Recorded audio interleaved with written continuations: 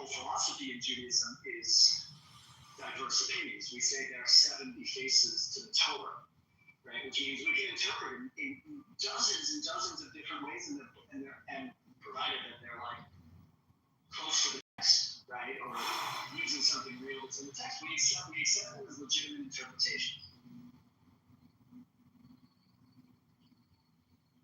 Somebody called this morning. I would strongly urge you to look a little bit more into the things you were talking about, because that's not Orthodox Christianity. I'm just saying, like, you can even go to 2018 schism. Every church is different. Every church in every country is different. If you want debate, if you want philosophy, I would say go to Protestants. Absolutely. No, I'm never gonna go to a Protestant one. They're sola scriptura, and I don't believe in sola scriptura. And they took like 20 books off the Bible. I'm definitely not going to. What about your monks? Don't they have like nice old philosophical texts that they're reviewing in their ancient monasteries? I want to get closer to the purity of the philosophy and the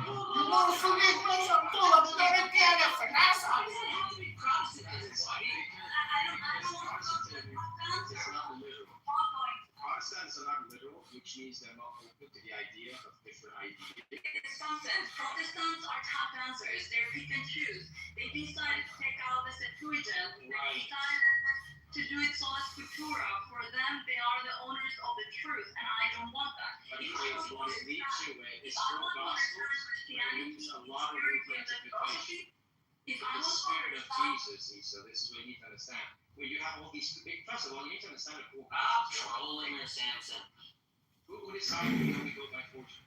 Someone decide that as well.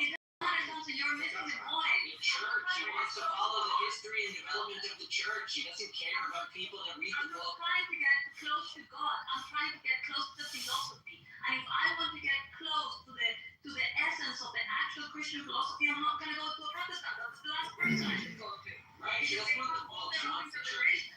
They have all their own interpretations. I think you have misconceptions about what Protestantism is. I strongly urge you to look into it. Tell me as a Christian for all the Catholic, you're applying a Catholic framework. I do know what Protestantism is. Have you spoken to the ones in the US or the ones in Europe? A lot, especially here in the South. A lot. Of course. Everyone in the US is a Protestant. Yeah, but the US is different. It doesn't matter. Yeah, it doesn't matter. Liberalism is different. Most of the Protestants that I speak to are from the US. I know Protestantism. Yeah, this is why I'm saying we have a misconception, because I know Protestantism. I know Protestantism in Guatemala. I know Protestantism in the US. Have you met a nice Anglican? In the UK, the Anglicans have a lot of Anglican friends as well. I do know Protestantism. Protestantism is the furthest from actual Christianity. That's a Catholic framework, is what you just said. And it's her personal informed framework from her personal research. No, it's a Catholic. It's not a Catholic informed framework when she has herself interacted with each of these faiths. I'll explain why. She just said Protestantism is the furthest from Christianity. How do you know so? From the essence of Christianity, and one of the main things that I know is because one of the main reasons why I believe this, is because Jesus gave us a church. He didn't give us a book. And Protestants are sola scriptura. They 100% rely only on the book, not on the church and the oral tradition. They don't. Okay, Jesus, why are you cherry picking what Jesus said? No, they are cherry picking. I am not cherry picking what Jesus said. You're cherry picking because he didn't change the law, he came to fulfill the law. Therefore, you don't need to add extra law. That's what you're doing right now.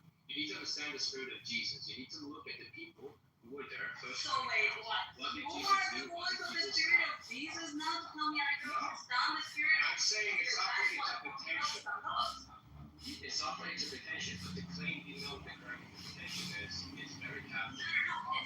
Actually, the opposite. To claim that you know the actual interpretation. The claim that you claim you know it, and I'm telling you on. To claim that you know the actual interpretation is a very Protestant thing to do. I am not claiming I know the actual interpretation. You did.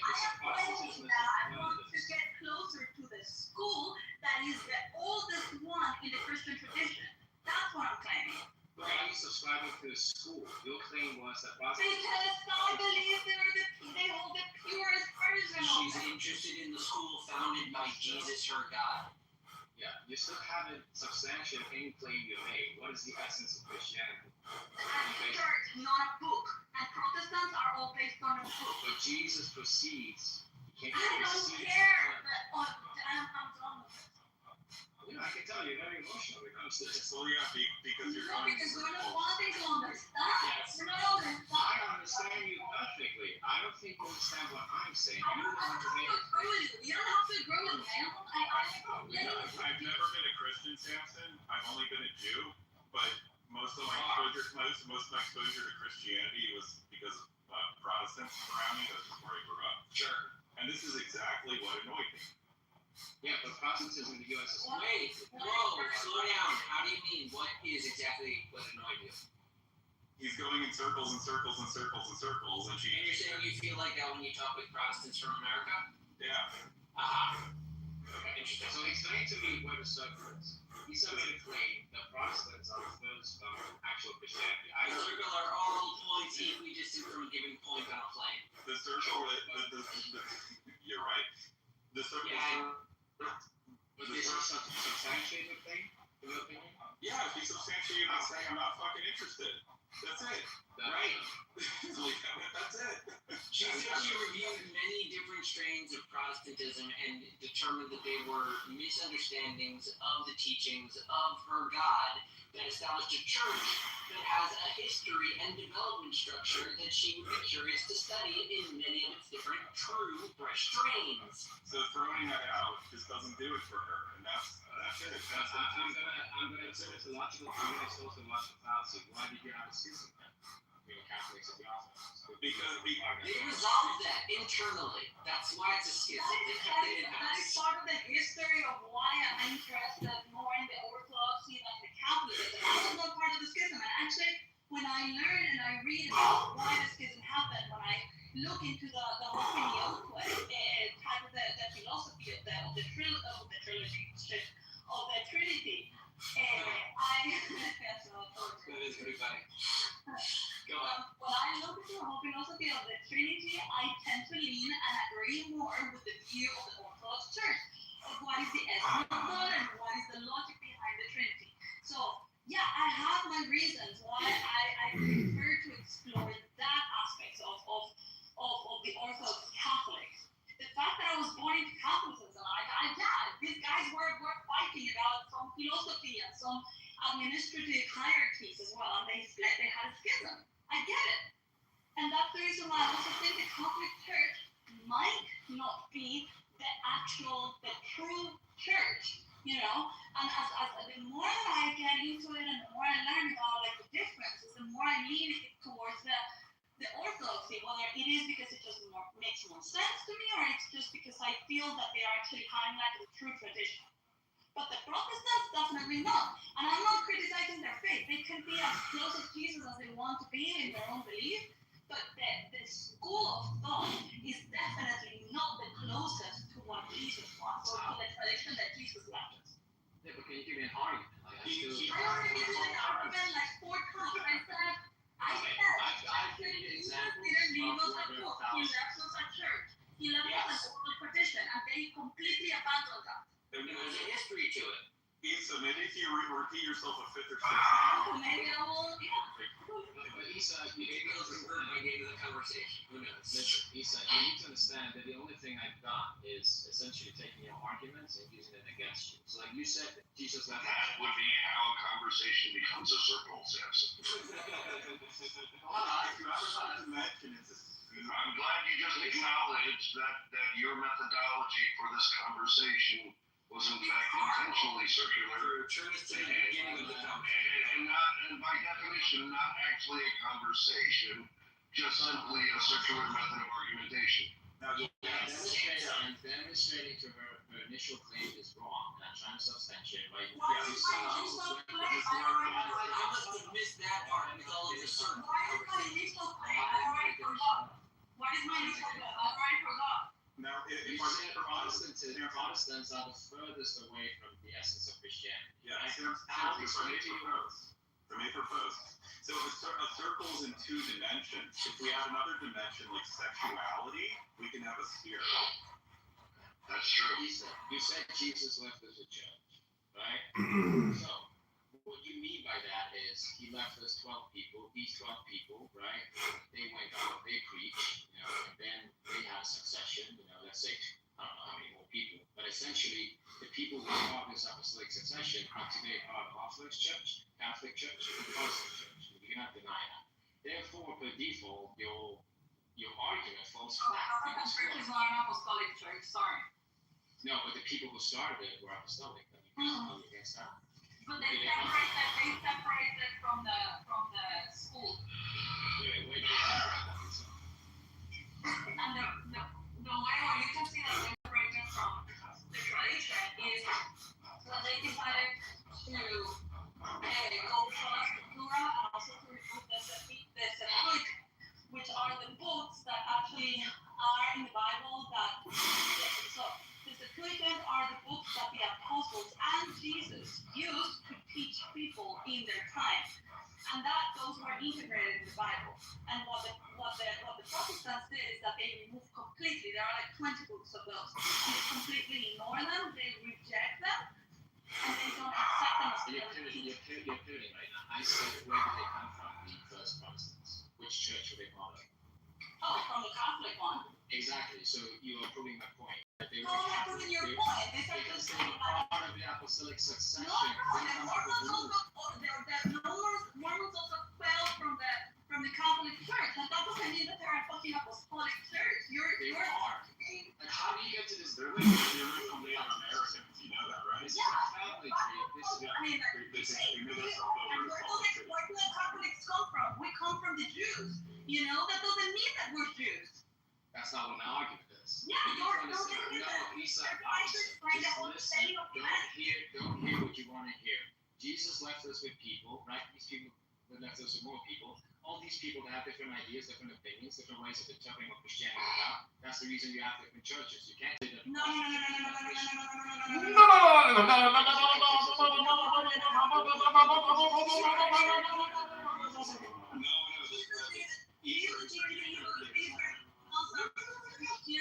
Your understanding is misinterpreted, and I'm gonna have to leave in 6 minutes to have a go. But the Jesus left us a church. He didn't leave us a book. Then hold on. Then there was a schism because they disagreed, and so we have two Catholic churches: the Orthodox one and the Roman one. And then there was this guy called Martin Lutero, who decided that he was not in agreement with any of the shit that the Catholic Church was putting in front. He was not in agreement with the whole apostolic concept. He was not in agreement with the oral tradition. He was not in agreement with the Septuagint, and he decided to create his own religion based on a book that he corrupted. And then that is what Protestantism was, because he protested the tradition, he protested the church.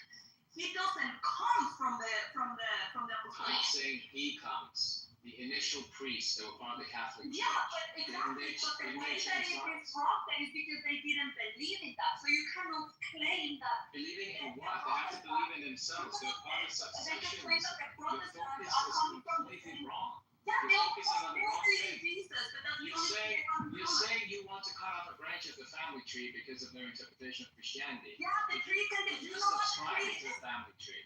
You're subscribing to a family tree. The tree, the roots of the tree is called Judaism, and that doesn't mean that we're Jews. The That's a Protestants. straw man. That's a straw man. Address what I'm saying. Address what I'm saying. Jesus didn't create all these churches, Samson. That's why you're making a mistake. Jesus didn't create all He these churches. passed the keys on to these 12 people. They kept passing it on up to this day. Okay? Yeah, nobody passed. Yeah, exactly. Nobody You passed cut it. off the branches. Nobody passed You're it. not allowed to cut off the Nobody passed it to the Protestants. The Protestants decided to leave the faith. So who sounds more inclusive, me or you?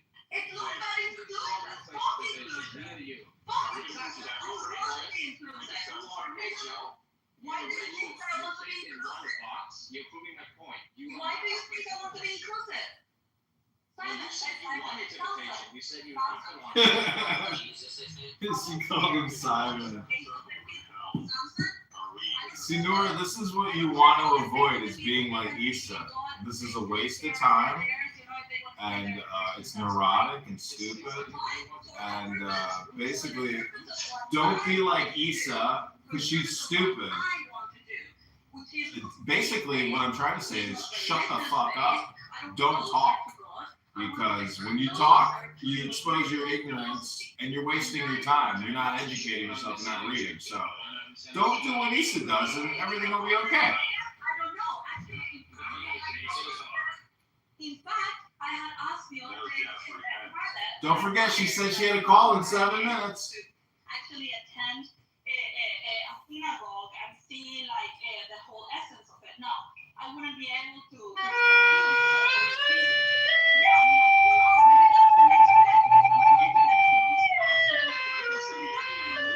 She's trying to get close to the source, but this lazy bitch won't read a book. I understand, but I'm asking why are you worried whether people will accept you as Jew or Messianic Jew? He's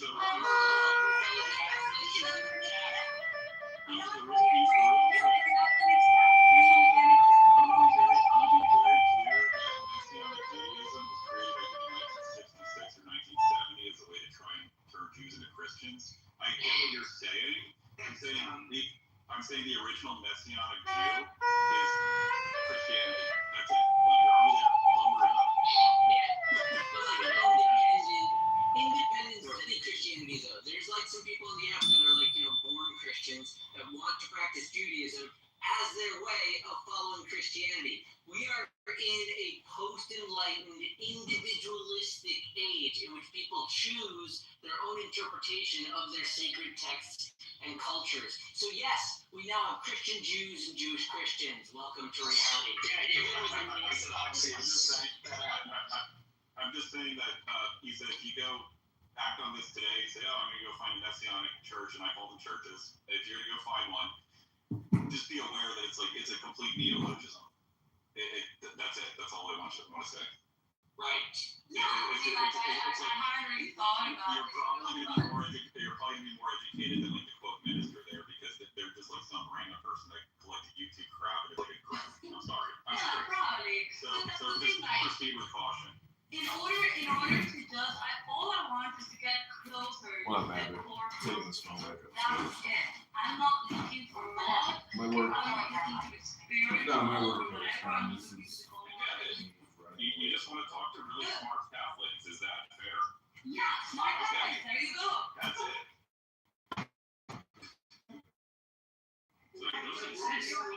Somewhere, surely. Have you ever read The Jesuits. Yes, I have some. Do you like it? Yeah, I do. Yeah. He's a smart Catholic. Yes, he's a very smart Catholic. I feel that defines our core and our philosophies. St. Augustine sums it up best. Yeah, St. Augustine gave the just war theory. But no, if you ask me to argue from like a faith or religious perspective, that's when I was saying to you, Jesus left us a church, not a book. And so when you see how the whole thing evolved until the first Protestant came about, they are the furthest from that tradition. And yeah, I mean, like, people can claim that, yeah, you can get to Jesus just a personal way, and I don't deny that. That's up to them, that there's belief. I'm not judging that. I'm just saying that it's. How do you know it's Jesus? Who told you about Jesus? Oh my God, it doesn't matter. It doesn't matter. You need to recognize that it does matter, because you need to acknowledge, you need to recognize that the reason you know Jesus is because of the Gospels. Therefore, Simpson, you're so much better talking to Muslims. Yeah, you say that. Or I'm just better than the Muslims. I suck apparently, because you have become essentially Muslim so strong in your faith that you don't understand what I'm saying. I didn't Oh, understand we're this. so dumb. Just Please listen. educate me. I didn't know you then. Please Listen educate to me. what No, we don't listen to what understand. I'm We're ignorant. saying instead of hearing. He's like, you're going to use it a while back. Stop being a Muslim, Isa. Stop being a Muslim. Oh my God. Is this like That's so funny. Christian? Everybody says that as like the ultimate Yes, my friend. He's exactly like a Muslim. How dare you? No, the only thing I did was Take that back, you silly prick. I disagree. I think Cam's more like a Jew. I think Cam's more like a Jew, honestly. No, You take that back, you filthy Jew. he's like, you only know Jesus because of the gospel. If I acknowledge that, I'm That's fine, but also because of the church, because we read the Gospels. How does the church know Jesus? How does the church know the Jesus? Institutional records. Okay, so we also talk to the oral tradition. You have it too, and it's called Mishnah. You know what you're doing is you're saying, I don't want to consider the Torah at all. I only want to do the Torah. That's what you're saying. No, that's not what I'm saying. I'm saying that they're both. We can't do No. that. But you cannot interpret. You should not interpret the Bible on your own, but with the guidance of the church. You're discounting the gospel completely when it comes to the essence of what Christianity is. Then No, what I'm saying is that in order to understand, just like Jews do, in order to understand Scripture, you get the guidance of the scholars, which is the Talmud for them, which is the scholars for me, and which is the church for us. And we have many scholars that have written also not in a combination of scripts and dialects like Jews, but we have also like scholars that can guide you to that. And there are books as well, like for example, again, the Septuagint. That is a link to the actual apostolic church and the apostolic tradition that the Protestants decided just to get rid of it. Which year Just because they is it from? I'm going to prove you wrong. Which year is it from? Oh, Septuagint, no, it's from the early years. I don't know exactly. What is early years? It's from the third century. It's from the 3rd century before the common. Nothing to do with apostolic tradition because there are no apostles in the Septuagint. It's written. No, but what she means is that it's part of the apostolic tradition because I'm talking about the Septuagint. the followers of Jesus relied upon that translation. So their interpretations need the Septuagint, and the Protestants throwing it away is a slap in the face to their ancestors, the Christians. Thank you, Miss Matt. I get it. And why are you throwing away Jesus? The Protestants threw a lot of books away. So there's Because they want to refine the research. there's a train track and there's a station, and one identity gets on it at station number 1, and the train travels for a distance, and another identity gets on at station number 2. What's the difference between these two identities? The only difference is that one got on earlier on the train track, and the second got on second on the train track. How do they differ from one another? One forgets their Oh, ancestors. that's easy to answer. That you bitch, you man. Okay, how do they differ other than the order in which they got on the track? One It's very abandons the teachings of their ancestors. If station 1 is Miami and station 2 is Fort Lauderdale, and you're talking about the folks that get on at station 2 in Fort Lauderdale, Right. they're not going to be able to understand and answer questions about Miami. Or if they try to, they may be informed, but they're likely to get some things wrong. It'll be It's secondhand. also that by the time when the person gets on at station 2, they get off at station 3 and get on a new train. The person who gets off at station 1 stays on the train. It could be an ongoing process you're describing, but it also could be that the person getting on later has insights that the person getting on first does not have. Yes, and they would be errors. Okay. Jewish tradition and all traditions rely on what came before them. If you're missing what came before, you are somehow outside of the chain of transmission. Okay. I mean, the easiest example to see it is if you are studying from only English sources, texts that were written very specifically in let's say Hebrew or Aramaic. We don't know Hebrew or Aramaic. You're likely to have some errors in how you comprehend what is being transmitted or attempted to be transmitted. Right? Like you have to have the foundation of what came before. You have to have the foundation of these ancient languages in order to not receive false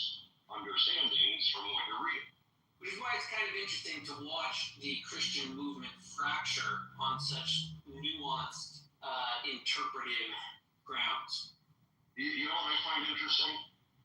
The whole argument between Catholic and Protestant. Yeah. Like, it's very entertaining, especially when you add in that there is no tradition of Protestantism when it relates to Orthodoxy. Like, Orthodoxy's basically done its own thing. It hasn't really lost churches. Like, this tradition of Protestantism in all its forms, it's all been a reaction to specifically Catholicism. They didn't interact with the church that much. Yes. No, it's not about their interacting with the Eastern Church. If this was a feature of Christianity as a whole, one would expect Protestant traditions to have come out of Orthodoxy on itself for its own, in its own sake, in its own way. I don't think that's right. The schism. I don't think that's right because the schism between the Eastern Church and the Catholics was like that. What the Catholics were the Protestants relative to the Eastern Church. You know what I mean? Right. Of course, but I don't think you're understanding what I'm saying. Right. For 1,000 years, the Orthodox Church has continued to exist, and for 1,000 years, there was not, a Turkish or Russian. I see what you're saying. Like Martin Luther, right? There's no Martin Lutherov. Like, that guy never existed. He never argued in such a way to create an actual schism, like from a theological basis. I know Samson wants to talk about the schism of 2018, but that's really a political thing. It has no basis in actual religious So difference. why did it hold in the East? Well, I think that's sort of them to figure out why, how. Just from an outsider looking in, I think if I'm trying to assess the value of the total corpus of understandings between the various Christian denominations, the fact that the Orthodox have managed to hold it together for 1,000 years with no meaningful schisms, I think it indicates some strength in how their process, their history, their traditions initially were developed, and that's even ignoring the fact that one can reasonably argue that the Orthodox Church is the remnant of the original church. Most people can't differentiate what they taught in that first beginning 1,000 years and the separate. They can distinguish it. So you're saying any Protestant that was seeking a deeper understanding of Christianity should really be looking beyond the Catholic Church to the Orthodox churches? No, I'm not being instructive because that's not my place. I'm saying there seems to be a fundamental flaw, both of Catholicism and pretty much all of the Protestant churches that came after it, because that entire Western Christian has continued over the 1,000 years to evolve into, something less and less structured, less and less consistent. Like, the product they're putting out, it has very little to do with the product that was put out, before the schism. Whereas the Orthodox seem to have changed very little and seem to have managed to hold on to the vast majority of their populations from the beginning. But this proves my point. So, like, my idea that the Catholic Church is corrupt. No, That the Orthodox Church, it emphasizes this tradition that's not changing. It sees itself as like a continuation of the Catholic Church, but in reality, it's preserving the faith that started from around the early 4th century, the Ecumenical Council. Well, if that was your point, Samson, I'm very confused, because from the very beginning of the conversation, you inflicted on her. Like she said, I'm more intellectually attracted to the Orthodox Church and the culture around the Orthodox Church. So it seems like that whole conversation, which seemed awfully confrontational, had very little to do with it. That's not what it was about. It was about her saying She wanted more interpretation. She wanted more philosophy. And I said, you're not going to get out of the Orthodox Church. The reason why the Orthodox Church hasn't changed is because it's so strict, so rigid, right? The doctrine is fixed and sacred. It's not open to interpretation. You have all these ecumenical councils, from early 4th century until I can't remember, 7th, 8th century, right? And Protestant contrast tends to emphasize this individual interpretation of the scripture. It's true, it's based on the scripture, but there's a bigger emphasis on the individual interpretation, and that's what she was looking for. She was claiming that Protestantism is the farthest away from this. And this is what I couldn't understand. And it's why, I'm just going to tell you that you're completely wrong about Catholicism. Absolutely, it's up for That's right. interpretation. We learn about the different types of interpretation in Catholic school. yeah, but that's not reducing. That's not what Isa was saying. Like Isa's talking about something completely different. You just talked about the literal or types of interpretation of the scripture, were you not? You said No, Protestants emphasize on the individual interpretation. The Catholics are very, very rigid. They can only interpret in one way. That's not true. No, this is not what I'm all about. So Isa said, I'm a Catholic. I want more interpretation. I want more philosophy, right? And I said, well, you should lean more towards Protestantism instead of Orthodoxy. And she couldn't understand this point. And then she went on. Yeah, it doesn't make sense because it doesn't make sense. Why not? Because that's not what Protestantism is. They have a very limited scope. They have less books, limited scope. They have no rich. They have no saints. They don't care about Mary. They're just very weak. How does that matter? You're saying my point. Samson, I think this isn't the whole thing. This is about the authority to provide interpretation, right? No, what I'm saying is we draw interpretation from the authority. I know. Let me finish that thought, right? It just seems to me like the monopoly on interpretation stays on the spectrum from the east to the west. That the east, the priests have a total monopoly on doctrine and interpretation. Catholics are willing to have more, and there is a very rich tradition of interpretations and Bible study. There's something called the Biblical Pontifical Institute, where they go through all the different philosophies and things like that. And you're right, Protestantism is the rise of Western individualism because the authority has been made diffuse. Can I add something too? I would say the earlier the church was more Jewish than the later church, more Gentile it became, and the more schisms started the more Gentiles came into it. Because when Gentiles come, unorthodoxy comes.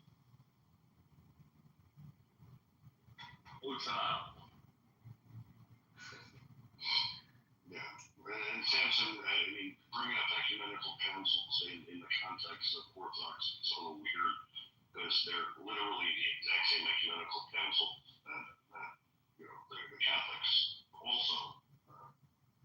They were the same religion, like they were the same councils. I understand. That's not my point. My point is, what does Protestantism emphasize? Like, what do they focus on versus Orthodoxy? Because she's in the middle right now, let's say. She's a Catholic, right?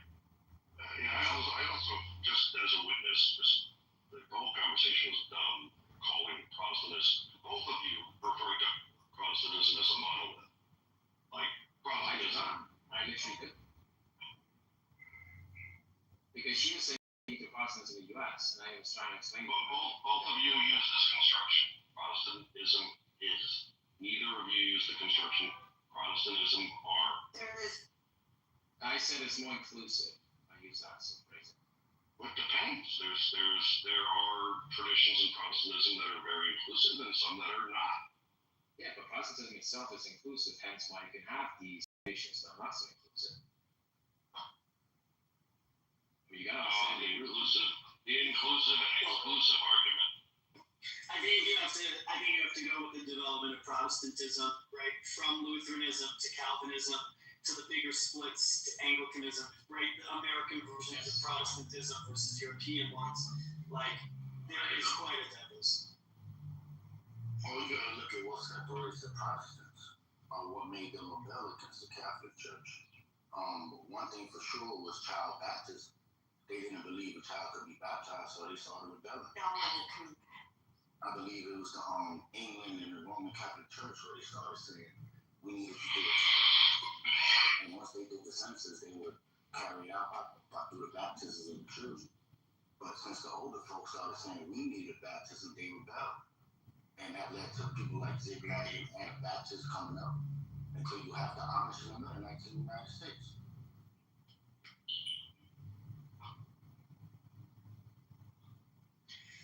Part of the reason that Protestants became what they are is because people learned to read. Yes. Read what? That's a big issue.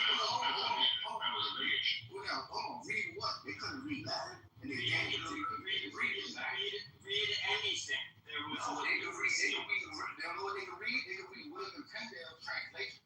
They couldn't read.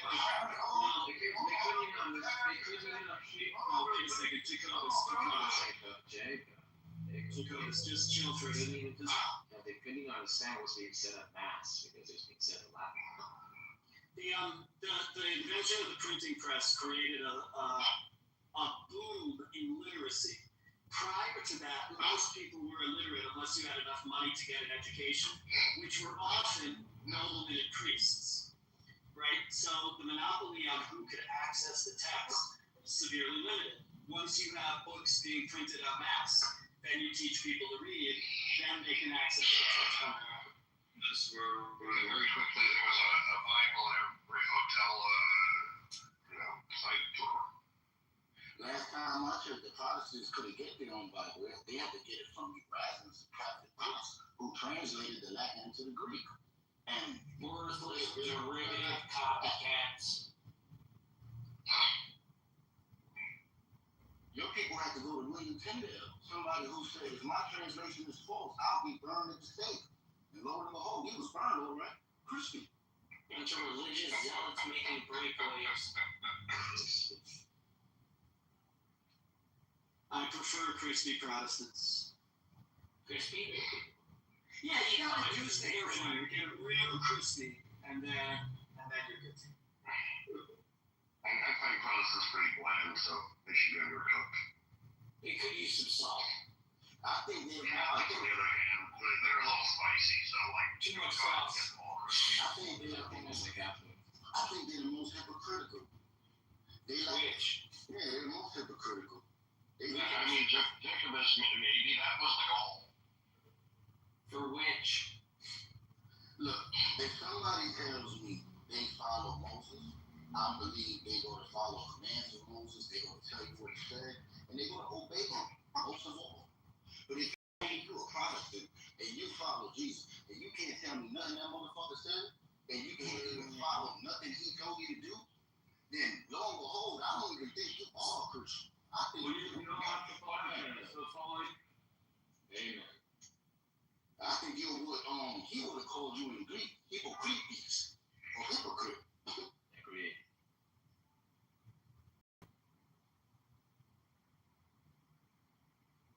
First they came for the Catholics, and I was not Catholic, so I said nothing. Then they came In what universe did anyone come for the Catholics first? Oh, I tell you, when the Muslims took over Jerusalem in 638, That was Christians, not Catholics. Yeah, they were big ones of the Catholics in Jerusalem in 638. in that period, the Christians would have been equally Orthodox and Catholic because they were the ones. But the Catholics never got first. And to be fair, the Catholics that traveled Catholic Muslims, and then they got sent back home. was it Jacobus is right about the period. was it really Catholics or was it people from Normandy, which you will call Northmen, or which you will otherly call Vikings? That went into The same was English and French. wasn't it Normandy? I believe Normandy was a first country foot. It didn't happen until the 10th century. 11th century. Who's Normandy cleared? People from the north. People from Scandinavia, Norwegian, all the people that was the Vikings. They had a thirst for conquering. I know my history. You guys hear me? Now, Yeah, so yeah, the Vikings invaded Francia, and Rollo the Walker was the Duke of Normandy.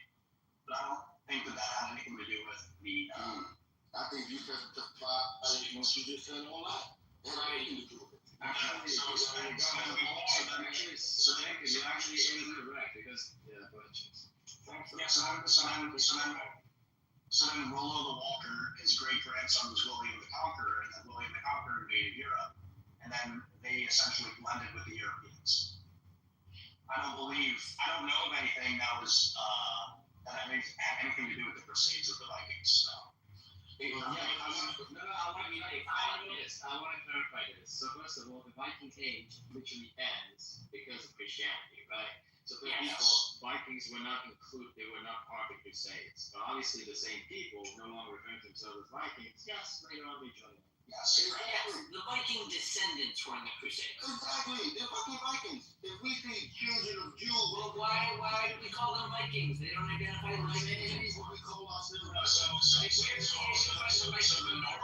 the Vikings and the Christians essentially blended. That's correct. Yes. That theory, Catholics are Jews. Humans are monkeys. On the theory that Humans are they monkeys? descend from Vikings, that they're Vikings, but yeah, so Catholics are Jews. That's not analogous. So that strains of unity. It would be a non sequitur, be equivocated, but you have to show me how it is. Jeff, I have a Right. question. Once So Vikings are Catholics, then Catholics are Jews. Jeff, once you said the Catholics and the Jews have a lot in common. You said that one time. Right. What does that even mean? Like, why the Like the Catholics? majority of your sacred texts. Christians, that's not specific. Not just the it's not just the I said Catholics. it's true of all Christians. Yes, Listen, it's true of all Christians. before you I open mean- your mouth, all you do is run your mouth. Listen. No, I wouldn't say it's as true if you're talking about certain streams of Protestantism. But Right, certainly, that's what I was asking. there's Why? I'm just curious. Well, It's funny. because certain streams of Protestantism remove necessary components of I see. Like, analogous components.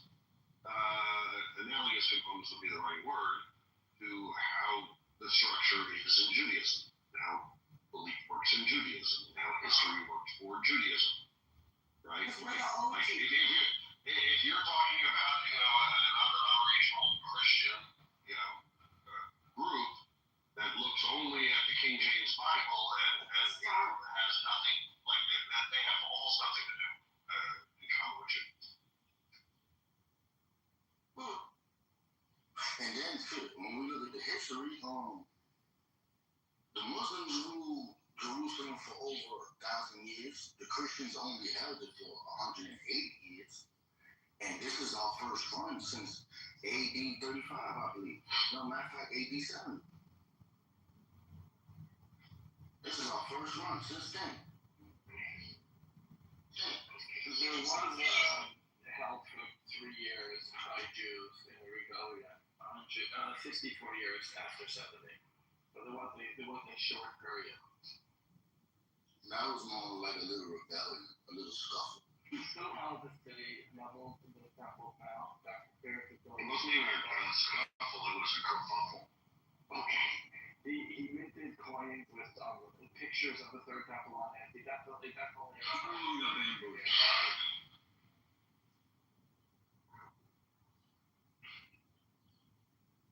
But going back, I think Jacobus' point that the Muslims did in fact attack what when They do. in whatever. That's valid. Yeah, look, they showed it when they even took over Constantinople. See, Muslims, they know one thing. Take over and replace.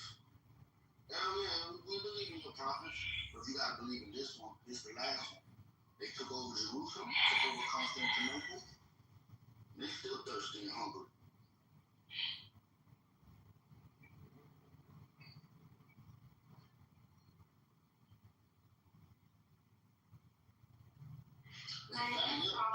You know what's even more crazy? Every single mosque has something called a kibbutz.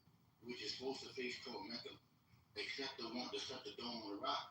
That one doesn't have a Qibla because it doesn't face toward Mecca. Muhammad tells you in the beginning they used to pray toward Jerusalem. That's true. For the first year, they prayed towards Jerusalem. Yeah, so right now, That's why we know Muhammad was a Zionist. these people know. They say he was an Aryan Christian, one of the funny Christians. He wasn't shit. He was a That heretic. was not anything to do with Christians. Sorry. Yes, he was. He was a Christian. He's not a Christian. No, he wasn't. Oh, yes, you know what? Your own Catholic said, John of Damascus. He says it. Nobody says that. He doesn't apply any Christian values or principles. It's Not even one. 6:35. He didn't tell you something. All he wanted was to get his But that big. nothing wrong with that. Nothing wrong with it. Earl, that's not what you used to say. That I'm Christian. I'm saying your own Christians, John of Damascus, tells you that he was an Aryan Christian heretic. He tells you that. But you don't believe your own history books. Because Okay, I don't why think did you're a I real have an Catholic. opinion? That doesn't I don't make it think you're a true. real Catholic. I hope you become It doesn't make it true. Sorry. Seems kind of like a If Christian. anything, there are a lot of similarities with the Jews. Muslims in general have a lot of Let's make it similarities. simple. They're far closer to the Jews than they are No, to us. they don't come to you. Hold on a second. Hold on. No, that's the Muslim strike. Earl, I think it was the word at the end of his sentence, which was that he was a Christian Quranic. Meaning he came and But I left. just want you to know that the Jews have far more in common with Muslims. No. They're the same. Let me tell you why that's not true. Watch this. Jews Before you don't say why believe it's not Jesus. true, make her say why it is. No, watch this. There it is. I'm gonna tell you right now. Jews don't believe Jesus disappeared and went into the heavens. No, Muslims Okay, believe that's one Jesus.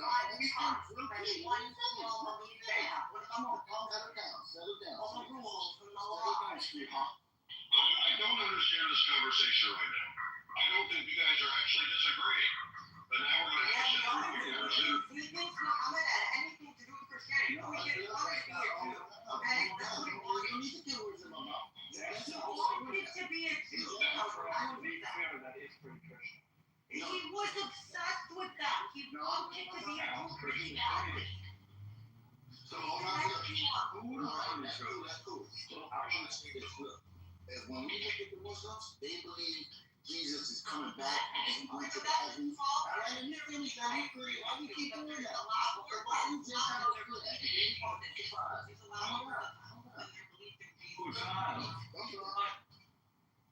Yeah, all I'm saying is very simple. These Muslims believe in Jesus. They believe he's coming back. They believe in Mary. Why you keep doing that? You can't help it. Mary is mentioned. You can't help it. Okay, please, can we do this? Right? Mary comes up more in the Quran. Okay, can we do this? Let Jacob finish his rant, and then go defend why you think that they're the same.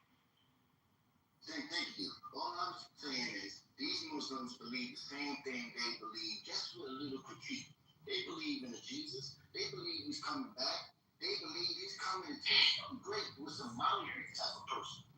And all I'm saying is when we look at the Christians, they believe in a Jesus. They believe he went to the heavens. They believe he's coming back. The only difference is one is Arab and the other is, I don't know what you want to call them, but they something. There are Arab Christians, you nincompoop. That's not nice. Don't use the N-word. Don't use the N-word. Yeah, you think The about it. N-word is not very, we should not be using it. I agree. Okay, go on.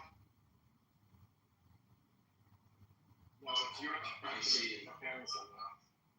So Muslims and Christians are similar because Muslims have this belief that Jesus is going to come back to judge us. That's your argument. Is that the argument?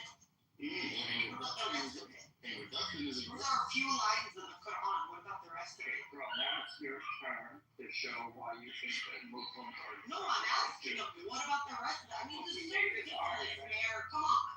Okay, well, that's your side. This is not a real conversation. Well, those two people have to have. I agree with that. I think she's possessed. I think she's It's so possessed. dumb. I think she's possessed. Sharia law might have been right. Thank you. I need an exorcism. Are you gonna come exercise me? Yeah, I think just because you mentioned this one aspect of Islam regarding eschatology, I don't think that proves it. When I look at the rituals and practices of the Muslims, they resemble way more that of the Jews. Of course they do. They're very similar. They're two sides of the same coin. All right, so now watch this. Maybe I misunderstood it. Maybe I misunderstood Nicholas's original point. I don't think his point was to say that the Islam of Muhammad is more like Christianity than it is like Judaism. I think his point was that Muhammad himself was coming from a perverted Christian foundation in creating Islam. Correct. Now let me get my evidence. Now let me get my evidence. Now I'll make the point for Jeff is 100% right. It's a continuation story of Jesus. So this edit that the Christians did, and they said, no, Moses was a test trial run. It's all fake. Now there's Jesus, so you don't need any of that. Muhammad took that a step further and said, now I have a new one. Yeah, well, I look at it like this. When we look at history, it's numbers. Now, when we go to 580, we see this, whatever we want to call Muhammad's born. By 632, he's in the history books. He's there and gone. And there's only two sources, early history from 638 to 640 that tells about Muhammad. Only two. One is a Jewish Christian source, and the other is a Christian presbyter who survived the rule of Damascus under Muslim empires. And he tells us that it was a heritage Christian group. And the Jewish one tells us he came with a Saracen army, one preaching the coming of the Christ and an anointed one. Basically, the Jews at the time, they said that this was a heretic because prophets do not come with swords and chariots. That was the Jewish argument for why he was a false prophet. The Christians, he was an Arian heretic. And we know Arian is the reason they had the Nicene Council, because he said that Christ wasn't really divine and he wasn't really man. So when you want a religion to take off, right? You're planning this religion and you want it to take off. You're going to somehow appeal to all of them. You're going to appeal to Christianity to get the Christians on your side. You're going to appeal to the Jews to get the Jews on their side. Him coming and preaching about Christ is going to come back to Jesus. It was a way to get Christians to come in and convert. That's all it was. It was just a fugazi. So it has no basis or roots in Christianity. Just fucking weird. So Muhammad, look, because Muhammad didn't appeal to the people in Mecca. Because the people in Mecca. Yeah, we just heard it. Why don't you do that? Politics was a lot. Why you do that? So look, what I'm saying is this: Muhammad didn't appeal to the people in Mecca because they believed in Allah, Minat and Abuza, the daughters of Allah, because we all know Allah existed before Islam. We have it in the Nabatene records. We have it in the Lockman stories. Allah was there. Even Herodotus speaks of Allah and having a daughter. I believe Abuza at the time. So my whole thing is very simple. Muhammad didn't appeal to the people in Mecca, so it wasn't really a pluralism type of religion trying to make everybody all inclusive. No. He had a goal. He had an agenda, and he had his own mindset about his religion. What was his agenda? Tell me his agenda. What was his agenda from your point of view? To make Allah the supreme God of all gods. Oh, you think that was his agenda? Let me tell you why now. Let me tell you why. Oh, wait. Cross why? What's the cross thing? Like, why do you like doctor? Say your. We know what the agenda is. We see it pan out in front of our eyes in 2025. Okay, so you're incapable. Got it. The agenda is to hit you in the face, slap you. I'm sorry. So you can understand. In Muhammad's library, before he fashioned himself to be a prophet, as he was doing research with people who actually knew how to read, the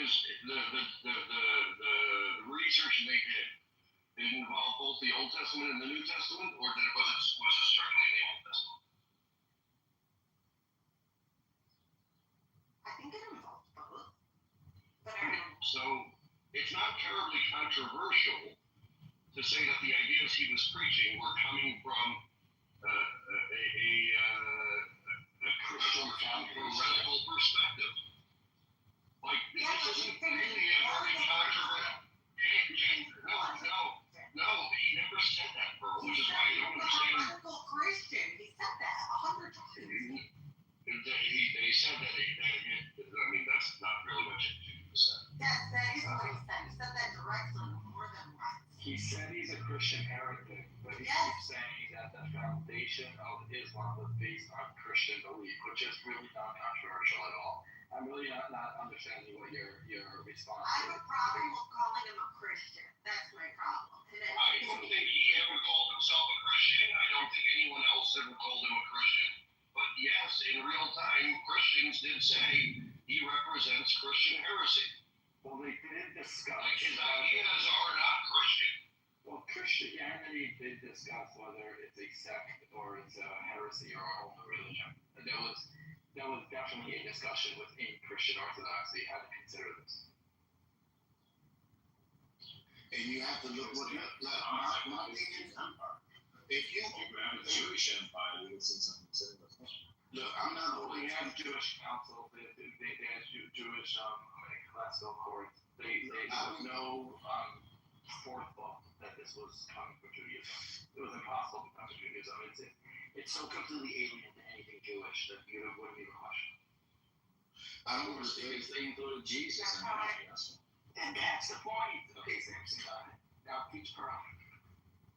all because they believe in Jesus and Mary does not make them totally different. If that's true, Mary, then why is it true that you can pray in a mosque? You can pray in a church, you can pray in a mosque. There's a lot of things that God Are you explaining a lot of things in common. It's not really relevant to this You're conversation. completely different from Christians from the beginning.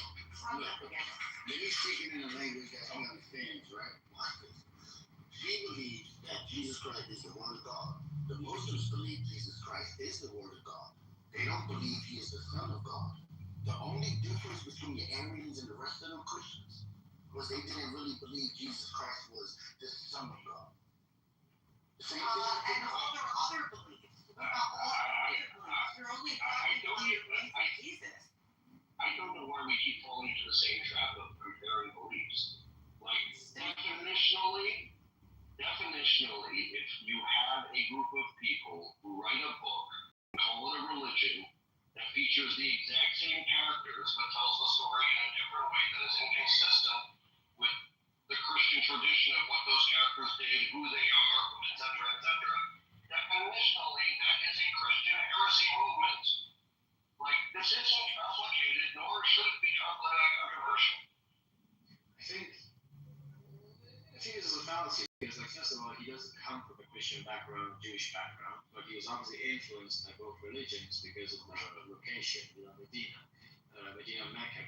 If I remember correctly, there were Jewish tribes around Medina, but they weren't Christians. And the Christians, they were like somewhere else around Yemen and across the Red Sea and stuff like that. So I would argue that he was more influenced by Jews than Christians. 100%. Not to say That's my point. not to say that he never heard of Jesus in America. Of course. But I would say he was more There were definitely Christians in Medina and all over Arabia. Yeah, but the influence was more heavy from the Jews. You have Again, I think we keep falling into the same trap of trying to compare the result as opposed to understanding that this is Jacobs' point is about the ingredients, right? Like, you can't look at it, like, if a prominent character is Jesus and Mary in Islam, you can't really look at it and say this is a Jewish heresy, because, like, half of the characters in their book has nothing to do with Judaism, right? This is a heresy which was born out of, and not necessarily by, but born out of, or in opposition to Christianity. And then, Yes. The reason why I came up saying What's that? formally said real quick to Jeff, real quick, I'll come back down. Oh, hello. Really interesting for everyone. But what I believe, to recapitulate, not the very last thing that my friend Jeff just said, but the thing prior to that, and I hope this steps on a little toes if you consider yourself to be a Jewish man in the Reformed moment. The reason why what he said was not only important and wrong, but I would personally, as a Christian, find it offensive, was that while looking at his Muslim Christian friend, he said, listen, hey, guys and Jeff, as long as we got the same characters in the same book, no, absolutely not. It doesn't work like that, Jeff. If I went and broke down the Torah and I said, well, Black Hebrew Israelites, they seem to have a lot of the same characters and kind of sort of the same similar. I'd say absolutely not. Those are two entirely You just proved my point. You just proved my point. Black Hebrew Israelites are a Jewish heresy. Right. They are established in defiance of the Jewish understanding of the characters. Okay, then that is what you followed up with, and I do totally agree with, which is why my girl said to him, she said, no, I just don't feel like it's appropriate to call him a Christian. I agree with her. Well, yeah, I don't think anyone argued that he was a Christian. I guess we're incapable of the nuance of understanding that the ideas were born out of and in opposition to Christianity, which by definition would make it a Christian heresy movement. Right. Like it's not saying it's a Christian heresy movement, neither calls them Christian, nor calls Islam an extension of Christianity. It simply is acknowledging that it came out of an understanding and a rejection of the Christian understanding and utilized all of those characters. Right? That's a definition. I agree with you. I think you're correct. But if you look at At the same point, Christianity would accurately be called a Jewish heresy movement. Whether or not the people who had developed it were Jews, it's still a Jewish heresy.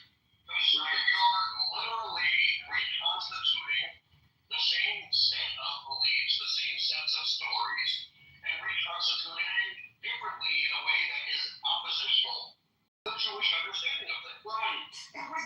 This shouldn't be controversial. Replacement theology. So that's a different thing, because But that Pretty much the same damn thing. it's not the same. Look, real quick. It's absolutely not even close. Alright, so look. Feels like the same thing. Can we just confirm with Jacob that that's what he was doing? 100%. So Jeff, look, this is what I want to do, right? The person I quoted was John of Damascus, right? And he lived a couple years after Muhammad, and this is what he said. In his work on heresies, John classified Islam as the 100th heresy. He argued that Islam borrowed from Christian and other sources, but rejected core Christian doctrines like the Trinity and the divine divinity of Christ. He also criticized the Quran and Muhammad's teaching. John of Damascus on Arianism. He calls Islam an Aryan sect. So basically, it's the Aryan sect. It's just like it was the reason they started the Council of Nicaea. Arian had to debate people like Athanasius, and Athanasius was arguing that Christ was divine and that Christ was a son of God. They used Latin words like homo something, but that was the whole argument. There's going to be some homo somethings, that's for sure. Jacob, can you just tell us who this guy was? He was John of Damascus. He was a prester under Islamic rule. So he was a Christian that was operating in Syria while the Muslims ruled over it. And he wrote that Islam was a What year? let me get it for you real quick. Yeah. Thanks. Wherever there's Democrats, there will be.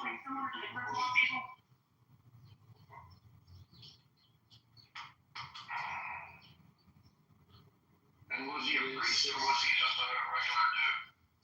He was a priest, and it was around 675 to 676. He was right. Wow. He was a prester. Now Muhammad died in 632. He was born in 538. There's only two early sources that depict Muhammad from the 600s. That's John of Damascus and the baptism of Jacob. Did he read Muhammad or any of Muhammad's work while he was alive?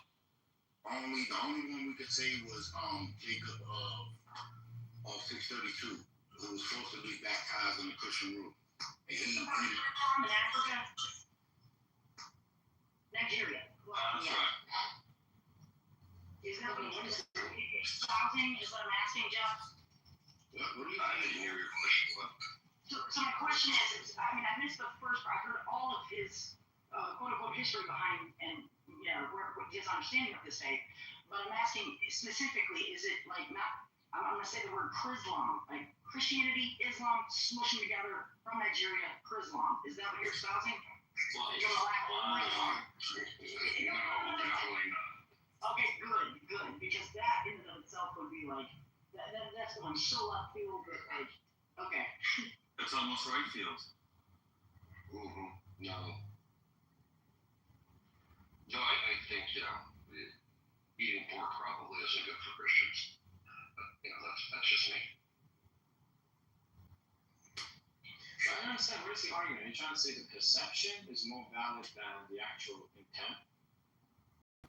I think it was more about the philosophical underpinnings of Islam coming out of Christianity. It's like a conversation with Christianity. But these are external sources. This is perception. This is how Christians. Dude, it's the whole context of the book. The whole context of the book is there's a whole bunch of Christians that are a little bit off. Here's the correct version of what they are doing right over there. Let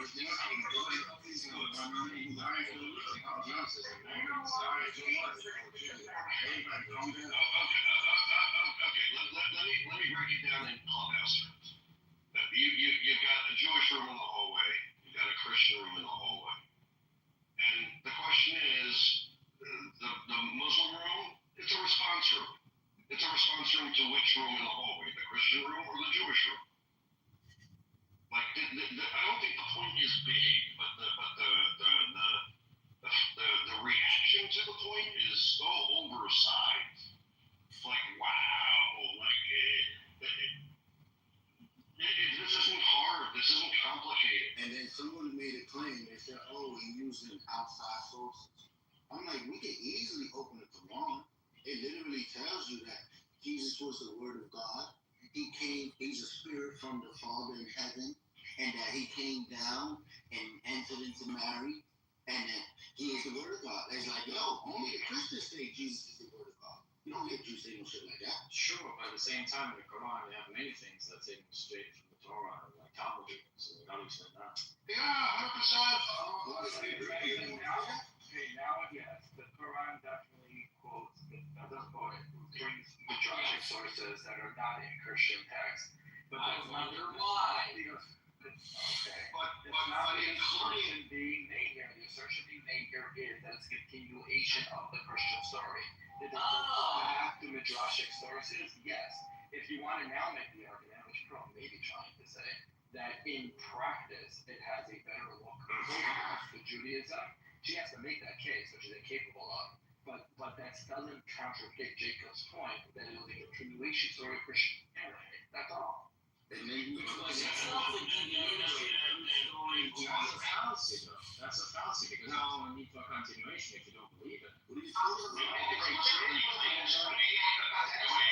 But we gotta Here's the thing. Why is there a need for a continuation? Please raise your hand and get a conversation. The argument with Islam is Jesus came to save the Jews. That's the Christian story. The Jewish story is Jesus was a false prophet. The Muslim story is Jesus came to save the Jews. By the Jews refusing him, they lost their chance. Muhammad is here to bring all the Gentiles into the fold of Jesus. And in the afterlife, Jesus will be right behind Muhammad. It's a continuation story of that. And you You can could argue it's a continuation story of Judaism because the Jesus tribe didn't like that tribe of Muhammad as well. okay, but you're two steps removed. Well, I'm gonna get as nasty as I can. It's fan fiction on top of Judaism, Which it is. Islam is fan fiction on top of Christianity. Yes, it is. It's taking Christianity as canon and going from there. Right, like, think of it as the extended universe of Star Wars spinning off into a new series that was just about the biology of one planet there, right? It's a spin-off of a spin-off. You're all still talking about the fucking Jews. And there's nothing wrong with that. So one issue I have with this is that if you actually dig deeper into the Quran, You're so dude. And that's not nice. Can you be more specific? I don't want to be called ugly. Talking to me fat. Oh, that's not nice. I'm leaving. I mean, he just looks like a symbol. Like I want to talk about the oneness. I want to talk about the oneness of the Quran. That's not nice. That's not nice. No, look, I think any specific, like, religious, philosophical beliefs is like a good way to just waste time. Because it has nothing to do with the argument that was being made. Right? No. And I think we defark no Samson. It makes no sense to go, like, there are things that it shares with Christianity, there are things that it shares with Judaism, and going through and cataloging them like it matters, when the point is so much smaller than what Muslims believe, right? Like, the initial point we're discussing has nothing to do with what Muslims believe. It has to do with what books are they pointing backwards at, and do they, like, are they a reaction directly to Judaism? No, they're a reaction inclusive and, again, in defiance of the full gamut of Christian philosophy that preceded them. And I think one thing someone brought up, they include so many things that, are from the Talmud or that are exclusive to Jewish understanding. And yes, even that could be understood as it reacting to the lack of those ideas being in Christian dogma.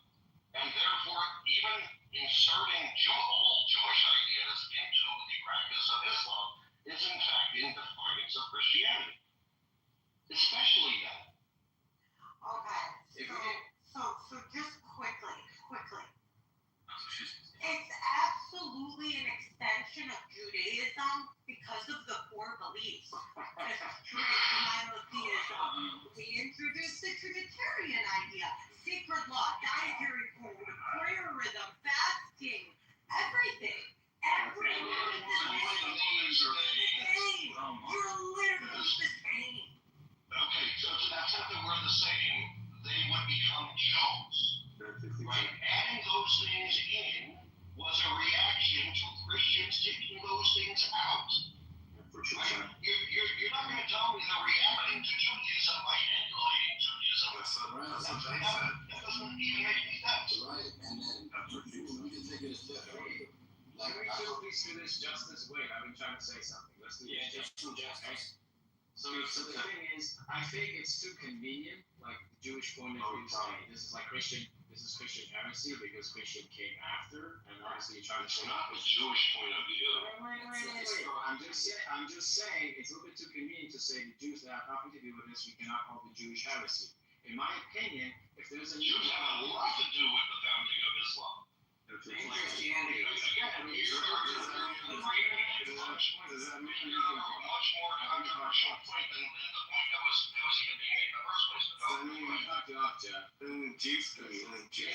David, get the fuck out of here. You're still drunk. Oh, he's really drunk. Listen, I'm saying if there is a need for a continuation called Islam, what is this a continuation of? They reject the Christian idea that Jesus is the Son of God. They reject the Jewish idea that Ezra is the Son of God, right? Like, why? That's not a Jewish idea. That's the Quran Right. the Jews. That's convenient. It's convenient that the Quran has imagined a Jewish opinion that doesn't exist. This is an external source. You're bringing forward external sources. Why don't we listen to themselves? Why don't they look at the Quran when it comes to deeming whether this is a Christian heresy or a Jewish heresy? I mean, if you look at the fifth surah, it's pretty clear that they're reacting to the Trinity and saying it's bad. Yeah. Yes, exactly. Why they're staunch monotheists. Exactly. Okay, let's do this. If you look at Jewish splinter groups, they don't discuss Jesus. It's not part of the conversation. If you look at groups that you would say is a Jewish spin-off, the last one I can think of is the Shatzai, the Sabbateans. They don't discuss Jesus. There's no discussion of Jesus. That was an internal Jewish group that was split off. Also Karaites and Sadducees. But they got the Christianity. So not the Karaites. The Karaites come after Christianity, and they face us Jesus though. Those are Jewish spin-off groups. And once you're bringing Jesus into the conversation and saying, no, he wasn't actually crucified. Satan made it look like he was crucified, and he wasn't the Son of God. He was a prophet. And you're in a Christian land. Now, again, you could say he brought in Midrashic sources. That's true. You can say that the practice, you have to make the case for it, but you can say a bunch of things on top of that. But it's clearly a response to the Christian story. But he's a Protestant to whom? Wait. He's researching the Jewish sources because he's trying to be more authentic to the Christian account. Just wait, patience. I'm in one along with mine. Jesus was a prophet according to the Muslims sent to whom? To the Jews. To the Jews. Right, but that's an edit on Christianity, because Christianity says that Jesus was sent onto the nations to bring them into the tree. I forgot the exact terminology they say, but they say that it used to be all the Mosaic laws, the Levitic laws, which and now you don't need circumcision or any of the Mosaic laws, and you could come in by faith alone. So the Muslims are saying no. Jesus is not onto all nations, it was onto the Jews, and by the Jews denying it, Muhammad is basically the new Jesus. Right, exactly. They're trying again. Muhammad has been sent to the Jews. And Muhammad was sent to the nations. Of course, but you need to understand that this, let's say, mission that God was on by sending Jesus to the Jews, it didn't work. They believe it didn't work, okay? Therefore, they're not Christian. They're saying we need a continuation, we need to try something new. Therefore, per default, he's back to his original mission, which is to make sure the Jews they understand the message, and the Christians also understand the message. You know, this prophet was not sent to the Jews in the Holy Land; it was sent to Arabia, right? So, like, first of all, it's incorrect to say it's a Christian heresy or a Jewish heresy. But if you really want to dig deep into it and say that, you know, maybe the framework comes from like one religion, and we want to label it like a heresy, I would argue it's more Jewish than Christian, because they're trying to make the Jews understand that, hey, we sent this guy, you crucified him. You're still arguing a point no one made. That's what he said. The Jew. Wait. I'm making my own point. Well, based on what you said. And I'm basing it off an internal source. You're basing your claims on an external source by Christian who lived in the 7th century in Damascus. Well, I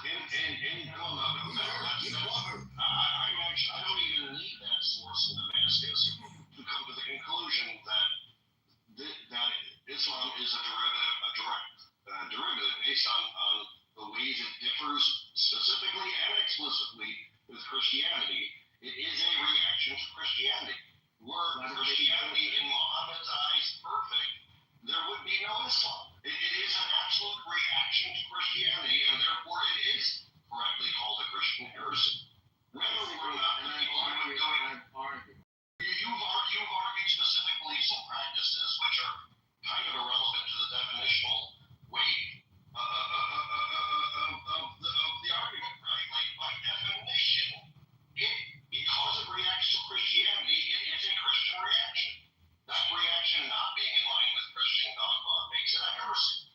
Yeah, this is not a big point. You guys are just emotional. It's a modest. No. He's misunderstood what I was on about. I said, Jesus sent to. He was sent to the Jews, right? If the Jews would have accepted him and everyone would have agreed, okay, he's the Messiah, he's the Son of God, we wouldn't have Islam. So Islam is a reaction to something. You want to claim it's a reaction to Christianity because they say that Jesus is not the Son of God, but he's just the Messiah, he's just a prophet. I'm saying you have to go further back. Islam is a reaction to the Jews because they're still not practicing their religion correctly. You're saying that the Muslims consider it their sacred mission to make sure the Jews follow their Torah. The Jews and the Christians and everyone else has to follow the Quran. Why would the Muslims enforce Christians following their false ideology? Which false Because they gotta claim Trinitarianism. Right? Why would the Muslims say to the Christian, go stay in your Trinity church? because they're trying to claim a lineage to the Holy You Land. just said that their policy is to make sure that the Jews stay Jewish and the Christians stay Christian. No, you misunderstood. Jews and Christians had to go on board on Islam. No, they say the Torah is corrupt and Muhammad is reshaping it to the nations. Okay, it sounds. I get what you're saying. I don't know what you're saying is. Therefore, everyone That must be is Muslim. the Christian story. The Jewish story doesn't have any of that in it. It doesn't have. I agree. I'm not saying it does. So But the problem is you're looking at it from you're attacking it from the right instead of attacking the left. Yo, You're addressing it, you're approaching it in the right from the back. What's the right and the wrong? I'm confused. So the right is you're going back, like so you're going from the 7th century. And you have to understand why Christianity came, why Jesus was sent. And you have to understand why Muhammad. can I go have the chance? No, I understand all that, and I couldn't. Yes, I think that would be good. But It's a your point, my own point, we're still discussing. This is one of the things. I'm gonna go now. So, my whole thing is, number one, Allah existed before Islam. Let's get that out there. how much is he Can taught? I finish? That's what Can you're I saying. finish?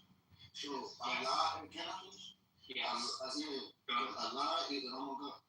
Allah existed before Islam. You have the Nabatean Empire speaking of Allah.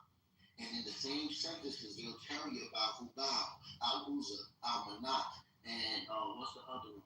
Alat. And all of these are daughters of Allah.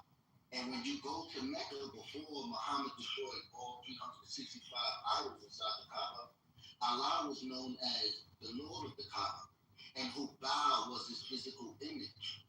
And you know Hubal under another name is Baal, or Baal-Zebub. So basically, go back to Nabateans, you see Petra right next door, and the Edomites. And they worship the same God called Allah. And when you read the Quran, it says there's no God but Allah. It's not saying the word Allah twice. It's not. Because Allah is a specific name for a specific deity. You see this by outside sources testifying it. Even the Quran testified. I believe in the surah called the Star. Muhammad says, oh, look, this is not Allah. It's comet that fell. So please stop lying. People can read. Well, Muhammad couldn't. I understand. I mean, I agree with what you said. Ours is related to their claim that it's a Christian heresy. It's not. It was just.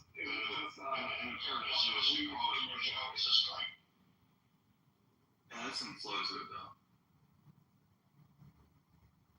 But in an essential way, yes, both the Muslims, the Christians, and the Jews are all playing the game of Moses. No, they want to claim for that Holy Land. And that's what the whole game is all about. Happened when Muhammad and his people try to conquer it.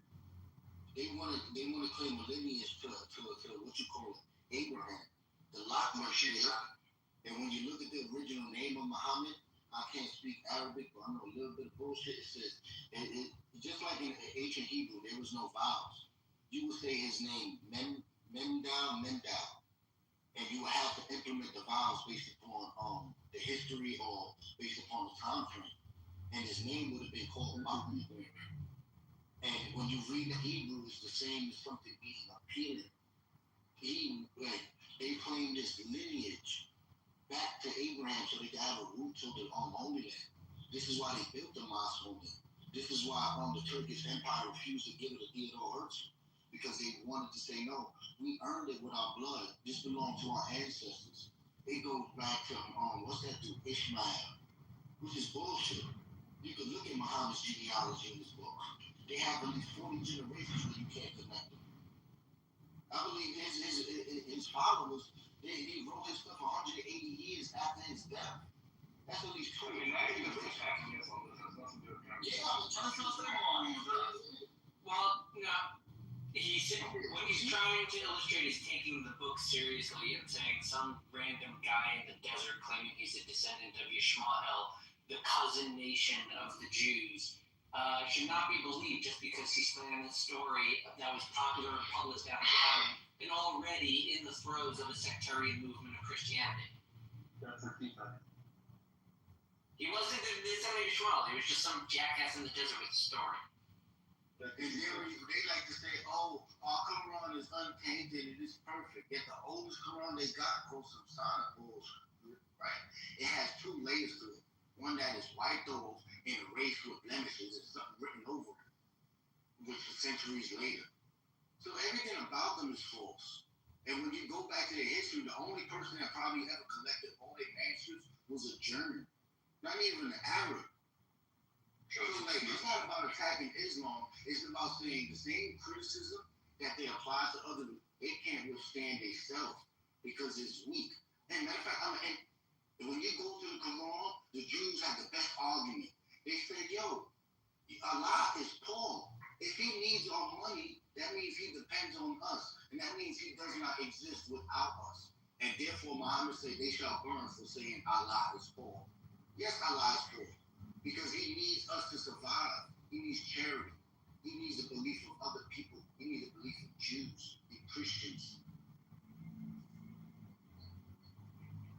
He afford all those versions of his book. Because he's a robber and a thief. And extortionism. Of course, that's That was a joke. He gamed the system with the pepperoni Arab. I thought that's what you guys did.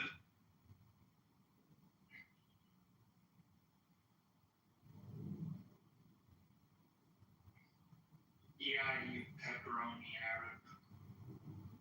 And I believe when you read the Quran, he bows down himself to Allah, Al-Uzza and Manat, on his knees, worshiping them three things. And when people find out, he says, oh no, Satan put it in my mouth. Wow. Yeah, the devil, no. Man, I got so I'm so confused. How many of these accounts exist? how you doing, Google? It's actually a different kind of room, Fred. I don't know who you are, and I'm not your boo. What's that? You're white. Lose a standard pepperoni Arab. Whoa, we don't claim. Oh, Simon just came out as a pepperoni Arab. That's true. I can.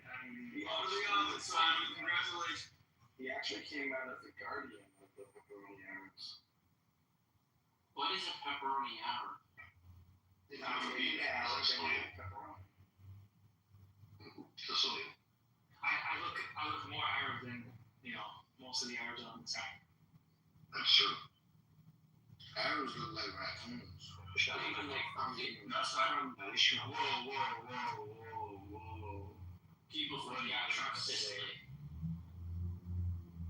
If we're going to compare certain people to animal groups, I'm American. So I was just calling them saying name. We different. but yeah, I don't know. I'm trying to think of something that should be obvious, but it's going to be highly controversial.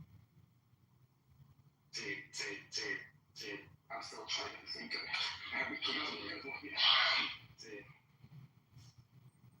You can take the monkey out of the jungle.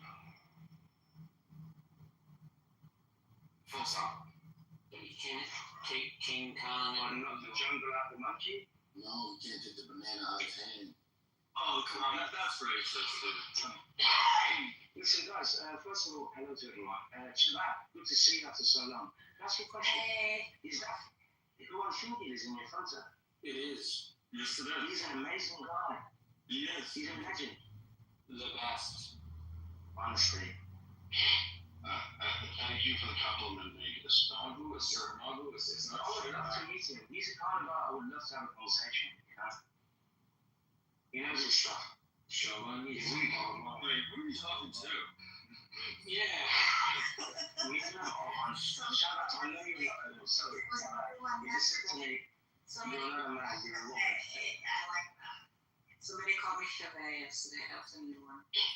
Joe, my apologies. No, I'll do it. Chevy. Chava. Chava, yeah. Chava, beautiful Chava. Yeah, I should know that. It's CH we drew, obviously Latin as is, Yeah. No worries, you're good. Anyway, Chava. No, honestly, it's good to see you, mate. I just want to ask you, because that guy, I follow Emily Schreiber as well. Yusuf Haddad, they're good people. They stand up for the truth. So, yeah. Sean, I was lost before. So, yeah. I didn't even know I left my house. We were just room for about an hour. I don't think two people had the same conversation. I It's disagree. usually how I it goes. think, well, I think we're agreeing that nobody knows what's going on. All I know is this: everybody got mad that Muhammad was a Christian. Jeff and I share our bemusement. No, Muhammad was a self-hating Jew. He was a Christian. He was a self-hating Jew. That's anti-Semitic. He was self-hating by his own people. And that's it. The Chava is right. Muhammad survived Khadijah. She was Jewish. 20 years Right, ago. he converted her as We're well. gonna start the whole conversation over now. That's right. Man, Jeff, you ready to come out shit, bro? You can't be the join them. Let's just go for it. Yes. Islam is Should we just start trolling them? yes. Do we go on the So, how did Muhammad, this is a serious question, how did Muhammad pull off being a self-hating Jew while being a Zionist? I don't understand. Right. I was gonna say Muhammad is actually created by himself. Oh, that That's tracks. true. Shit, if we being frank, somebody made Muhammad up. I think that's what we should do. We should start perpetuating the narrative that all of Islam is a psyop from Mossad. Well, that would confuse them, wouldn't it? It would. They would kind of believe it. It's kind of like an operation like when Trump decided to move the trans women into the next president. Like, you're damned if you're doing, you're damned if you don't with reacting to that argument. Right. The Muslim did a very smart thing, okay? One, they say that anyone who follows a Muslim, it's about taking over basically anyone who is born. This is why they call revert to Islam. Basically, you are born a Muslim, and then maybe you became a Jew, but you were basically That's it. all of them finish. So this is about like basically taking over all other religions. The second thing that they did smart, in a way, they say Muhammad is the last, the third and last and the final messenger. Meaning, there is nothing that if tomorrow someone will come and say God spoke to me, that cannot happen. He's the last messenger and he's also the first. So I also see videos from YouTube of all kinds of like American stupid girls, like, oh my God, I read the Quran. It turns out I'm a Muslim because we're all Muslim. And this is basically the way to kind of bring people into the religion and take over. Honestly, it's like this guy said, Allah is one, it's the same Allah. It's the same Allah. It's all this manipulation of like basically trying to take over other religion. So are we committed now to move down the path of reverting to our custom of just shitting on Islam? Because I'm prepared to make that move. When you tell our Hamas supporters from Clubhouse that Muhammad is a Mossad psyop, how quickly after that will they tell you he was a pedophile? Well, but they would be right. He was. Yeah, but they will defend it to the end until we find out. That's what I'm saying. You have to turn their two irrational emotional positions against each other. Their love of the pedophile Muhammad and their hatred of the Jew. You have to explain to them that their love was caused by the nefarious Jew. Oh, it's gonna make them explode. I tell you this. I don't know. We'll see what happens. Think of it as emotional alienating. Hold on. Lou, I said pushback.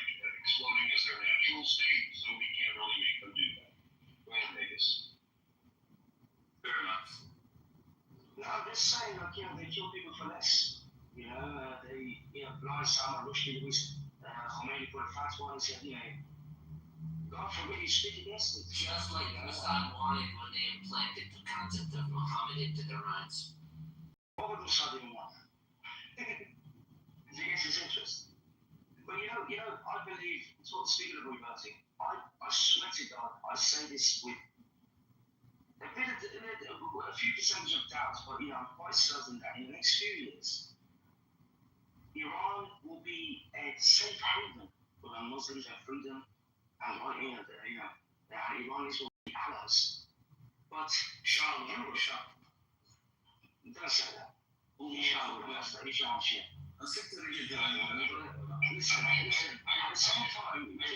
same time, Europe, fall under Islamic Caliphate, are split about the West Valley. Ironically, if we did want to make the argument that Muhammad was a Jewish conspiracy, there is plenty in the Quran that would support this idea.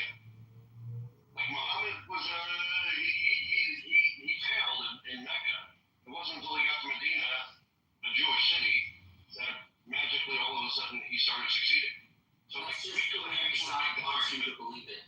No, we could make the argument that the Jews actually created Muhammad if we wanted to. It's in their book. We can even go even further. I do not remember that one time in the Torah where it says that we worship a rock and we kiss it and we lick it. Every year they go to this rock and they lick it. And then they I think of this, I like various things that's fall within my right as a Jew.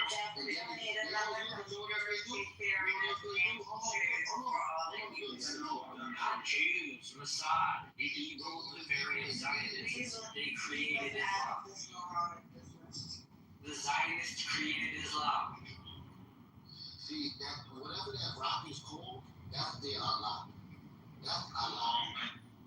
That rock they kiss every day, that's Allah to them. Muhammad says it inside his Quran.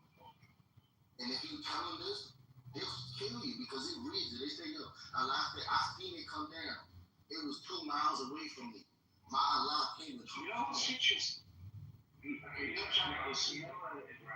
That before Islam, Arabia has 3 female gods. Goddess Islam. Yeah. That's it. That's the Holy Trinity, the daughters of Allah. Exactly. You know, and it just goes to show you how they bastardize everything. They shit up. Well, of course, you don't want to actually delete all of the Trinitarian writing if you're a Christian sect. You want to just reframe it in a strict monotheistic bent. Welcome to Islam.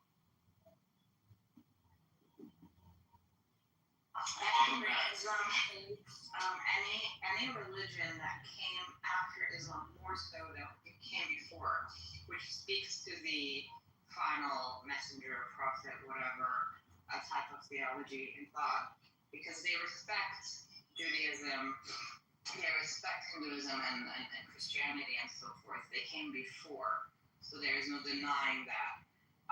But anything that came after, for example, Baha'ism and things like that, they despise. Yeah, Ahmadiyya Muslims as well. Right. The Ahmadi Muslims. The Islamic strain of Abrahamic religion is particularly antagonistic to other strains of most any religious thought, including other Islamic strains of Abrahamic thought. They're very oppositional. Like heaven, you'd be older. The only thing that would be worse would be if you were newer.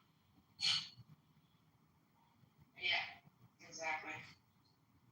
It's a threat to their own identity, especially if it's coming. It results in infighting, endless infighting.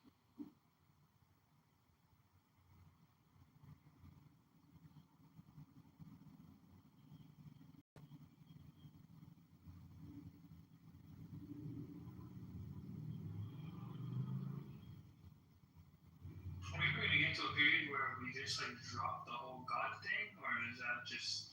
No, Let's find out Mossad knocks it off. We would have to get to a period where God decided he wanted to cease to exist. Well, some actually did have. And look, it's even more challenging because if you're a Christian, like you believe that the Jews already killed God, so they're very confused. Lou, what's your background? That's not what we believe. What the? You know what's even better? When you say that God is revealed back to the Jews. God took the Muslims and Christians are trying to get God dead. That's not what we believe. That's not what we God is You dead. believe we killed him, and you believe he's God, then we killed God. God dead. No. It's the community property of religion.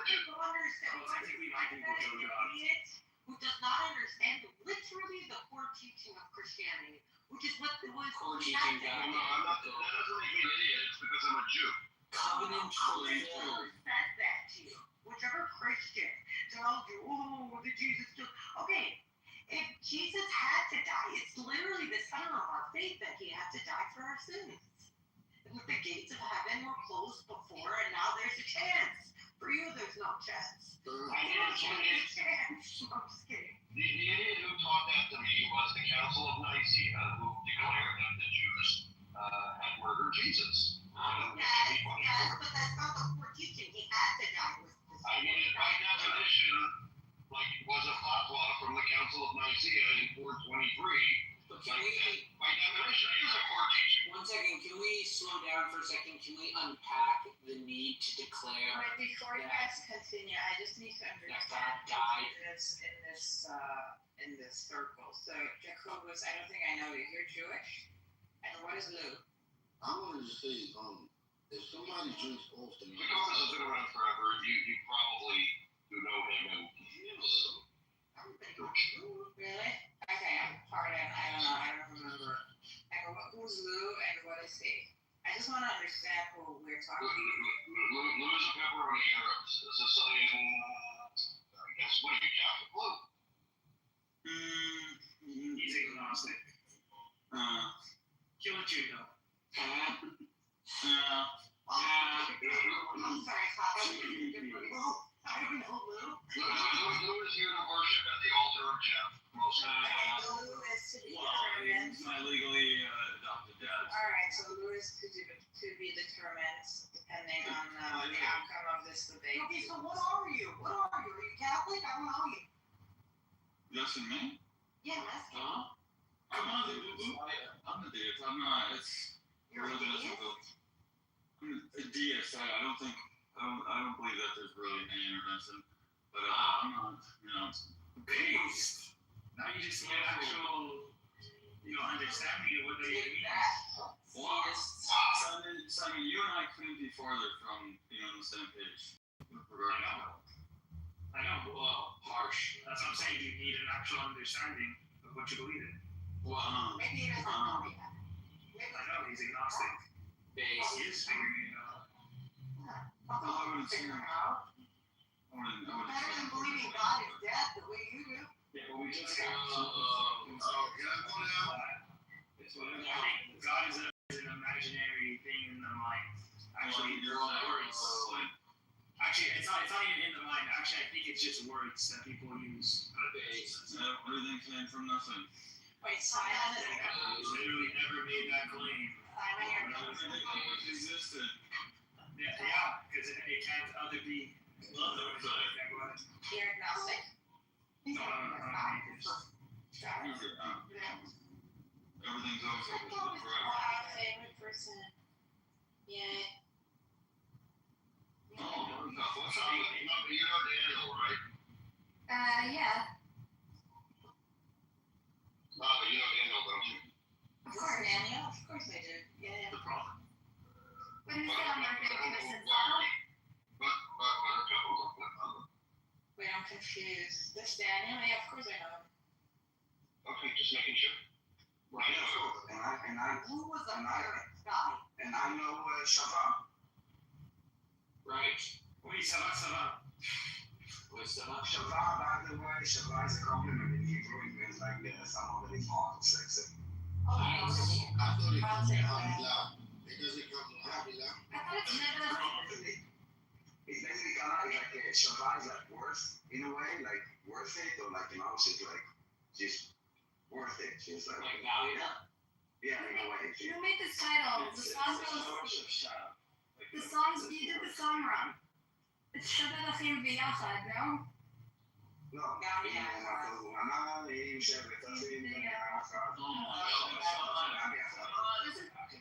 think it's V'Yachad, right? In America, we say V'Yachad.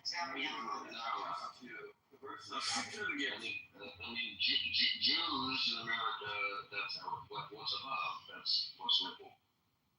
What? We didn't hear you.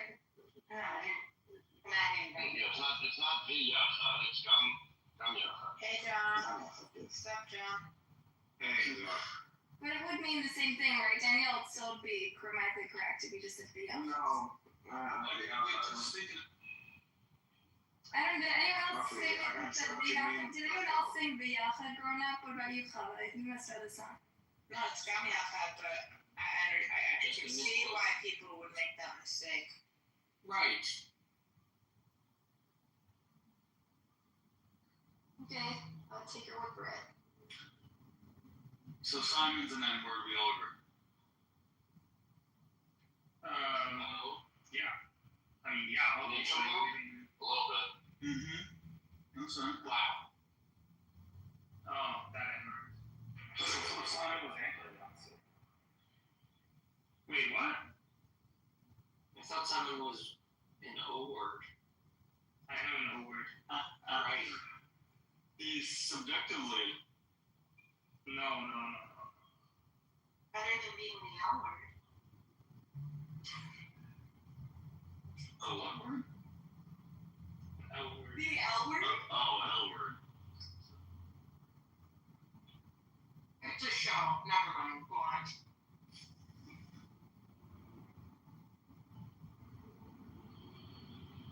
You guys get in the conversation of like kosher. Way before you got here, it was just with Isa. They were fighting about the reasonability of chicken being included. Gotcha.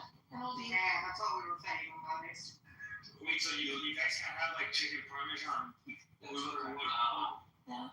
You know, you guys are definitely not pepperoni Arabs.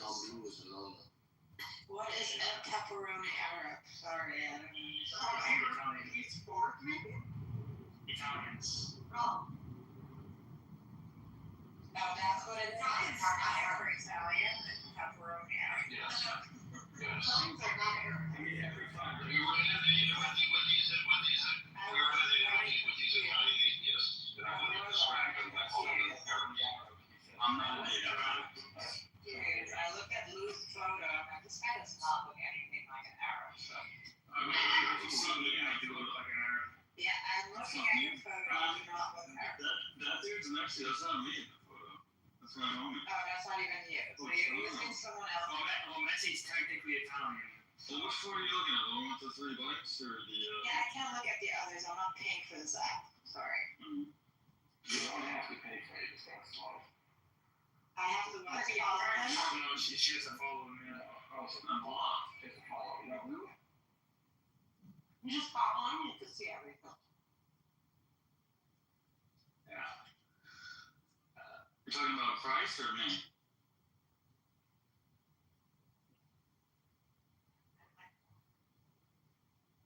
Yeah.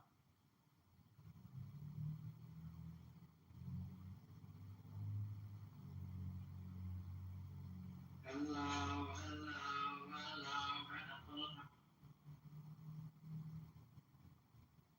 I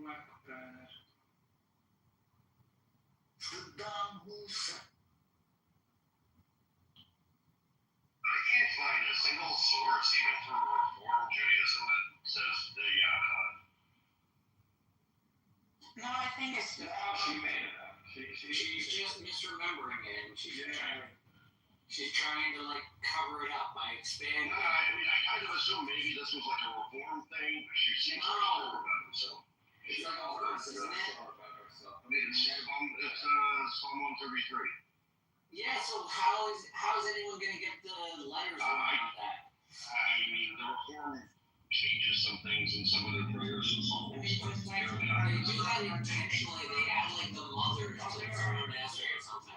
Verses that are paraphrased or stylistically quoted, and I'm sure that I don't believe this one. I mean, it would be in line with what I assume, like, Reform intentions would be to change it from down to the, right, change it from, both being required as one thing and de-emphasizing the unity, because by definition, their existence is, taking from unity. So, like, that's why I look, and it's not there, so, go figure. But that's right on our like brand. A vague memory says source. Like it's Yeah. not perfect. I know. She fooled me again, though. That's all. Hashtag me.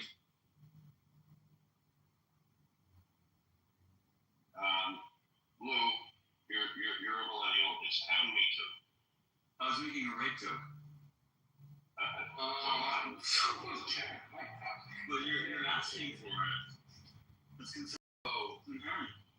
Just because I'm wearing a homoerotic tank top doesn't mean I'm asking for it. Thank you. Yo, speak of rape. So, y'all ever heard the claim that King David was a rapist? All the time. Nothing wrong. So, is coercion? I mean, that King David was a Muslim prophet, just to be clear. I mean, if you can't rape, what's the point of being king? Come on. Right. You know, I want to be offended by what Lou just said, but he's kind of right, at least in the history of kings. King David? Well, not specifically. Fair show. What's her face? She was into it. Not sure. Aware, it doesn't really say that. Yeah, it does. She married him, and she campaigned for her son to become king of Israel. Alright, so let me try to make it real simple. A man taking a bath openly and watches her while no one sees. And in the middle of the night, he calls people to knock on the door and bring it to the bedroom. Now, I don't know. To me, that seems like a creep and a rape. I guess. Why was the bath part relevant? I don't get it. Because that's what he was doing. That's how it starts. I mean, basically, you're saying he sent someone to her house to ask her to come. It starts off with he's bathing and he's watching her. So he's a peeping Tom. Right. He's watching He her. selected her. That's true. No, he's watching her bathe. He's not supposed Right. to watch her. He's sleeping and doing this. Who knows? I think they were just on the rooftops of Jerusalem. He was probably playing with himself while he's sneaking and watching her. Then he calls her with guards to bring her to his bedroom. That's rape. That's And you feel that that was him arresting her? No, that's coercion and rape. Forcing a woman in the middle of the night, knock. If she did not come for That's just swagger. That's just swagger. Yeah, you're talking about like sending an entourage to go pick up a. What do the kids call swagger these days? Apparently rape. No. They call it Riz. Riz, yeah. That was just King Riz. Thank you. No, that's not the same thing. Riz will have charisma. This is fucking. Yeah. It's not. It's swagger. Swagger is a better term. It's showing off what he can do. But swagger and Riz are in fact synonyms. I would agree. There's no indication that she didn't consent. And frankly, her husband didn't seem all that interested in her. Husbands are never interested in their wives. So now look. Now, Pearl thinks she's out of the loop too. So look at this, Pearl. If somebody drinks often, are they an alcoholic? Yes. Depends on how much they drink. Okay, so your Jesus was an alcoholic. Okay. No, drinking to excess is a sin. Because first of But all, drinking so often That's is not how the Catholics see it. now watch this. The Of rabbi. course, that's how the Catholics see it. We do bread and wine. What do you want? The Irish Catholics. So what Never happens? drink Jesus on that. He's not right. The No, rabbis, look at drinking this. to excess is a very clear sin. Look You're here. not in control of your faculties. Alright, prove that he drank too often. Let's make it even better. So it says he drank often with sinners. The rabbi said he was the drunkard and the glutton. His mother said he was out of his What are mind. you talking about? I know you're not talking about Jesus. I'm talking about your Lord and Savior. He was a And he was You're drunk. talking shit about He Jesus. was a That's what he drunkard. says. That's what the Bible says. The way he said it, it's like on the Lord and Savior. Jesus. Right? You're I'll make it better. He's bringing citations. He's saying what the citations would say. I'll make it easy for you. I'll make it easy for you. It would explain some of his granddaughter's. Michael? I'll make it easy for you. Your Jesus said, I'll make it easy for you. Don't talk to me. Don't talk to me. I'm gonna shut the fuck up when you talk to me. Oh, China. Look. Shut the fuck up when you talk to me. Is so weirdly heated. I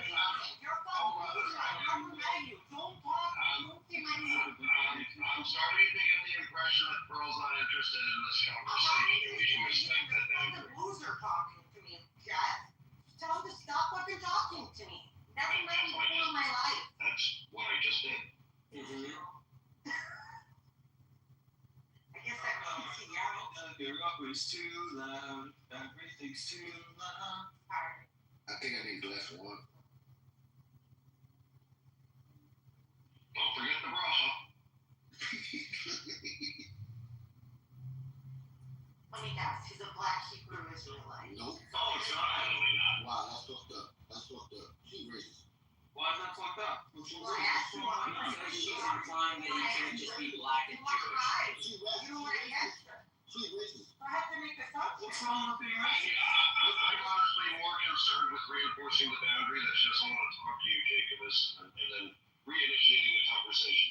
She's always throwing. He's messaging his No, because you're a piece of shit fucking She's a liar, Palestinian. picking up She's a shit out of your Palestinian. ass She randomly for no reason, because that's what Jews like to do. They like to randomly shit on Jesus. And You're a fucking Wow. why would you shit on You're God? a Palestinian. Now because of one person who may be Jewish. No, Michael does it all the time. Michael does it all the time, randomly for no reason. And we have two Jews, apparently. How dare you? Wait, we have to choose for what? You wonder why nobody likes them. Oh, and I wonder why. It's so nonsense. She's talking about Shit all the time. Everybody likes you when you 23. Don't talk shit about the Christians. I'm gonna fit Blink-182 in here every chance I get. And then I masturbated. We were just talking with Isa about her Catholicism and how she wanted to be more authentic than the Protestants. How's that talking shit about the Christians?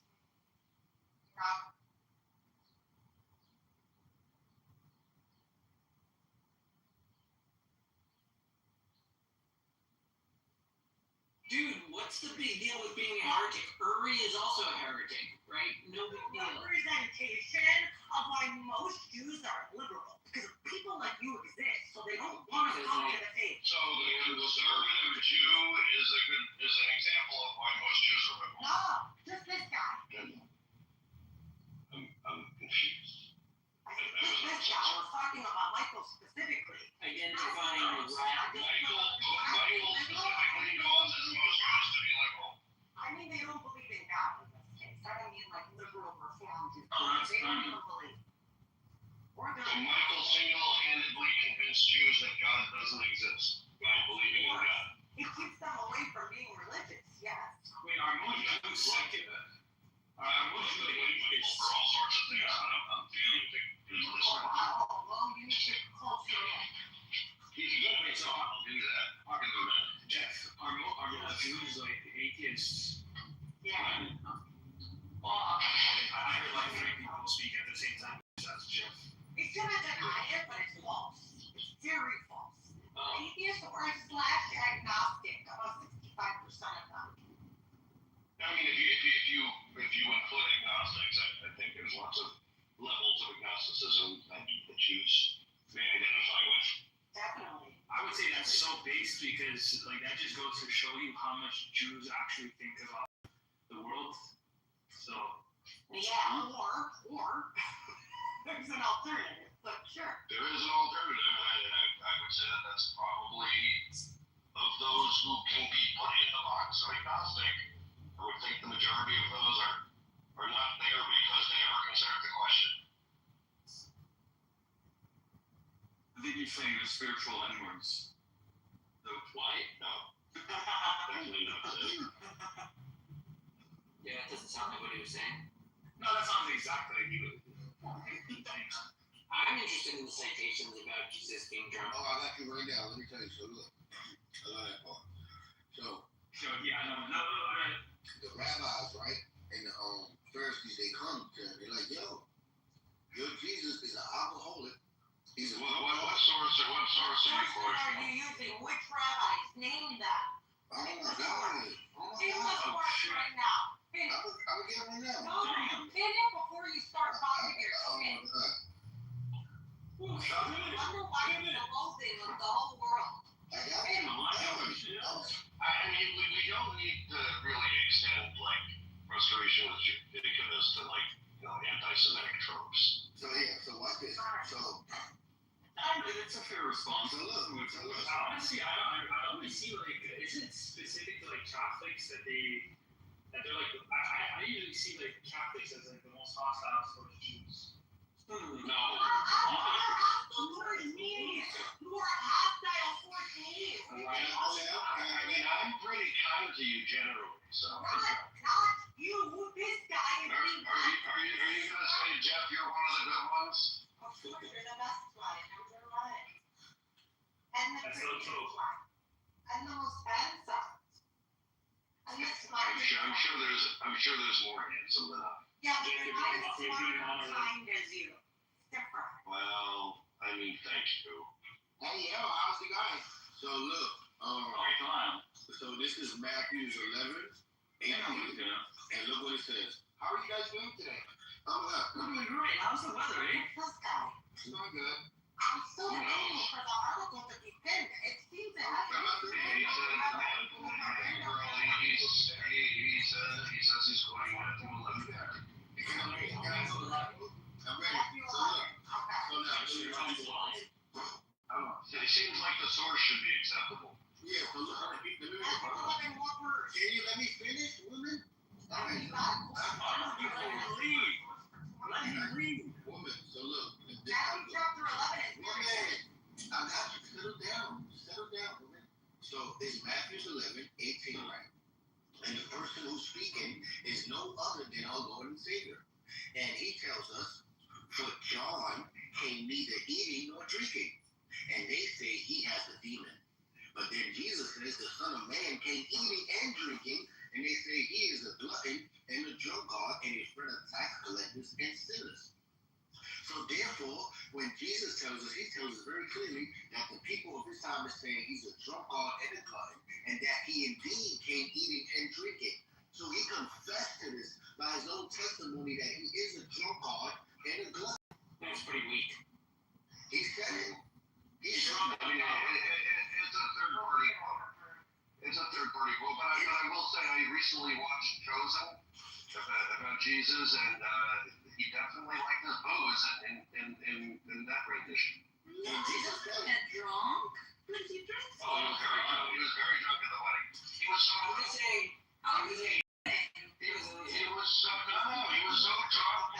He was so drunk that he accidentally exposed himself making water into wine because his sensibilities were off. I mean, that's how you have a book. Hey, girl, did you see Joseph? I did see Joseph. He was not so drunk, falling all over himself at the wedding. That's false. Totally inappropriate. He was fine. He was completely in his sound mind. I mean, I would have enjoyed partying with that dude. I'm just. Me too. All I'm saying is that the citation that they brought seemed to be a conversation where someone was saying, "Hey, this guy's a drunk," and That's not true. That's not true. Nick said it. The person who was speaking was Jesus himself. yes, and that's what I'm saying. Hold on. Let's Jesus is responding. He's responding by explaining that he and everyone is a son of man, and that everyone drinks and eats. That's not what he said. So look, Yeah, it sounds like more like what he's saying. so look, it's only two sentences, so it shouldn't be hard. The first You're sentence not says, understanding the context. your lips. But Jacob, can I explain the context? Woman, all right, shut it down, woman. It's only two sentences. Let's Okay, take who is John the Baptist? He's talking about John the Baptist. What do you want? Settle down. It says very clearly, for John came neither eating nor drinking, and they say he has a demon. That's the first sentence. The second sentence, the Son of Man, who is the Son of Man? That's Christ. He says came eating and drinking, and they say here, he is a glutton and a drunkard and a son of tax collector. Okay, ready? Can I respond now? So he's comparing the fact that John the Baptist was a crazy faster, devout. He would fast and be in the wilderness. Let me finish. Okay? And people mocked him. Jesus is saying, people mocked him for being so, like, he didn't eat, he didn't drink, he was just fasting and praying. And people mocked him and called him crazy. And here I am. I eat and I drink reasonably, and people call me drunk and they call me a glutton. Meaning the message is, no matter how God's messenger act, people find excuses to reject them. That's the whole point of what Jesus is saying. You missed the whole Okay, all right. So now, he said, hold on. So when the verse says drinking here, she's assuming that this is talking about the regular beverages of water and just drinking. No, this is talking about alcohol. No, I don't think she's assuming that. I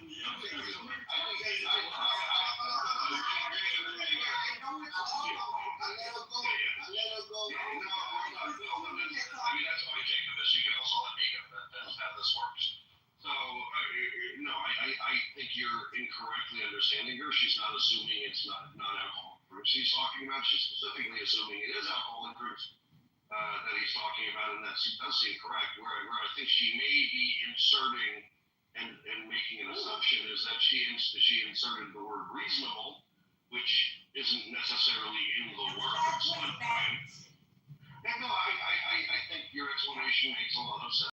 But I mean, you're making an assumption that the text is implying reasonable. The point is the criticism comes. Damned if you do, damned if you don't. That is what Jesus is saying. I tend to agree that it's probably a very reasonable understanding of what those verses are trying to do. Yes. So like that is crazy that you would take that and excerpt that. That's so dumb. Like you have to use your brain. You can't just take one random verse. Just use your head. Read around it before you come in the room and make a damn fool of yourself, friend. Okay, so now, I'm glad she said that. So now, I'm glad she said that. So, there's also a verse where she's trying to make it seem like Jesus wasn't fasting like John and all of this stuff, right? No, this is boring, Jacob. Why are you trolling the Christian? Yeah, like just leave it alone because you sounded dumb. I defeated you. Accept defeat, change the topic. Oh, it's out. I defeated you 100%. Things are gonna get easier. That's fine. So just move on, friend. Let's talk about something fun. Alright, I'll let you win this one. Thank you. You're so graceful for that.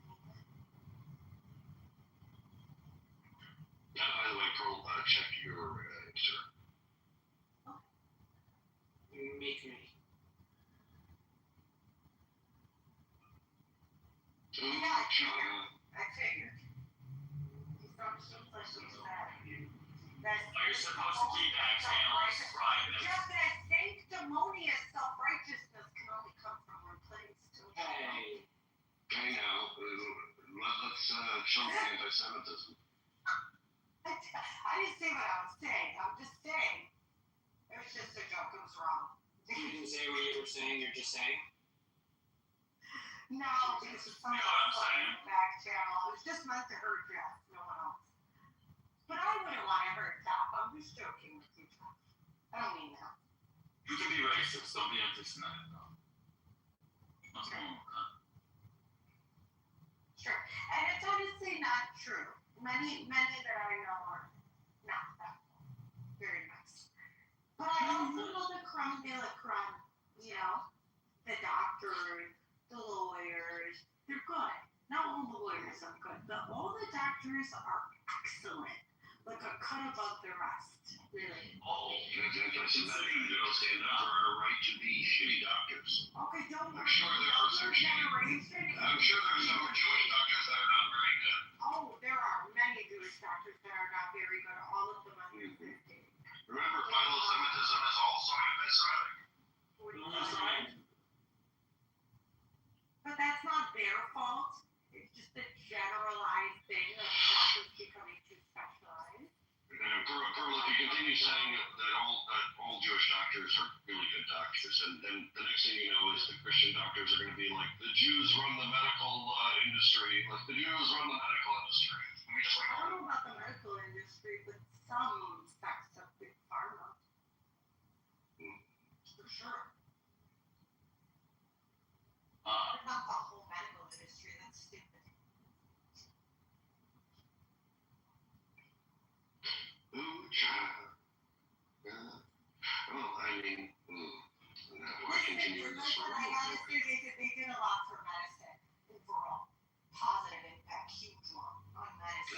done a lot for a lot of things. Yeah, but And the it should be medicine impactful would people. work.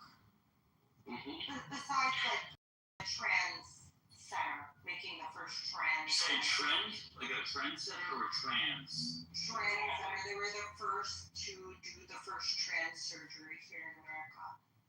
So they said it's Now, here in America, I mean, you're hiding behind all the Gentiles that did it in Europe. Come on. I don't know. It's genitals. The genitals in this context. The genitals. Not hide the genitals. I don't know. That's a really good person. At the sea, for sure. So, while they've done many good things, they've done many shameful things. No. Right. Yes, No. yes, No. yes. Right. So, Saying it. what do you do right? I mean, they're people. I mean, I think Exactly. it's So people. we say, yeah, No, yeah, I but agree with people that. worry That do is things on a large scale. It's the problem. Oh, damn. Even in Europe, there was Jews. Just a problem of scale. All Jews. So, having a real conversation with you. Not all, I mean, are you? some. Are you having a real conversation?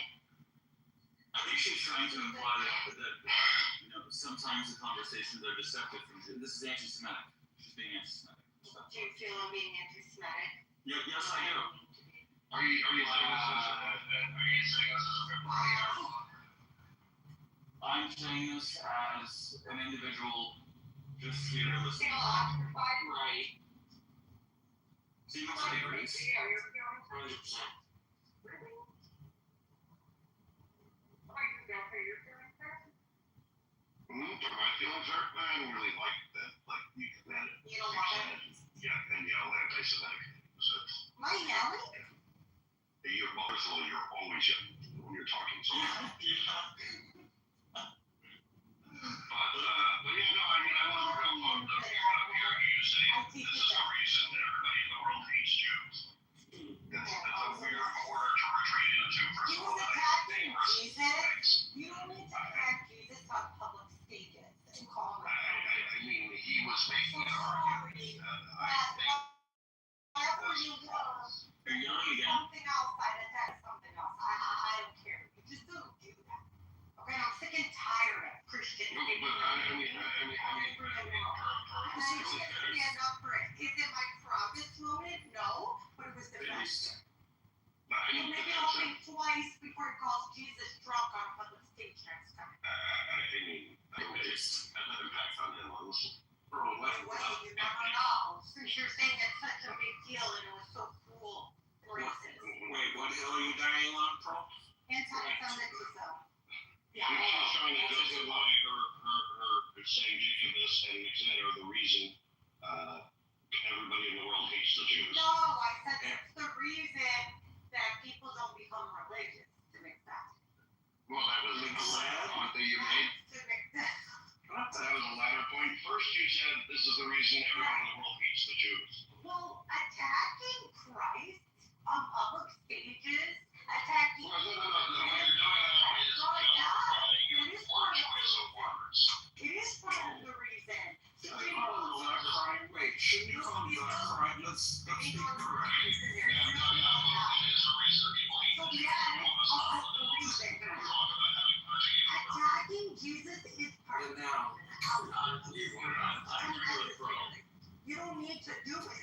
What is the reason to do it? How does it serve you to attack Jesus in public spaces? Because these people, in fairness, the Jews don't have a long history of attacking Jesus in public or even in private. We don't much hear talk about it. And Pearl, it certainly doesn't justify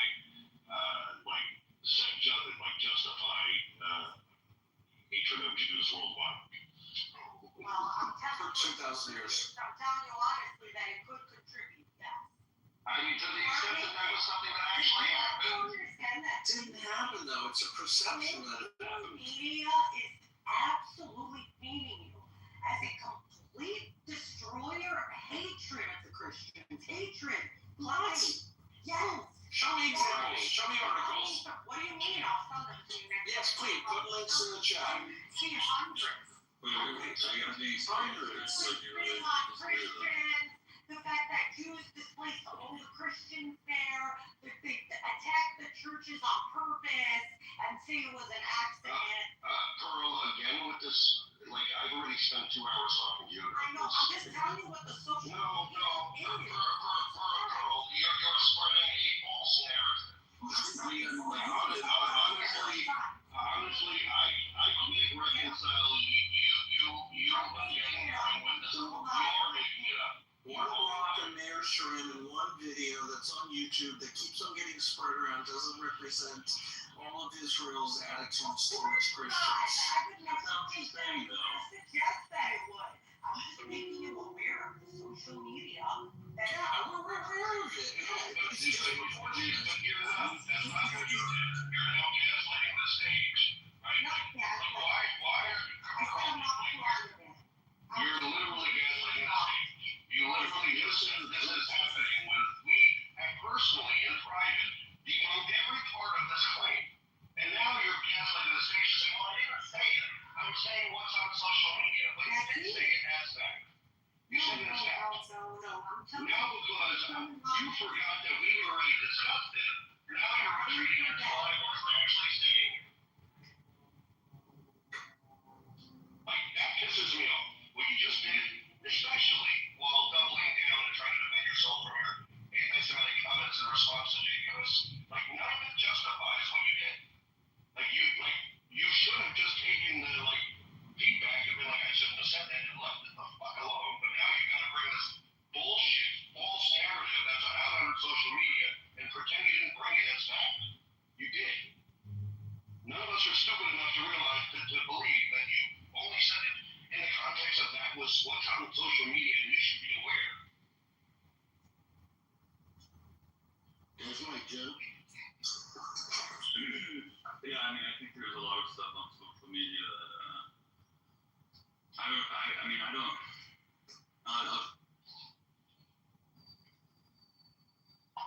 Well, I didn't mean to, Jeff. I'm sorry. And I really did mean in the context of social media. And yes, I do get an overreact if somebody comes after my faith. I try to be faithful. I'm very Catholic. It's very offensive to me, and I respond poorly.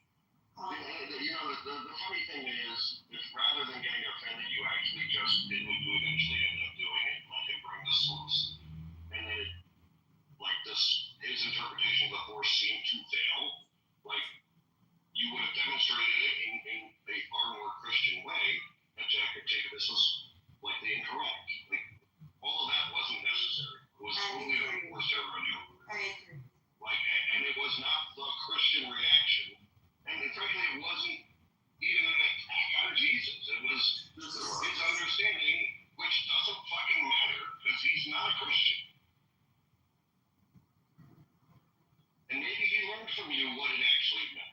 Maybe from now on he will preach the gospel based on your explanation, which I thought was good. Maybe not. Oh, hey, Caleb. Probably not. Well, what they say, you can lead the horse to water, but you can't get them using up attacks on Christians. What? It's a very famous saying. Exactly. Very famous. Thanks, Joe. No, I just actually. The things in the Talmud. You're talking somewhere. Everything's in the Talmud. Who's in the Talmud?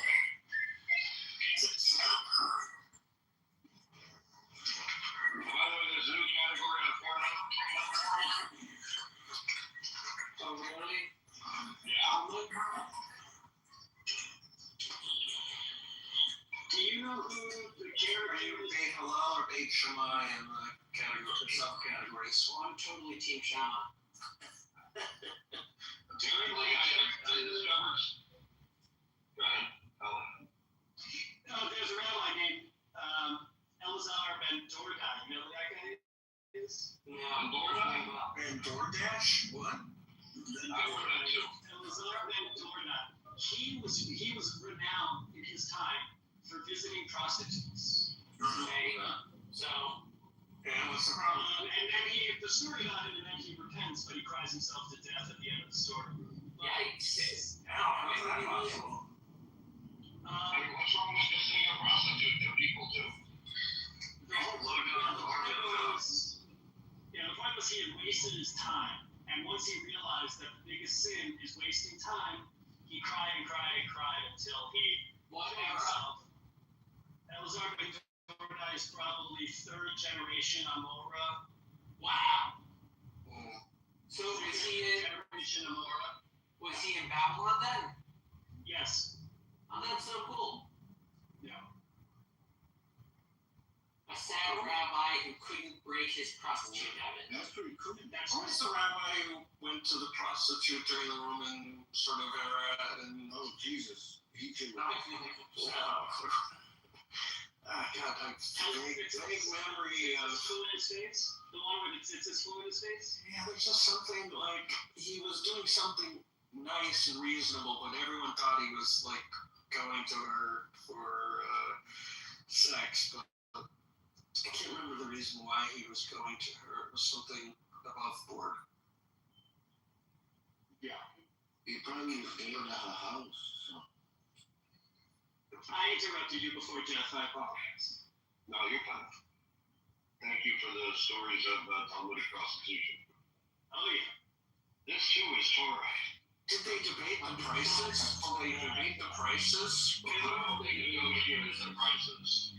I thought it would be a debate on like what's the value of it? Well, it's the value of the value of a horse minus the value of a sheep divided by So two. the rabbis were clearly aware of prostitution. There was prohibitions around it, but you can see it very clearly when it is forbidden to utilize a donkey that was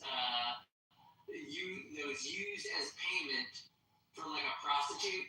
Any payment used to purchase a prostitute cannot be used at the temple to purchase a sacrifice. Nice. They had to like gold bars or. The thing is, they were clearly using money for prostitution, and thus there was a specific decree that such money could not be donated to the temple. Wait, so anything? Let me get. We turn that into a positive instead of a negative. The way any American government tracks terrorist activity and investment through Know Your Customer, they're doing the same thing. In that you're forced into a review resulting in enforcement. Wait, let me turn it another way.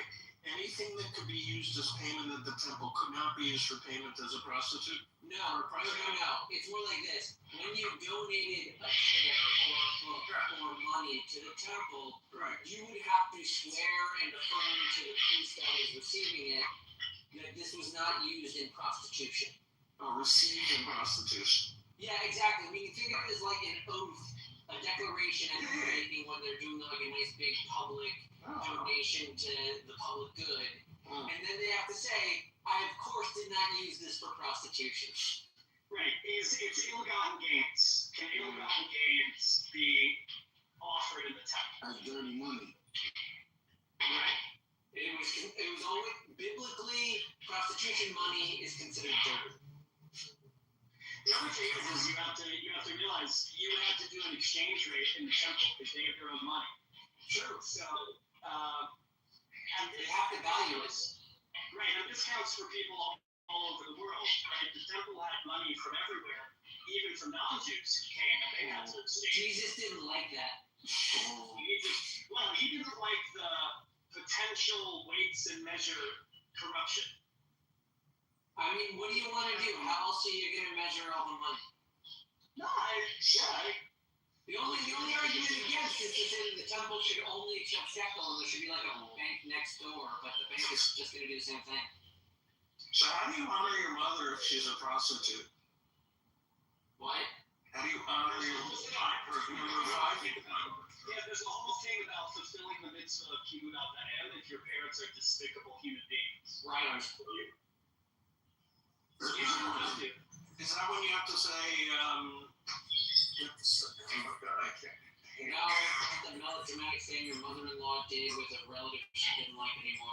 No, when you have to say cottage for 12 months because they were evil instead of 11 months. I don't think anyone ever does that. No, he doesn't. No? You stop at 11. I know, I just thought truly evil. He just mentioned evil, so. So let's say your father was like a really terrible person. You still can't sit in his chair. Right. Right, be disrespectful. That would be disrespectful. And you still have to, like, in some ways, provide for him in his old age. Even though he's terrible, right? The Fifth Commandment. Yeah, that's number 5. I used to hold up my hand to my kids when they were not behaving. Just number 5. In some cedarim that I use, in some progressive cedarim, there is, during Yizkor, there is a passage that was composed for saying Yizkor for a parent you had a difficult or tough relationship with. In other words, you don't stop saying Yizkor, but you acknowledge the difficulty there, because that's real. Yeah. And it doesn't, it means, right, it means you don't have to, like, really deny yourself your real experience in service of doing this. Right. That's good. Yeah, that's good.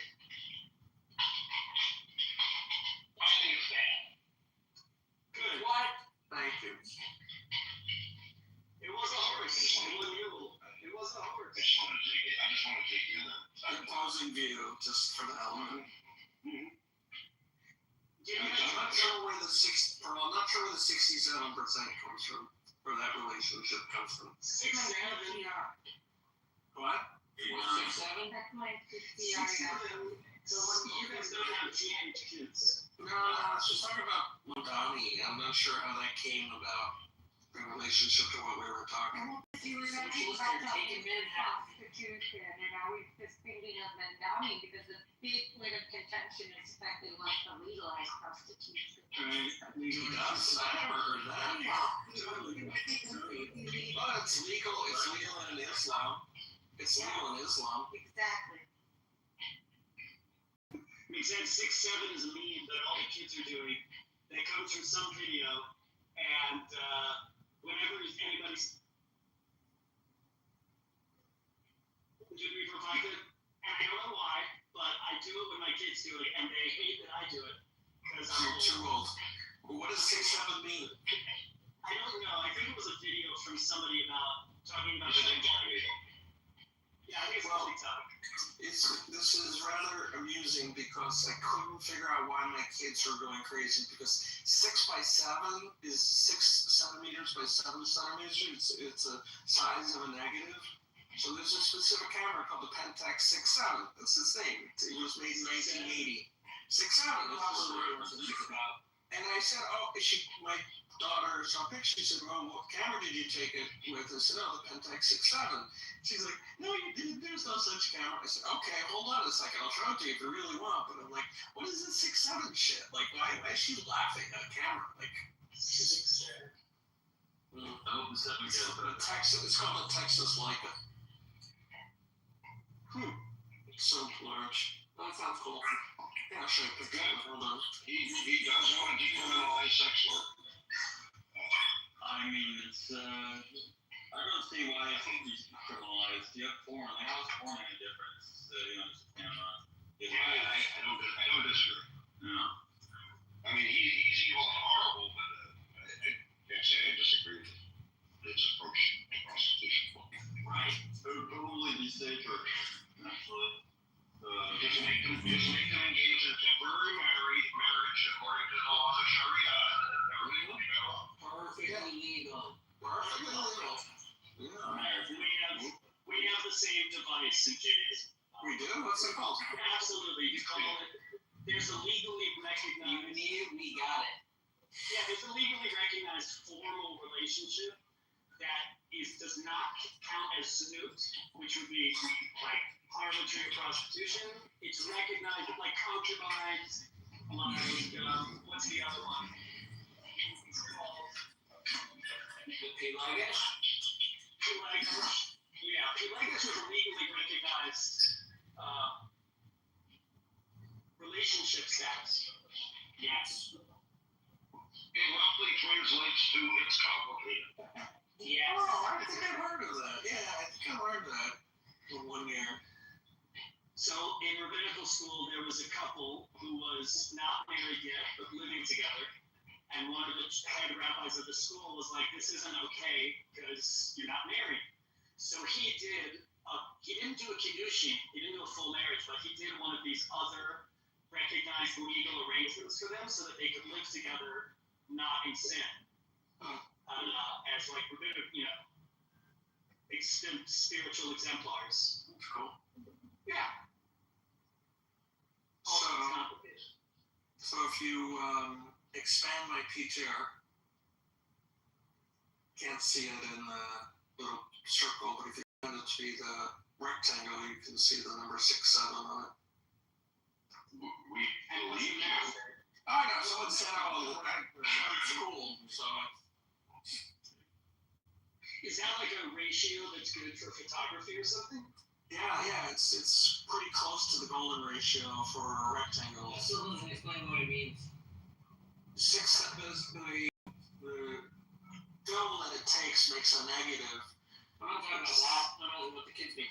Oh, I thought someone said what it meant until Jeff I said don't, it. I don't remember what, other than it came from some video. Maybe it actually might come from a song. Okay, Not just, Yeah, Just, from a song. let's see. but The really, meaning it of caught on six. because they caught on because of TikTok focusing on the 6-7 thing. Okay, as a slang term, 6-7 is generally meaningless, and that is often the point. It is primarily a meme and a form of brain rot humor that has become a viral phenomenon. What is your source that's characterizing it that way? Google. Means nothing. Origin, the trend began in early 2025 and is largely attributed to the song Do 6-7 by rapper Skrilla. It also gained popularity through TikTok videos featuring NBA player That's exactly what I said. LaMelo Ball, who is 6'7" tall. There you go. That sounds like it actually has meaning then. I don't know if it has meaning, it has an origin. I don't know if that means it has meaning. It sounds like the person publicizing it measured 6'7" inches. What is the difference between having having meaning and having a provenance? Having a what? Like a history. Oh, Providence? Yeah, I don't know. Yeah, I don't know. That's an interesting question. I'm saying the publisher, the author, seems to be meaning 6'7". It's intentionally interesting. Okay, I accept. Like the other people can take it and run with it and say that it's meaningless, but the author can still say, I'm 6'7". Yeah. Think like a rope. 100%.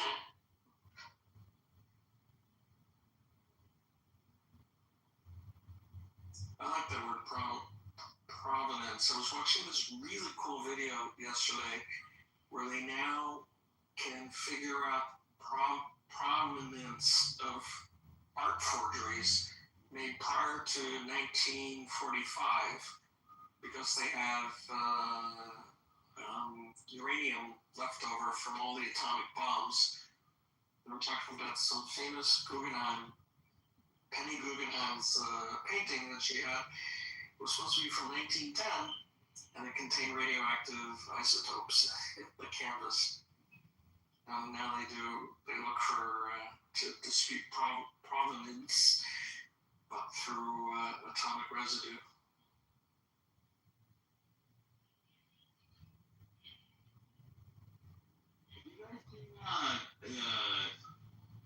What? I'll be real quick. There's a paper that was put out that had to do with like studying you would know this better, like some sort of like plate that were used to scan the sky prior to us actually putting man into orbit. And let me see if I can find it. And apparently, they're saying that like they found anomalies that they can't really explain. It sort of falls into the UFO sort of niche, but it's like a legit paper, legit study. And Post it. yeah, let me find it for a second. It's very new too. It's an interesting sort of And there's also certain metals that they require, steel, that can't be even slightly radioactive. So the only place they can find it is sunken battleships before World War II. Why do they need steel that isn't slightly? I don't know. Certain medical systems that require steel. Can you just irradiate steel? I don't know. I just remember reading that they need steel that's not has zero radiation built into it. And you're saying they're trying to salvage old iron sites? Yeah, literally.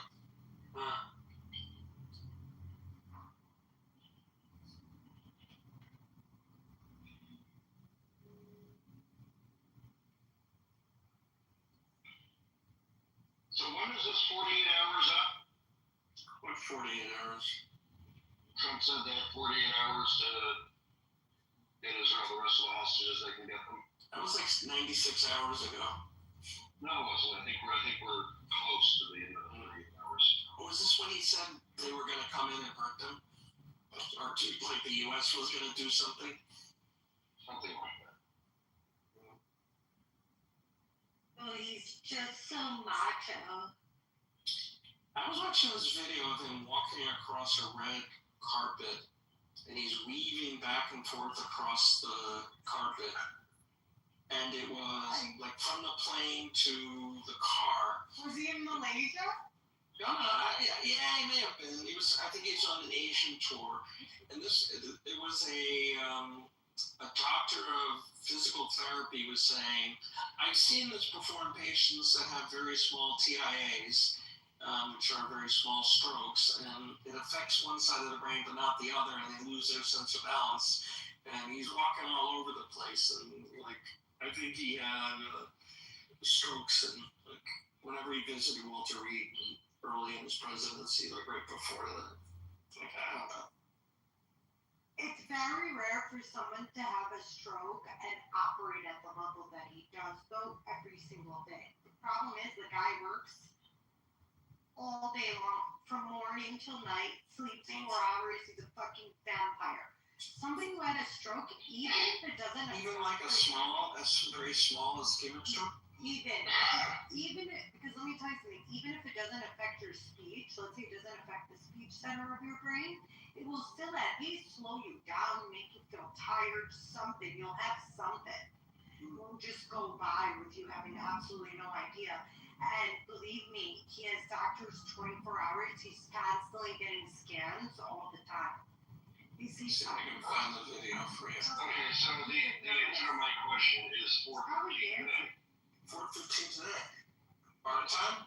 Eastern Standard Time? Oh, that's good. Yes. Okay. In under 4 hours, according to Trump's threat, in just, maybe something time after 4 hours from now, according to Trump, we may see some sort of punishment of loss. What are we doing? Happy Georgia. Ooh, child, life is gonna get easier. Well, Daniel. I put it in the chat, Jacob, Thanks. I'll take a look.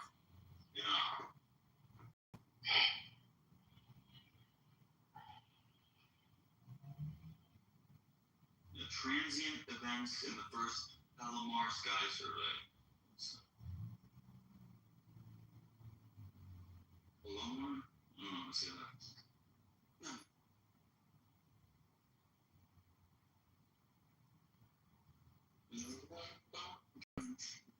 Guys, I meant to go in to chart at 10 a.m. It's currently 12:21.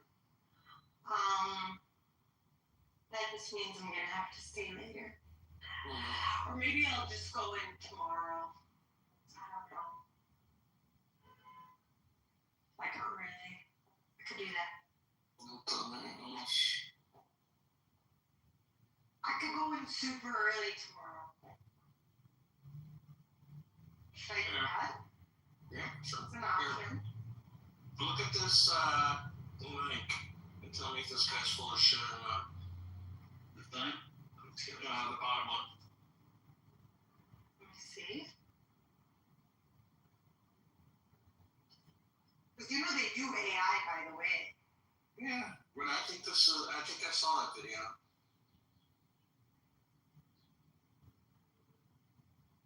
I saw part of it. I didn't see the really long version. That's reaching. I think it's bullshit. That's reaching. You watched the whole thing? No. Well, I can't hear him talking, but I saw the video. Okay, so listen to his explanation. I mean, I know what he's explaining. He's a physical therapist, not even an IUD. He's a doctor of physical therapy. He's got a doctorate. Okay, Yakov, whatever you say. Trump is having many strokes, sure. I What if he was having many strokes? just listen to his explanation, or listen to what he's claiming, and then see. Don't just look at the video. He's claiming ambulatory drift. I know what he's claiming, right? Does he mention ambulatory drift? That's odd, if you're right. No, he called it something else. Yeah, because he's an idiot. He's not an MD. You do this to me. I don't do anything to you. I just want you to hear what he's saying, the words. That's it. Cry. No, fucking A. Don't be an MD. At least give me a neurologist. Come on. Okay, hold on. I give you. This is like making the rounds. Hold on, let me give Okay, you. so I'm sure you could find an MD that's a neurologist. Okay. More.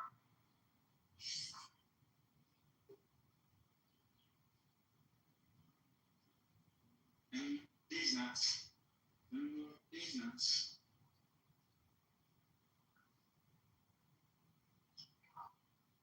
You guys, Mandami. Oh.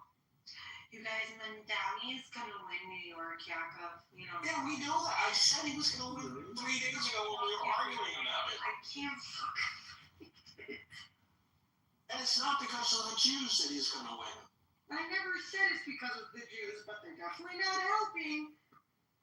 14%, it doesn't matter. If 100% of the Jews, if 100% of the Jews voted for him, it still wouldn't matter. Because 86% of Yeah, the but people. you're understating the fact that they usually put their money where their mouth is. Yeah, but money doesn't buy actual votes. Excuse me, what about monies that you donate, money that you donate to political candidates, to movements, to the party, etc.? At the end of the day, You people can't vote. deny that they have a disproportionate amount of power in it. Yeah, because they rule everything. They don't rule everything, but they donate, Yakov. Come on. Yeah, I understand, but at the end of the day, it's voters, okay? It's voters. And they gotta move the needle. But here's the point. You're gonna say you're Yes, of course. Now, money does Of not. course it does. No, of course it does. But guess what? All of the money didn't sway the election, so it's working against you. Your own argument is working against you because he is in such a lead, okay? All of the money that you claim that the Jews are throwing at him is not getting him unelected. It's getting him elected. Well, that's Okay. for him. 67%. But it doesn't matter because if you're It telling makes no sense. no, look, You're they're not battling speaking. your argument. No, they're not They're speaking. for him, not against him. They want him for New York. The progressives, remember? No, any progressive wants them. Support him. Yes, and most progressives are not Jewish because Jewish people don't represent the majority of people in New York City. I know that. But I'm not blaming the Jews. This has nothing to do with the Jews. I'm just telling you that Mandami's going to win New York. That's Of it. course, you may agree.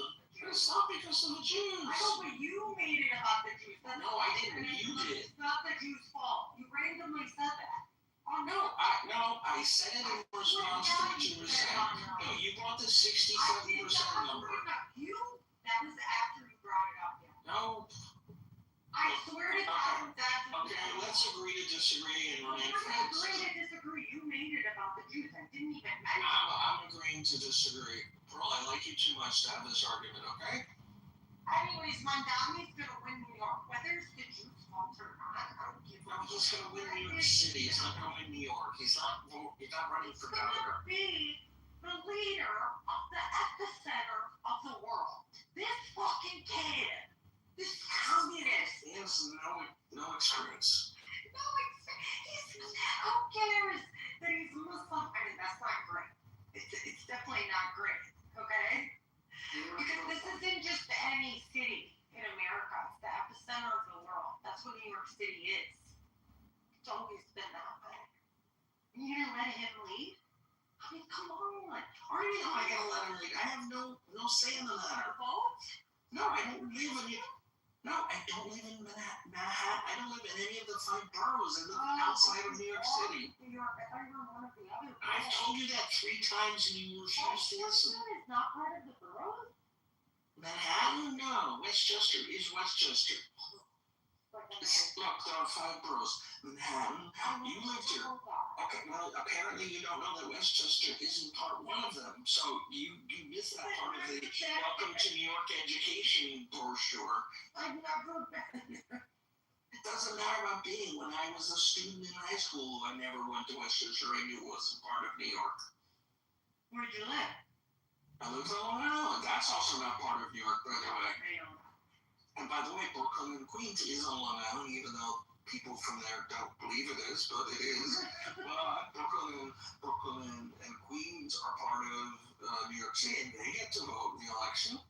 So it's Staten Island. It should be part of New Jersey, but it isn't. I love both Queens and Brooklyn. Okay, you can take them. I like Forest Hills Gardens. It's my favorite area. Yeah. It's just so beautiful. It's amazing. It's like you're in the city, but you're surrounded by trees and nice houses. I like it. Is that one of your bikes? Is one of those your bikes, you should say? Yeah. Which one? The one on the right. Oh, I like that one. What is that one? It's a Honda. Do you have to hunch over when you ride that? Not on this one. Not really. I mean, a little bit, but not really. See, I like the bikes where you can just sort of sit up and the handlebars come to you. Not like a chopper, those are stupid, but I don't like those sport bikes where you're leaning over so much. It just seems very uncomfortable. Uncomfortable, yeah. Yeah, it looks like. What about a Harley? Would you drive a Harley? You sit up in it. Oh yeah, definitely. Not the new electric ones. They're destroying that brand slowly. Or quickly, depending on your point of view. No, Harley Davidson is over 100 years old. It's several too. It's part of American history. It's so ingrained in us. Harley Davidson. Yes, it's sort of history. It's falling out of fashion. Is this why, Jacob? Because they put out an electric one? Well, I mean, it didn't. Their diehard fans would never go for an electric one. Yet they should have left the electric bikes for the Japanese. I think you have core principles. When Lamborghini comes out with an SUV that looks like a Lexus, or that looks like a what's the Nissan upscale? Toyota has Lexus and Honda has Acura and Infiniti. The thing looks like Infiniti. It happens. Bentley has the same thing. They've got an SUV. It has round lights like a Bentley sedan. It's for 250, 300 grand. It's so brand inappropriate. Yeah. Never have greenlit that project. They should just be making high-priced sedans, that weigh a ton or 5 tons, and driven by a chauffeur or someone who likes to drive those kind of cars. But never in my wildest dreams should Lamborghini or Bentley be making SUVs. Oh my God, you're so right. You're so right. And that's to be core to your brand values, and that's why Harley should not be making electric bikes. Until the government says they have to make them. So they made the electric bike a few years back, and nobody liked it. It completely flopped. They sold none of it. Literally none. Because anyone who likes Harley Davidson, the whole point is that What are the sounds? the way it sounds, exactly, literally the way it sounds. Wait, on the electric bike, did they put a sound generator on it? No. I think it's just silent. Yeah, that's so stupid. How much would that suck being on a Harley that doesn't make noise? It's like a lion. Like it can't, when you rev it, it doesn't make any noise. It's a lion with no claws, and they can't even like. Yeah. You do simple tasks. I mean, you can make some street bikes be really quiet and still have a lot of get up. Yeah, I know. The guys on Harleys are mostly gay, to be honest. I know that's like an unpopular opinion, but there's exclusively street bikes, and I don't race, but I kind of like race a little bit. And these guys, like, and I'm Arizona, so there's a ton of bikes out here. These guys don't know how to ride. Like the guys on Harleys, just they don't. There's a lot of guys on street bikes that don't know how to ride too, but these guys just they don't really know how to ride. They're kind What do you mean? There's people that buy bikes that they go, I'm going to live the lifestyle. The best way to do is to buy a bike from a guy who bought one like 2 or 3 years ago and then like barely uses it and decides to sell it because he's not using it. So you get a bike for like a third of the price of a brand new bike. Same thing with boats. You know, people buy boats and like 2 or 3 years later they realize, fuck, why did I get a boat? I barely use it. It's barely used, and then they sell it, and you can buy it for half to a third of its price. Yeah. I don't know about that, Doc, because I gotta Oh, do yes. Well, I know, but boats don't appreciate that fast. You wish they appreciated it fast. I said depreciate. You buy it for a half That's to what a I'm third. saying. That's what I said. I said boats do not depreciate that fast. I wish. Boats remain expensive as fuck. So expensive. My friend flips them. My friend buys. $50,000 to $100,000. You don't want to capsize. It's dangerous. That's a funny joke. You You missed the joke. You missed the joke, I bro. got it. It was a good joke. You don't know. You know that to buy a boat recently, so you don't know. You don't live on water. No, a friend of mine lives in the Atlantic Ocean in Portchester, New York. Guess what? We have an ocean near us, and his business is buying boats from people who, got the boat fever, and 2 or 3 years later, the wife makes them sell it because they're not using it. It's costing them a fortune in docking fees, cleaning, storage, everything. Maintenance once a year is cost $8,000, and it just costs a fortune. And he buys them at a deep discount, flips them. So he's, to lose point, he's flipping them and making a good profit. So there's money to be made. That is He's holding them out. It's boats and hoes. Boats. It's all about boats and hoes. Yeah. Why we have He's worldwide. But the thing is, Jacob, any little thing you need, like I just needed a tarp for my speedboat. Well, you have a road? Oh, I child. have 3 of them. You holy shit, bro. I have a pontoon, I have a speedboat, and I have it's kind of like a fishing boat, kind of. Oh, fuck, wired and stocked. It's so nice. Holy shit, bro. My favorite pontoon, I like to chill. I like to chill. You like to motorboat? I love to motorboat. Motorboating son of a bitch. That's right. That's I hope you understood the joke. Yeah, I did. Okay. He knows how to float the boat. So, and then we have 2 jet skis too. To It's what? on the water, so the maintenance on these things. That is not water. Lakes are not waters, These please. are definitely water, Jakob. What I mean is I have docking fees. I have a petrol. Every time, like for the winter, they have to You winter. barely get waves, so that's not water. They have to winterize the boats. They take them all out. They store them. Then they bring them back in the summer. They also disinstall the dock because the lake freezes. They have to take the whole dock out of the water. And then in the summer, they bring the dock again. Like, you have no idea. It's so expensive. Oh, I know. I spent some time in Traverse City, But Traverse City is so nice, so beautiful. so fucking nice. I love it. It's up there. Would you compare it to somewhere in New York? What?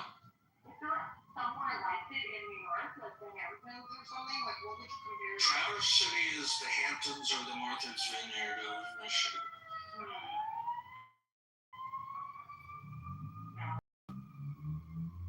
Or it's like the equivalent of Lake Champlain, area. or even Buffalo. Because Buffalo's on the Great Lake. Buffalo? Buffalo's nice. Everyone thinks Buffalo's disgusting. Rochester's disgusting. Buffalo's not bad. Yeah. Why? I thought Rochester was supposed to be nice. Well, Rochester's a fucking dump. All the Eastman Kodak's gone. Xerox is gone. It used to be an industrial hub. It used to generate a lot of wealth and a lot of big houses, and now it's just poor people. You saying that it used to be predominantly white and then now it's mostly black? Is that what you're saying? I didn't say that, but It sounds like that's what happened. there's a couple good universities still there. RIT is there. Rochester Institute of Technology. It's for the people who don't get into MIT. Oh. Well, I guess they're number 2, right? Number 2, or WPI was Worcester Polytechnic Institute is also right up there. And then of course Caltech, I always thought it was cool that BB went to MIT. Yeah, he got 2 degrees at MIT. Mm-hmm. I've seen his. When I was there, I saw his thesis. What do you mean? Couple Like other MIT things too, level? Yeah. Are you serious? Yes. No way. I told you that. Or you forget the details. I forget the details. Yeah. I listen when you speak, Jacob. Yeah, I know. I appreciate that. Look, thanks. I listen. You mostly yell, respectfully. Yeah, you're a yeller. It must be a screamer too. Oh, child. That's exactly what I was saying. Ooh, Jacob, you're getting a little. Oh, spicy. Yeah. Gotta be careful. The wife will hear me. Wait, so was I yelling? I'm so sorry. Yeah, you really were. You were. It's not that you're yelling. It's just you get slightly irrational. You're a really smart person. Well, she's a woman. Yeah, you just don't listen to your own arguments, and then you double down. You double down on your own arguments, and they're not Maybe my argument was correct with that guy, and All right, now, okay, fine. that's not true. Okay, now you're tripling down. Yeah, but I was correct. I even just said I had a justifiable answer, and the guy. No, the second argument. No, the Jeff was talking about something else. I don't want to get into it again, please. No. Yeah, the anti-Semitic stuff I didn't try to decide myself. Come on. I wouldn't do that. No. Not a dick. Didn't say you were. Yeah. I mean, I can be. You have dick potential. You have a very high dick BDE potential. Oh, child. Big dick. It's a big dick energy. No, BDE. BDP? No, BDE. That's big dick energy. Potential, but then you have to have the P at the end. Potential. You know what? My wife works in Wall Street, and one day she called and they said, she said, I'm a BSW or BSD. Like, what the fuck is a BSD? Yeah, they call me a BSD. I had to look it up. It stands for big swinging dick, but she's a woman. But it's like when you have the right attitude and you don't take shit from anybody. Then there was a time in Wall Street when you could throw all those, the trading floor. Oh my God, they were just yelling at each other. Oh, you fucking cocksucker! Oh my God. Perfect with that. Oh my God, you would fit right in. Now it's like a politically correct thing. You can't say shit around anybody. No, I know. Oh yeah. You don't understand. When I lived in New York, my friends were all the Wall Street people. I don't know why, but that's just that's Twitter.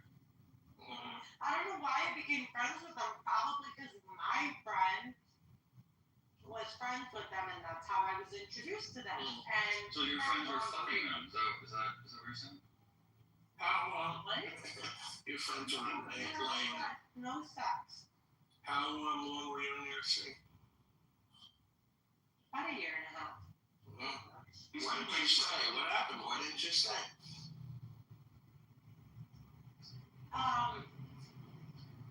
So Couldn't hack it? Like, and I know the doctors are really top notch here, but you seem to be pretty good. What happened?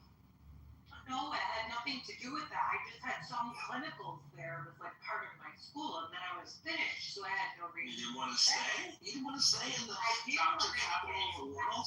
I was only supposed to be there like 6 months. I extended it to like more like 13 months. I'm not buying that. Well, it's not for sale. Yeah, I lived on like 43rd and Broadway-ish. That's like a disgusting place. Who lives there? It was fucking horrible. Yes, it's like a disgusting place to live. No, it's very nice in the middle. It's not a residential neighborhood. I know that there's a lot of residential towers on the far end. Yeah, I know. So, and it was very, very, very expensive. I just happened to have a friend who lived there. Yeah, I just happened to have a friend who lived in that building. Anyway, so they had a doorman. There was a doorman. The building was gorgeous, beautiful. The units were stunning. The only problem with New York is nobody has a balcony. Why don't you guys like a balcony? Some do, but not a lot. You're right. Yeah, Not a lot. what do you guys have against the balcony? Like, people jump off them, you know? It's like a preservation thing. Now the psychiatrists won't allow it. That's like building code. You know, they just take a 34-foot header. You know, it's just. We would be scraping people. I have these enormous balconies as part of my unit. Huge, beautiful balcony, and people jump off them all the time, apparently. I didn't know that.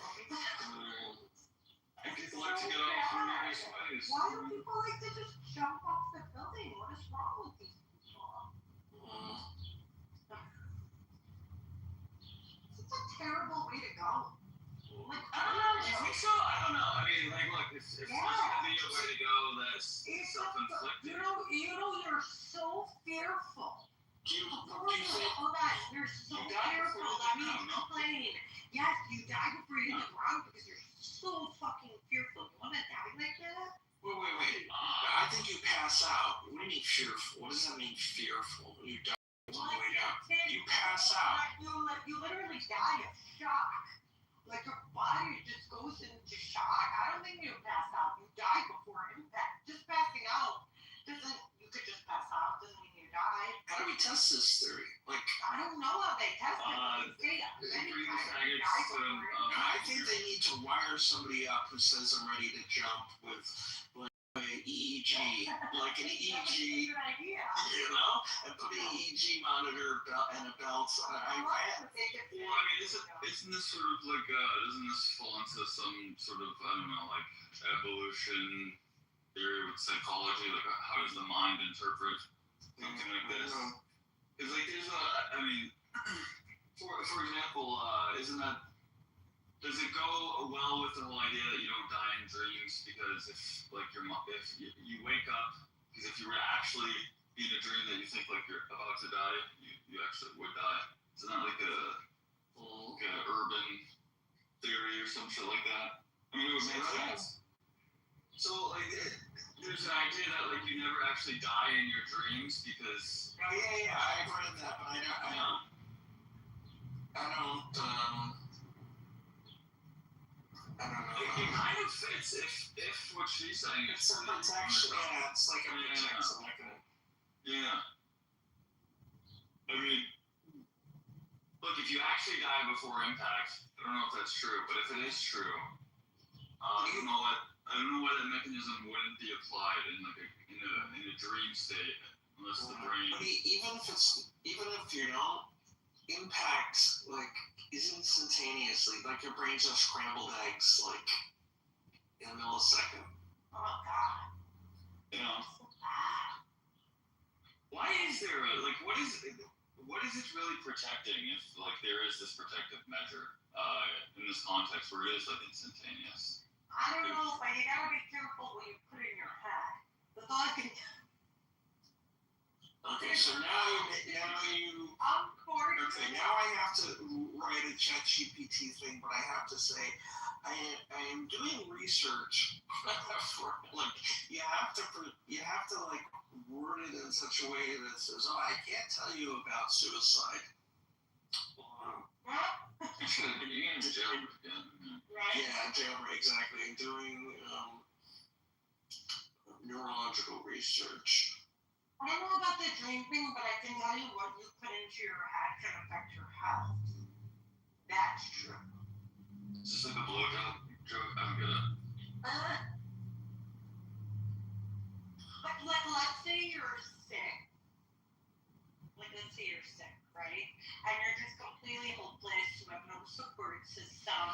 You have no emotional support, nothing. You will absolutely die sooner and faster. Yeah. Multiple studies prove that, like things like meditation, prayer, being around people, all improve health outcomes. So there must be a psychological component Absolutely not. that affects our health directly. Because it's all about hormone balance, what hormone is spiking, if cortisol is spiking, etc. This is kind of similar on a different Could scale to cortisol placebo. spike so high? Could your stress level spike so high that it can cause an event that can make you die? Yes. Absolutely. Somebody came in. Is that called a heart attack? Yeah, so somebody came into my yeah, get this is crazy case. This Middle Eastern guy came in, 40 years old, he had a heart attack. They went in through the cath. Something very strange. He only had 40% blockage. But he had soft plaque. So just for reference, we don't touch it unless it's over 70. But everybody has, especially for over 45, 50, they have some plaque. If that plaque is soft and your blood pressure goes really, really high, your heart rate goes really, really high, you're stressed, you're yelling at somebody, could one of the plaques rupture because of that stress? Yes. The answer is yes, directly. So, can stress kill you? Yes. Stress can kill you. But I can tell you, this guy works out 6 days a week.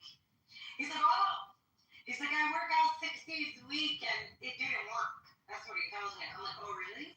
I'm like, do you smoke? What do you think he said? What do you think he said, Yakko? Do you think he smokes? No. He works out 6 days a week. The guy works out 6 days No, a week. he doesn't smoke. Of course he smokes. Yeah. Yeah, but when did you see that in the lungs? Didn't you do an x-ray? Of course he smokes. He's Middle Eastern. No. That's just a grand categorization of Middle Eastern people. Oh, they all smoke. A lot of them smoke. No, it's just funny what he's saying. Like, oh, I work out 6 days a week and it didn't work. Well, he also has a 38-year pack history. Like, 38-year what? Oh, like cigarette history? yes. 38 Hmm. pack years. That means he's had one. He's a pack a day smoker, and he has 38 pack years. That's how you do it. To have like half a pack, he would have, half. 15 or 19. He would have 19 pack years. So yeah. So like, what is wrong with these people? I believe it didn't work. What about the smoking part? You can't just work out 6 days a week and say a Hail Mary about it. Yeah, but I mean, okay, if someone very similar to that came in and they had 10 pack years, would it be automatically, well, like what else could it be? It must be the smoking? No, I mean, things are a contributor. There are multiple risk factors. Smoking is one of them. Family history is another. Yeah. What if you have a history of stroke or clotting disorders? That's another risk factor. It's not a huge risk factor. Diabetes is probably the number one risk factor. not a lot of research, but it says the forensic and physiological evidence strongly supports that the fatal event in a jump from height is the impact deceleration rather than death in mid-air from shock or sensory overload. Oh, so it is based flat on the Yeah, because you're falling at 9.8 meters per second squared. There's no way they cut very well. Yeah, you're Measurement.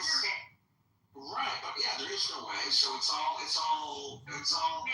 yeah, it's all myth, and they said it's highly unlikely that you die from shock. Even a heart attack. You have to. It said the article just said it's more likely to happen if you're prone to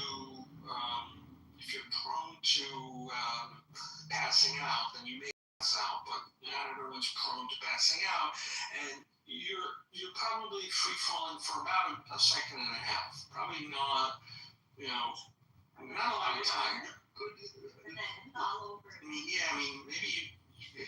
you can do some testing for us and go to the Burj Khalifa. People that jump and then don't failed attempts of people that jumped. I never even considered that. Yeah, so let me ask with that. Well, yeah, it's like in theory, shouldn't there be like almost no failed attempt if they're trying to kill themselves? There was a guy who fell from a plane and landed in a tree. But I don't know. I heard about that. Yeah, and he Like a lady, wasn't there a woman? Yeah, something. Yeah, something like a barn or some shit. Yeah. How the fuck do you explain that? Wow. Isn't that wild? I'm just falling out of a plane. Mm-hmm. I just, hey, look. I think it was whatever you call it, a skydiver.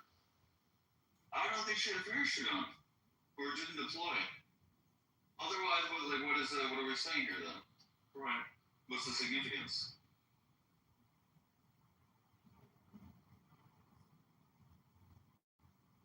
Let's see.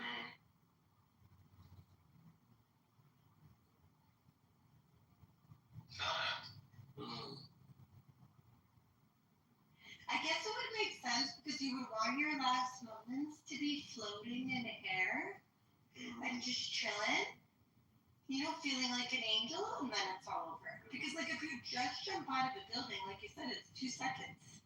Why are you guys talking about this? I don't know.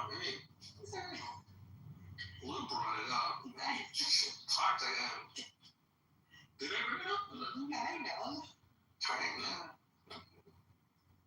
Yeah, I was talking about creating life. You were talking about Lou. the potential to create life. You got some issues you need to talk about. You can pretend to be a psychiatrist. Well, I do. Yeah, Paul can write you a prescription. I could be a therapist. Oh, did you do a rotation in psychiatry? Of course, you have to do a very long fucking rotation in psychiatry. One of the first. It's literally. Did you even consider psychiatry, or is it like psychiatry is a core, just like surgery is. That's how big it is. But so in all of your rotations, which ones grossed you out the most? Like urology would gross me out. I'll be honest with you, nothing grosses me out. I'll be honest with you. No, but which ones did you just dismiss? Like after you did each one? No. There's no rotation that grossed me out. But No, I meant that turned you off from exploring that career. I'll tell you what that does gross me out. 2 things. Orthopedic issues, meaning popping a joint in place, popping a joint back in place. The most disgusting. The sound. Yeah, my doctor told me never try to do it like in the movies where the guy just slams his own body into the. I would never even touch. So nasty, gross, and and eye things. Anything to do with the eye.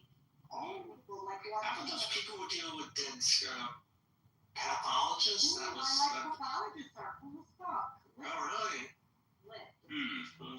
Very smart. But how about urology? Did that turn you off? Well, I was a dick doctor. I dreamt of being a dick doctor, but it would just be That's the problem. If I came to you as a dick doctor, if you were my dick doctor, I would have a real serious problem seeing you. Yeah, and then nobody would tell me the truth. No, it's not that it's what the problem is. Would be rather embarrassing. Yeah, exactly. They would either withhold it, right? Which is, and then I can't treat them. I can't. I had to go to the dick doctor last week. Like, are you talking about like blue pill stuff, or? No, that's your GP. No, that's your GP. But like incontinence and all sorts. There's so much fear with like heart patients about their dick, like, oh, am I gonna die if I use my dick? And then also to understand, most of my patients are older, so they're all having like, dick problems. And so, I hand out the Viagra like candy. Viagra is safe. It's fine. As long as you don't do a bunch of drugs and cope with it, you're okay. Sticking your skin. Wait, how many milligrams? I mean, 50 milligrams or 25? 100? My doctor said he wouldn't give me more than 50. He wouldn't give me more than 50. Are you serious? 100 minimum. Can you send in a prescription to my pharmacist for hundreds? Than you think. What? You need more than you think. I guess so. Because you also have to. So like, by the way, beta blockers are like a huge offender. Isn't it? I thought the blue pill was essentially a beta blocker. No, the beta blockers absolutely interrupt sexual function. No, Viagra kind of acts like the similar way to a nitrate would act, which it causes vasodilation. I thought that's what beta blockers do. So beta blockers, they do in a way, but not really. They sort of slow down the heart, and they slow down your like fight or flight response. Let's say, like when you want your heart rate to pick up and you're getting hyped and all that, they slow that down. And so part of getting an erection, maintaining an erection, involves that response. Beta blockers damper that response, which is good for the health of the heart, but it's not good to, stay hard. This is the problem. I don't know if don't you take a beta blocker, Jacob? What are common beta blockers? Metoprolol. No. How much? I take labetalol. Is that a beta blocker? Labetalol. How much do you take? 300 in the morning, 300 in the evening. Damn. My blood pressure was through the fucking roof. It was 200 over 100. Oh, man. Actually, that was during a procedure, and they said if you don't get it lower, you can't have anesthesia again. Yeah, of course not. So then I took that. Now I'm back to 120 over 80. I have a hot cardiologist. Did you make that problem not happen or something? It's nice to have a hot cardiologist. No, she got me in the right medicine. She's married, but she's not gonna do me in her office. I doubt you. Don't blame him. Lou, I like your point of view. What did you say? You just don't rule anything out. Oh, child. Who you feel that? What are you saying? Oh, goodness. That's funny.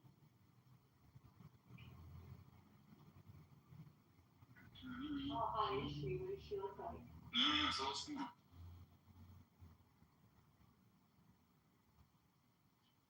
Do you have a Jewish cardiologist? Yeah. She's Malaysian, married to a Jewish. Child. Yeah, I got yellow fever. I have yellow fever. You have yellow fever? Dude, I got that. You've never heard that phrase? Of course. I didn't think you would so readily admit to it. It's an epidemic. Oh my god, I have fever for any color woman.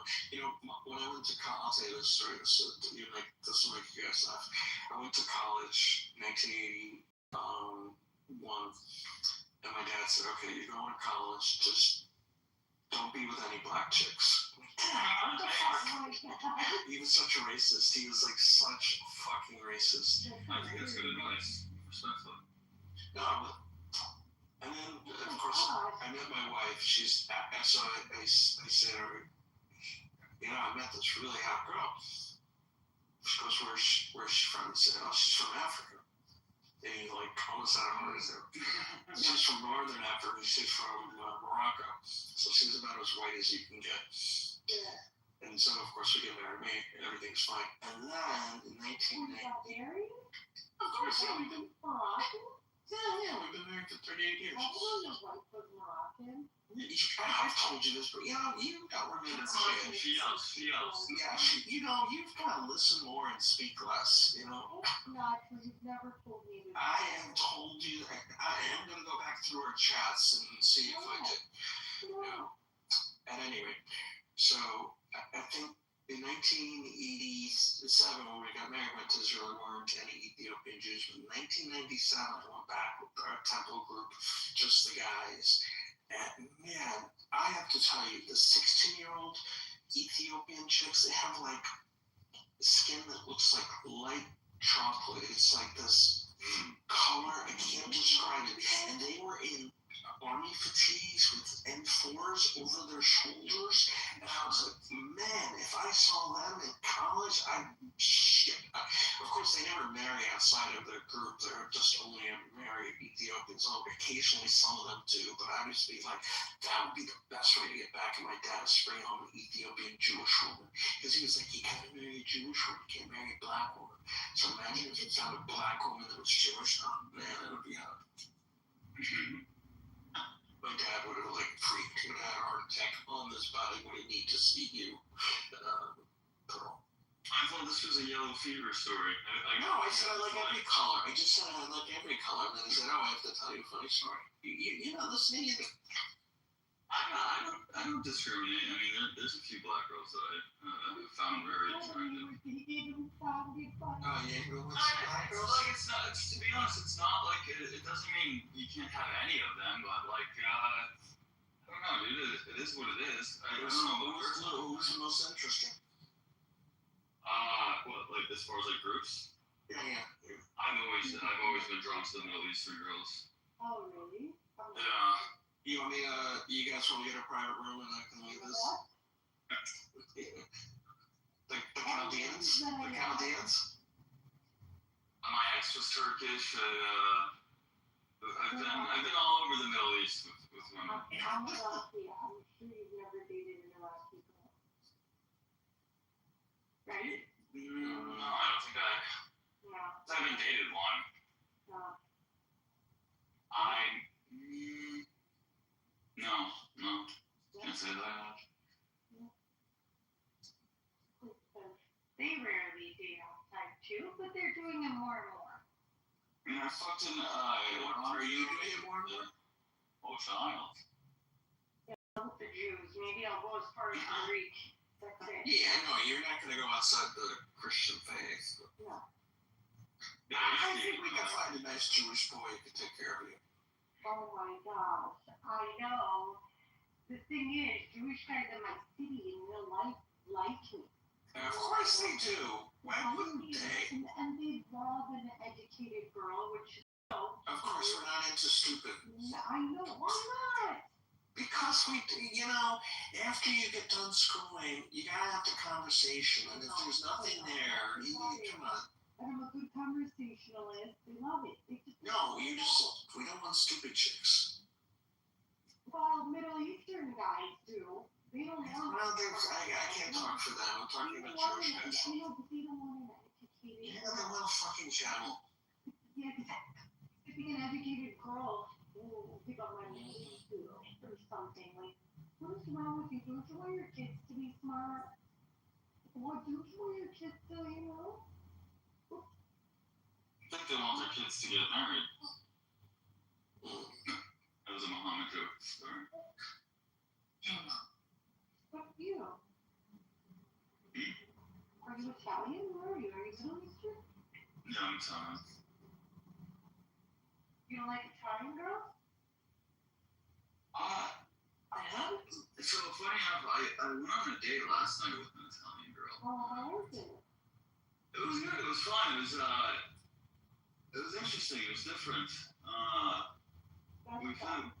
Yeah. We're both like autistic. She's we almost clicked like too much in a. I don't know. I'm Scary way? No, like in You're the same. Yeah, exactly. Yeah. Oh, isn't that a good thing? What's your background, Lou? What is your ethnicity? I'm trying. I don't know if that's a good word. Northern, Southern, Who like Sicilian? Middle Eastern girls and how nuts they are.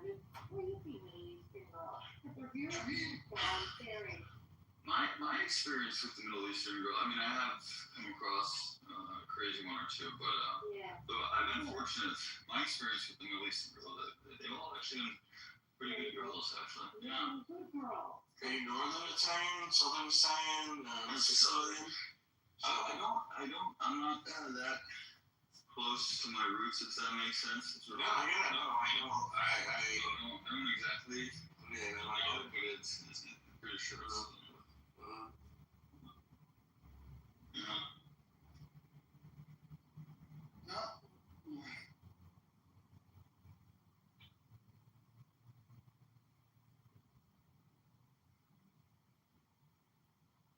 What's the difference? What's the difference? Well, all the Northern Italians hate Southern Italians. I know that. I was thinking, like in my head of Iraq. Like, what's the difference between Iraqi women, like Iranian women, and Well, Iraqi women divide into three categories: the Sunni in the middle, the Shia in the south, and the. Excuse me, that has nothing to do with how you divide Iraqi women. That's stupid. I didn't get through dividing them in the north. more like physically? Hey, let the geographer talk about the Iraqi people. Come on, Yaakov. He's talking about the women and how they are. Okay? So Iraqi women and Iranian women, what's the difference? Iranian women are a little bit more liberal. Overall. They are. They're just a little bit more liberal. But we have a lot of similarities. We're similar. Iraqis have a different spice. They're different flavor. They're a little tougher than Iranian women. Okay. Yeah, Iranian, but they can also be very soft and gentle. They really take care of their men. Like they do everything for them. The whole world's their oyster. Is there a pearl in the oyster? Huh? Oh wait, is that a clam? But they raise their men, if that makes sense. Like yeah, they get them hard. I get it. I need some. Usually women tear down the men. Iraqi women build them up. For the most part. Especially if they love them. Like if you show an Iraqi girl love, she'll love you, like really love you. But they can also be just tough and a terror. Mini Saddam Hussein. Scary. Scary. So not for the faint-hearted, let's say. But they're very good girls and they're very loyal. Mm-hmm. So, of course, at your own risk. And good loyal girls seem very risky. Like if you're not, like if you're somebody who could be dishonest or you try to like pull a fast one on them, it will not be good for you. Like That's what I like about I don't know. I'm not really into the women from the West or the white girls. I like that about at least my experience with.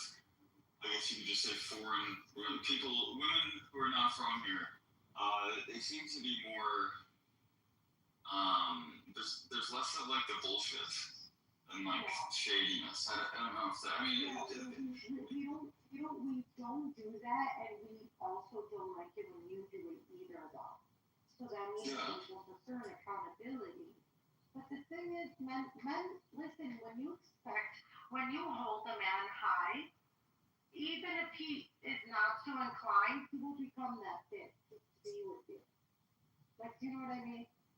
I'm not saying a man will change, but he might be the best version of himself, let's say. And I feel like Middle Eastern girls bring that out in men. Like, they push them to be the best version of themselves in a gentle way, but not in a degrading way, in a gentle way. Yeah, My ex was like that. I would say she brought out the best version of me. Sure.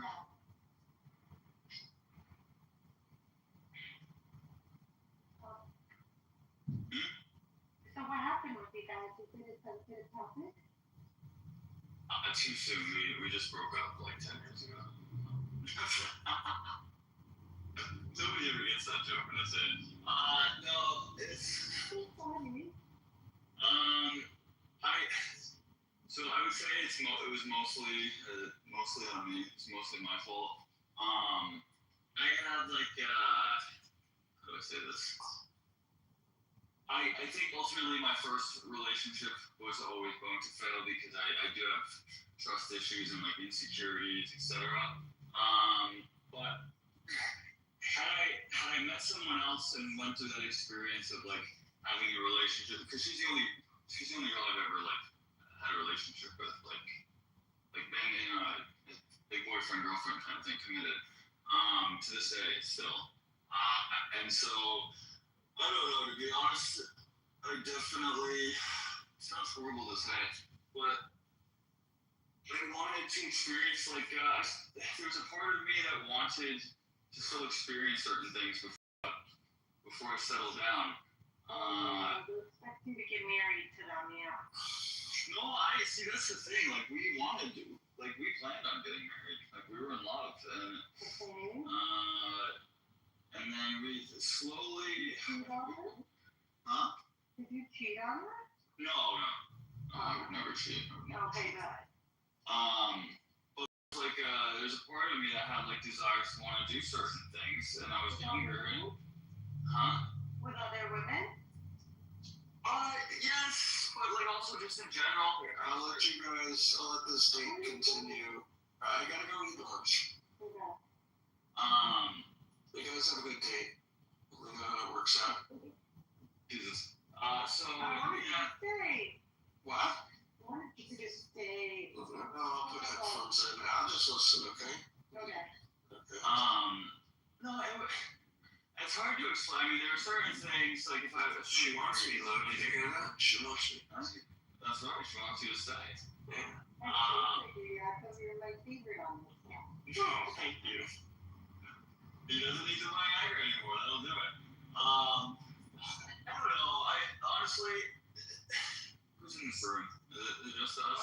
It's just for rounds 3 and 4. I don't know. They were either me. Fuck it, it doesn't matter. So yeah, there were certain things that I thought I wanted to like explore and do. I missed it. What was it? So This is Viagra's only for rounds 3 and 4. Wait, Viagra's what? Is only for rounds 3 and 4. 1 and 2 are all natural. 3 and 4, goddamn. Yeah. Anyways, it just didn't work out. But I would say that there was I definitely dropped the ball on like doing things to make shit more exciting, if that makes sense. Especially like in the bedroom. I definitely, yeah. It's like one of those things where I don't know. It was. Oh, was she not hot to you? Oh no, she's sexy as fuck. Yeah, like unbelievably. Drop the ball in the bedroom. It's a hot chick. No, it lost that like excitement, if that makes sense. Like, You dress up for you? no, we were still fucking. I'm just saying, like, there was things that I guess I could have. Boring? No, it became too like routine and not like. How do I explain this? Not. Why you have sex before you get married? And also, too, another thing, a side note, which this didn't really affect the relationship overall, but at the beginning, it really sort of did kind of like fuck me up, but I never let her know that it fucked me up. But she couldn't come from penetration, and I didn't like know that was a thing. And I loved eating her pussy. But I didn't know that was a real thing. That's actually And A lot of women yeah, I didn't know that. And Then I got out. It's good to know. I don't do that kind of stuff. Go on. That's right. But so yeah, this also kind of contributed a little bit towards like it becoming routine because I like to just be able to. It was a nice, like, convenient thing. Like I love eating your pussy. I would just go down on her and then I get to fuck. So it would be. It wasn't a big deal, but apparently it crushed you. Well, no. So at the beginning, when I didn't know that was like an actual thing, it sort of, I was like, is this her way of telling me, like, You got into me? no, because when I would eat her out, like, I could tell, like, she's coming, like, for sure, 100%. But when we would fuck, at the beginning, I thought she was coming, because she loved it. And then when she told me, I don't come from penetration. This one. She doesn't love it, though. No, I know. This is what I'm saying. It had no impact overall in the relationship, but it did fuck me up at the beginning. But I didn't let her know that it fucked me up because I didn't know it. Like I was like, is she lying to me? Is she trying to be nice and say, it's like, I just can't come from penetration. I was very. I don't have a whole lot of sexual experience with a bunch of different women. I think I was 14 or 15, but at that time she was I don't know, number 8 or something like that. I mean, there could be more than that. And I was completely in love with this girl from the moment that I saw her. The moment that I saw her, I was in love. I knew, okay. You could talk against her, the fact that she doesn't come from penetration. No. That's not what I'm saying. No, maybe I'm communicating poorly. No, there's nothing that she really did that could count against her. It was mostly me. That's what I'm trying to say is that I definitely handle things. I would handle things much differently as I'm 34 now. I was 21, 22 at the time. And just if I ever do get in another relationship, I'm not sure that I will. But if I do, there's certain things that I kind of learned going through a real, it's about as real of a relationship as it can get. We both were planning on getting married, so it was pretty serious. But yeah, I don't.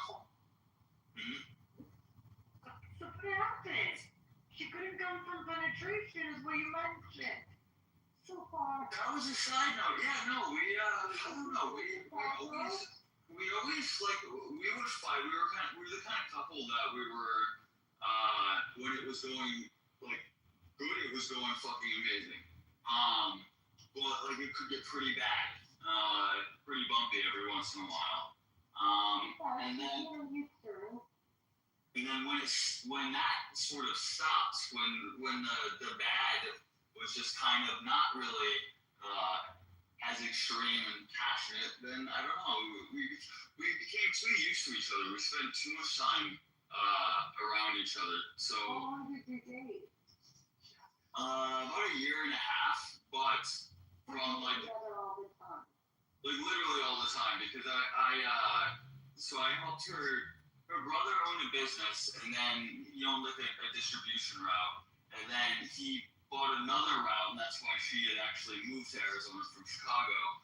And I literally just I would go work with her all day on her route, and then I had a night job. That What do makes you do? sense. Huh? What do you do? Well, back then or now? Well, now it's relevant, but back then I was what was it? I was working at Extra Innings. I was a college athlete, so I was doing shit with baseball at night. So this was back in college. What do you do now? I'm in sales. Still in distribution, or at least my most recent contract was with distribution. Wait, was the brother's route, that was the bread route? No. So no, totally separate.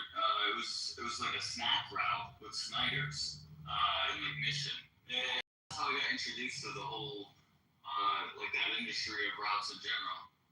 So yeah, he bought a route for her to run. That's why she came out here. I worked with her every day for about 9 months. Then I bought a route, and we bought a house together. Her brother. It was sort of it was I don't know how you'd explain it. Had things worked out, it definitely would have been something that I would have benefited from too. Once it got sold. Yeah, her family, dude. Her family. I can't say any. Like I loved her family. Her family loved me. Like they completely embraced me. What's up? Did she break up with you or you with her? No, I broke up with her, but I didn't actually like truly want to break up with her. I was immature. I was being immature. I did want to break up, but like not forever. No, I was more so like kind of sick of a certain something, and I wanted to make a point. You were sick of her not coming and talk to her. No, this had nothing to do with sex. Jesus Christ. Oh my God. You're asking very specific questions. First thing you met. She's asking the questions I'm thinking about. Well, so the reason I mention that though is because like I think, look, if we were fucking the way that we were fucking when we first met, I know that I would not have gotten so, I don't know, how would you say it's like just used to like this routine, like it's just another day. I don't know. I mean, I can't imagine that. I mean, I was crazy about this girl. Like, I don't ever go after women, like, other than for sex. I was crazy about this girl. I knew without a doubt this was going to be the mother of my children. And I pursued her like hardcore. I'm like a very... I'm blue and I'm Janet. He got bored. He achieved his goal. He fucked her, and then this is why Middle Eastern women, you're supposed to accept when you get married. Look, to this day, I still, like, she's Turkish. Yeah. It's Middle Eastern. Well, yeah, okay, so I'm American. Anything over in that area that, like, is, I guess, Arab or Muslim, I call Middle Eastern, okay? It's not Asian and it's not black, it's Middle Eastern for the most part, or, like, Russian. So, just, yeah, understand. There's Latino. They're different. Well, okay, but, yeah, I'm not really into Latinos. Yeah, I know, because you're racist. You're not the black It's person. being racist. Nothing wrong with being racist. Look, it's not racist if you don't want to, if you're not sexually attracted to a certain group of people. I mean, come on. But I am racist, but a little bit. But I can't stand black women. I really can't. But not for racist reasons. Just the way they act. Anyways, I mean, they're horrible. You guys all see it. Come on. All of them. No, of course not all of them. There's no sort of characteristics or trait or behavior that you could ever apply to all of anything. Is that what's talking to me? Or is he talking to me? Sorry, you're like really muffled, Earl. I'm sorry, is that better? Yeah, that's it. I'm sorry. It will make sense, you're Italian. The Italians are kind of, you know. That'd be racist. Let it out. Oh, no, they're very racist. They're racist against their own, the northern and the southern. Yeah, I know. It's funny when Yakov told this story earlier. I remember when I was, I don't know, probably 9 years old, and my grandfather, may rest in peace, is like the epitome of like a lady. Women loved my grandfather, very good looking dude. My grandfather was the same, was very tall. Yeah, and so he would always, whenever he would talk to me when I was younger, even as an adult, you know, one of the first things I'd so you got a girlfriend? I can't do his voice. But when I was like 8 or 9 years old, one time he said, oh, let me ask you something. I was like, what? Like, would you ever marry a black girl? And I was like, yeah, sure not. He's like, really? I could tell he was like extremely disappointed, which was hilarious to me, and I kind of like judged him a little bit for it at that time, at that age. But no, like I get what he was asking. When was the last time you dated a Middle Eastern girl? I mean, like dated or like just Well, I guess it really doesn't matter. Are you out there yourself up, bro? The No, I'm last- just curious as to how long ago this was. Oh, like my ex? Like how long ago was that? 30 years? How old are you? 34. So you're bragging about this girl you met her 14 years ago. Yeah, she's like, she was the love of my life, you know? Is she married with kids now? Have you figured out her social? I'm over her, you know? I know, but have you followed her and see what she's up to? I don't, not really. I mean, like, I don't, Well, I mean, that was I'm friends with her brother, so it's like, I kind of have an idea of what, like, what's going on in her life, but, no, I don't talk to her. And you're not married? No. No. You don't want to be? That's like a complicated sort of question. I would love to be married with, because it's like one of those things where if you ask like a typical person that it's kind of like, oh, do you like the idea of marriage? I treasure the idea of marriage. I think it's a very,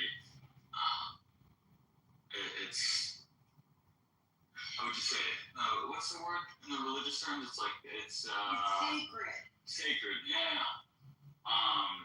And I take it very serious. I will not marry someone that I'm not, like, absolutely, this is, you know, until I die, et cetera, et cetera. It's something that is like, you know, it's before God.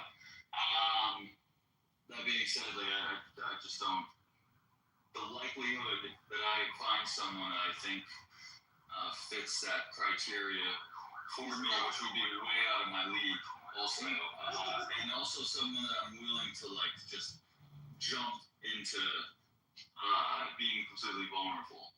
Because I do have like trust issues, and I'm weird like that. So it would have to be someone that I accept the idea that, like, just even going into like dating them, like, okay, this girl could completely destroy me and break my heart. Okay, so here's the thing. I worry about this statement. I have trust issues. That could mean a lot of things, and let me just explain. My ex had, quote, trust issues. It translates to calling me like hundreds of times a day. Like, I'm gonna drop it now. No, I'm not like that. didn't believe me when I would say where I am, thought I was somewhere else, and I never gave him a reason to doubt me. Yeah, no, I'm not like that. The trust issues for me is just, it sounds very weird to put it this way, but this kind of is what it is. I was like this with my grandfather. As he got older, I sort of adopted a stance where it's like, well, if I stay a little bit farther away from him, it'll be easier to lose him. I was wrong about that. It is weird, I know. But yeah, my trust issues are not like a control freak at all. It's nothing like that, and it's not maybe some level of insecurity is like involved, but it's not like what you're I know exactly what you're thinking of. Yeah, okay. So it's not that you don't trust It's me. more I won't allow myself to like fully. You won't like, allow commit for yourself someone. to rest, and you won't allow yourself to like be committed and vulnerable. Yeah. Sure. Yeah. That's boring. It is actually. I wish it wasn't this way. Yeah. I really do wish it wasn't this way. But Boring. You could do better than that. sorry. That's very boring. You could do better than that. Well, I mean, I can still fuck. That's totally different. It's like I'm talking about Yeah, love. but what is that? It's so empty. Just calm them off. What's that? Yeah, I mean, that's one of the things that, like, sort of, when we first broke up, me and my ex, I really was like, okay, I'm gonna go to town now, fuck it. And I did for a little bit, and it was fun, don't get me wrong, but, like, then I started to realize, like, okay, like, I am somewhat, I guess that, like, I do, when I was in college, it was just pussy fuck, you know, no big deal. But, like, I do need some sort of a connection with someone. Of course. Okay, so what you're saying is the connection must die. Yeah, in that relationship, yes, but also, like, moving forward in life, like, especially now that I'm a bit older, to, like, you know, reiterate your boring comment, like, if I don't have a connection with someone, like, I'll just jerk off, and, like, that's it, and I have no interest in hanging out with them again. So, yeah, my sex life is not quite as fun as I guess it could be, but it's kind of by choice in a weird way. So do you have a connection with these girls, or you guys just fuck? I haven't had sex in quite some time, actually. I was going to ask if you're into the hookup culture, but Why are you? No, I wish I was. I want to be, but I'm just not. I don't like the online stuff. It's very... Terrible. It's weird. The online stuff is weird. It's weird. Yeah, I had a very bad experience the last time I met someone off of online. What happened? Oh God. So it was a Tinder girl, and this is probably, I don't know, like 7 years ago. And her pictures were of her. Like, it wasn't a total catfish. It was her photos. Like, that, she was the person that was being displayed in the photos. Yeah, but she's just 50 pounds heavier. Yeah. So her photos had to have been before the McDonald's breakfast all day menu. so, you know, I always thought that you can have a service that validates the photo with the person. So it's like a third-party validation to say, yes, this is her as she appears last week.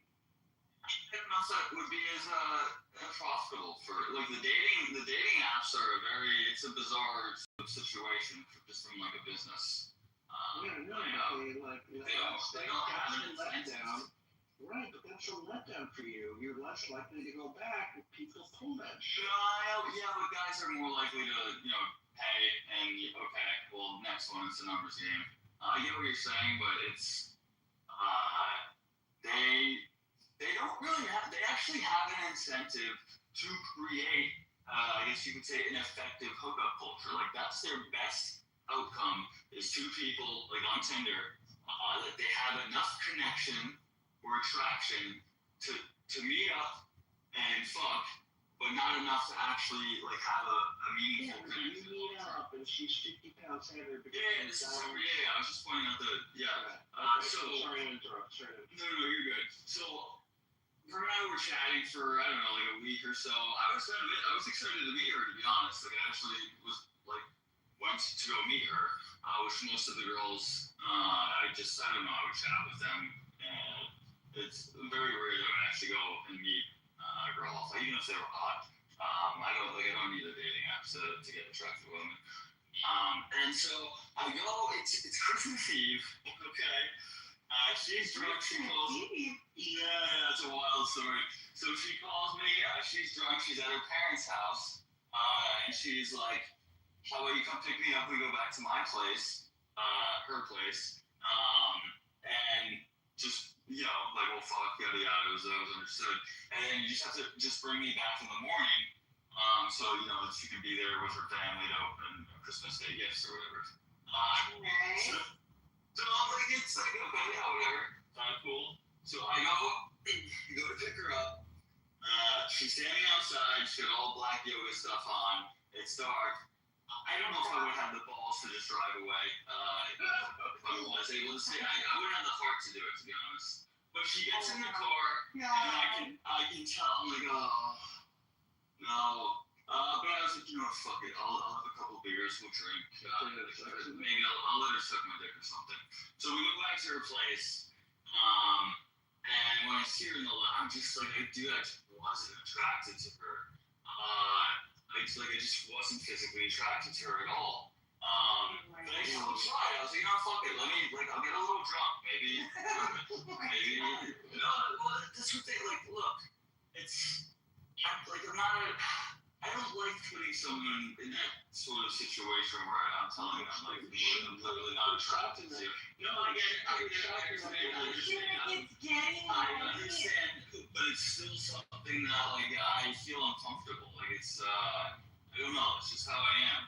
Like, I don't get off until I, like, I'm out of your league, bitch. Like, I don't like that. But, you're absolutely right, though, Jakob. I'll get back to that. So, anyways, so for about an hour and a half, we're on her couch in her living room, and I'm like playing the whole, I'm sleepy, I'm kind of tired. Well, I wasn't tired at all. My adrenaline was pumping, so I was like, fuck, I'm gonna get out of this.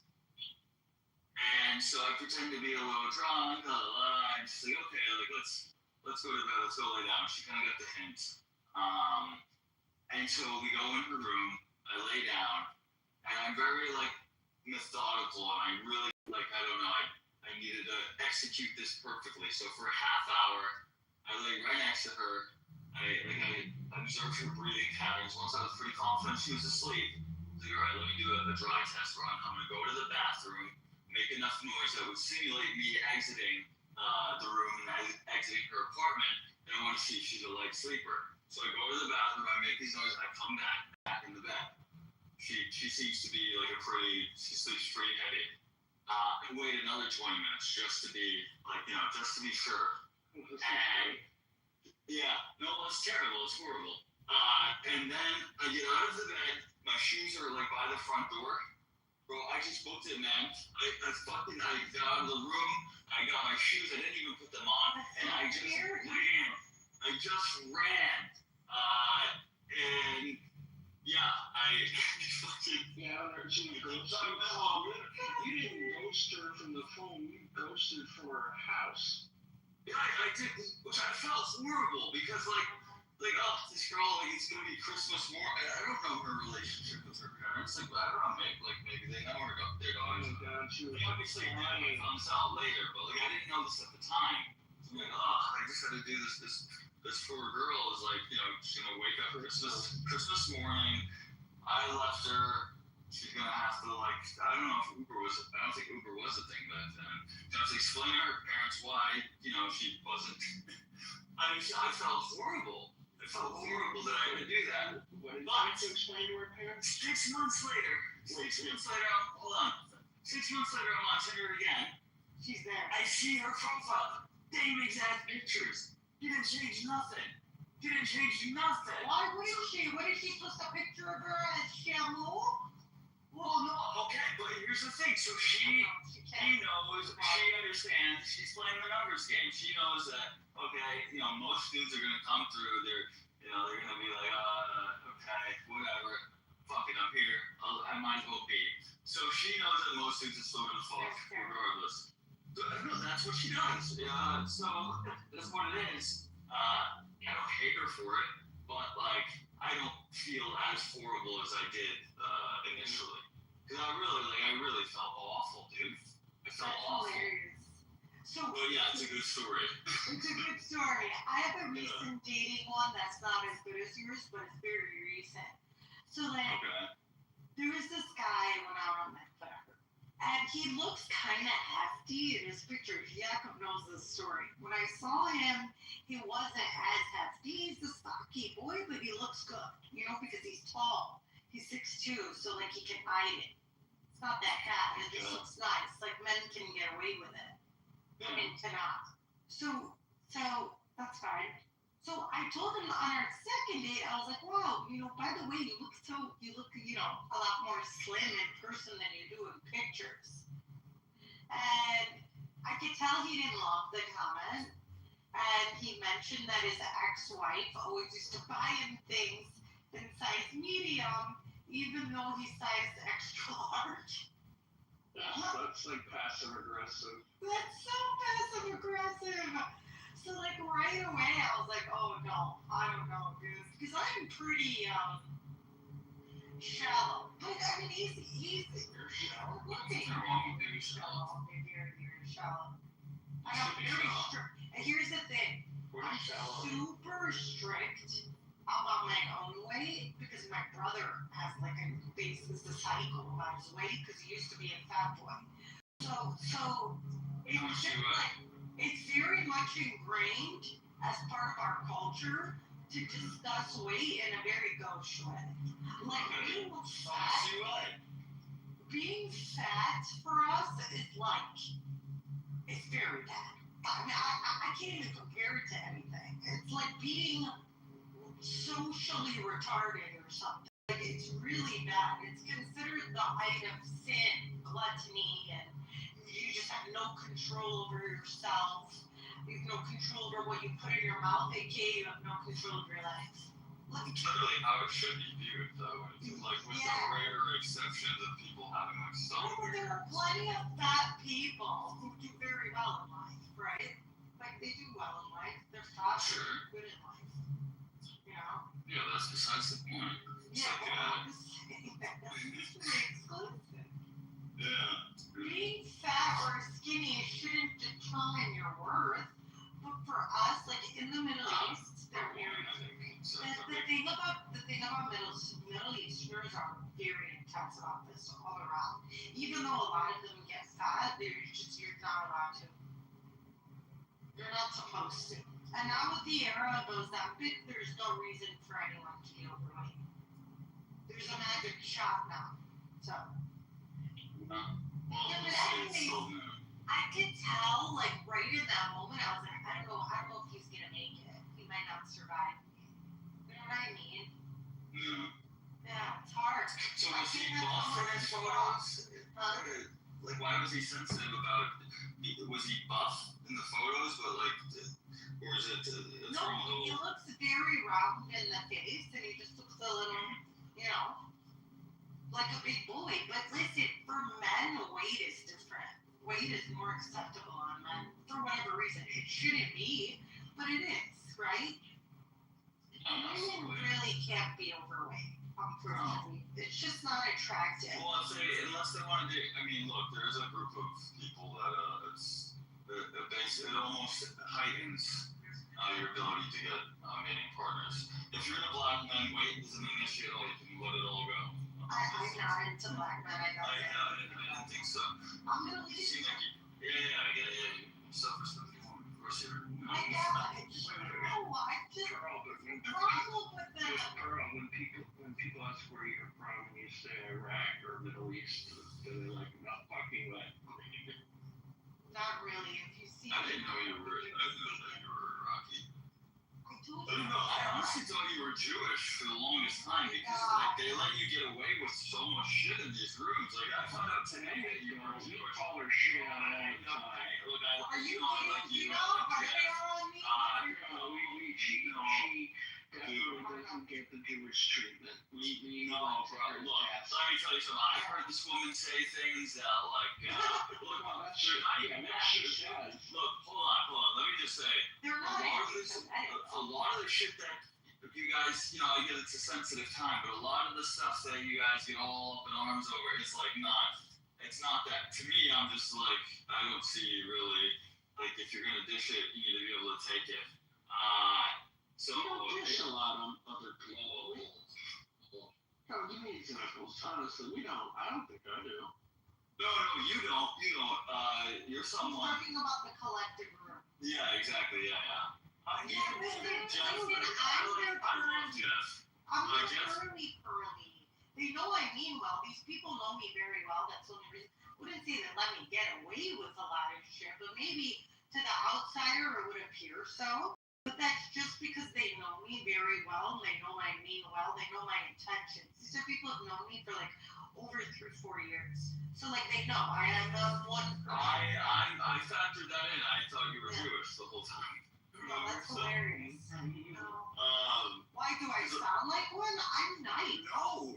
The points that you would hold on. The points that you would bring up, like most of them I agree with and sort of have very similar sort of issues with things that were going on.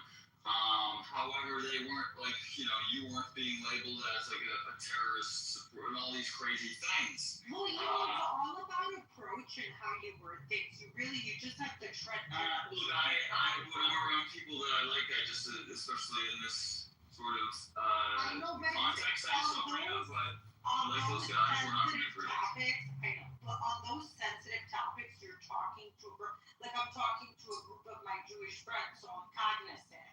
know what they're not going to take kindly to. There's certain Yeah. things and approach. You could say the same thing. See, this is what people don't understand. They are not opposed to different views. They're not a monolith. They come off like one, but they're not. They're very reasonable. But if you come and it seems like you're coming from a tone or a place of disrespect, they're not going to take it well. Same thing, same comment. They won't take it well. It's just how you I say get it. that. Yeah, it's how you say it, and you have to understand they're always on the defensive, so they always think they're being 100%. attacked. Right. No, And usually and they that's are something being I've learned attacked. over time is actually, well, yeah, that's what's been really interesting is that it's like, I went from a point of thinking kind of like, okay, like it's, that's called, say, victims, but I got to the point where I'm like, okay, it's reasonable for them to think that basically anyone that's opposing them, like, actually wants, like, hates Jews. I've gotten to that point where I was like, okay, I understand why they operate the way that they operate. I sort of used to see it as maybe like, okay, this is like, you know, a tactic kind of thing. But in, what do you say? I don't know exactly how I would say it. In a more, like, in a degrading way, where they would sort of do this as a, like, haha, we're better than you, which I do think that they do think that, but I don't have an issue with that. I think all groups of My people should sister-in-law was saying that last night. I don't have an issue with especially when they do. I mean, they do, but there's nothing really wrong with that. So here's the problem with that. Every group should think that about themselves. And here's the thing, every minority group in this country generally does. Do the Chaldeans think they're better than everybody? Some definitely do. We're the closest, we speak the language of Jesus. I mean, our clout is extensive. We created everything. We created the wheel, the alphabet, astronomy, astrology, math, linguistics, everything. The law, the first written laws, we wrote them. So our clout is extensive, and of course we think we're better, but it's a survival mechanism. It doesn't mean anything. When there's a group that has become a minority, it is literally a survival mechanism to believe that you are better than everybody else. It helps with your survival, believe it or not. So whether they believe it or not is irrelevant to whether they believe it. I mean, they do, and I think like you know, if you remove like any sort of moral I'm sure they're doing that. That's aspects, what they they're taught. actually are. I think that they are. That's what they're taught. You know, I mean, but I think like this is, I have a very and I don't really speak about, but I have a very like odd admiration for them. Actually, I think that they are better than everyone else. But again, you have to strip the moral sort of stuff. I don't. Yeah, I do. I don't think that they're necessarily a very moral group I think of people. they're all different. I think some of them are good and some of them suck. Yeah. Of course that's the case. Yeah, Any group, some of them are.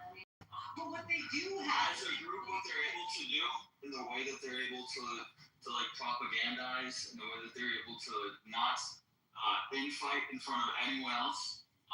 They fight in front of me all the time. That's why I thought you were a Jew.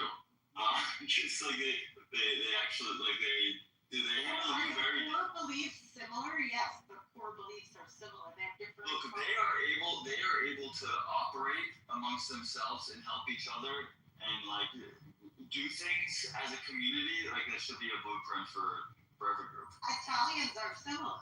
You know, they call the Italians the Jews of the Catholics. Yeah. And so that's what they call you.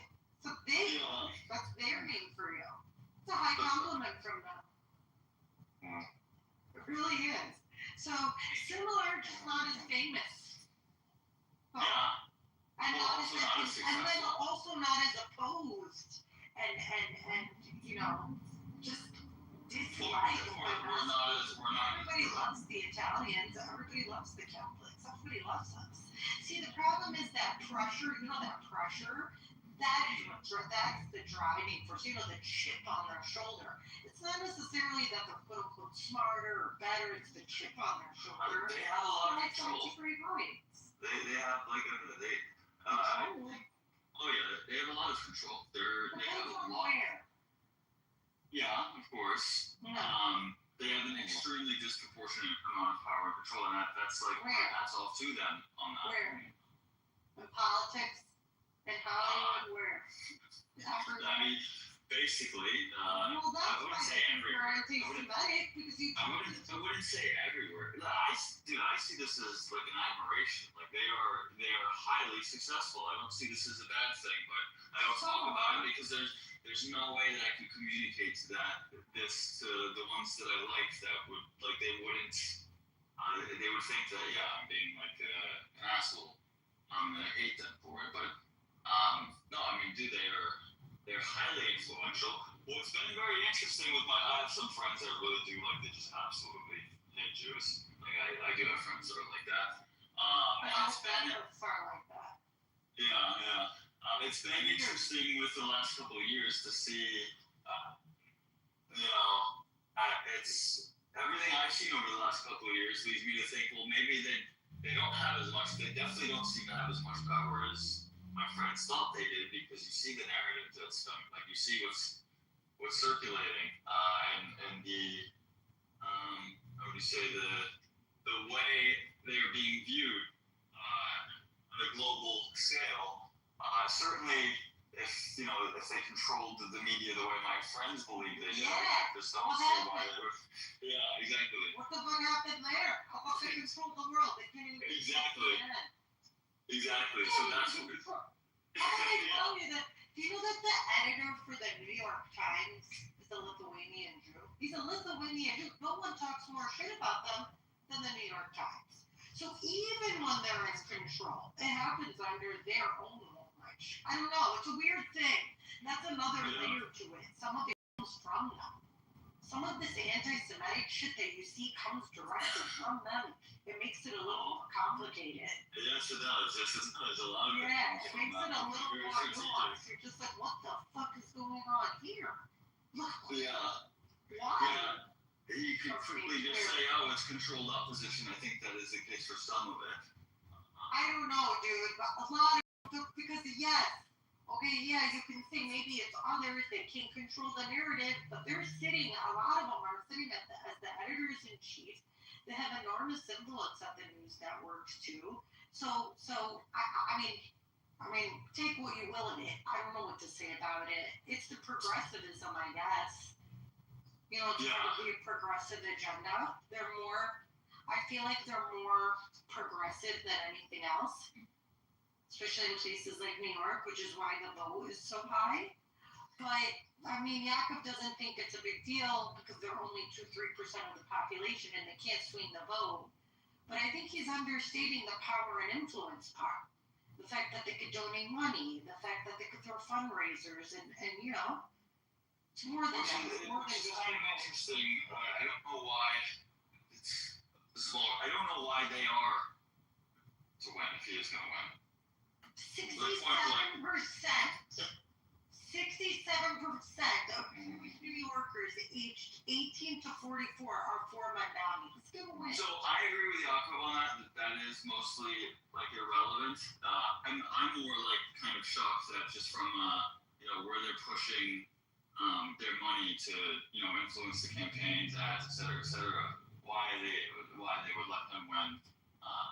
Not just let him, they want it. That's what it seems like. That's what it seems like. No, it doesn't seem like it. It is it. Look at my PTR, the previous PTR before this one. It has that stat. That stat is true. 67% of New York support him. Why? It's a good question. Why? I can't see. The reason is because they're very progressive. They like his progressive ideas. Hold on. Click my PTR. It's a picture of I don't. Yeah, I see now. I don't know. Yeah, I know. It's shocking, right? I understand. I understand you're shocked. But why is? I mean, the progressive left. They've completely lost the progressive left. I know the progressive left's assuming a little bit different than just the progressive Jewish side, but the progressive left is the progressive Jewish side. They're one and the same. Well, no, well, I mean, the progressive left makes up a lot of people. I'm not sure. These are a small part of it, but they definitely help drive it. Well, they absolutely are the source of all, momentum. Yes, 100%. They do Not drive it. all momentum, some. I know a good amount of it. A good amount of it. Let's be honest. Directives. They've always been activists for I'm better. talking more about where things are being funded. Who's funding it? Shit like that. Yeah, the funding. You gotta look at the Yeah. funding. I'm worried about it. I don't The know funding- if it's trying to win. Listen, if you was a That's what I don't understand. I don't understand why anyone. I know very little about this guy. why? Yeah. Because he's running on the platform of free transportation, free housing. I know. Government He's run communist and all this grocery socialist bullshit. We That's like not it. gonna work. Obviously, Yeah, I know, but you have to understand that no one in New York owns anything. They're not like us. They don't own any property there. They just rent. So they would elect someone like Montauk just to see it burn.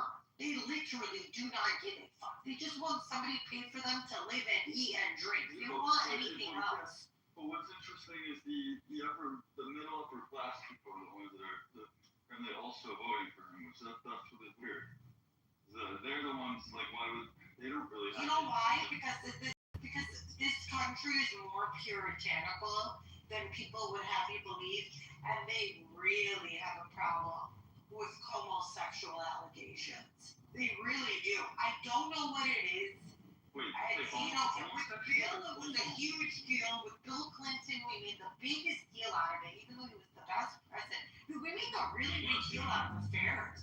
We make a really big deal out of affairs. Yeah, we like pretend like Oh my god! Like not everyone in the whole world cheats on their wife. Like come on. You're obviously cool with it. No, but listen, they don't. Not every husband cheats. She wasn't even fucking hot either. She looks pretty good now, Monica. Listen, Monica's sexiness was more Now. factorial. No, it had nothing to do. It's not just how she looked, it's how she was, how she acted. Have you ever read the Kama Sutra?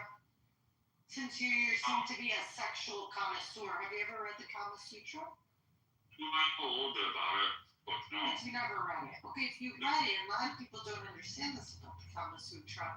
A very small portion of it is about sexual positions, few pages. Most of the Kama Sutra is about what you do before you even touch, how you sit, how you speak, how you angle your body towards them, weird things like that have nothing to do with sex or touching each other. It's basically foreplay. The whole book is foreplay. 80% of I sort of had that. So that's what Monica did very Understanding, but well. that's also hold on. That's what Monica did well. That's my point. Yeah, but the foreplay. I thought the Karma Sutra foreplay, sort of all these different things, was more along.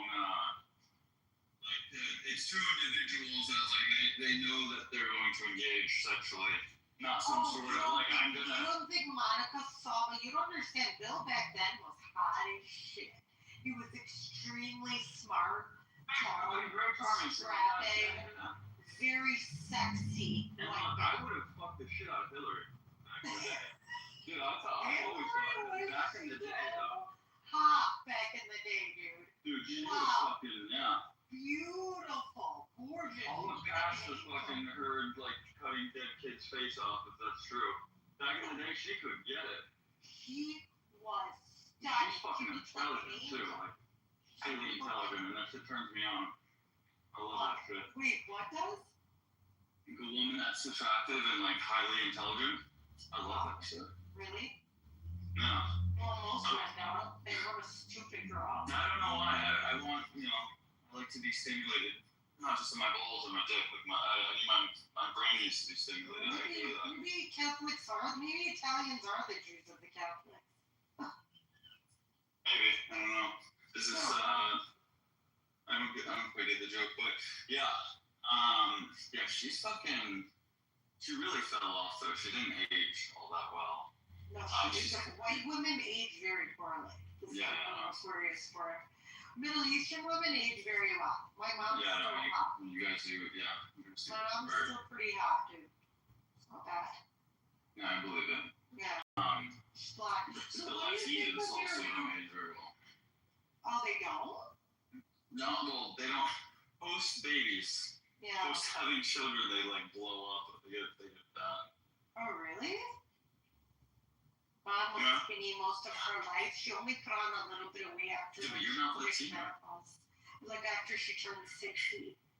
That's when it, because the tires metabolize differently after you turn 60. You're just like, it's not shit. But,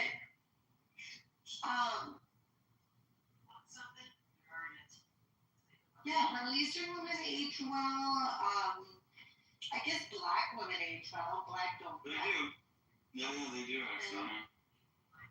Jewish women, I don't know. Asian, I'm pretty sure Asian age well. I don't know if Jewish women age well. I have no commentary. I don't know either. I haven't seen Also, it. I don't know. Allegedly, they suck the best dick, which I've never. I don't think that's the Jewish girl. If I have, I didn't know that they were Jewish. But I don't really see the connection. I don't get it. Why would you sleep with a Jewish girl? You're telling me. I don't know. In a weird way, it's like a getting back. You mean getting back? You don't think you got back at them enough during the Crusades? Well, that's not me. I wasn't alive then. I'm just saying. Oh, you I also don't know. know. It's. So what are you getting back at them for then? I don't know. It's like a weird taboo thing. I don't know. That's weird. So would you It's like- degrade her? No. Okay. Well, unless she wanted to be degraded. But it depends. So like, I don't know where my line is with that kind of stuff in general. I'm sure your line is fluid. Long. Fluid. Yeah, it's I fluid. don't have a whole lot of experience with the BDSM stuff. That's for sure. That's because all the girls you were with were boring. I mean, some of it seemed very interesting. I've been on Fat Life, but like some of it is I know That is immediately. very weird. No, Yeah, I know. stuff, the normal stuff. Not the Yeah. crazy shit. Well, this is it's what is crazy, and that's what I don't know. To some people, Crazy yeah. is when you have to act like a slave out of the bedroom. To me, it's a little much. out of the bed. Okay, yeah. Out of the bedroom, Absolutely. where you have to Yeah, maintain that's odd. being a slave. That's I have a friend that's into that, and I have a hard time like. Trauma. It's just trauma. You know that, right? It's just a manifestation of trauma. I'd imagine the women that would like go along with these things probably, yeah. But women are different. I don't really look too much into that, but I don't understand from the male perspective. Like, I can't disconnect like just the horny side of me. Like I don't know how he Why does would this. you want to disconnect that? That's what I'm saying. This is where it doesn't make sense. Where it's like, why are you giving them tasks like during the week? And like, why? What do you mean she's in the cage and then you don't have sex? I don't get it. Yeah. That part. Yeah, that part is weird too. Yeah, I don't get it. It's like okay, like the nut needs to come out. If this isn't about like busting a nut, I don't know. I don't get it. Because see, that's the thing. That's another thing that you missed in the Kama Sutra. That sex is about more than busting it up. Have you ever heard Joe Rogan? Sure. I don't disagree with that. Have you ever heard Joe Rogan talk about post-nut syndrome? Post-nut clarity? Post-nut theory, post-nut syndrome, whatever. No, post-nut clarity. Post-nut clarity, yes, that's what it's called. Oh yeah, I have a hardcore like. Yeah, understand Mine that. is- Yeah, you know why you're having post-nut clarity? Because you think it's all about busting a nut. That's why. That's why you get hit with that. And that's why your heart drops and you're like 1,000 stones and you just want to get the fuck out of there. And you realize that everything you did to sleep with this girl was stupid because now it's all gone. So I don't know. So that's why this post-nut clarity thing is kind of why I've concluded that I need to have some sort of connection with someone. So I don't get the post-nut clarity. Of course not. Because you love them. No, it doesn't even have to be love. It doesn't have to be love. I But just it need would be to nice if it was was love. What's wrong with love? Oh, of course it would be nice if it was love, okay? But like it's love is a very rare thing that should be like it should be absolutely cherished when it's real. But it's something that like I don't think you should, not you, but I don't think it should be an expectation. I do have it as my expectation for like marriage, and that's why like, I don't think I will ever get married because I do think it's a very rare thing. I don't know. I'm not someone. You know, well, listen, you're Catholic, so I'm not. It's, okay, you're not Catholic. You were, maybe you were. I was like brought up sort of Catholic, but like I don't have really any experience in the church or religion. Okay, no, but here's the thing. One thing you learn as a general Christian is the heart of love. The heart of love, the core of love is sacrifice. That's really what love is. That first stuff that you feel when you're so into someone and you're so in love with somebody and you just can't imagine your life without them and you're so sure you're going to marry them, like what you felt for this girl, none of that is love. It's all infatuation. Love would have meant sacrificing this, oh, I just need to be a bachelor and get my rocks off before I get married. See, because love is sacrifice. So you didn't really think you loved her. No, I absolutely loved her. No. So, like, so when you say sacrifice, I love is sacrifice. This is the heart of the Christian. Okay, well, Christians can, that's fine. They can. No. What I'm saying, when I say sacrifice, I mean, for instance, let's say your partner gets sick. You literally stay by their side night and day. No, that's not sacrifice. That's not sacrifice. It is sacrifice, of course. It's no, very hard that to is an absolute.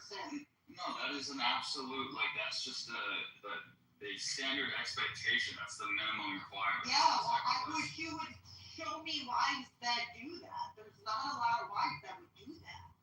Fight night and day, no. Yeah, well, I don't think a lot of people are actually in love. Like, stop being a baby, you know? Yeah. I think most people are not in love. This is what I'm saying. I think it's a very rare thing. My sort of so when I was a boy, I would like one, I didn't have the father in my life. I had a very different upbringing, but I remember seeing like in movies or like on shows like, you know, what you're supposed to do, like to, you know, protect your girl, or like, you know, there's a big bad guy. And I always would remember like maybe I'm not like man enough. I don't know. This is like I'd be kind of scared in that scenario. I don't know how I'd react. When I became an adult and you know I met her, it's when you're in love, like it's just not even it's just a reaction. Like it's not. That's why I wouldn't call it a sacrifice. It's like there's nothing that you wouldn't do to protect them. Like you couldn't imagine allowing something to happen. It's just an instant reaction.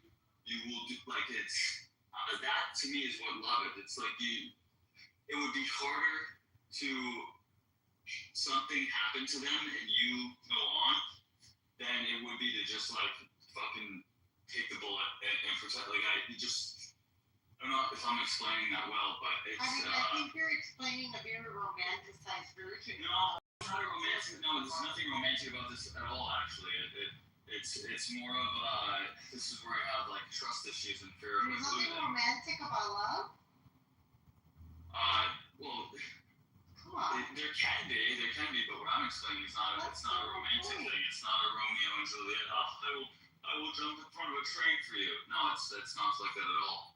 I know what you're saying. You don't want to see them suffer. You'd rather suffer yourself. It's an instinct to like to protect them. Like you have to protect them. It's not even a like calculation. So that's. Yeah, but daily love is not measured in how you can protect them from anything, including a bullet. It's more about the daily sacrifices you make for them. We're not agreeing on what a sacrifice is. What you're calling a sacrifice, like that would almost be somewhat alarming. Sacrificing. Call it a sacrifice. Fair enough. It's like, oh, I'm sorry, my something you're talking, you're sacrificing. Jesus Christ. Considering what I do for a living, that's hilarious.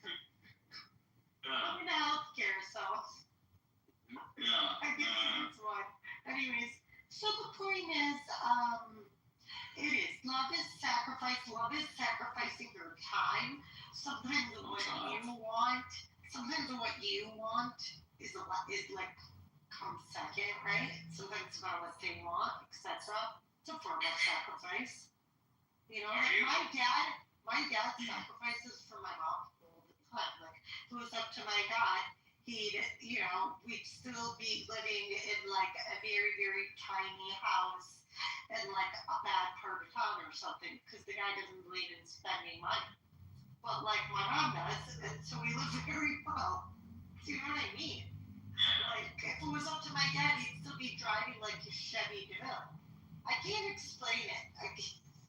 He sacrifices a lot of what he thinks is right for the sake of my mother. That makes sense. And it's just not about just material things. I mean, that very well might be the case. It goes. You could also say not to put the side out to especially. Have you seen a woman with holding pussy? She can get what she wants, and that's zero. Well, actually, that's really bad. You should never use sex as a bargaining chip. It's one of the most unhealthy mechanisms. No, I don't disagree. So bad. I've never. I'm just pointing out how would you really distinguish from the outside the difference between sacrifice and all like a scenario like that? I say I would never do that, but I'm not married. Oh, yeah, I can't imagine myself doing that. Oh, come on. I swear, I can't imagine myself doing that. It's so bad. Because, like you said, it's a sacred thing. So you're saying if you got into like a fight or whatever, you and your yeah, but you're not.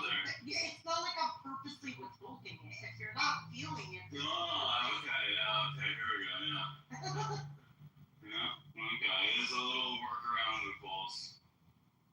Yeah. Excuse me, if you're not feeling it, it's a different thing. If you're not in the mood, what do you mean? You're just supposed to always have sex even if you're not in the mood? No, I wouldn't say that, but it's like, okay, where do we draw the line with women? Obviously, with men, we're always in the mood on a regular basis. We put into the mood like very quickly. But yeah, I mean, like, how would you distinguish a woman who's like, okay, no, she's in the mood, but she's just not doing it because she's trying to get something? That's true. I guess it feels like a punishment either way, from the male perspective. Yeah. Like, even though she's not in the mood, it still feels like a punishment, like you're being punished. Hey, look, you're a highly educated, intelligent woman. Most women, though, I was your doctor. How do you know that? Yeah. How do you know that? This is the first time I'm meeting you. I listened, several things that you, in the last even hour that you've referenced and said. You had a 48-year-old Arab guy who's a smoker come in. Like these things. Fair enough. I could be a nurse, though. I could be a nurse. I could dress up as a nurse. That would be fun. Yeah, that would be fun, but there's enough other. Anyways, it doesn't matter. No, other contextual clues that point to do not a nurse. Anyways, most women, like they would call me a fucking misogynist, but like most women, like their value comes from their body, at least in the eyes of men. So in the eyes of men, I'm talking about in the eyes of men. Women don't have to view themselves as their value and trying to come. Okay, wait, so what do you mean? What do you mean? You're saying that she has I don't have an issue. I don't think it's that horrible that women would use that and withhold it to get things that they want. It's a part of a negotiation. I'm not saying it's healthy, but I'm not like, oh, jeez. Yeah. So I don't know about withholding it to get what you want from your husband. Husband's a little bit different. Yeah, if you're already married, it's a little bit different. That's why you just shouldn't be having sex before you're married. Yeah. Sounds like cheating. You just shouldn't. It just gets messy and stupid. I think with women that could work. It should, that should be the standard with men. Yeah, I don't know. I can't speak on men, but on women, it's like. No, it wouldn't be good. I can't speak on men. I mean, obviously the doctrine speaks to them the same,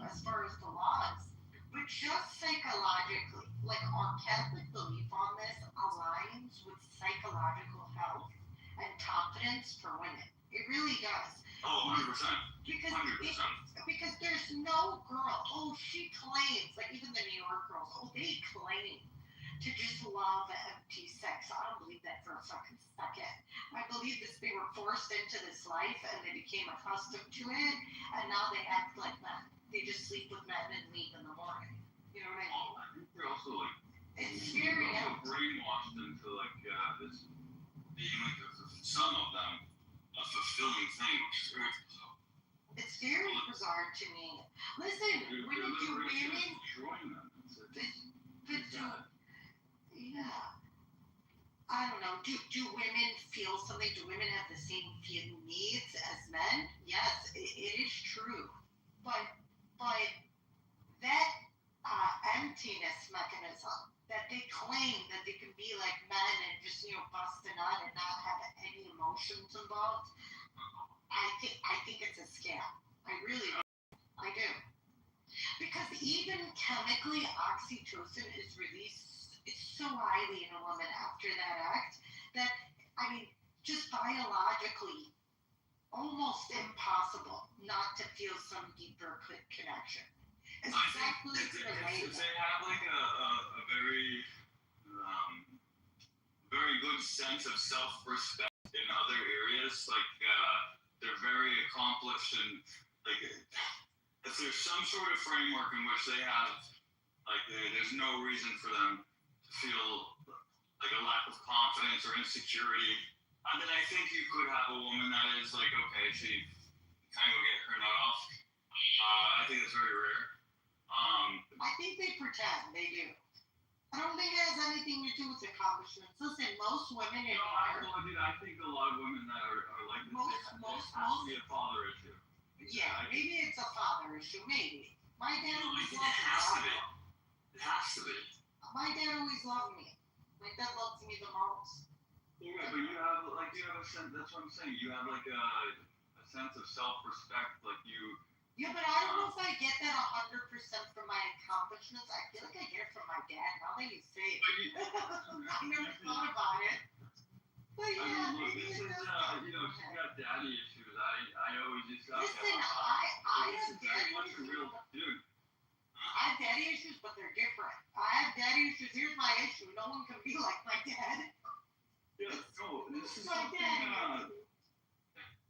For example, sounds horrible, but like, okay, the ideal situation is a girl should have a relationship with her father, and she should want something that resembles that when she gets older, right? Like that should be the level of respect. It's not only that. Listen, even if they're not, let's say they don't have the greatest of relationships, she has to at least respect her dad. Like respect his authority, respect even if sometimes he's She's soft. not gonna respect men if she doesn't respect. Exactly. There's no way she's gonna respect her husband if she doesn't respect her dad. I'm sorry. Just no way. Her dad is even closer to her dad's her blood. I don't know.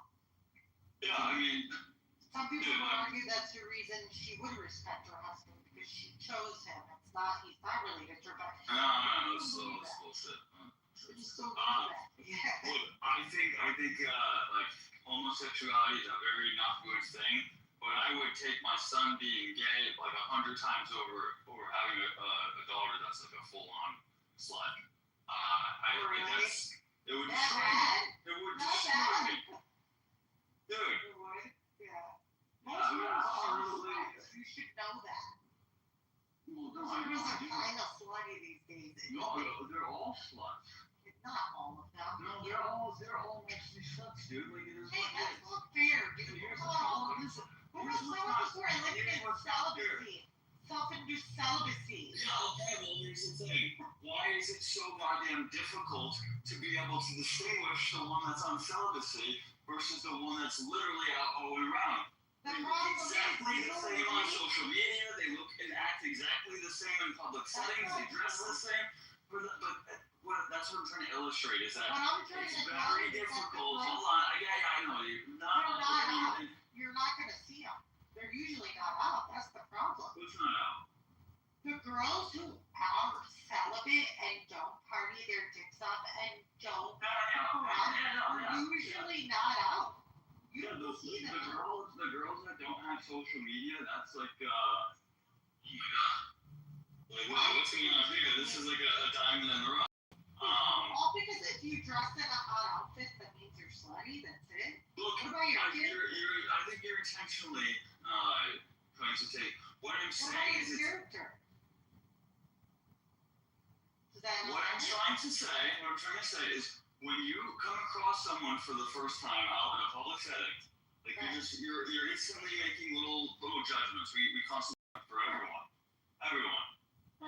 When you come across a girl that's, let's just assume for the sake of the thought experiment, who is, she sleeps around, has a very high body count, and it's a Friday night out at the bar, and the girl who is going to be at church on Sunday, but is also out with her friends. Yeah. Right? They look very similar. It's That's not as obvious as it used to be. It's just not. right. This is an issue that I think a lot of you know, we want to fuck. But These morons are still going at it. the more mature ones who might be ready, it's very difficult to distinguish which one's which. So it's like, okay, if we're gonna get lucky, let's get lucky. Let's have some fun. I want to fuck. Okay, so I went on this Did you second just hear that? I went on a second date with him. The guy's already talking about, because I sent him a picture of something on the news, and like a video, and he's like, is that a PlayStation? I was like, oh, yeah. What? A police station or a PlayStation? PlayStation, I have a PlayStation 5. Okay. Speed you fast. So it was kind of embarrassing. I didn't think about it. I just did it. It's weird that you would even point that out. Anyway, it's weird that you would point that out. Why? I think it's cute. What was the picture of though? It was of something else and you saw With this the in that. video, like I was taking a picture of my TV and the PlayStation was underneath. She's like, oh, is that PlayStation? I'm like, yeah. She's Like, was he excited about it? Like, oh, that's cool, or was he like, no, I think he thought it was cool because there's Oh, like girl gamers. You know what I mean? It's not like a Yeah. cool thing. Those gamers, eh? most of them are literally kind of like online sluts. Oh. I'm not an online I'm not slut. saying you are. I'm saying there's girls that like are on Twitch and all Yeah, this like other there's a stuff. gamer world, they record themselves playing. Yeah, even have their OnlyFans. That was always my dream. I didn't know it was slutty. Well, it doesn't have to be slutty. I'm saying like a lot of them are. They'll have like their. Like it's amazing what a beautiful woman, the amount of attention she'll get online or anywhere Just really. for gaming. You look at guitar, and it's I've been playing guitar for like plus years. Again, I get hooked into it too. You'll see like a bitch just playing like a very simple da da da da da, and it's like 500,000 views. I know you're talking. And it's like, and I wonder like, does she know that like this is just everyone just because she's hot, or is she like, oh my god, they know my music? Here's the thing.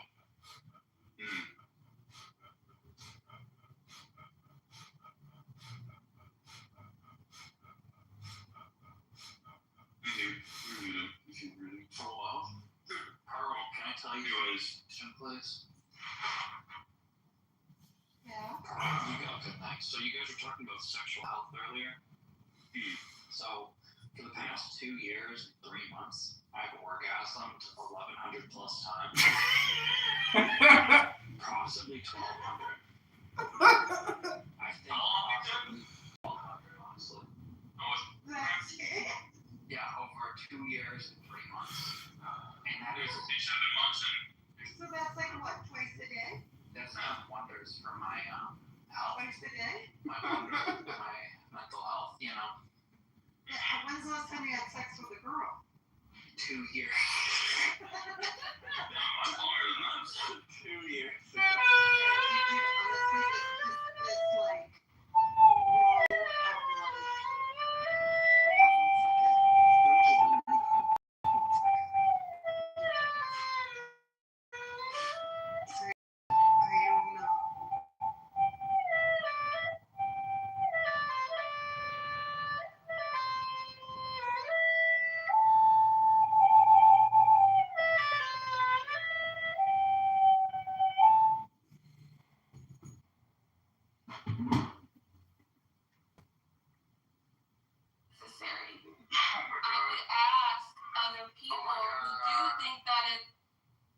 immigration from people in the impoverished areas like in Oakland, Hayward, the ghetto of Fremont, some Alvarado, Union City or something like the South Side, San Jose.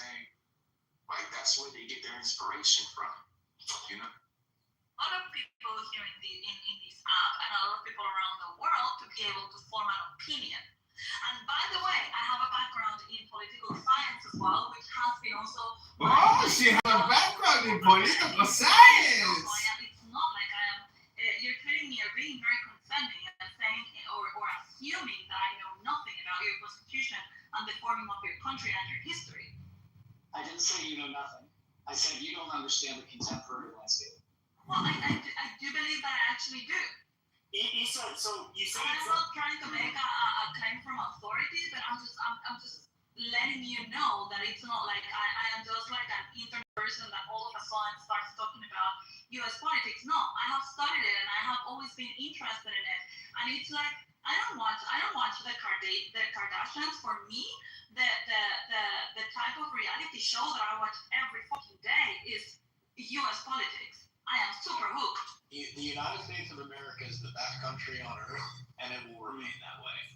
Well, I'll say this, Issa. So, like, even in my state, okay, so we had Andy Biggs. He's Christian nationalist. We have Paul Gosar. He's we all know he's a white nationalist and he's a Christian nationalist. We have the state GOP, and she's a state Arizona Senator Wendy Rogers. She's also a self-admitted groyper. She would go to Nick Fuentes'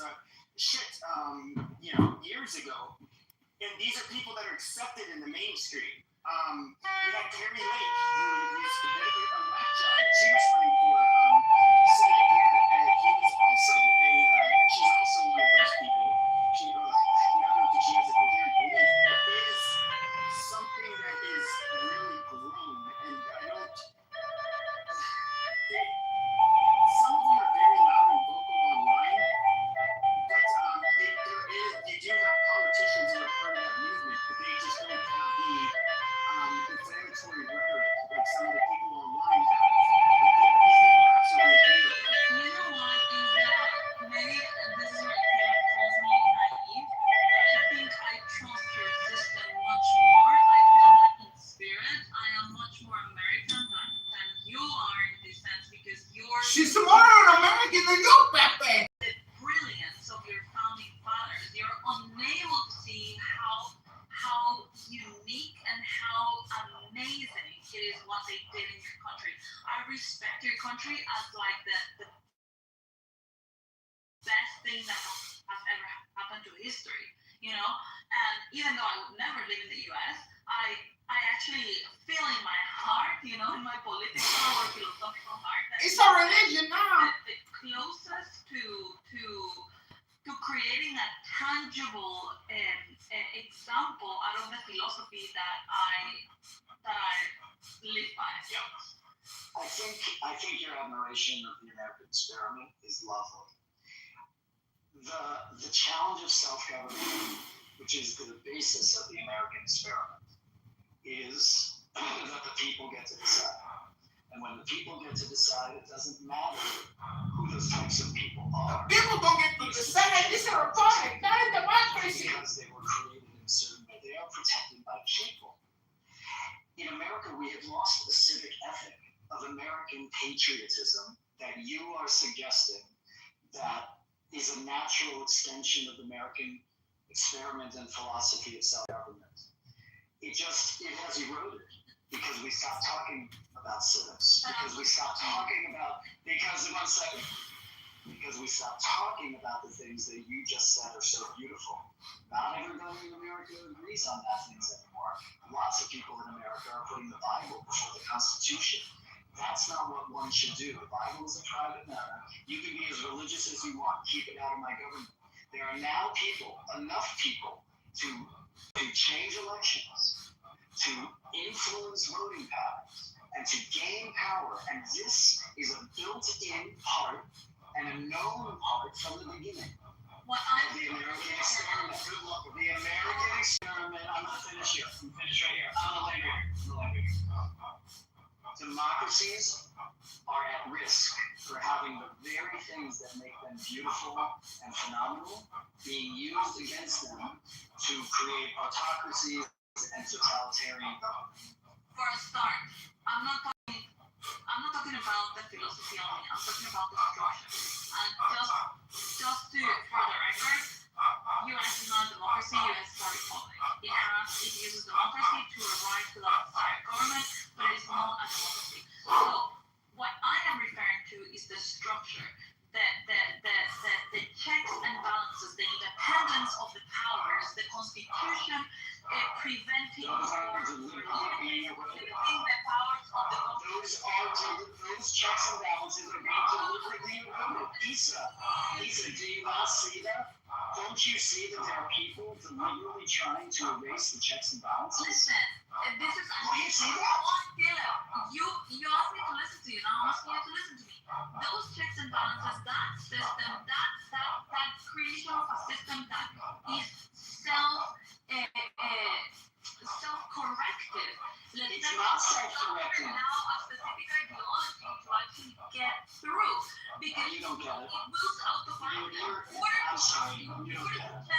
In order to change that system, you need like almost 100% consensus from the state. No, you don't. From the No. We're talking past each other. Congress with 2/3 of the states to vote in favor. No, in other words, we're talking past each other, Lisa, we're talking past each other. You're talking about the structures. I'm talking about the living out of the structures. The way that this stuff actually is lived out in real life.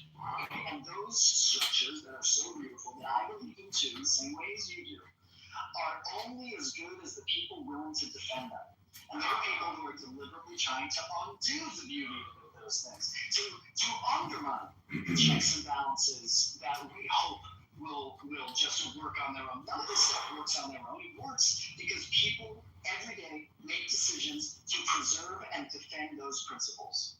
There are people in great places of power now who are trying to undermine those systems. Yeah, but that's not like. Yes, I agree that there are people that are trying to degrade the Constitution, but in the case of this Christian national thing, dude, like that's not how that would play out at all. Like, of course it is. They're telling you deliberately that they don't think the Constitution. They don't have the title to make the Constitution. okay, and so how do you think that? What don't you get? Works. Wait. So again, like, so you think? So like, I just want to make sure that we have this straight. So you think that these people, like, I just want to make sure that I have your like fear. Yeah. Like, correct. So you think that these Christian nationalists could gain popularity in America? They could win votes. They could not have any of the lobbying that Trump got. They would not get any of the lobbying, any Jewish lobbying at all. They still win. You think that the person who owns, if you collect them, like, I don't even know how you would do that. You would like calculate all of the, big, at least in terms of asset under management, you would put all of the Jewish interests. You're mixing. Don't be brought together. I don't understand why you're mixing. The political voting. No. I don't understand why you're mixing what Jew owns what percentage of the stock exchange.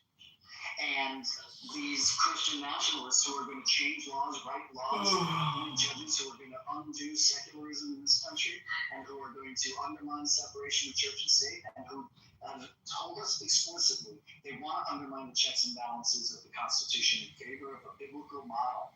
They're going to put 10 commandments in the courthouses. They're going to teach. They're going to not teach evolution. They're going to teach creationism in science class. You don't have to keep doing that. Listen. So are you now making an argument that money and like financials don't tie into political moving? Is that what you're saying? Certainly. Of course they tie in. Yeah. The Christian nationalist movement has enough money without Jewish support. And tons of the people that supported Trump are Christian nationalists. Trump isn't himself. Like, he says things that Christian nationalists love. And they support him. with him. So you think that it is more likely that the Jewish and Republican or Christian, whatever, interests, they align. Like, would you agree that, like, it's a win-win? Like, like Zionism? No. You don't think so? No. I think it's bad. I think it's bad for everybody except Christian nationalists. Wait. So, I think the rise in Christian nationalism is anti-everybody except Christians and a particular brand of Christianity. They want theocracy. okay. And how do you think that would play out if America played that true? I don't know. So a lot of the Christian nationalist movement is America first, which is they have a particular foreign policy view that says let's stop sending our money over there. Those Christian nationalists are not necessarily the bigger Christian evangelical Zionist movement. Right? So I think you overstate the importance of Zionism. You're trotting out a talking point that the anti-Semites use to tell us about how really influential Zionism is and how influential the Jews are. Be careful, It Chase. is influential. It is. Be careful. They definitely Be careful. No, don't Be careful. Don't try to manipulate me. Don't do that. No, be careful. You're trying. Be No, careful. Listen, you just said it yourself. You think that Trump is a Christian nationalist. No, I didn't. What I said is no. I said he's not a Christian nationalist, but he says a lot of things that Christian nationalists like. Okay.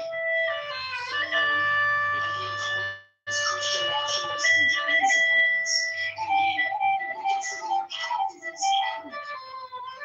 So do you think that he acts as a Christian nationalist? I think he.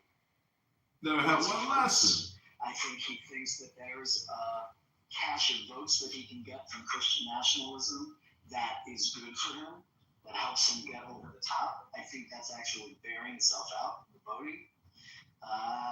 Yes, I think he is. Okay. No. Why? No. Again. Why are you showing? Well, I mean, that's what you're saying. You're saying that he's not a No, it Christian isn't. nationalist, but he does No. know. I'm saying he's using. What I'm saying is they are using him for political influence. They say, let's hitch our wagon to this guy. We'll surround this guy. And Trump is like, oh, good, that's good for me because I'll get to be president. He doesn't really care about Christian nationalism. But they've hitched their wagons together. Again, I'm not saying you can't. Do you understand? I'm not saying Trump is acting like a Christian Zionist, right? Or a Christian nationalist, sorry. He is acting like he acts, and the Christian nationalists are acting like they act. They're in bed together, and the Christian nationalists are taking advantage of the position of influence and power that they have within the Trump administration to undo this country. Okay. When you say the Democratic alignment of the political will. Hold on.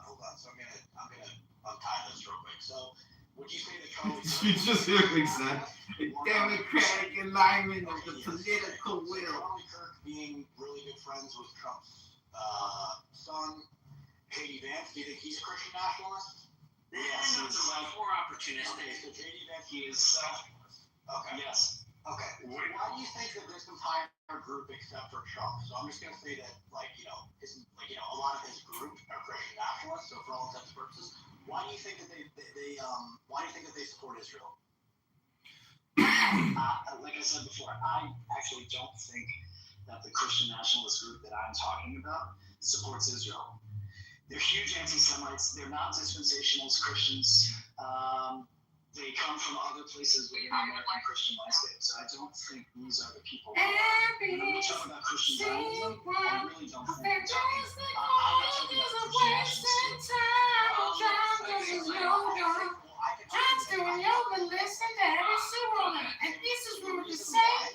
Is because they put America first, and they're Christian, and they like Christian values in America, but they sit down with Zionists that are also influential and powerful, and they look over things and they make a realization that benefiting Israel is benefiting America overall. It's a good ROI. And Not therefore they continue to promote Israel, and Israel continues to help America, and it's a win-win situation. Okay, I don't think it's just a self-serving thing with the Christian nationalists, and I do think that they have two separate movements: the Christian Zionists and the Christian nationalists. The Christian Zionists support Judaism, I would say, from a religious interpretation of the story of the Old Testament. Them being descendants of Protestants and the descendants of the creators of America, they share the ideological perspective that a certain people with a certain narrative should unite under a more perfect union. They are in bed with Israel because Israel copied their literal playbook in forming their own national identity. This is why America and Israel are very often aligned. That's a more Christian Zionist perspective. However, the Christian nationalist perspective is a more modern interpretation of how can we apply our now modern and very real sensibilities of religion into our national identity. As a result of our democracy, we should be able to express that aspect of ourselves. They too end up aligned with Zionism because even at their most racist and most anti-Semitic, they are so America first. The very notion of a Jewish state far away from America is strictly aligned with their very immediate political goals. So you just have a general alignment, first of all, with America and Israel, and secondarily, both the Christian and nationalist movements that exist within America. They just love the idea of Jews having their nation in Israel. This is 100% correct. This is 100% correct. Could we please, before you do the Chase, could we please define what Christian nationalism is? Because, like, Charlie Kirk Here is we go with the explanations and how to define Christian nationalism. Of course he is. Yeah, he is.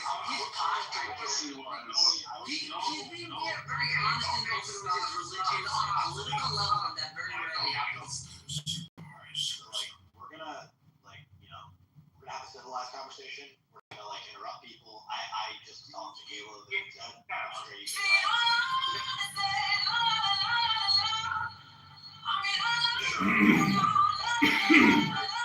what Christian nationalism is, because somebody like, the two wolves, people who actually write books about Christian nationalism, who outline the ideology of modern Christian nationalism, have nothing to do with Charlie Kirk, who is pro-American Constitution, who is the Bill of Rights and all of those things. Christian nationalists are against those things. They want a state that is sort of like aristocratic, some sort of aristocratic state where Christianity is on the forefront of statehood. How are you guys saying that? Can we just please define? I just want to hear from Caleb, Michael, and Chase. Can you guys define what you understand under Christian nationalism? What I mean by Christian nationalism is the group of people who put the Bible before the Constitution and who want America to be. I'm not going to be able to give you a definition. I'm just going to be able to rattle off examples. They are people who want America to not be secular anymore, in favor of not just religiosity in general, but in favor of a particular interpretation of Christian religiosity. And in so doing, they want to undo the checks that served as the backbone of American Republican democracy.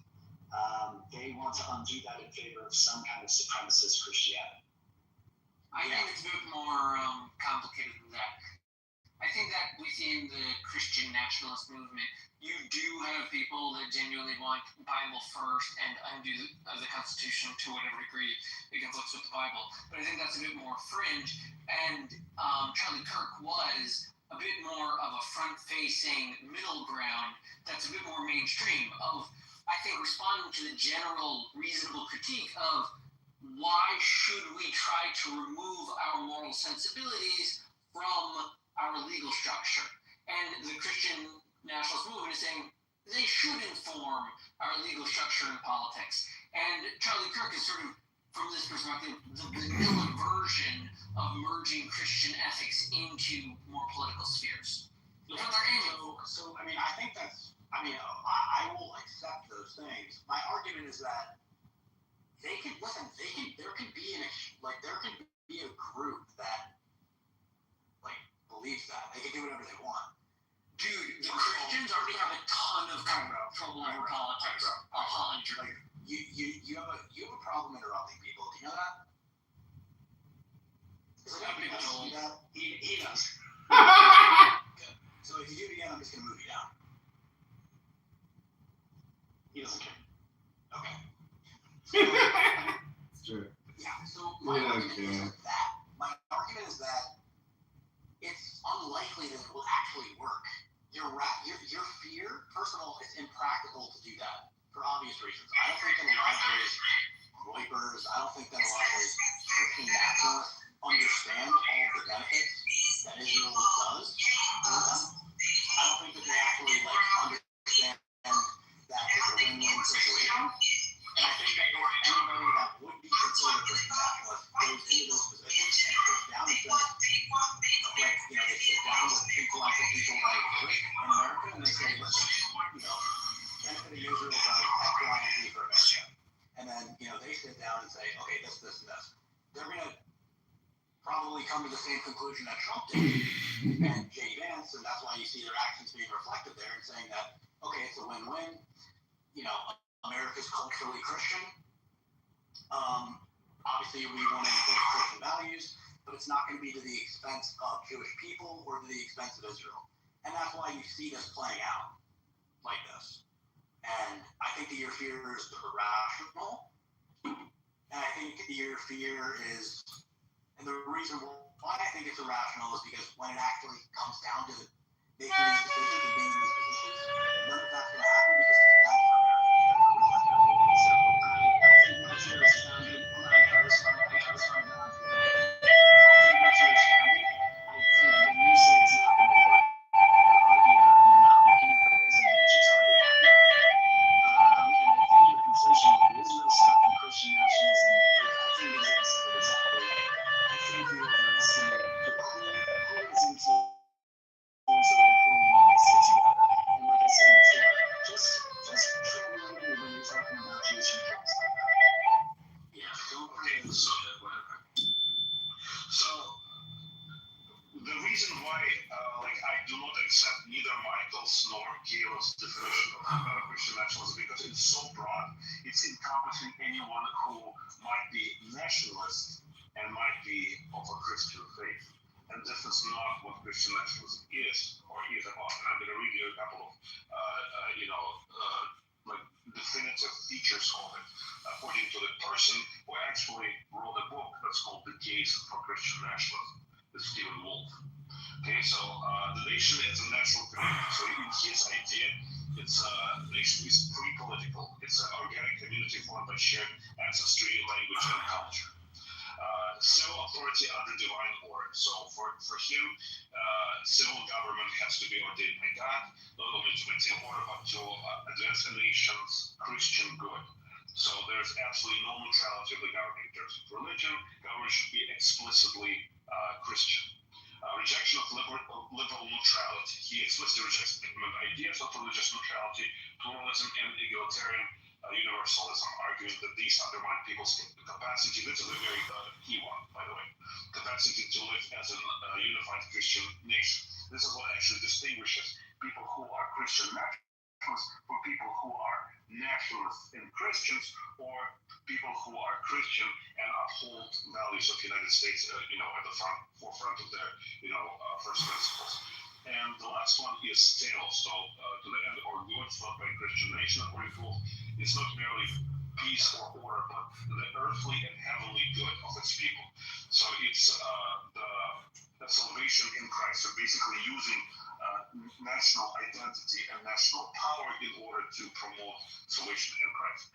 None of those things, well, maybe not, maybe only one out of all the things that I mentioned could be applied to Charlie Kirk. So by definition, he would not be a Christian nationalist.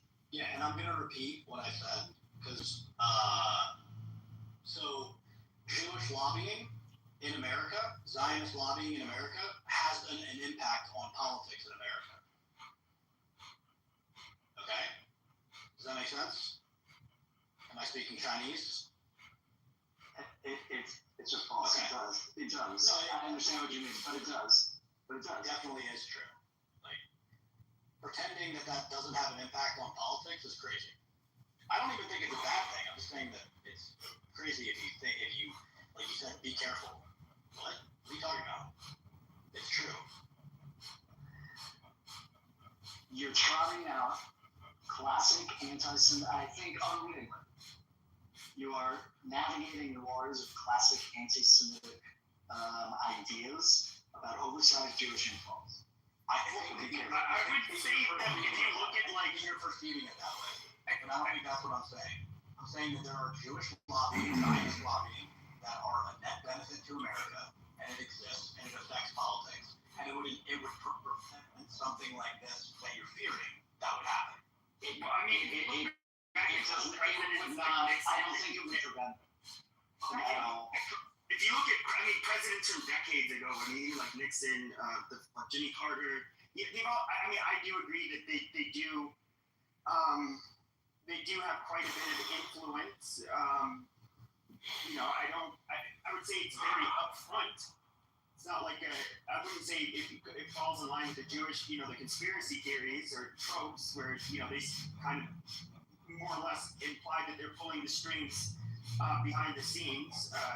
But I would say they definitely have a lot of influence, but I'd say that influence would be nothing if it wasn't for evangelical Christians, which are fanatical about Israel.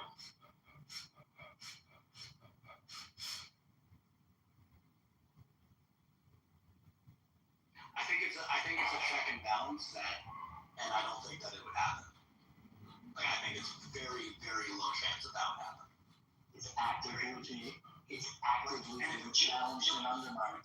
It would be very detrimental to America, and these people are America first. So it's not like actively being undermined. But do you understand? Even I am somebody who thinks our relationship, it's just my personal opinion. I don't know. There's positives being an ally with Israel. We wouldn't want them to be an ally with anybody else. They're pretty competent, capable little country. But I kind of question, should we really be getting as involved as we are with Israel? But there are definitely people who do not. I forgot the point of the answer is yes, obviously. I don't think that's the obvious answer. I think that's debatable. Just realistically, if you're not looking at it through even a moral, is it beneficial to the United States? That's where I think The answer is yes. If you look at France and Spain, if you look at other countries that we invest in, they do literally very little compared to what Israel does for America. What does Israel do that's not? What? What does Israel do that's hold on, before you go down this thread. One sec. Because we're going into a new thread. Hold on, go down this road if you want, but we were talking about Chase put forth an idea that the Zionist influence, because they're going to convince Christian nationalists that it's good for America, that that's a way to check the growing influence of Christian nationalism. I disagree with that claim. I think that's a silly claim to make. Caleb, do you make a distinction between nationalism and patriotism? And also, how big do you think Christian nationalism is in the United States? Yes, I make a distinction between nationalism and patriotism. Patriotism is like part of civic religion.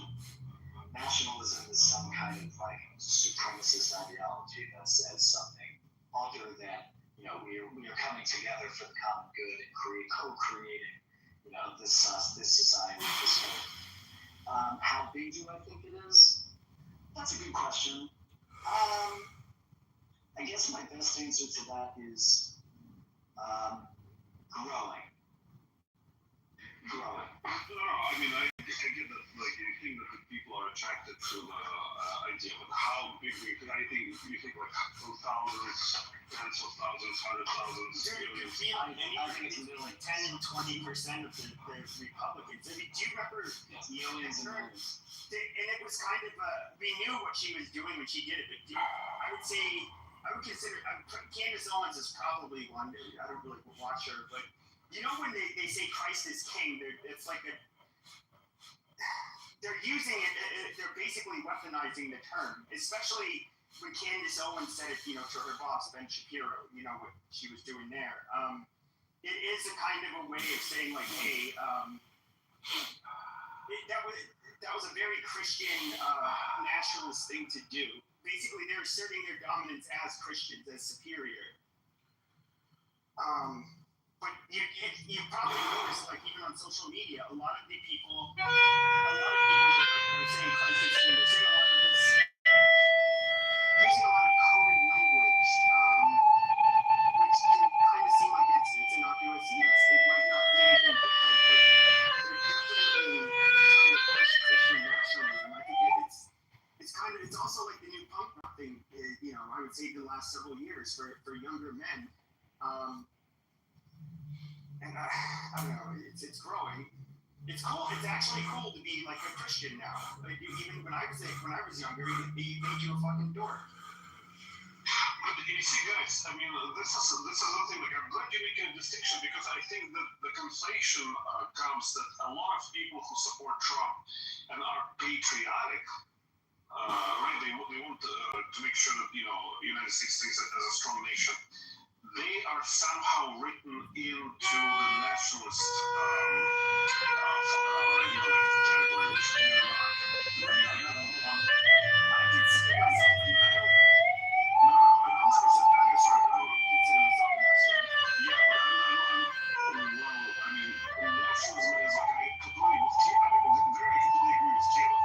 I was actually talking to him more so that the supremacy or like trying to be expansionist about the territory. That's like one of the key features of nationalist identity.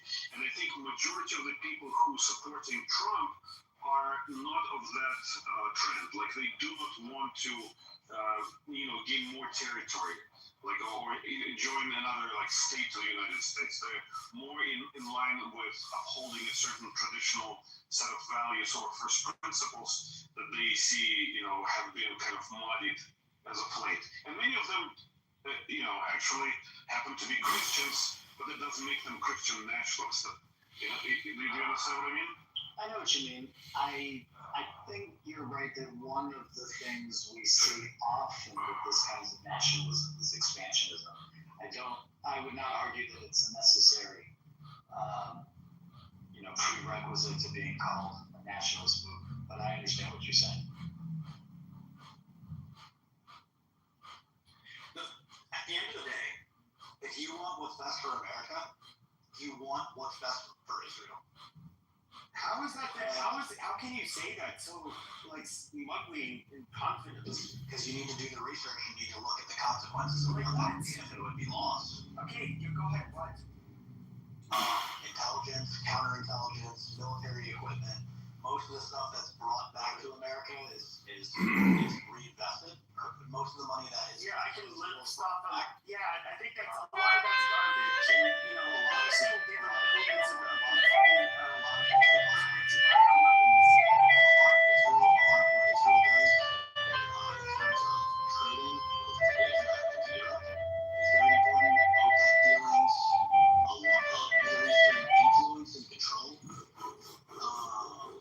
there's a lot of things that Israel does that's really beneficial to America. I would say that the number one thing Counter-terrorism on top of that. I think well, of course we don't have a way really in on it, but a lot of the people that worked in counterterrorism for CIA and FBI have not had very nice things to say about Israeli sharing their intelligence, but I won't get into that. But I would say the fact that we support Israel puts us at odds with the whole Muslim world.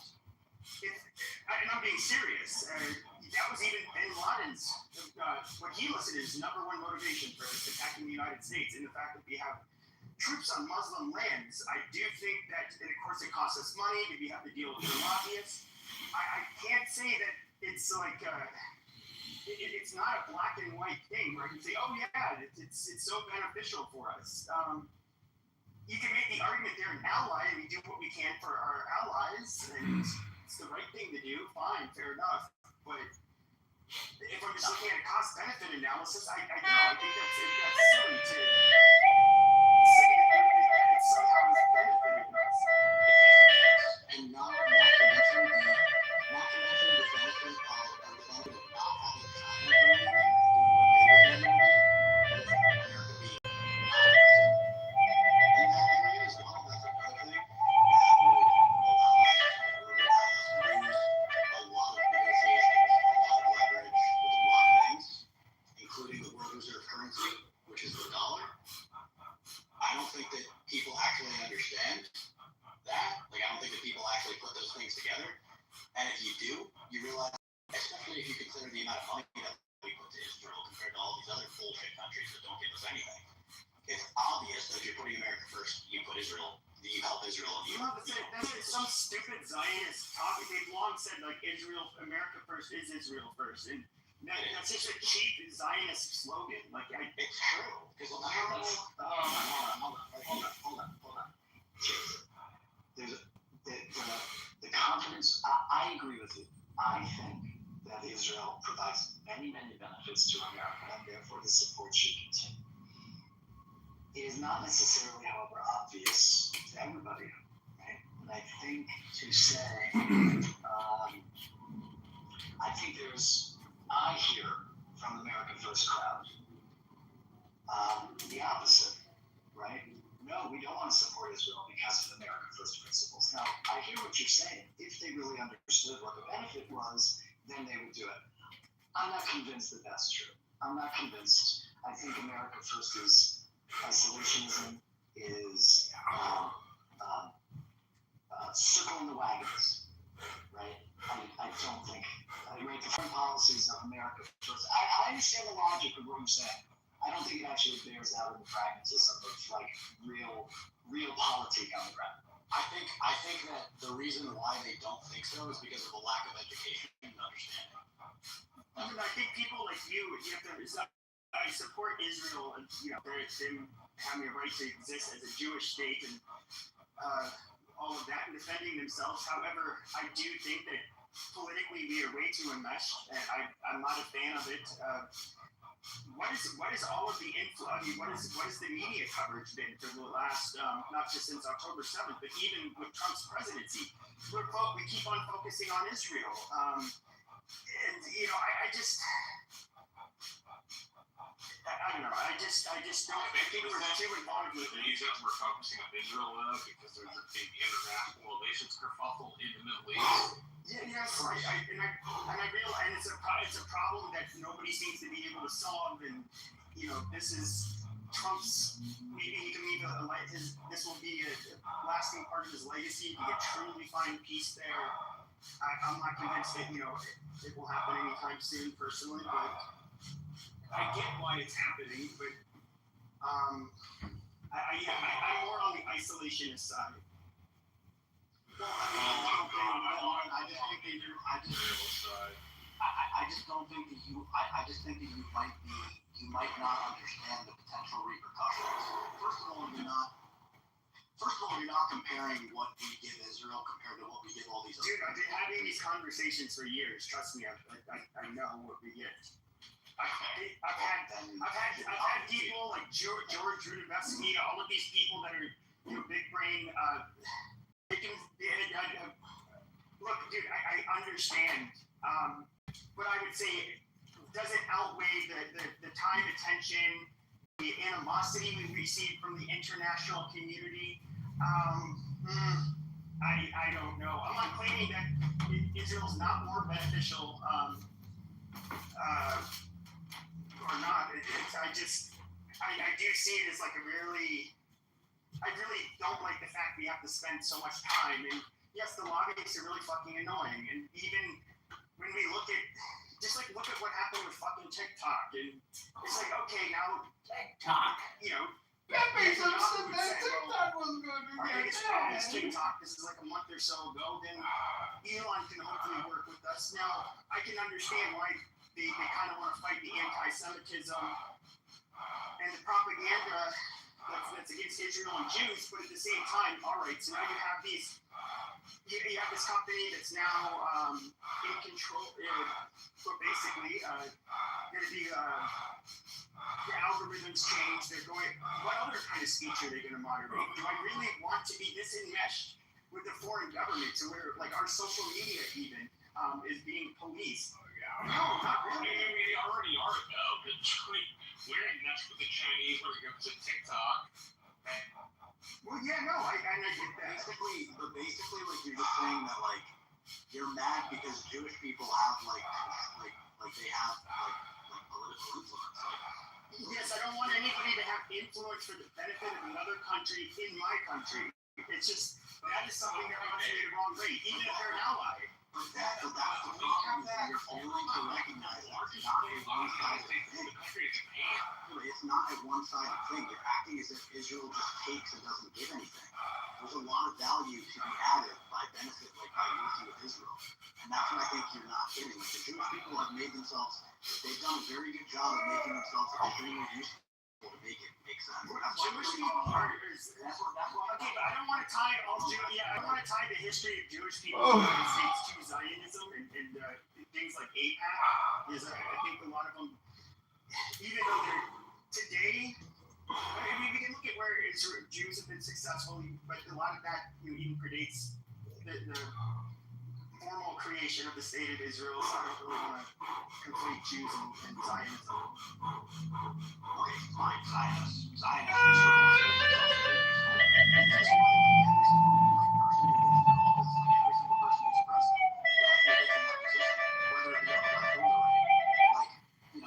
They sit down and they think about these things and they probably sit with people and they talk and like it's obviously yes, like that's why it's not true with every president. Bill Clinton's spoken out against it. Richard Nixon, you should listen to the Nixon tapes.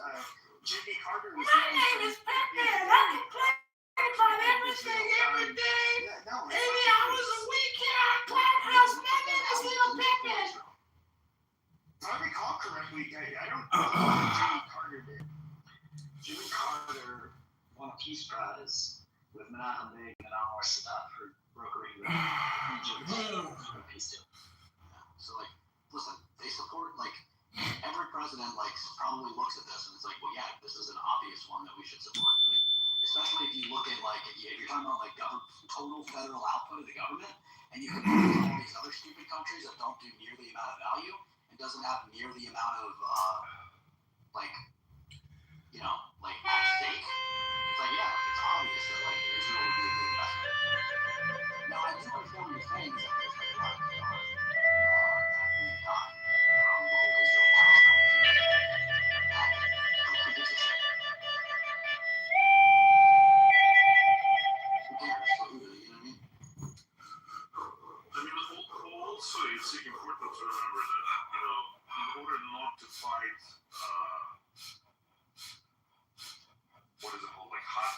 hot conflicts, it's much better to have satellites who are friendly with you in the regions the most aggressive towards you. And, the Middle East is very aggressive. I agree the Middle East is, I guess this is such a hypothetical, there's no way to know, but I wonder, would we even have a need to be in that part of the world if like the state of Israel had never existed? I don't know. I mean, if they kill each other, I understand, it's important for gas and the shipping lanes and all of that. That's very important. And yeah, we know that. That's why I mentioned those two. But I don't know that we would. I mean, I personally don't know if just in the Middle East in general, outside of Israel, I don't know. It's not really hypothetical. It's not really hypothetical. We know that we know that Western Europe was interested in it. They wanted it to colonize it on their behalf. I'm not sure why we would expect America to have like sort of a less. Right, and the only reason that the Europeans were able to do it is the fall of the Ottoman Empire, World War I, et cetera, right? Had America wasn't involved at that stage, but the Western powers were. So it probably would have come along, doesn't it?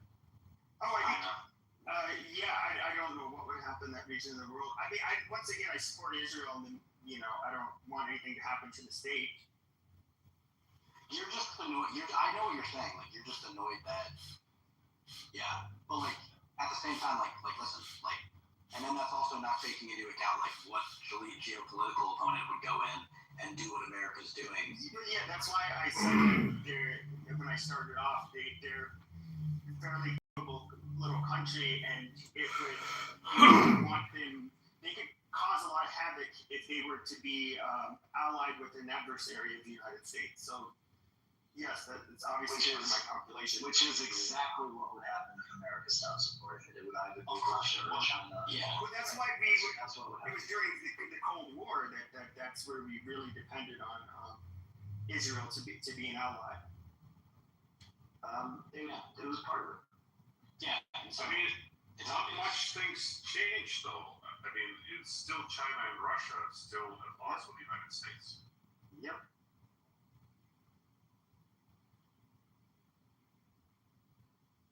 Anyway, Chase, we'll watch what happens, right? Yeah. I do have a fear. I don't think it's irrational. It might be outsized as far as what you're saying. That's fine. But I do see how. I don't think they'll ever gain that much. I think it is somewhat of a trend. I don't think it's going to keep on going. And I personally I feel like it might even start to be easier away. I don't know. And I just think most people are not oriented to be a Christian nationalist. I don't think it. I just personally don't think it will take on a large following in the U.S. amongst the citizens. I mean, people like me are just not going to do it. We don't want laws. I prefer the laws how they are. I don't need biblical laws. Right, I think like the people who we might have previously called like the moral majority, right? I think you're having, as Mixon described it before, I think this was nice, right? Like they want a morality enshrined in the laws that's coming from Christianity. I think that's appealing to large blocks of Christian voters. But Caleb, is there any time in the history of the United States, especially let's zero in maybe on the 20th century, that the United States have been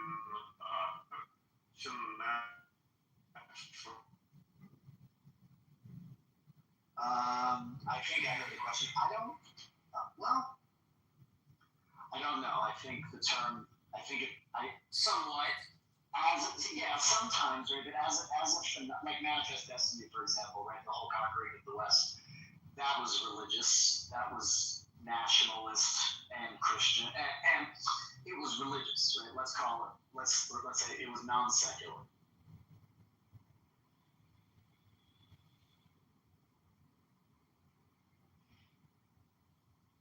Yeah, Pepe, I think both of us are conservatives. I am in the camp that, for intensive purposes, Israel is like kind of the 51st state of the U.S. Like, I'm kind of in that camp. Well, I would say it's kind of funny. So Trump, of course, he wants to make a name for himself with this peace deal. And then the Knesset does their performative vote on annexing the West Bank, even though Trump had said prior that they're not going to do it. Then of course, JD Vance saying, "Oh, I don't know what this stupid game was that they're playing. They're not going to annex it." It is. I would say even after, which kind of shows the level of they're kind of showing who's actually in charge. And then in order to save face, Netanyahu had to come out and say, "Oh well, no, we're a sovereign country." And but I would say even after the October 7th attack, when we had the election coming up, Biden totally made them slow roll that invasion in into Gaza just to because he didn't want it to hurt Kamala's chance at winning. I do think that I do think that like with this enmeshment, we are in each other's business like way too much for my liking. Yeah, and like for obvious reasons, the U.S. helps Israel just as much, but to a different degree, like their survival. At the end of the day, we can tell them what to do way more than the other way around. I mean, they are kind of Israel's somewhat beholden to the U.S. Yeah, of course. And so that's my point. Like, so Israel has and obviously they know this, and so they have figured out a way to make themselves extremely useful to America, and by pursuing their own selfish interests, they then benefit from America benefiting them. Because of the fact that they make themselves useful to America, they get the ultimate benefit of having the strongest military in the world, helping them, making sure that they get military funding, and they get military equipment, and they get all the benefits of that. To be fair, though, it's also symbolic. It's also for religious reasons, but then also, I think most Americans realize that the Islamic world is at odds with us. And it's kind of like, why would you? Here you have this country that is on your side. Why would you ever abandon it in order to curry favor? With the Muslim world, which that wouldn't make much sense. I mean, obviously, what would happen if America pulled out of Israel would be that all of the Muslim countries would attack Israel. Israel would probably lose, and they would cease to exist. And then China and them would probably partner with the Muslim countries. Israel would not lose. Israel would win. The only exception I think that would defeat them, which I don't think they would ever invade Israel, is Turkey. But the Gulf Arab states, Israel would probably defeat Turkey. Yeah, but we're talking about all of these countries combined. I mean, Israel's not that strong. History has yet to reveal an era in which these countries are able to combine their forces. The closest they got was 47. Yeah, but to be fair though, they've never had a situation where they didn't have either European or United States help. They've always had that. I agree with that. If the U.S. were to chip in, the U.S. could take out Israel if they wanted to. Makes that. Well, yeah, but I'm just saying, even if the U.S. just pulls out of the support, I mean, Israel does have a strong army, especially for how small they are. They definitely do. But all of those countries coming in, yeah, of course. I would have thought Turkey's a NATO country. I thought it had the fourth largest military in the world. No, they do. I mean, I would think that would be the one country that also because of proximity, they don't have to go by water. Is the one country that could actually be a significant threat. Oh yeah, for sure. Of course, Turkey would be a threat. Yeah, but I'm just saying that in general, China would just partner with Iran and or Iran and all these Middle Eastern countries. They wouldn't need to partner with Israel. They would just partner with the Muslim countries. And so, I don't think it would go like that. I think China would probably tell them to tell all of the Arab countries to fuck off and settle down, and they would probably try to just insert themselves. Into Israel, you mean? With Israel? Yeah, China, yeah. I mean, maybe, but I don't mean take it over. I mean, in other words, they want to they're trying to even, yeah. No, I mean, maybe, but probably not. What would China gain by seeing Israel disappear? What would they gain? Yeah. They would get control of OPEC they would be able to get control of the entire Middle East, most likely. But the Europeans aren't going to let the West is not going to let them get a hold of the states that we rely on for gasoline. Yeah, dude, but our proximity area is Israel. Otherwise, we have to send our own forces in there. Yeah. Better to have somebody else do it for you than to have to do it yourself. I hate to agree with Marshall, but that's true.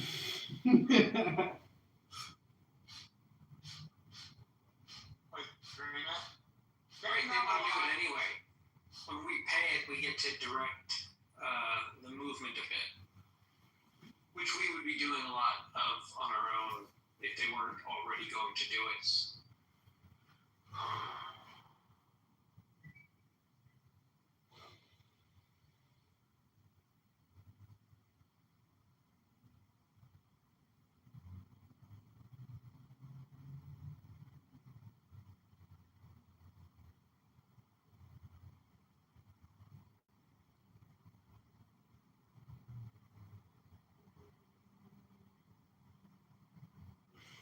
So what do you guys think of Madmani in New York City?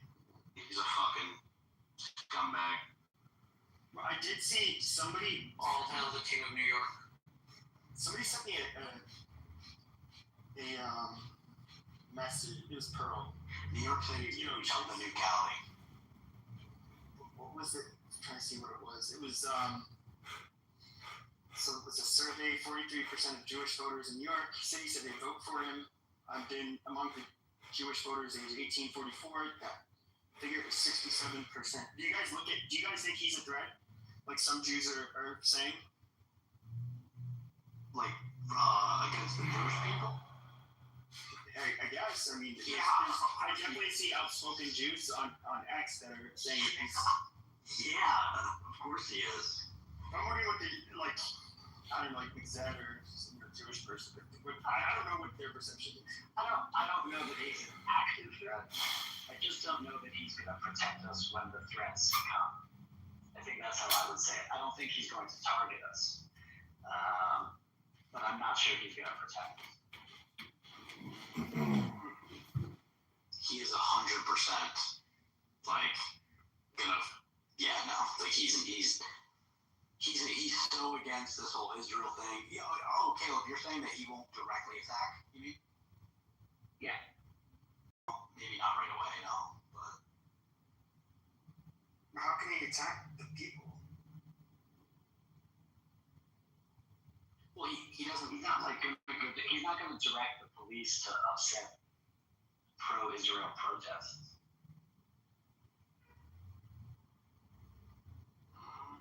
You don't think so? Do you think it's possible that happens? I think it's possible. I also think like the reasonable people who are going to say, well, what about freedom of assembly? You freedom guy, right? Like it's going to have to make a case for why that was like a risk to public safety. And if he does the same thing that the Jews in London did, they were like, they moved Jews out of the way because they were worried about their safety. Right? If he pulls one of those things, we were worried about the other people, so we're going to prohibit you from protesting. Like that's BS. I agree, but I don't put it past Mamdani. I don't know. I think he's going to be bogged down with police and the trash and MTA and dealing with Albany. That he's not going to, if he makes his campaign about foreign politics and not New York, he's done for it. I'll tell you what will probably happen. A lot of capital and a lot of money and a lot of capital is going to leave New York. That I can confidently say. Yeah, that I think is a likely. Yeah, 98% chance that happens.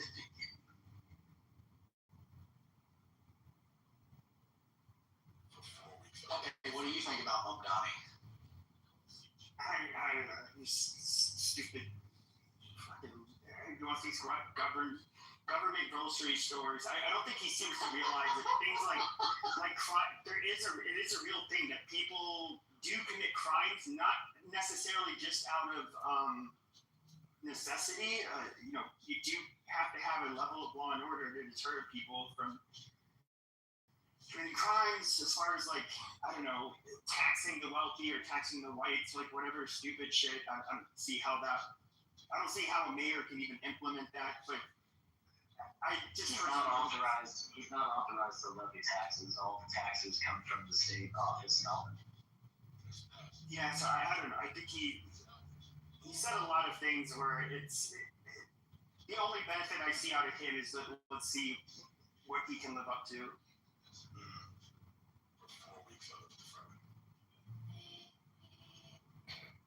Yeah, I mean not America. New York is going to become the new Cali. Specifically New York City. It's going to, like, the similar situations are going to happen that happened in California. I think, like, over COVID. What's that? Capital leaving California, specifically high-income individuals, businesses are going to leave the state or area, and it's going to go elsewhere because they're just going to be harassed so much and just like pulled down so much that like they're going to be looking for an exit strategy, and they're going to leave and go to places that they're treated better. Well, New York's kind of like the hub of the world. I don't know that. I don't know that a lot of companies would really leave. California was kind of on that trajectory for a long time. People talk about the homelessness and that kind of stuff, but they've always had a large homeless population, and it did increase quite a bit. But they had really lax laws, like personal drug use. Of course, they have a very, very mild climate where if you're homeless, it's probably the best you're going to be able to do outside. So I don't know that he would do that kind of stuff, but I think, of course, California is just really, really, really expensive, similar to New York.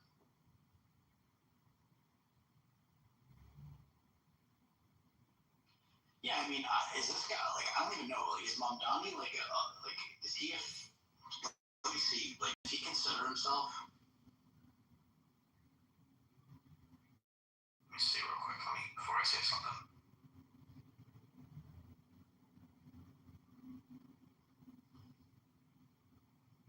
Yeah, so he's not. I mean, but like these types of things that he wants to implement, where it's like the rich get just taxed out of their ass, and then those rich people like clearly have other options to go elsewhere where they're treated better.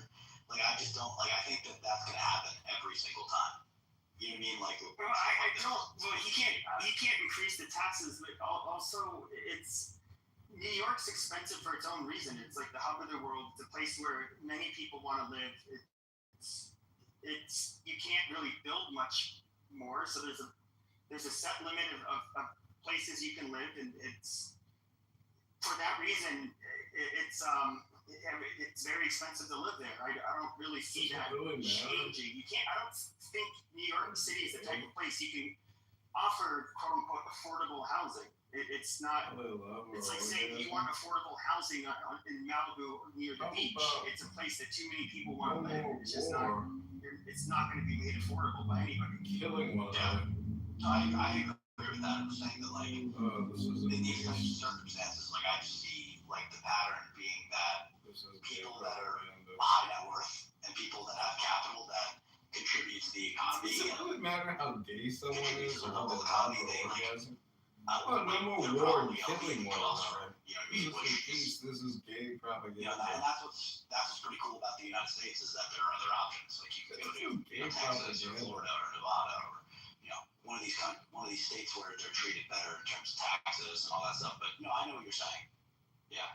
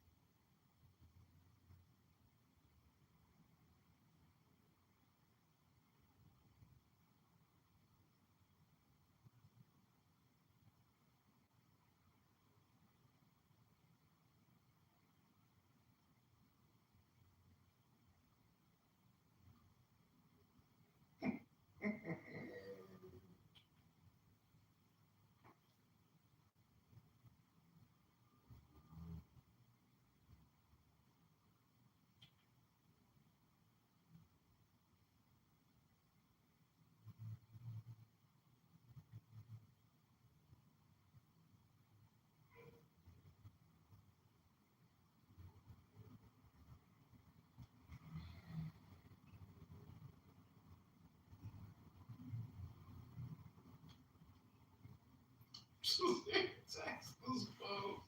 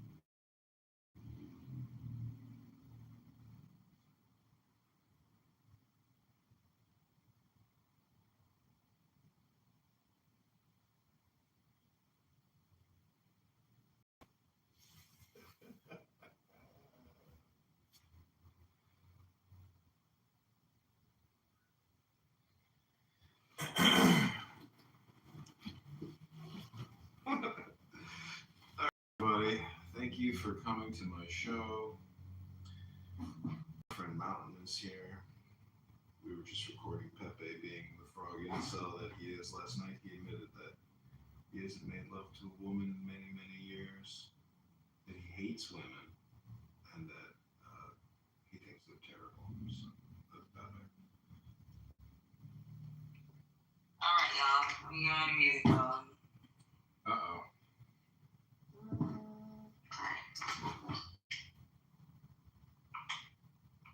Streets will play out at the ballot box. In cities and towns across the U.S. this weekend, huge crowds turned out for, quote, no games rallies. Hey, my man. With organizers calling it one of the largest single-day nationwide demonstrations in U.S. history, as Americans protested what they see as Trump's increasingly authoritarian actions. Despite the growing backlash, Trump seems more emboldened to bend the federal government to his will and move against his enemies in favor of his allies. Over the weekend, the president freed former Republican Congressman George Santos from jail after he served just 3 months of a 7-year sentence for fraud. Congressman Santos will be joining us in moments. But first, here with me now is Republican Senator Katie Britt of Alabama, an ally of President Trump. Senator Britt, thank you so much for joining me this morning. I do want to start with the news about Congressman Santos. He did plead guilty to defrauding his donors and constituents of hundreds of thousands of dollars, money he will no longer be required to pay back because of this commutation. Is this acceptable to you? Well, don't let Congressman Santos speak for himself when he comes on your program next. What I appreciate is President Trump's commitment to the American people. Look, we saw obviously disagree under President Biden and President Trump making good on his promises to secure our border, to actually make sure that our economy starts working for American people. And we're also seeing him bring peace abroad. So I'm focused on the things that President Trump is focused on, and that is making sure that the government gets back up and running. And I certainly look forward to making that happen soon. I do want to talk to you about all of those things, but real quick, no opinion on the commutation. Well, look, President Trump has the opportunity and the ability to do this. I find it interesting, though, that we see more people focused on him, on Congressman Santos, than we did on Alberto Garcia, who actually, as we well know, trafficked humans across our country, then has been accused of everything from beating his wife to being a member of a gang, and yet we see Democrats focused on this man. And so I think people need to go into focus about what really matters. And I think obviously getting criminal legal aliens out of America is something we should all be able to get behind. And Enrico Garcia is going through the legal process now. Santos did go through that and pleaded guilty, and that's why he was in jail. So I certainly hope that him and others are held accountable. Okay, let's talk about the government shutdown. In many states, people are beginning to see how much their health costs will rise if the expanded Obamacare subsidies expire. That's, of course, what Democrats have been warning about. 130,000 of your constituents in Alabama could lose their coverage. And your leader, the Senate Majority Leader Tom Thune, says he is willing to hold a vote to extend those subsidies if the government reopens. Would you vote to extend the subsidies? Look, first off, let's be honest about this. Democrats are playing politics. They enter into the far left because they're actually terrified of them. They're not working for the American people. Leader Thune has put a clean CR that has passed the House on the floor. This is something that Democrats voted for 13 times under President Biden to give us an opportunity to continue to do our work, the actual appropriations process, which you hear no Democrats talking about. When it comes to the ACA subsidies and these COVID era subsidies, look, you didn't hear them talking about that until days before they put it until the government needed to be funded.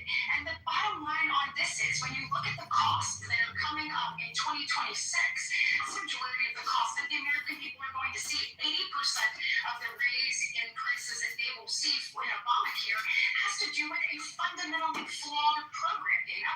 Look, from the very beginning, Obamacare was never affordable. You even saw the Washington Post say the Affordable Care Act was never affordable. So coming into that, they put in subsidies in 2014, then put them in COVID in 2021, and these subsidies that they are funding for allow millionaires to be able to take advantage of it.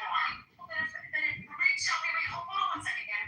You know, people have reached out to us who have maybe 2 homes in different places, and they are getting these subsidies. The fact that Democrats are going to the mat so millionaires can get additional money from the government is absolutely mind-boggling. This program is wrought with fraud. It is absolutely has no income cap. So I want you to ask Democrats if they believe in that. If you were to extend these just as they are now, you're continuing to waste money, basically put it up in flames, and we need to make sure, just like we did with the working families tax cuts, that the people who actually need these things, Dana, can get them. And Democrats, once again, can care less about how much we spend, and they just want to try to find a political edge, and they don't have enough. They're saying that there needs to be reform, which I understand. In the short term, though, the question is whether or not you would approve, because you might have an up or down vote on them, a 1-year extension for the premiums as they are. Would you vote yes or no? Well, what I want to vote is to open the government, which I have done a number of times. I've said that I'm absolutely open to having conversation, but we're not going to extend a program that is wrought with fraud, waste, and abuse. There would have to be adjustments to this program to make it make sense for the American people. Look, we are spending out of oblivion, and the Democrats don't seem to focus on how we make these things actually work. Our healthcare system is broken. The system that they put in place, and I remind you, this is their program, Affordable Care Act. These are their subsidies, and they set the date for their expiration. And now the Democrats want us to dig them out of a hole. What we want to do is make sure that the American people work and look, and people get paychecks. This weekend I had people come up to me and say 2 things. One, I'm not getting a paycheck and I can't afford my mortgage. And 2, they said they're small business. I just want to jump in. Close. We need to be focused on opening the government. Yeah, right. And so your fellow Alabama Senator Tommy Tuberville said allowing the credits to expire would hurt my state. Do you agree with that? Look, I think there can be reforms to these credits, but ultimately we're going to need a total overhaul. So I am absolutely willing to have a conversation, but we've got to open the government first, Anna. And I hope you call them out on this. They're holding the American people hostage for their own political gain. These things happen January 1st. We have plenty of time to have these conversations, and I think that we will. Yeah, I just want to move on, but what the Democrats have said, because I've interviewed lots of them about this very topic, is that they try to have conversations both with Republicans and Republicans wanting to engage. The other thing I do want to point out is that health insurance companies are setting the rates. Now, I do want to talk about IVF because you were a major driver behind the president's announcement this week of plans to lower the cost of in vitro fertilization and make the process more accessible to Americans. And we didn't go as far as he promised during the campaign, which would be free universal IVF coverage and require insurance companies to cover it. Is that still the goal? Look, President Trump is the most pro-IVF president that we've had. From the very first conversation that I had with him, Dana, which he mentioned obviously in the Oval Office, where we talked about this issue, he has been a strong, unwavering supporter.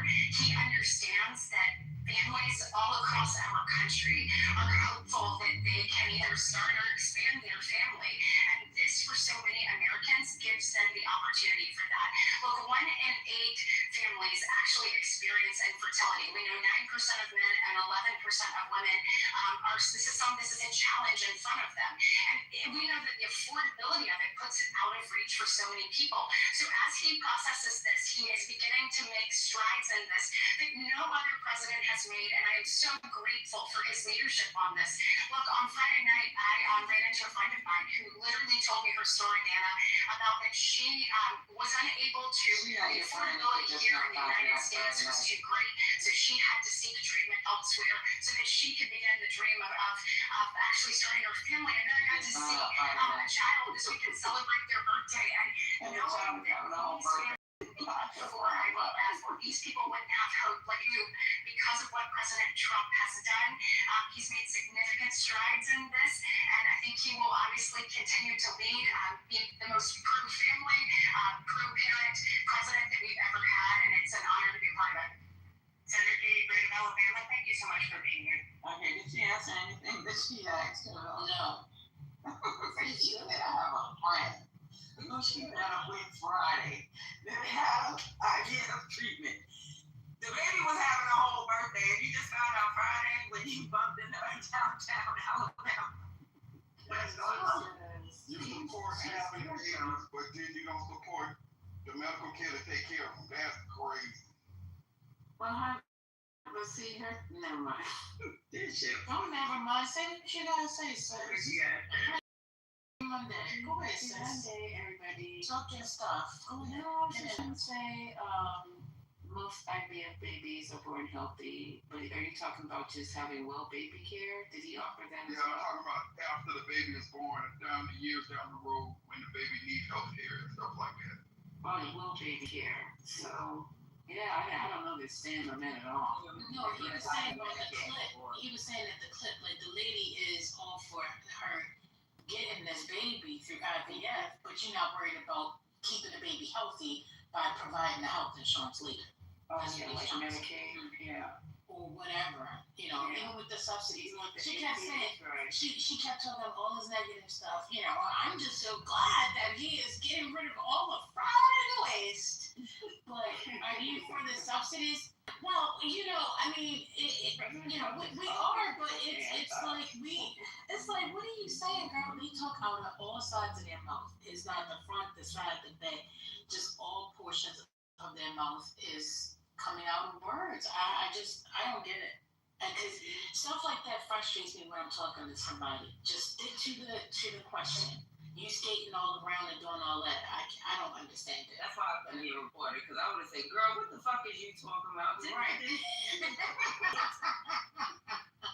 Or kept laughing like how you kept laughing. Like, just started laughing for no reason. Like, girl, you look like you're lying. But that's what TC does. Well, you see, in 1492, what had happened was, just answer the damn question. I hate that. I'm laughing at y'all laughing. They can't answer it, because if they answer it, then you will seem like you're the one with the truth. So I have to answer with a whole bunch of excuses. Well, the truth is a lie, though. So they can't really answer. Their perception is a lie, not the truth. The truth ain't never a lie. You know what I mean? In their world, the truth is a lie is the truth. The truth is a lie. It's like, they have times, and it becomes that. So he was good, though. You can't answer because if you answer, you've taken a position and they're not taking a position one way or the other. They're not taking a position? Yes. Right. In other words, they're not. They didn't have a position like she just kept stating the position over and over. No, she didn't. The thing is, President Trump has always been, and then she fill in the blank.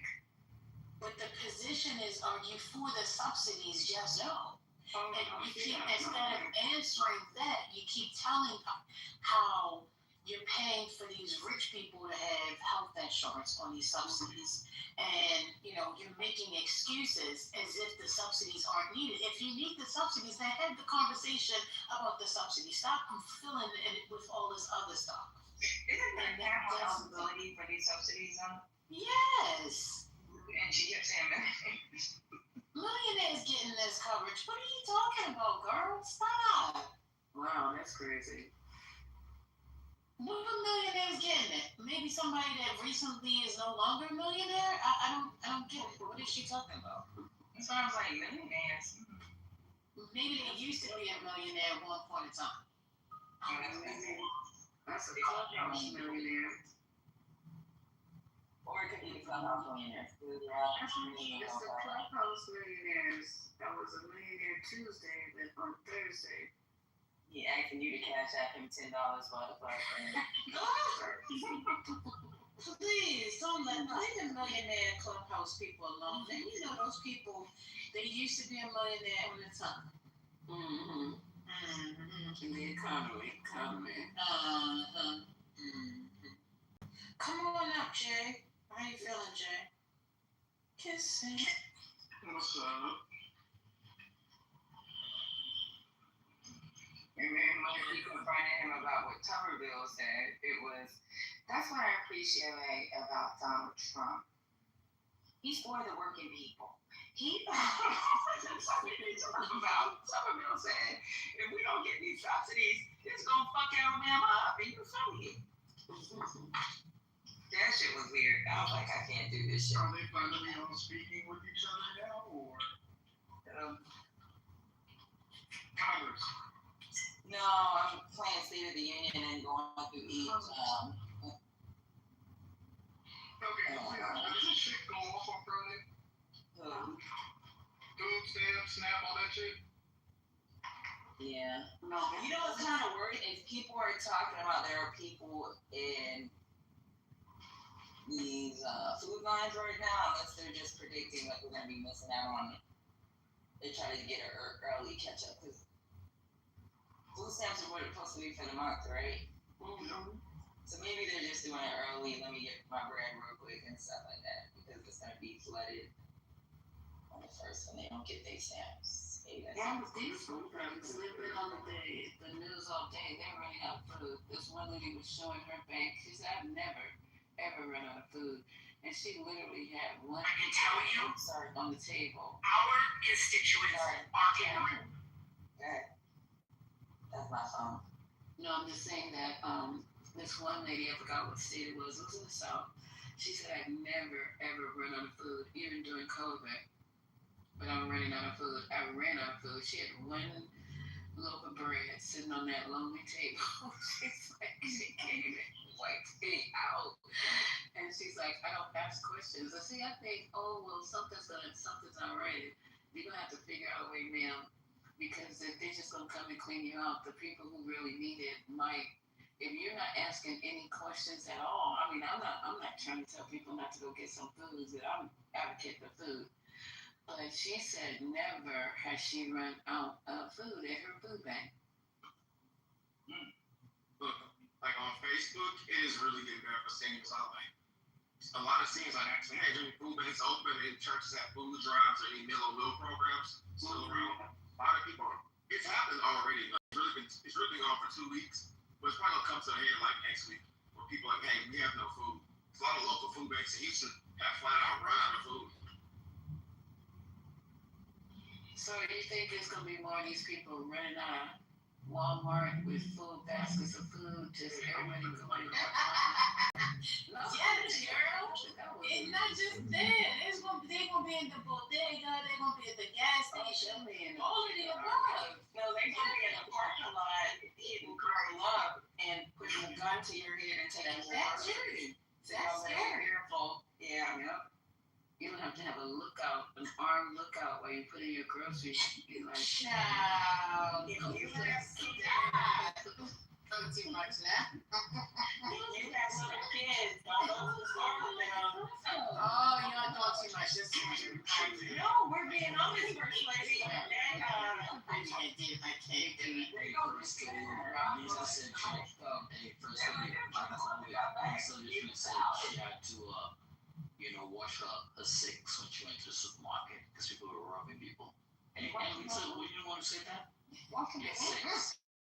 You're six. What's six? What's that mean? Your back, Like side, Military, what's your back? Oh, the clock. The Yeah. clock. I remember. The 12 will be in front. The 6 is your back. Yes. Oh, I got you. Y'all She think had I'm to stop watching the six so she didn't want to get what you got to grocery do. robbed. Seriously, they were robbing at Costco. After you stood in that long ass line, y'all remember the lines at Costco? I wouldn't fight. Would you fight? I would let you go there, baby. But I had to stand in this line for a minute. They go to money. Go get your own shit. I stood in this line. I'm not doing it again. So here's the money. You go there and get your own stuff. Is that what you said? No, I'm saying I need to go home and take a nap. And I said, you know what? We'll get to the car. If you're going to put it in that Jeep at the back, you stand on the left, you stand on the right, and then I put everything in. Just keep a watch out, because if somebody comes up, then we need to all turn around and say, what the fuck you looking at? What? So it got bad. There's video. It has to be, because I was a video of me jigging all shit, all that video, I stole them lines and stuff. Y'all gotta stop watching. No, they did this in Houston. Oh, Mickey, they think we're making this. No, I'm serious. No, I'm serious. I'm making it. Oh, I'm just During COVID, they did it at Home Depot. So there were people. No, but remember, everything was scarce, so you couldn't find anything. So you could also get toilet paper, So what they would do is when you were putting, because women, they were targeting. It's always a woman. When women, we put our purse in the car first. Yeah. So by the time you turn around, they have pulled up behind you and we're putting the shit. Or especially, that's why I said, I'm being perfectly honest. For women with kids, do not bring your kids with you if you can to the grocery store, because while you buckling them little things up in the back seat, they done picked up your shit, took your shit out, and ran off with it. I am so serious. They did how they did it at the gas station. Yeah, they did. Remember they were taking Hell yeah. out of your car? Hell yeah. In their car? Shit. And dare you to say nothing while your credit card was pumping? Let me go. Y'all not gonna be freaking me out, because I'm a single person and I do all these things by myself. So I'm not listening to you guys. I don't want to hear.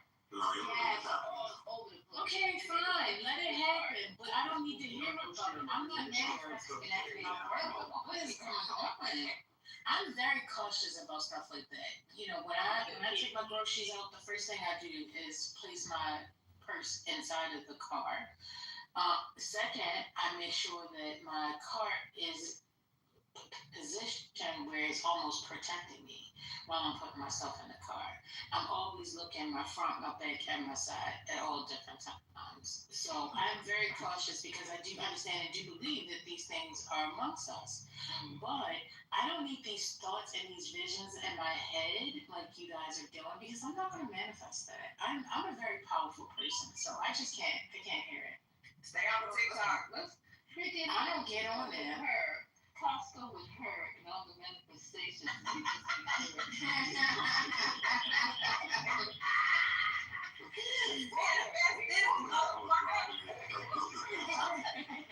I'm in Texas. We can open carry. I'm gonna be like 30 minutes carry up in that bitch. Try it if you want to, motherfucker.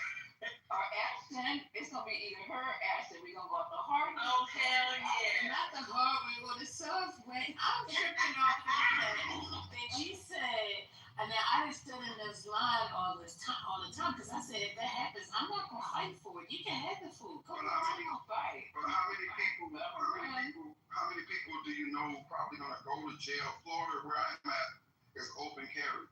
how many people may end up going to prison for shooting somebody over groceries? No, it's not going to be over groceries, but you know, some of these people are just cuckoo and they don't give a fuck. Come on. But no, I'm saying you're gonna literally have people that have a mindset. You're not taking my groceries. I'd rather be judged by 12 than carried by 6. Amen. Oh my word. I'm gonna worry about that tomorrow. I'm gonna worry about that later. Yeah, and then they get your purse, and I'm really not trying to scare people, Lisa, but it's gotten so bad that I just bring my Apple Card because you know what they do. They steal your purse, and now they have your fucking ID, and you at the grocery store. And they have your,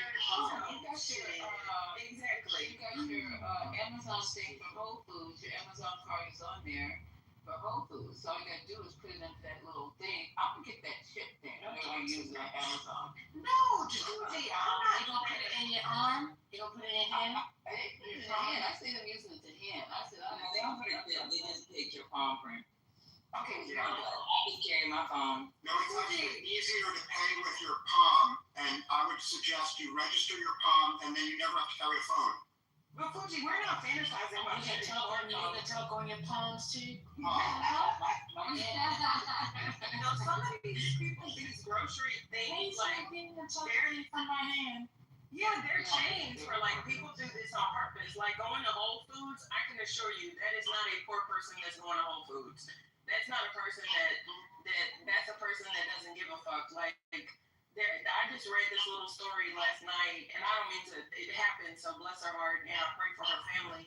A beautiful young mom was going with her son to get a Nike Tech jacket at midnight, which that should have been a red flag, but we're not going to judge her. She knew something was up. They started shooting. She told her son to get in the truck. They followed her, made them crash, and now this young man has to live with the fact that, you know, he wanted to get something off of, Craigslist or whatever, and they tried to kill them for some freaking couple of $100 jacket, right? That's not a poor person. And now this mom has lost her life for that reason. So, yeah, I'm not giving them a second chance. And if I'm with my kids, you better fucking believe that I'm going to pew first and ask questions later. Because why are you around me? No, get away from me. I'm a mom. I'm a woman. Why are you rolling up on me? Absolutely not. So, I'm sorry. I saw that on Word Porn. It said to forgive a person is to give them a second chance to screw you. I said, hey, going into my lexicon of quotes. Yep, to forgive a person is to give them a second chance to screw you over. I said, oh, I'm printing that one out. And that's it. Don't live by those words.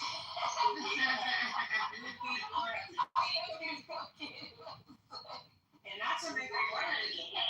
First lady, I'm sorry. Sometimes you have to have them quotes that counteract all that goodness in life. Damn. But speaking of Houston, y'all, see now this did not make the major news cycles, which lets you know that they're hiding information on purpose. You know, they found a young man that was partially burned and hung under a freeway mast. Yes, they did. A few days ago. They already don't want to say it's a serial killer who's targeting young black women. Oh, but now, yeah, this was just a few days ago. So y'all just be careful. I've already told my sons, like, just be careful. You know, y'all don't need to be going out at all hours of the night. Like, stay home because don't go downtown because I don't know what the hell is going on. Now that should be over every single news thing, but of course, for some reason, it's not. Yeah, so just watch out, y'all. You know, if it was Opie and hung up, it'd be all over the newspaper, 24-hour imaging and everything. Of course. You know, Opie gets first choice and whatever. And it's been a big shift that's happening to white people, white kids too, but you need them cool. So I hear 15 minutes of their shit and 20 minutes of mine. That's what I'm saying, but I don't know what's going on. Get your kids some, what are we getting? Gorilla spray? No, Gorilla glue? Oh, that Gorilla glue for the hair though. That stuff is good. It's But it's slimy. I mean, no. If you got something that you like, your little baby curl that you want to stay there the whole night, like if you're going to maybe an event or someplace where you're going to be humid, that's not gonna move. Yeah. It's gummy. You gotta learn how to work with it though. But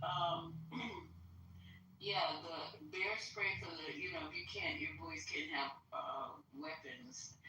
Bear spray. That shit, it will take everybody, you, the person, and everybody around you for like 50 feet. You're all going, everybody going down. So, What?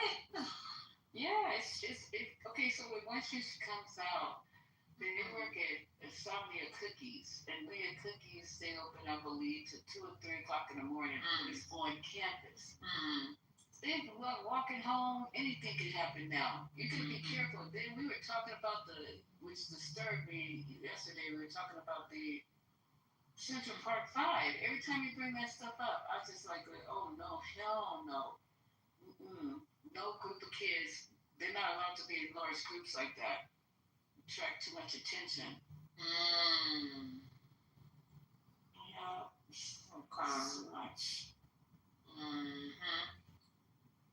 There's that little pearl down, Lisa. I'm cracking up. Yeah, I know that little pearl no more, right? No, that little swoop. The girls have started doing it. Megan Thee Stallion and Sweetie. Oh, okay. The little baby swoop. The little baby boy. Yeah. You couldn't tell us nothing, boy. Child, maybe like them. That's crazy. She's talking about baby hairs. Yeah. What's wrong with baby hairs? No, I'm saying we used to have the little swoop. Remember? It's not cool, first lady. What? I know. They have the little baby hair stuff in the front. That's all I have is baby hair. What you talking about? I'm just trying to figure out Betty Boop swirl with the gorilla glue. Ew, I don't use gorilla glue. I do. The gorilla snot. She's talking gorilla snot. Yeah, snot. S-N-O-T. No, I wouldn't purchase that. No. I use that. I have to work because I have flyaways. I have flyaways, really. I just use some Blue Magic. Child, I put Blue Magic in here. By the end of the day, there'll be hair sliding out. I like it messy. I don't wear my really, I like it messy. So Blue Magic makes me sweat. I don't know why. Maybe because it's so damn hot in Houston, I can't. I'm always cold, so it probably warms me out. To be honest, I'm what happened to Janet? Huh? What happened to Janet? Don't people use jam? I think yeah, somebody said, every once in a while they're like, don't use this, it sucks. And then, because remember, what was that, that oil? I love pink moisture. Yes. I love it. They changed it. They changed the chemical. They changed it from the original. No, that's what I'm saying. I love it. I used to love them. I used to use that in my hair. I work on my clothes and curly. They changed their product. You said that they sold themselves? I think so. I don't think they're owned anymore. Oh, it was Bio Silk. I'm sorry, First Lady. I use Bio Silk. I use Bio Silk. Yeah, that was the shit. And I use Paul Mitchell pomade. I love anything Paul Mitchell. That was my patient before he died of pancreatic cancer. And his brother, Paul Mitchell Systems, and he came and he brought, after his brother passed away, he came, and I guess that's the only thing he could do to deal with the grief, and brought everybody just boxes and boxes of Paul Mitchell System shit. Because when Paul Mitchell, that stuff used to be like top tier. I don't know about now. It is that Awupui was my shit, boy. I love that Awupui, whatever that was called. It is Awupui. Awupui. I don't know that. I don't know that brand. No, that was Paul Mitchell. That was one of the. Hydrating. Are you talking about his wash? Mm-hmm. Shampoo. Oh, that's been so long ago. I don't know how you remember that. I still have it. Yeah. Yeah, I still have it. Yeah, I usually like to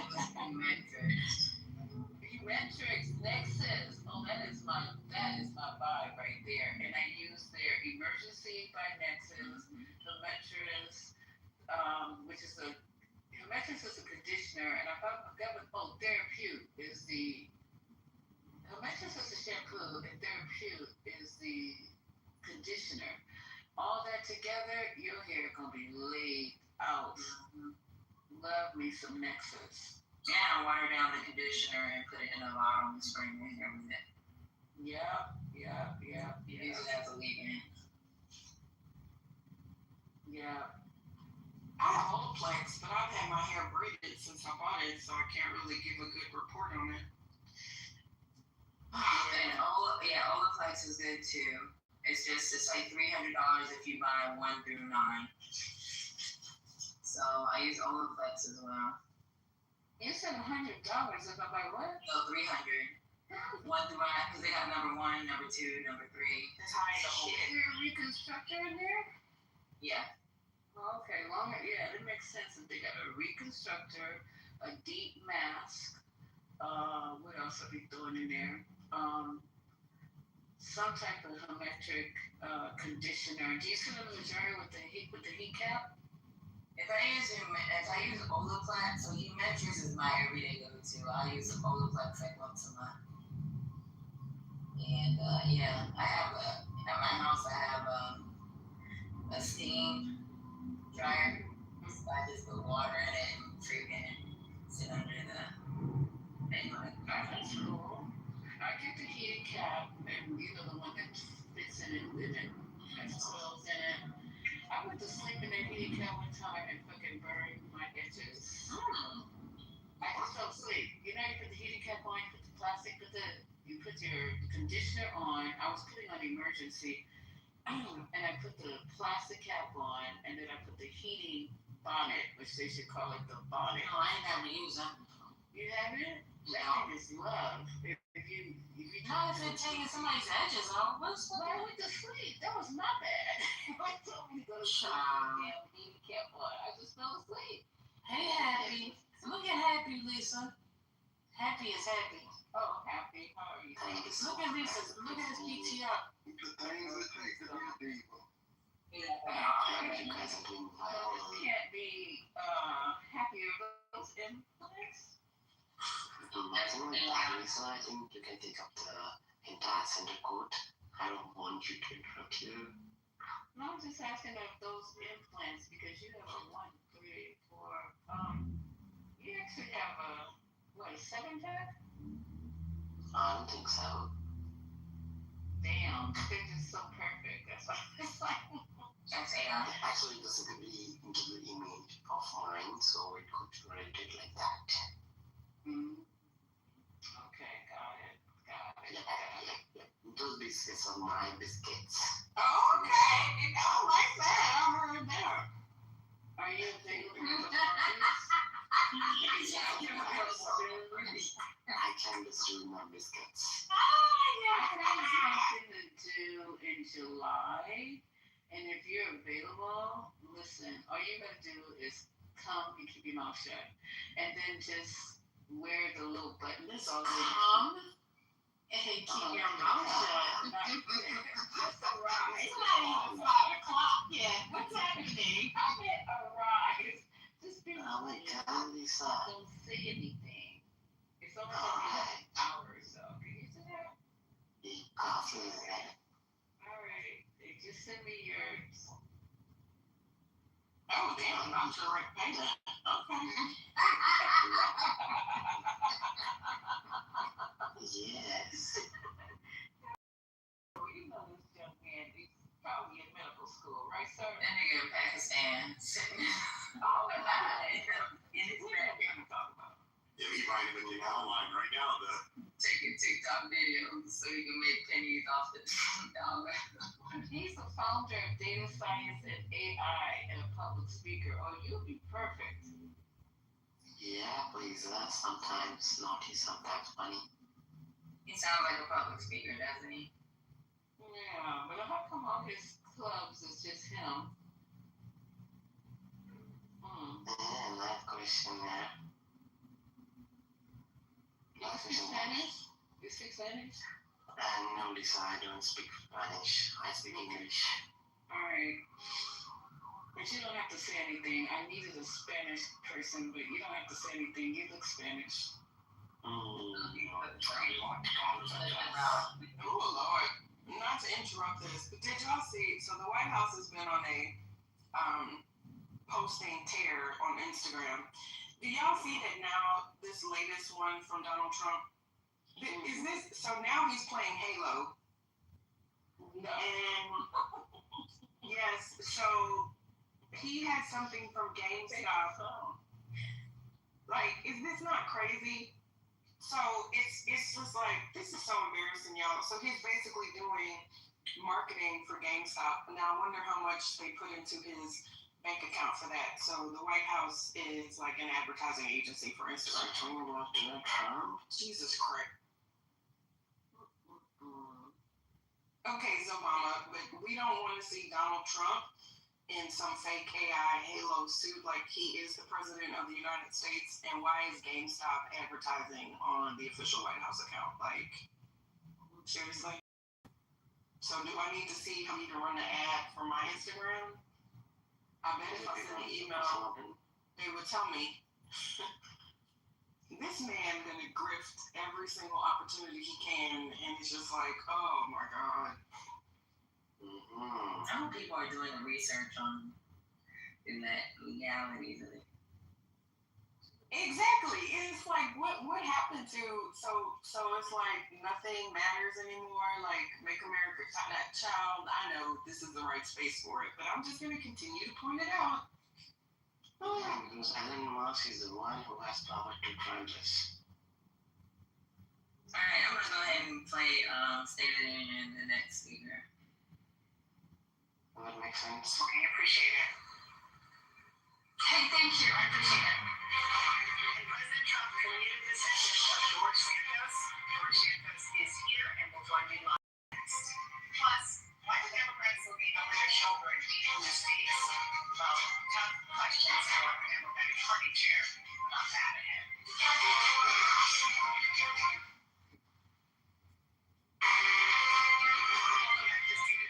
President Trump saw a lot of people on Friday when he commuted the sentence of former Congressman Santos. Santos was 3 months into a 7-year sentence for wire fraud and aggravated identity theft. Here with me now is former Congressman George Santos. Thank you so much for being here. First, tell us about the conversation that you had with President Trump after you commuted your sentence. Thank you for having me, Dana. So, look, as far as having the conversation and its nature, I'll just leave it at the president was very kind, and it was a humbling experience to have the privilege of speaking to a sitting president of the United States. Where I come from, it's just not something that happens, and it's not normal for my family and I. So I'll leave the contents of the conversation private. It's also not normal for a president to commute the sentence of somebody like you who pled guilty to the crimes that he did. So were you surprised that this happened? Did you expect a commutation? I had no expectations. I wasn't even aware until I learned it off of the chyron of mainstream media inside of the prison myself. I had just been released from segregated isolation after 41 days for absolute no valid reason other than a retaliatory warning. So I learned it from the TV. Yes, I mean, that's incredible. You were standing in prison, you looked up at television, and that's where you saw that your sentence was commuted? More like I didn't see it. Other inmates saw it and called me over to see it. I was not in the room at the time, and then I made my way to see it. I called my family, and they told me it, but I was not aware. It was surprising. I want to just read to you something that your fellow New York Republican, the Congressman Nick Willow,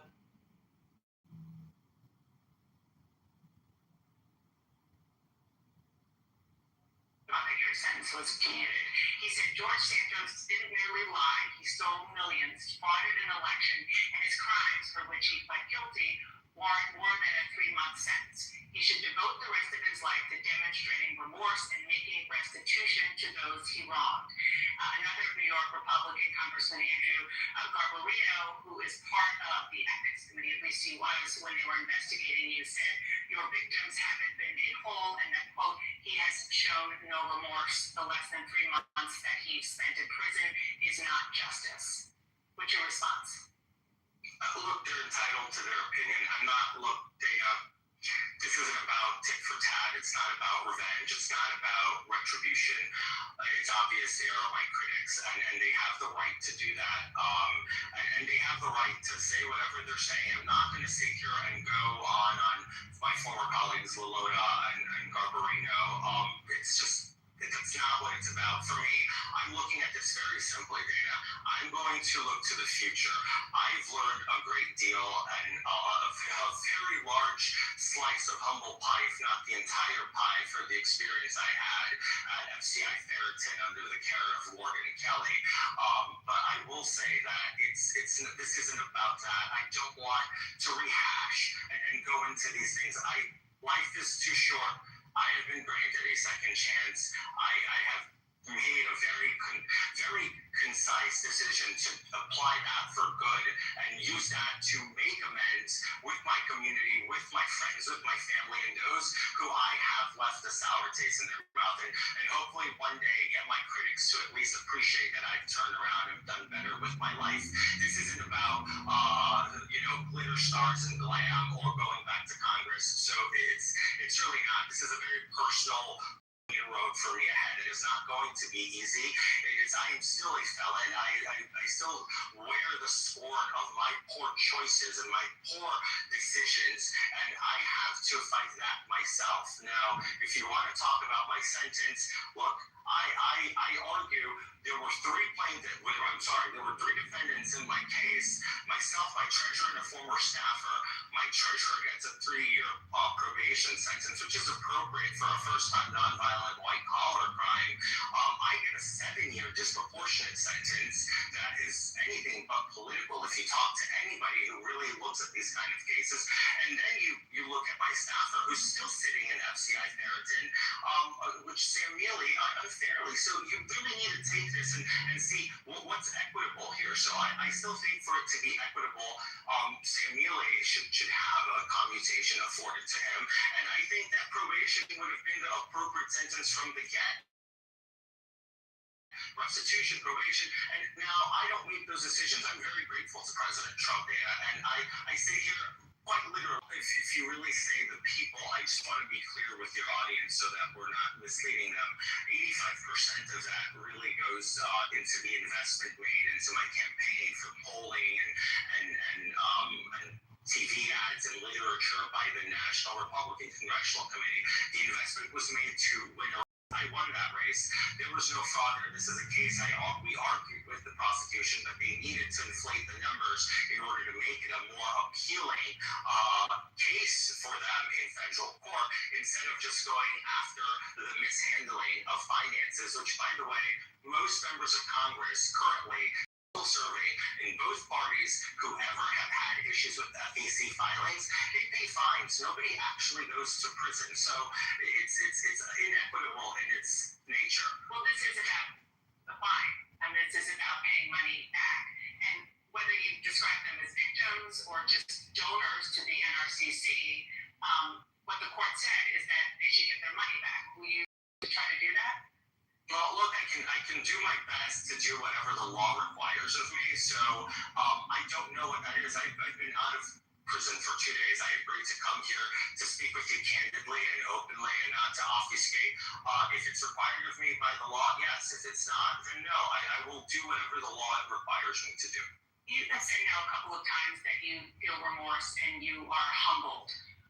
What will that look like in actual terms in the way that you live your life? You know, I learned a lot. I met a lot of interesting people. Prison is a place where everything is a great equalizer, quite literally. It doesn't matter. I was incarcerated with a billionaire, and I was incarcerated with people who were homeless, and it's a great equalizer, and it's very sobering. And you hear the stories, and, we're just human beings. We go through different walks of trouble. And the reality really comes down to, how can I help rehabilitate people? How can I be a voice of helping change a system that needs desperate changing to help rehabilitation? Prison is not rehabilitating anybody. It's actually creating recidivism because it's not doing what it's supposed to do. I'd love it. I told this to the president that I'd love to be involved with prison. And not in a partisan way, in real human ways, in a way that we affect it, that it helps society, it helps these individuals rebuild their lives, and we have a better system with less incarcerated people. America today has 250,000 federal inmates approximately, and I think it would be much nicer to look at reducing that number. And if I can be a part of helping that, I think that would be a good road to follow in the future. When he announced your commutation, President Trump praised you for having, quote, the courage, conviction, and intelligence to always vote Republican. There are a lot of people who are really unhappy about your commutation because they see it as President Trump giving favorable treatment to you because you're a loyal ally of his. You know what? I say this, and I hate that we have to go down this road. And then there's a lot of people who were upset with President Biden who pardoned his entire family before he left office in an unprecedented move. So pardon me if I'm not paying too much attention to the curl clutching of the outrage of my critics and of the people predominantly on the left who are going to go out there and try to make a big deal out of something like this. It is known that presidents have the power of the pardon and the clemency, which are plenary, and they're extended at their will. President Biden pardoned his son after he said he wouldn't. I didn't see outrage. I mean, some of your colleagues just said, there was some outrage because there was a lot of people literally licking their wounds because they had said, you see, he's magnanimous and he's not going to do it. He's all about the right thing. So he lied. So I'm not going to debate this, but I'm going to say, look, there's always going to be critics. People are going to like me. People are going to hate me. It doesn't matter whoever gets clemency in the future or whoever that person might be. I'm pretty confident that President Trump had pardoned Jesus Christ off the cross, he would have had critics. So that's just the reality of our country. You last night gave you some quotes are your fellow Republicans. And before there was a conviction, you were kicked out of Congress in a pretty big bipartisan vote. What is your message to your former colleagues now that you are out of prison and you are talking about being humble and having remorse? Let's work for the people. I understand. I was in a chaotic ball of flame 2 years ago. I was my own worst enemy. And I'm sorry. I'm sorry to the American people. I'm sorry to the people of the Congressional District of New York. I'm sorry to the leadership of the Republican Party who invested their time in me. My chairman in Nassau County, my former chairman in Suffolk County, my chairman in Coates County, my chairman in New York State, along with the voters. I'm sorry. I genuinely am sorry. And to my colleagues who I forced their hands, quite literally, with my own doing, I'm sorry to put you through that. And I do hope that you all continue to work and continue to deliver for the American people, because at the end of the day, this country's worth fighting. It doesn't matter if you go from the left or from the right. Let's just try to meet in the middle, find out common ground, and let's just deliver a great America full of prosperity for everyone in this country. Any future runs right now? I'm 37 years old. I can tell you this. Not that I can see it in the next decade. I'm all politics out. George Santos, thank you for agreeing to come on. I know that you've quite literally been up and out of. Any comment? No. Any comment? Yeah, the grift is on.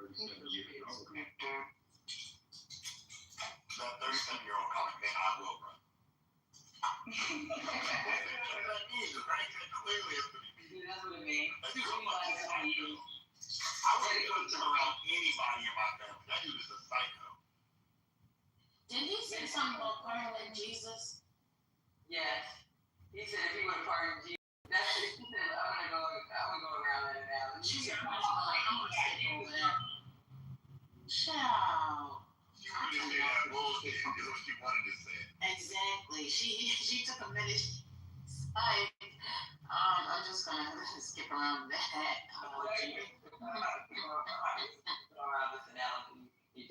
Child. You can have these people. He said it was did he say sobering? He said something to the fact of being sober in regards to, he was in there with a millionaire and he was in there with a homeless guy, So, was he went on to commit crimes? Yeah, he was saying it was balancing him out, that he was able to see like the world, and that he was flaming. What he said it, Matt. That he was, flaming at some points in my life in 2022. So he's reformed. He has been delivered, and he's just grateful. Did he say that he was okay with getting probation or something? That he didn't have to do this. He was like, I'm grateful, but he didn't have to do. Is that what he said? I think what he said is that he thought the sentence was too much. He thought probation, if I heard correctly, he thought probation would have been enough. So he was whining about that. He was whining about apparently finding he was mistreated by the warden. But yet he's coming out. So when he said that, was he talking about him or the person that's still in jail? No, he's talking about himself. Okay, but one of those three is still in jail right now, is what he said. No, so he was saying he was the only one that got free. They turned state's evidence on you. They used their confession to get you the fuck up because you was the head guy. Exactly.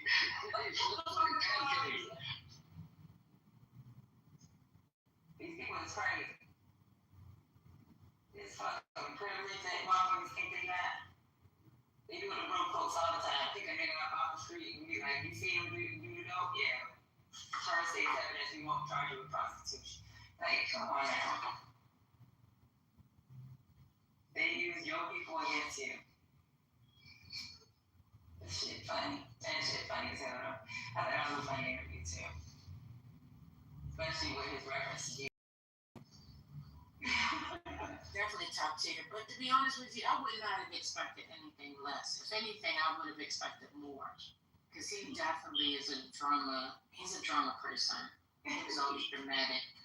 He was walking them hallways, honey, and he did his interviews. He definitely was there for the tea, okay? And that is how he talked. Pretty much take his hair and roll it behind his ears. Go ahead. Good afternoon, ladies. Oh, hey, TC, how you doing? Hey, good afternoon. Good afternoon.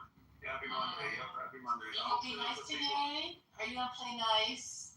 I don't know if I'm gonna be able to be on for long today. I got a family day today, but I'm trying That's to get my fine. drugs Well, meeting. while you're there, while you're here. Yes, of course. So I'm always nice. Always nice. No, I think if you consider the circumstances, we Santos got a pardon, and we know what a pardon is. A pardon is like, it's tantamount to like unmerited grace. Like you get this pardon not because of anything you did.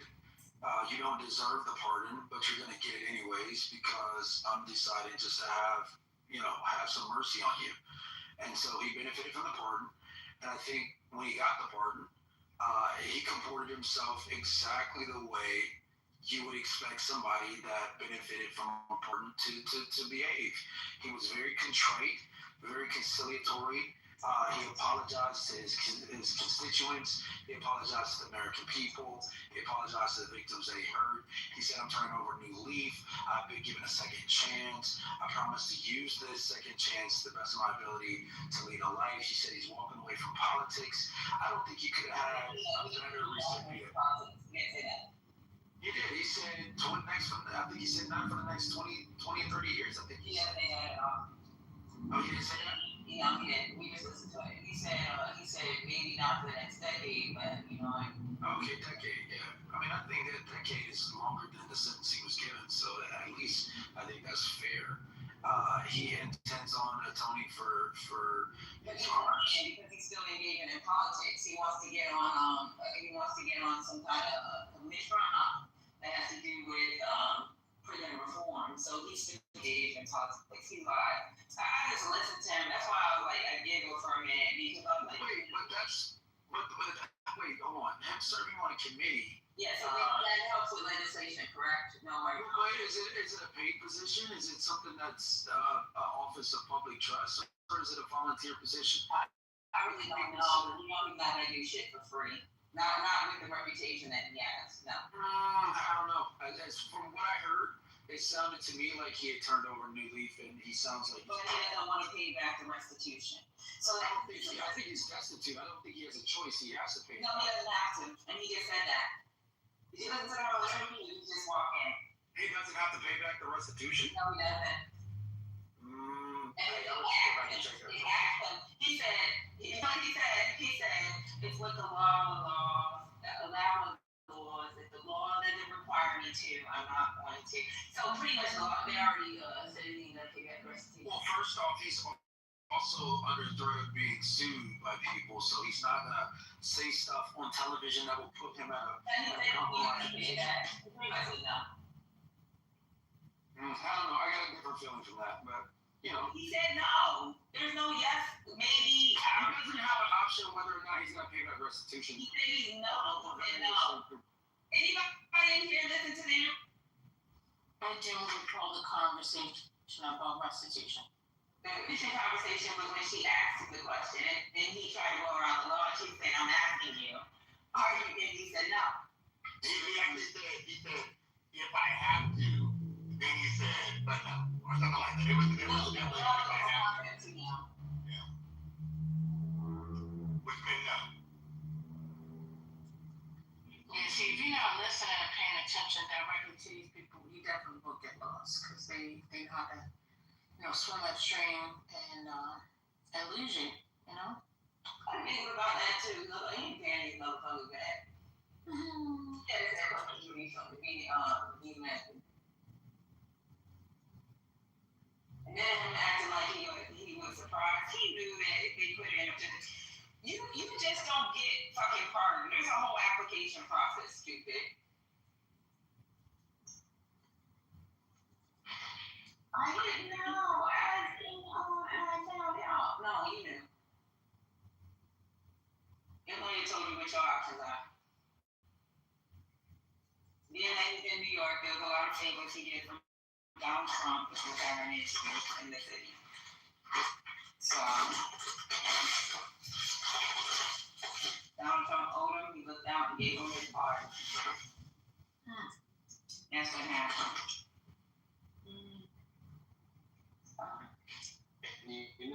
Nothing's for free with Trump, right? Trump's not doing this out of the kindness of his heart. So Santos is I think he owes something to Trump. No, I think Santos did what got Ricky as president. So I don't know. So I guess it's a fair trade. Especially when you want relevance, right? This guy wants relevance.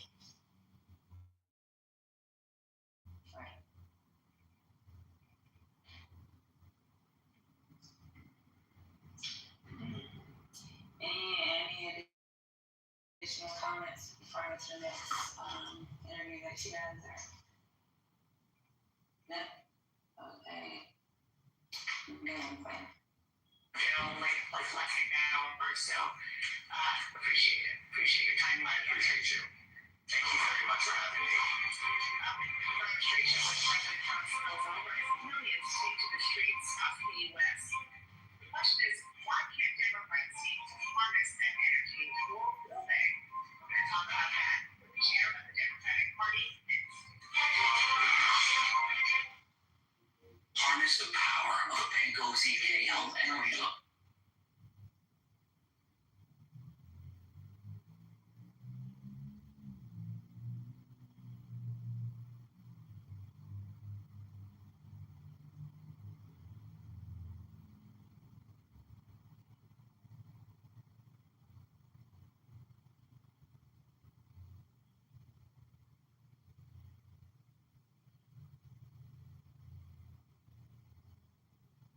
Isn't typically a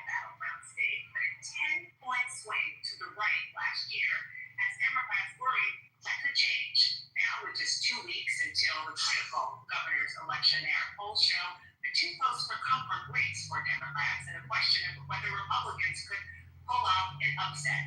Here with me now from the Garden State is Democratic Party Chair Ken Martin. Thank you so much for being here. You're trying to sound the alarm bells. You did so in an interview this past week about New Jersey and that Democrats are vulnerable in that state. So the question is, what are you seeing there on the ground, and why are you concerned? Well, look, Mikey Sherrill has run a terrific campaign, and she is going to win. There's great energy. I've been all throughout the state over these last 2 days, and I can tell you she's running the type of campaign that's actually resonating with voters at a time when people are worried about affordability, at a time when people are worried about rising costs and how they're going to actually live their lives. Mikey Sherrill is talking directly to those concerns. As Jack Ciattarelli, her opponent, is actually giving Donald Trump an A grading and fully embracing a guy who's just cost the state 100,000 jobs by taking money away from the Gateway Tunnel. This guy, Jack Ciattarelli, has shown no interest in actually standing up for New Jersey, and so all he's doing is bending the knee and kissing Donald Trump's ring. The Democratic Party, I don't need to tell you, has been struggling with fundraising, and CNN reported that he privately promised over the summer that the DNC would spend more money in New Jersey than 4 years ago. Are you doing that? We are doing that. We've made historic investments here much earlier than ever before. This is the biggest investment we've ever made in New Jersey and in Virginia, much earlier than ever before. As I said, we're on the ground. We're helping these campaigns here up and down the ballot, not just Mikey's campaign. I was out door knocking with 2 legislative candidates yesterday in Burlington County, and I will tell you, again, there's great energy. And, fundraising is not going as poorly as you would suggest. We've raised a record amount of money in the first 8 months of the year, a historic amount of money. And most of what's driving that, Dana, is grassroots donations. The donations from a $5, $10, $15 a month donor who are energized, who are excited to support what we're doing.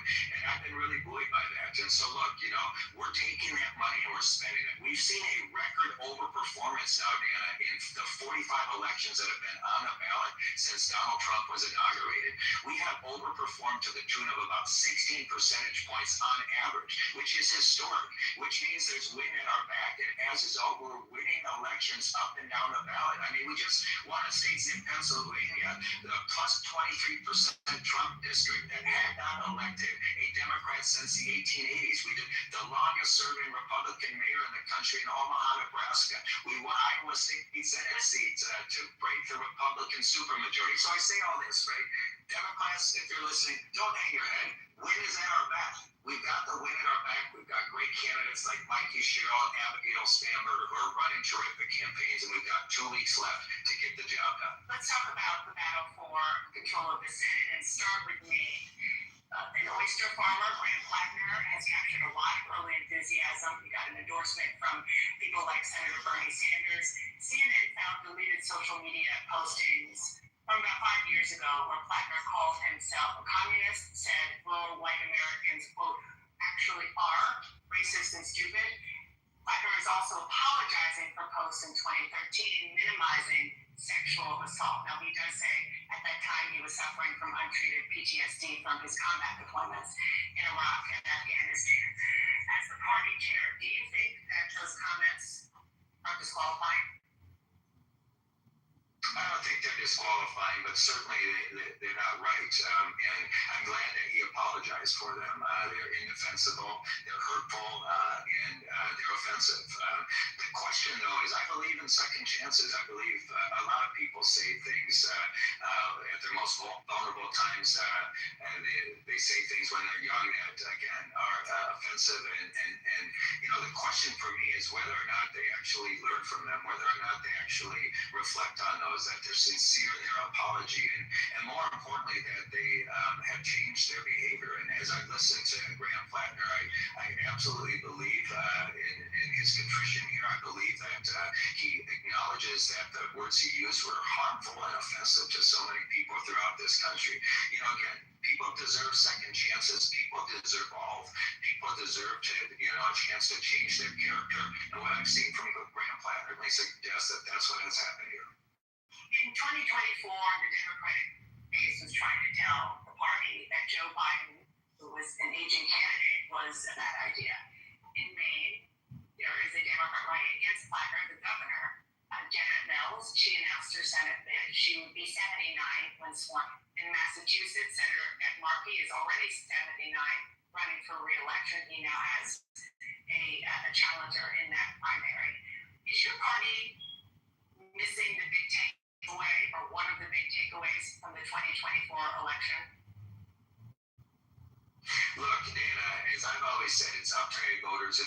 states to decide who they would be the best candidate to represent us as we take on Republicans in each of those states. My job as a DNC chair is to build the infrastructure we need to win. And then once those voters actually decide who our nominee is, to actually fight like hell to make sure that they win against Republicans. That's where my focus is. We're not going to put the thumb on the scale for anyone. If other folks want to do that, that's their prerogative. But the DNC is going to stay out of primaries, let those primaries happen, and then once the primary voters send us our nominee, we're going to fight like hell for them. That's how I've always led, both in Minnesota and certainly over the last 8.5 months that I've been DNC chair. I will support our Democratic nominee, whoever that is, and in the meantime, we stay out of those and let the voters decide. Dan Martin, Chairman of the National Democratic Party, thank you so much for being here. I appreciate it. Thank you, Dana. Any comments?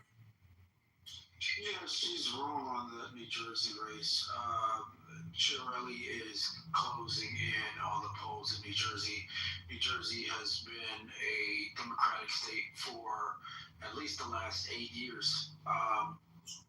And I'm not surprised that they're trying to Cheryl across the finish line. There's a lot of it from the black voters against the Murphy administration in New Jersey. And they're not turning out in the same numbers that they did for Murphy. And so Cheryl, if I were her, Mikey Cheryl, I would be a little bit concerned right now because Chiarelli is gaining on her quickly and close to the election, and Cheryl is losing black voters, which is a death sentence in politics for Democrat. Well, you don't want the Democrats to win anyway, right? So what doesn't matter? Like, what are you doing? Yeah, New Jersey Democratic policies are not going to help. Whatever. New Jersey's kind of weird, right? When it comes to a state, they're fucking racist as fuck. A lot of shit that goes on there within New Jersey, you would have thought they'd been a Republican stronghold all along. The thing is, I think it's the unions and it's the loss of factories that may have kept a lot of those poor people voting, and keeping them relevant as Democrats. But to be honest with you, Jersey is full of fucking racist ass people, bunch of people with wealth, and they're I mean, honestly, I always thought that it was kind of weird that they were a Democratic state, especially if you're in and out from New York City going to Jersey. There's a fucking bunch of racists out there. Everybody knows that.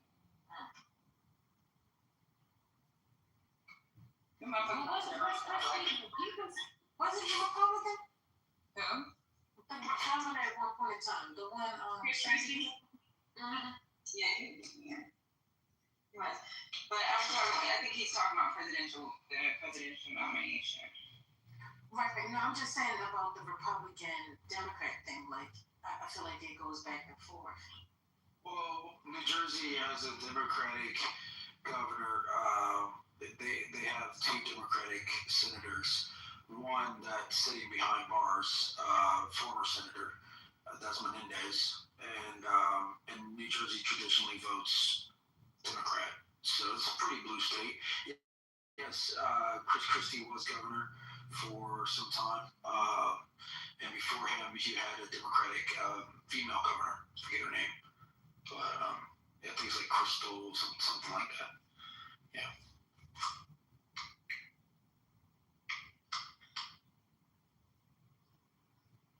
No, New Jersey is the race to watch. I mean, I think Spanberger has it in Virginia. Unfortunately, Earl here, she can't pull it out.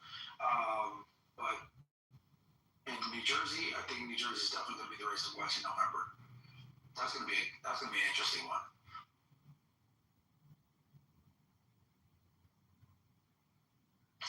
Yeah, no, New Jersey's purple, y'all. I don't believe that shit that it's a fucking Democratic state. If you look at North City, they're going to be Democrat. And then if you look at South and North, Western New Jersey, it's a bunch of Republicans. Don't let fucking somebody from Philly tell you, or wherever the fuck he's from, Delaware, I don't know where the hell he's from. Don't let somebody from Delaware tell you what the fuck Jersey is. Because Jersey they are purple. Yeah, I literally lived in New Jersey, when I left college. I got family from Camden. So South, again, if you look it up and you look at who represents them, South and Northwest Jersey is usually red. It's North Jersey that like Essex, Hudson, Middlesex. They are Democrats. They just have a heavy population. The fuck you act like I don't know about New Jersey. I've been telling y'all, my aunt's been living in Camden since I was a little kid. I got family from Camden. I got family in Cherry Hill. They've been blue state for a long time. They're considered purple. No, so what makes them blue? The fact the presidential elect talking about the overall demographics slow. Why don't you stay in your truck? Why don't you stay in your truck and make sure you get some freight so they can move in and take your notes? How about you do that, Lucy? You're trying to make sure your bills get paid. Why don't you pay attention to your freight load and the pound, your 20,000 pounds that you have in that truck, and hope that you maintain a full trailer. How about you worry about that? I got a few trailer. Okay, that's what I'm saying. You worry about that because the tonnage index don't look great for you, bro. The whole state's been blue forever. Okay. Well, for a long period of time. When's the last time that state? Go to Kentucky with that shit. But go ahead, TC. True or not? Am I right or wrong? Yeah, there's red pockets definitely. No, Right, on the shore. blue pockets. The blue pockets is exactly where I stated, correct? Oh yeah, Central Jersey. Yeah, but here's what you're not. Jersey is all fucking red. We know that. But then the population that is what the population of fucking Middlesex, Hudson, as everybody lives in those areas in Essex. Those counties hold the majority of the population because that's where our urban areas are. But then if you look at fucking Monmouth or Ocean, if you look at South and Northwest New Jersey, it's fucking red as fucking hell. I mean, I'm not disputing that. What I'm saying That's what I'm saying. You know better. New Jersey has been voting blue presidentially for I don't know, God knows how much, how long. New Jersey has 2 blue senators for God knows how long, and the only time New Jersey oscillates is when it comes to governors. And then I think if you look back over 20, 30 years, I could be wrong, but I think the Chris Christie administration will probably be the one out of the last 3 governor administrations that was Republican. Yeah, but what's been going on in Jersey, and you know this too, like New Jersey is probably one of the richest states in the U.S. With the rise of property taxes. So you know how New York is a move to Jersey because it's cheap over there, but their property taxes been getting high, and so is their housing prices.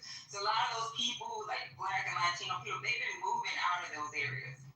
So like, when you're looking at places like Alpine, Princeton, Short Hill, or where all the wealth is like. And then if you look at Camden, we know what Camden looked like. Most of y'all know what Camden looked like back in the day versus the Camden now.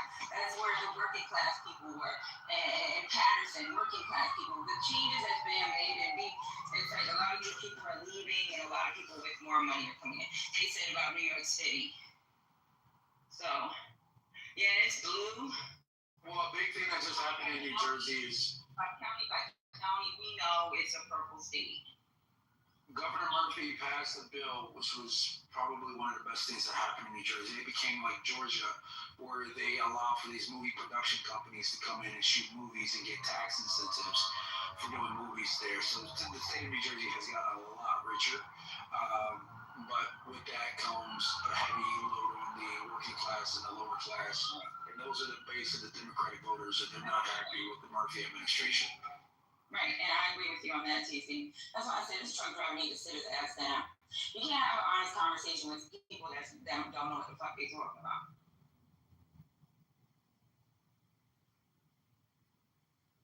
But I agree with you. They are blue when it comes to the presidential election, but we all know it's a purple state when it comes to local politics and who represents them. That's a fact.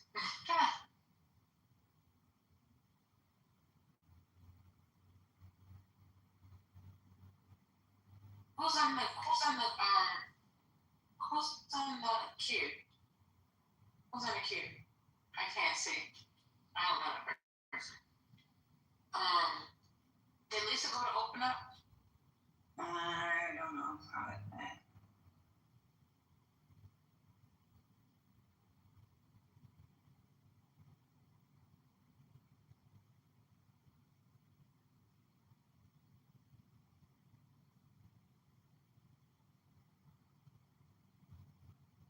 I didn't look at the news today at all.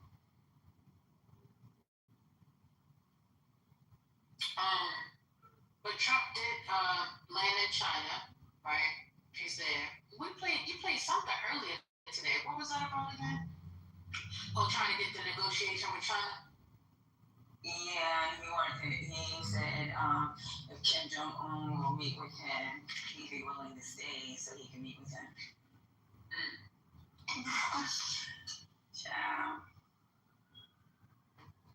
Child, just put me on your books. You know I'm in town. What's that on? I can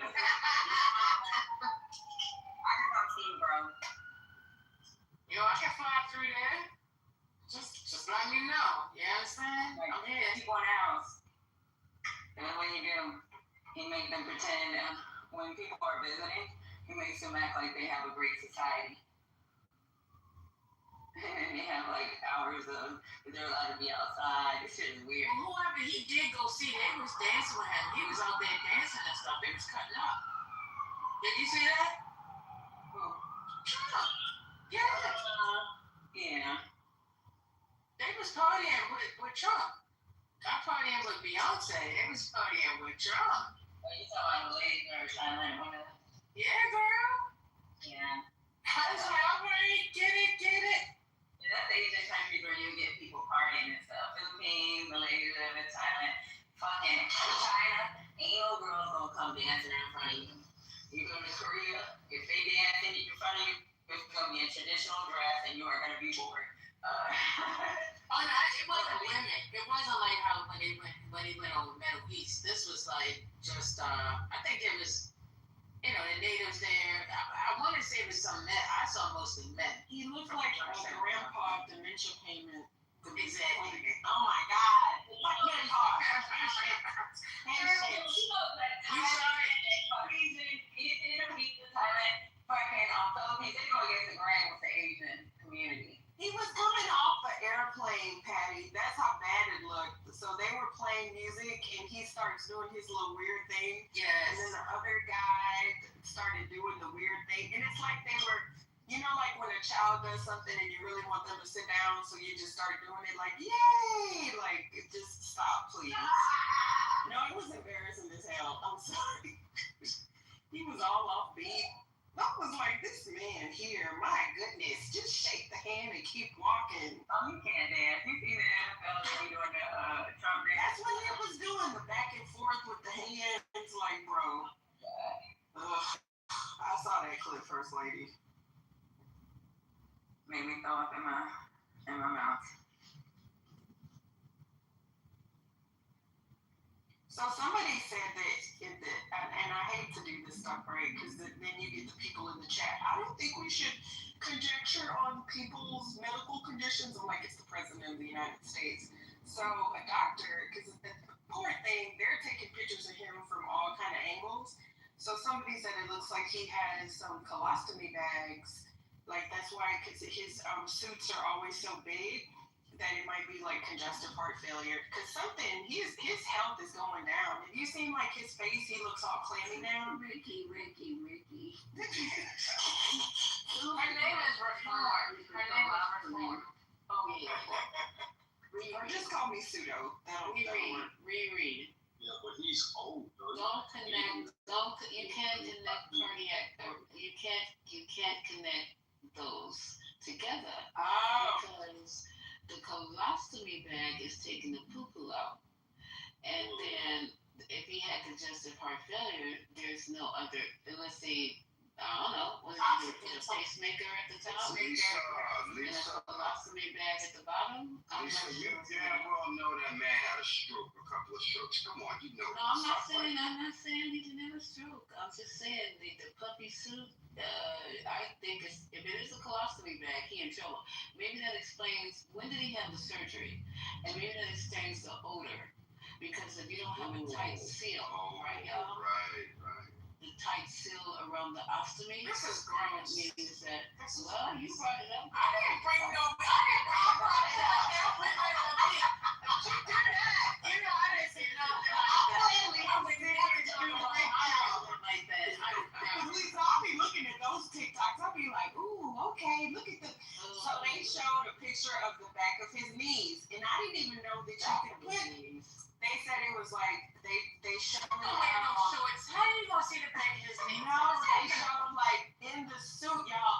I'm kidding. I'm telling y'all, this is crazy how this analyze. These people be. I'm like, this shit could make some sense, right? Y'all gonna put it back in his knees, Nikki.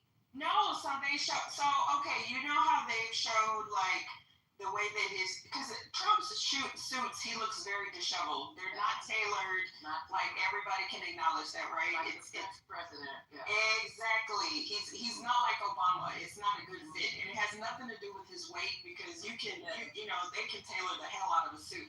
So first they were saying like maybe there was something that he was carrying in the front, like he wore the diaper. Now I'm saying that's totally plausible because the way that his pants suit him and the way that he sits at the desk like you hide it could look like he has an adult diaper on, and adult diapers are big and or whatever. And there have just been too many reports about him, the sniffs and like so and I'm not making fun because Lord knows I'm older, right? It could happen to any one of us, so that's not it.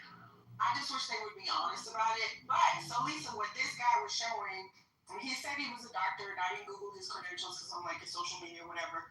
But he panned to the back of his knees in the suit, and it looked like there was something, like the top of it sticking out. And I thought he said that it was like a colostomy bag. And what he was saying is that if he has that deep intravenous thing, because the yeah, like with the bruising, right? Because why would the bruising just be on one of his hands and not the other?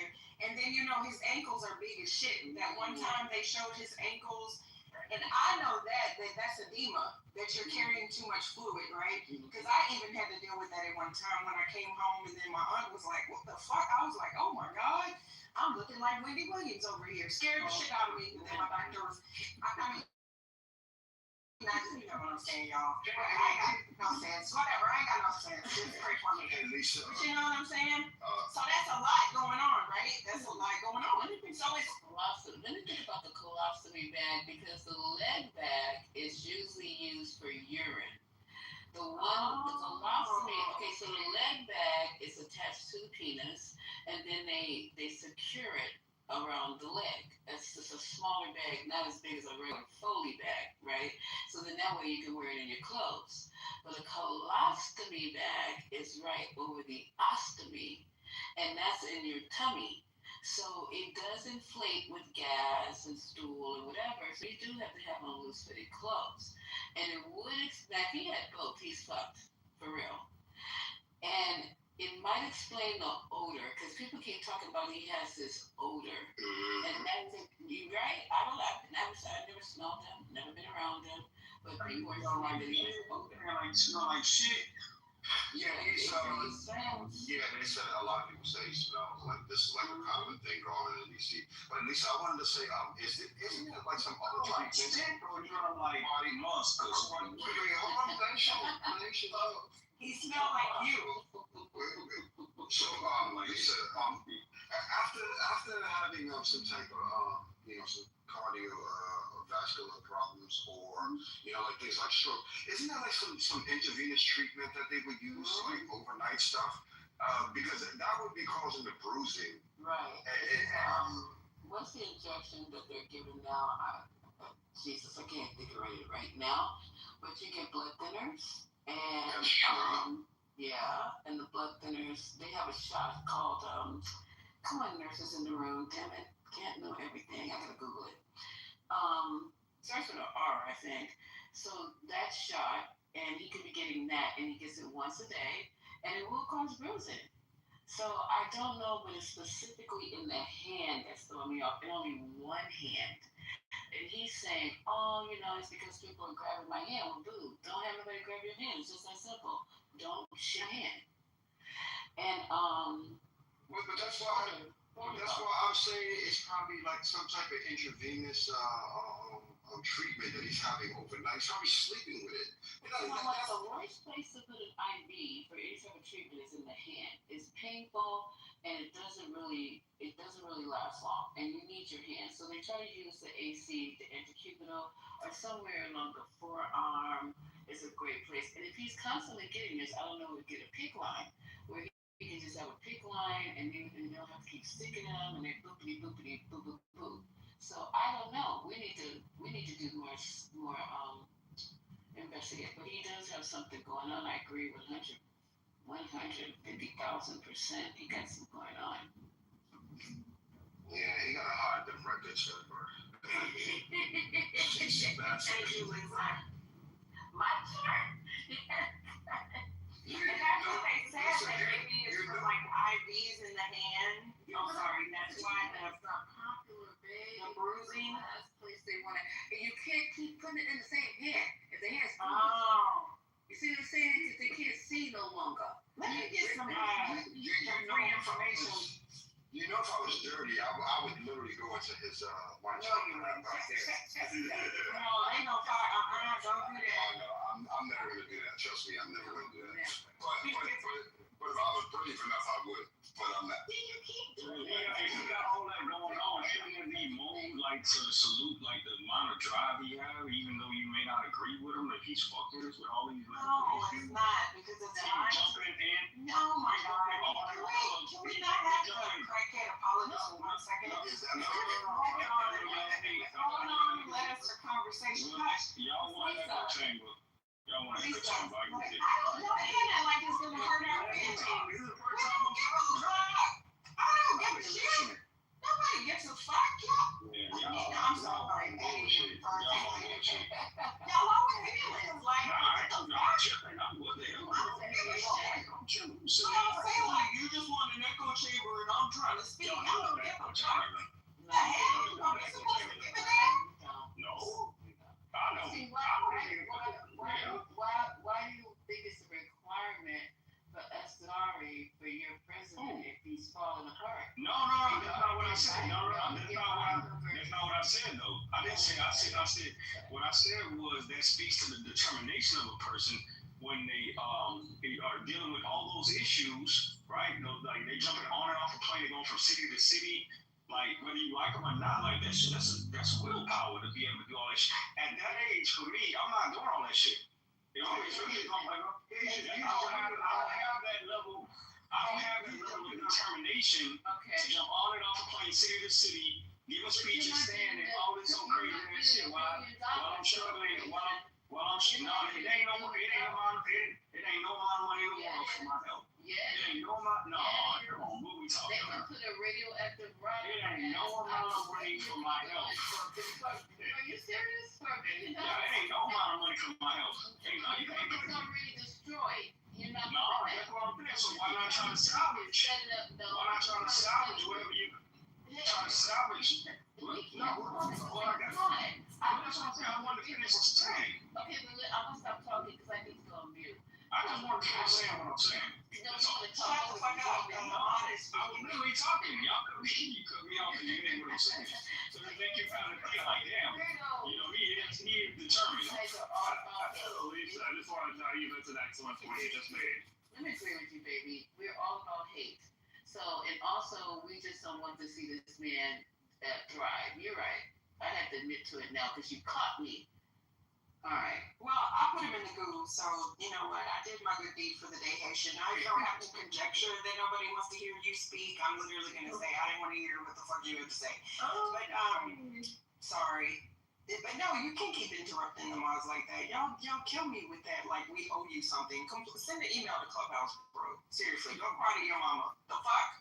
That's Donald Trump's job. Like he got elected for that. He has healthcare in the entire world. Like, come on, he has the best of the best of the best at his fingertips. No, I'm not gonna. Exactly, I'm not gonna give him props for show me a person. Exactly. Show me a struggling person that gets up every day and that's sick and that does what they need to do. That's who is going to get my admiration. Please. Yeah, I do agree it's hard, but Lisa, you made a really good point. For millions of dollars, yeah, you do find a motivation for that. You're right, Lisa. That's a good point. Put one of them chemo rods in my, never mind. And then give me some baking powder so I can make me some biscuits or whatever. And then a couple of Red Bulls. I'm good to go. I'm going anyway, but I'm gonna make some money before I leave because I want my whole legacy. He's all about legacy, right? Even though he's spinning, and trust me, he's spinning. But the point is, his family is gonna be set. All them damn grandkids, daughter-in-laws, brothers, sons, and something's going on with Jared. He looking mighty shady at that meeting the other day, talking about, no, that wasn't him, that was El Normo. I said, El Normo, what you talking about? You gonna go over there, your people gonna go and rebuild Gaza? Nah, we just gonna occupy. I was like, woo, thank you for being honest. Thank you, sir, for being honest. They're not trying to rebuild Gaza, they want to occupy Gaza, so there you go. Okay, do y'all want some entertainment for the day? That Bree girl has still been back channeling me, y'all. So she's very, very hurt. Very, very hurt, Patty, that I made fun about her brows. So she's been sending me. Okay, let me read it, y'all. Let me go here. I'm gonna read this to y'all. I'm not get kicked off the app once, so I'm not trying my luck again. All right, so this is what she sent me from yesterday. Okay, let's go. Let me tell you something, you wide neck ass big head bitch. Ain't nobody grew up in. Let me do her accent. Ain't nobody grew up in a motherfucking trailer park. I gave you the address to the home I grew up in, and if I get pissed off and I speak how I want to speak, bitch, I can do whatever the fuck I want to do. That is the pleasure of knowing how to code switch, you stupid wide neck, big back, ugly ass bitch. Oh, and by the way, you got some nerve talking about somebody drawing on their eyebrows, but you ain't even, bitch, you ain't even got any. You don't have any eyebrows at all. So why you over there projecting on the other people? Maybe you would like to look in the mirror and do something by that fucking double chin. See, you thought you had an easy pick. You thought you were just gonna be able to pick on me, and I wasn't gonna do anything, and I was gonna cry like a little white lady. No, bitch, no. You got the right white one.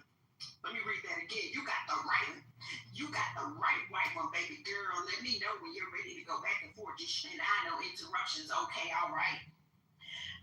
And then she posted a picture of a chubby young teenage white girl with some dogs in the country or in a park. And then she posted a unflattering picture of me on a Zoom call that, they like to go through my social media and take snapshots, like you look through Zoom and you take a snapshot and then they're like, oh, Miki's fat and Miki's this, and I don't really give a fuck, but I hope you learned something going through my social media. Oh, you always gonna be fat though. I know, that's what I'm saying. I'm like, I'm literally at an angle and I'm like, okay, so, You got inspired going through your social at the same time? Yeah, that's what I'm saying. I'm like, you know what? I hope you, that's always my response. Did you learn something? And thank you for the social media engagement. So she posted these two pictures and then she said, oh, where'd you go? So this is what I responded. LOL, why are you trying to prove something to me, peasants? Y'all have stalked so much to take a screenshot of me. Did you learn something? You are not attractive, and please recognize your betters. Being ghetto serves you well, so stay mad that I know nothing about it. And I said, by the way, that's a 300-year-old glass chandelier in my bedroom, ma'am. Now stay mad. I have a little tiny chandelier, y'all. It's a little tiny. So she said, bitch, I could give zero fucks about a chandelier. Old asshole only has a hanging light fixtures to be proud of. I'm sorry. She called it a light fixture. Period. Okay. No, that was a big comeback. It was. Bitch, I could give zero fucks about a chandelier. Old asshole only has a hanging light fixture to be proud of. Laugh emoji. And I'm glad you don't think I'm attractive. I'm not gay, nor do I like whales. Your mother is ghetto, you old hoe. Your son is ugly as fuck, just like you. The ugly look passed along, light bright ass. Now this is a white woman married to a black man calling me light bright ass. I'll let my ghetto out, everyone, just for you, and because you would never amount how I carry myself otherwise. You deserve the ghetto me. You're not good enough for the classy version. That's why they're all ugly. No chin, just the neck asses in the bed alone. They bitch shoes cost more than your damn chandelier. You don't see a trailer anywhere to back around my pick, you old hag. You see the corner of a 10-foot deep in-ground pool, though, and solid white German shepherds. Can I get a white person to explain to me white German shepherds an indication of wealth in the trash community? It's breed. It's breed. Okay, y'all want me to continue? Okay. How did it start? Like, how did it... Well, I didn't say that. That was the basic. Just so you Okay, yeah. Okay, so then this is what okay, so she said, don't hold. And then she posted a picture of a chubby, unattractive person in what looks like, I sent it to First Lady, what looks like some sort of a dress made from, like, red, I don't know. This dress costs more than your damn shit, stupid. And then she sent me a picture of what looks like, you know, a fan taking a picture. Again, no trailer hold. So she sent me pictures, y'all. So this is what I responded this morning. Ma'am, you have a screenshot of me and I do not care one iota about you. I stay rent-free on your pathetic mind, engaging in conversations about me with your equally pathetic quote-unquote friends. Get a life, weirdo. A supposed grown-ass woman sending a DM on Clubhouse and telling your weak-ass man I made fun of your eyebrows. Just sad, chickhead. I feel sorry for you. Be gone, peasant. I said, girl, those pictures look cheap as hand. Who are you trying to convince? Because I don't give a fuck. Get a life. Okay, so this is what she said, y'all. I haven't even read these yet. I did not talk about you when I kept that picture because I knew, based off of your personality, that it would come in handy one day. You are a nobody, sir. They look cheap because you grew up poor and don't have photos from when you were a child. You're telling on yourself. I have a great life. You met a viral part of my life yesterday, wide neck. He showed you what you will never have. I also not as wealthy as you claim to be. I heard how you could use some help with money and lose what's needed alone. I got you. I used to think you provided useful information, and I've told you that before. Now you're just a trashy hag. For real, you came out and she's one ugly bitch. Any info you provide now is just hilarious since I know you truly, that's how you truly carry yourself. That's why you're called Debo by Jonathan and Nelson. And I said, bored? Go fuck your husband, weirdo. Only low-class bitches speak like you do. Nobody talks like that. Nobody with class speaks like that way. You're so trashy. And that is the end of old girl. She's big mad, y'all. She mad. So you want, I'm gonna give it 5 to 2. She had a couple of zingers in there. I wasn't reading all that. I just read that second part out for y'all because I was like, bitch, I'm not about to go back and forth with you. Like, but anyway, yeah. So just the fact that she got the folks' evidence because she's gonna use it one day. That shit is hands down. That's hella fucking weird. Because I don't know.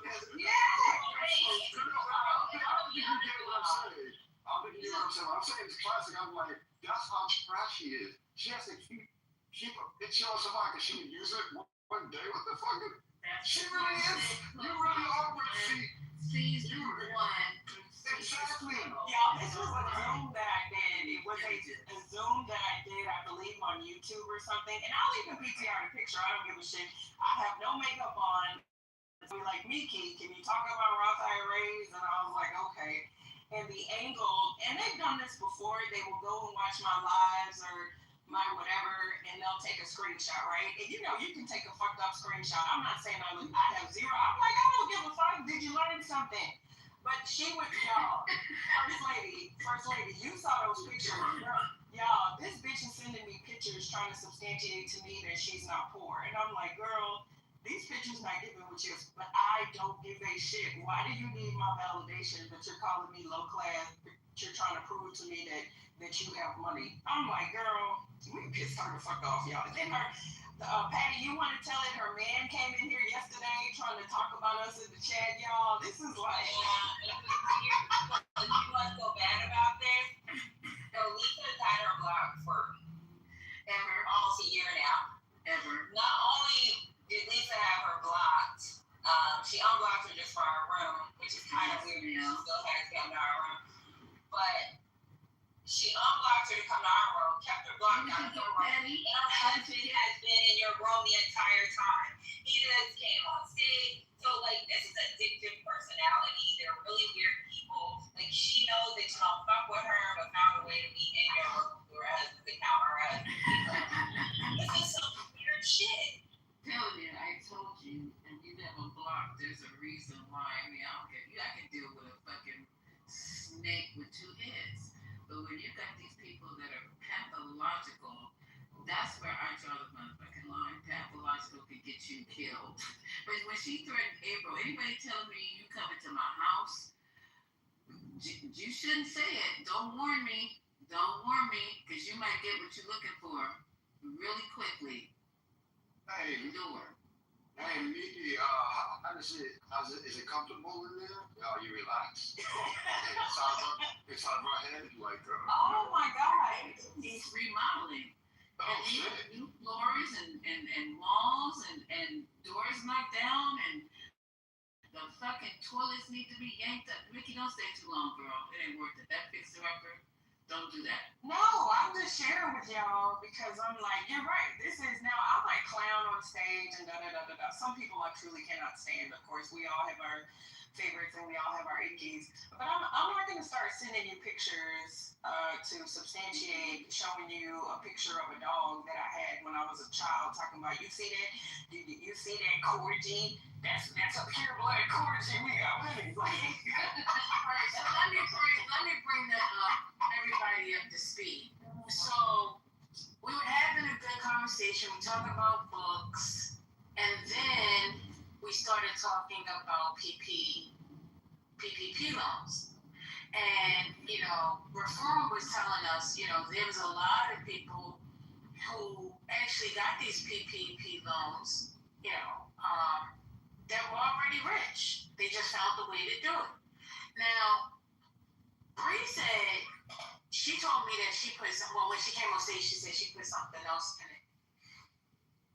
Nikki read what she put in the chat and was like, girl, something about black people, who didn't, you saying this because you probably like big dick or something. Big black dick. And, maybe you like some black girl, whatever, because you want to be black. I'm just telling you this, and that. So then Bree starts going crazy in the chat, and she's like, bring me up, oh, bring me up. And I was like, no, don't bring her up, because I already know she's going to crash. I know she's a crash. So, and I know somebody, one of these jokers up here brought this girl upstairs. I did. I said, okay. Let me just explain to you, Bree. I said, when she said that, I said, she was joking. I mean, and maybe you do like black, dick or something. Who knows, right? So, next thing I know, she was telling the story. She was saying that she was agreeing with her by saying that it was mostly black people that got impacted. And then next thing I know, it just went to hell. She said something else, and then they just started slinging mud. And then I know Patty got involved. Then no, Rez got involved. And then Patty got involved because she said something crazy to Reform. And Patty was like, no, what you not going to do? So then it was like, oh, shit. And I started praying. I said, Lord, help me. Lord, get me out of here. And then... Yeah, she said black girls can't grow hair. That's when she went to the Google and then she started typing that stuff in the chat. Right. She's like, well, not too much on eyebrows, y'all, because, I got to draw my eyebrows on. So, so then that's when she started talking about black girls can't grow hair and something. And, yeah, so then that's when things really went to hell. So from that point on, she got removed, and they told her she was blocked, and everybody said blocker. And then she was blocked. But like an hour later, the husband came in. And then the husband was like... Was he black? Was he black? Yeah, him is black. He came to fight this woman battle of the women. It's crazy. It is crazy. And she got more eyebrows than y'all. I don't even know if that was my husband. think that might have been her husband's account because I kept trying to invite him up. Oh, I don't remember the name. Let me see. I think I took a screenshot, but I His name was Jay. Jay Bill. Uncle Bill. It was Jay something. It was Jay something. No, y'all didn't. Yeah, we handled it. Y'all probably couldn't have got in the middle to be. We were like, Red was like, "Fuck you, bitch," and then Patty jumped in. Hey, yeah, motherfucker. Like, They were pulling that girl. They had her in a triangle. I got my girls going. Oh shit. Child, that triangle. They tried to get me caught up in it. I said, "No, wait a minute. Help! Get me out of here." And then he tried to come in and say, "Yeah, y'all can't grow." Some stupid shit he was saying. And then we were like, "What are you talking about, black girls?" He said, "No, I'm not talking about black girls. I'm talking about Patty." And we said, "Nigga, Patty is black, you stupid ass." It was just crackheadish, just crack. And then she texted me cheap ass childhood pictures trying to convince me that her ass ain't poor. She did not accomplish such with the pictures she sent. But anyway, I just had to let y'all know, just a little fun. These people are crazy as hell. JP Baller, that's it. It's at basketball4L. Let me see if I can find it. So he's a basketball player? He is not getting a basketball player, but you know. He looks about 5'10". How's that doing? Not too much on 5'10". The hell? You can play ball to 5'6". Or you have if you Not any height. But you're not Iverson's son. 5'10", yeah, 5'10". You're not Iverson's son. Sit down. Can't do nothing at 5'10" on the court unless you Iverson. Okay, I'm gonna put it in here. Cause I was like, bro, who the hell are you? Her blocks for a year. And then the whole time her husband. I'm listening now. These clubhouse people are crazy. Patty, you're in the matrix. Yeah, I was.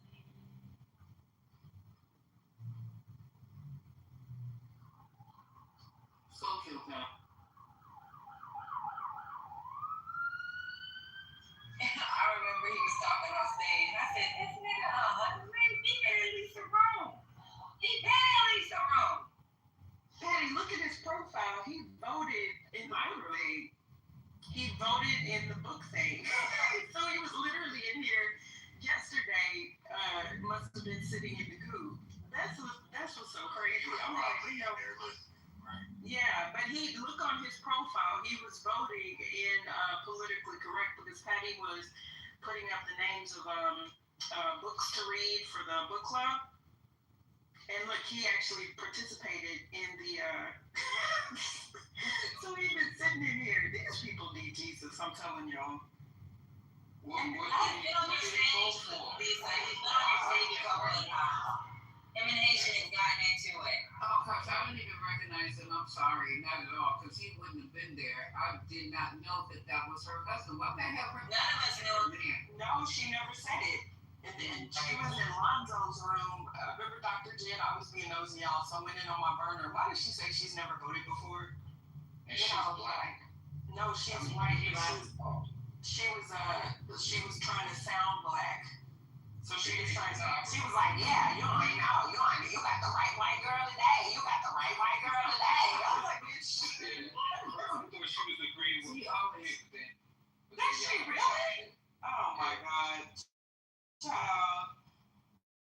You know, you gotta say shit like that, girl. Please, like, don't come up in here. Enunciate this. Enunciate. My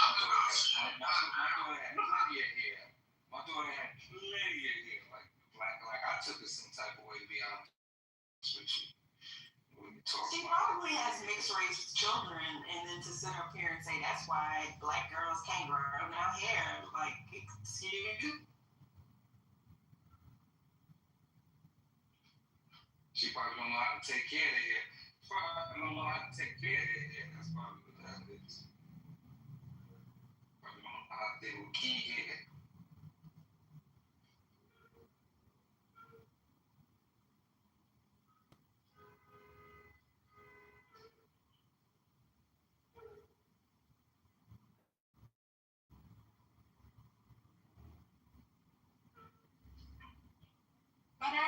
wears extensions though. That's the thing. Like white people call it extensions, and black people would call them.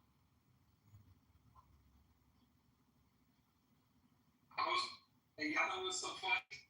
I was watching Jurassic Park the other day. Ladies, I was watching Jurassic, the little white girl, and I was like, that's weaving in here. It was so funny because I was like, and it was like, I kept looking something about her hair. And when y'all watch Jurassic Park, if y'all ever do, I know that they have extensions in that little girl's hair. That's not.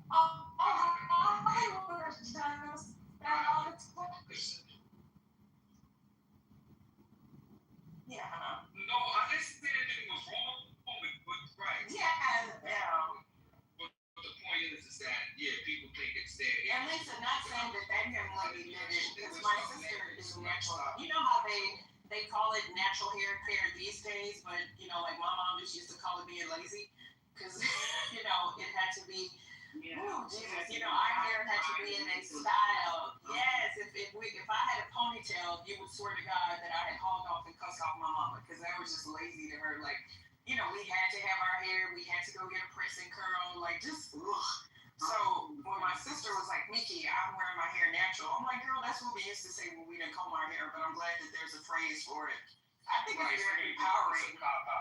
Right, but for her to try to weaponize that as a white woman married to a black man, like to try to insult black women, like, which first of all, a lot of people have hair issues, right? Alopecia can be across the board. It was just trifling to me, but I just wanted to share that with y'all. I don't even want to, you know, continue to pay her ass does. His ass. That was fun. Mountain, are you okay? Don't give her no extension. Okay, thank you. I needed a reminder. Oh, somebody was in the audience in the food in the chat. Wow. Brett. Trying to get this. Brett, I am never gonna take a robo taxi. Would anybody else do it? I'm just not doing it. Yes, they're nice. No. They're so Lisa. No, they're nice. They're very nice.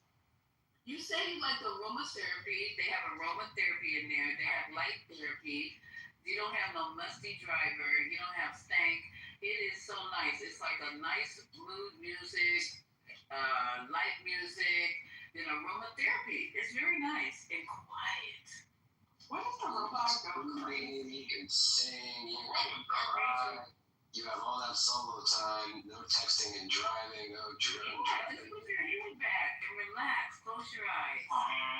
Honestly, I liked it too. I enjoyed it. Wasn't it? Really? Is it cheaper? No problem. It's not. It depends on if it's the peak hours or not, but usually it's a little bit more. But sometimes it's around the same time. Just depends if it's like spike pricing. It's always more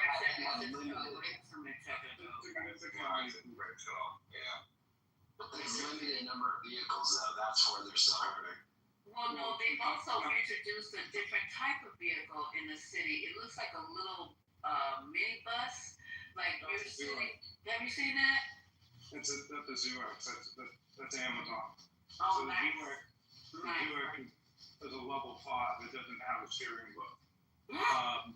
And the robo taxis still do have a steering wheel, but at scale, and the reason why Tesla stock boom right now is because Norton has now said that autonomous driving has essentially been solved.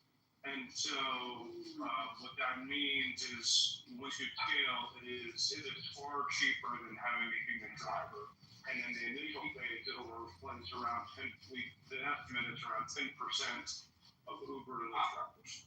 I'm tired of driving. Let me tell y'all something, right? I just realized how frustrated I am about bad drivers. Like, y'all don't realize it, but you know how much frustration. I was driving to Queens the other day, and I'm like, y'all, I can't take it. Like, I can't do it. I can't deal with the dumb shit people do.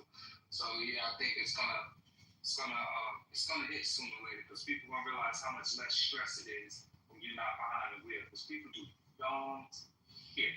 They just do dumb shit. That's why I sold my car, and I'm not driving until I get the right vehicle. I hate driving. I'm in a new world. One day, and I'll be working with like. I love driving. No, I love driving. I think this is for people who do dumb shit. That's really what it is. That's why I become behind the wheel. I know they like you one of those people that skip around somebody to get to a red light, or you one of those people? He's one of those people that be on the Brooklyn Bridge and be making a third lane.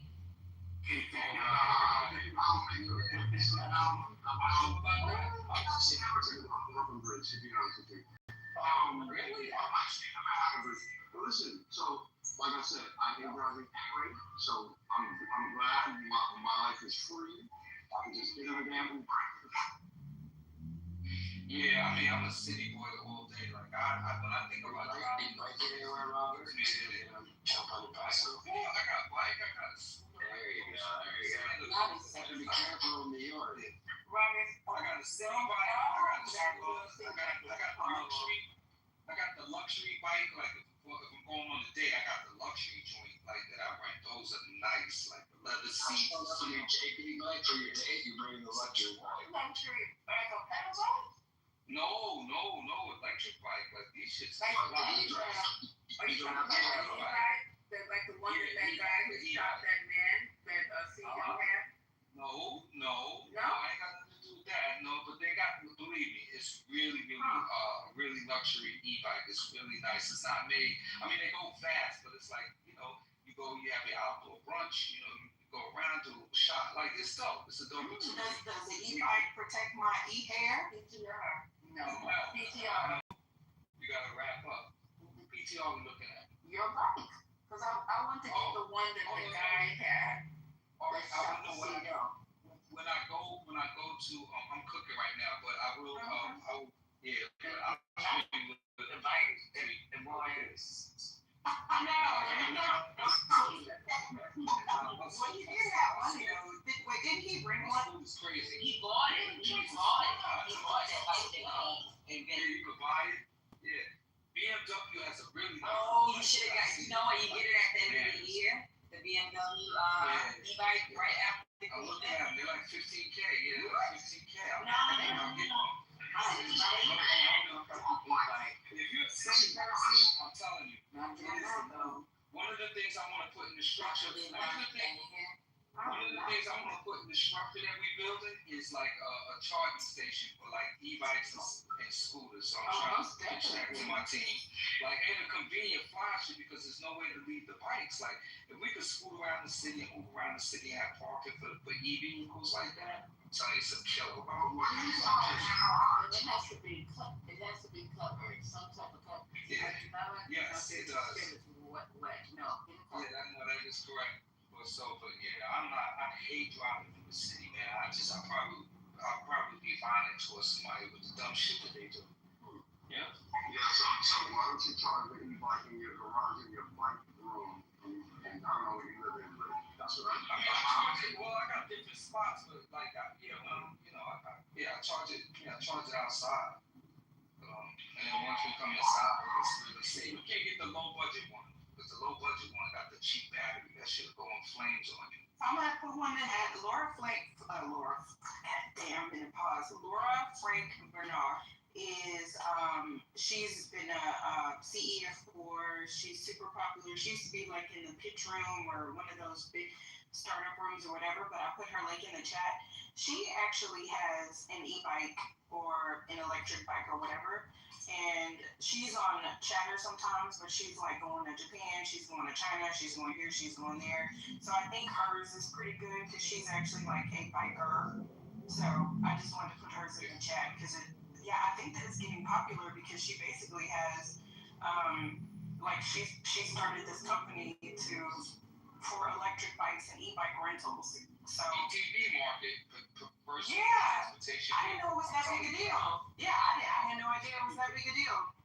You know, it's like finding parking. Like when you go somewhere like that, it's just a headache. And then like it's like when you own a luxury vehicle, like Maserati, you can't just drive that around everywhere. You need like a little deductible car to get around. Like you're gonna go to Walmart and all of that in a Maserati, like it's ridiculous. Like, what are you talking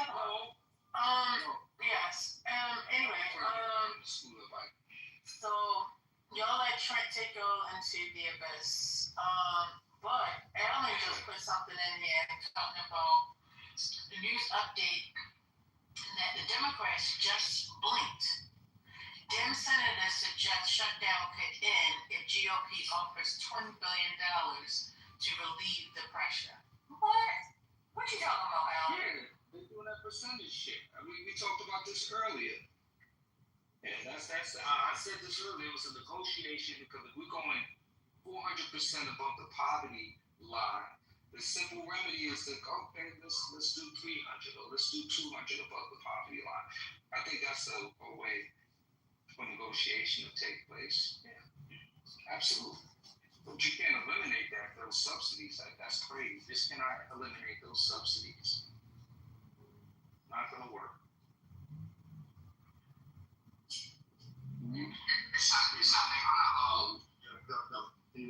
What about no bill or nothing coming about Robert? Go ahead, Roy. So what you're saying is they want to negotiate $20 billion in subsidies? Instead of asking for $1.5 trillion being reinstated to the budget, you now have a Democratic senator suggesting, well, maybe if they give us $20 billion, that would be enough to convince Democrats to vote for the continuing regulation.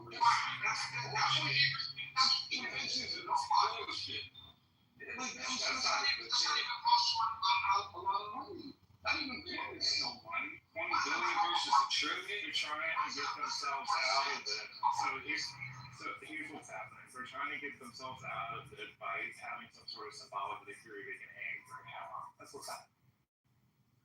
Correct.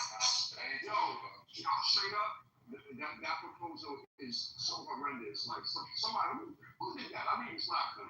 Let's not. Well, Royal, in fairness, what is the way out of this?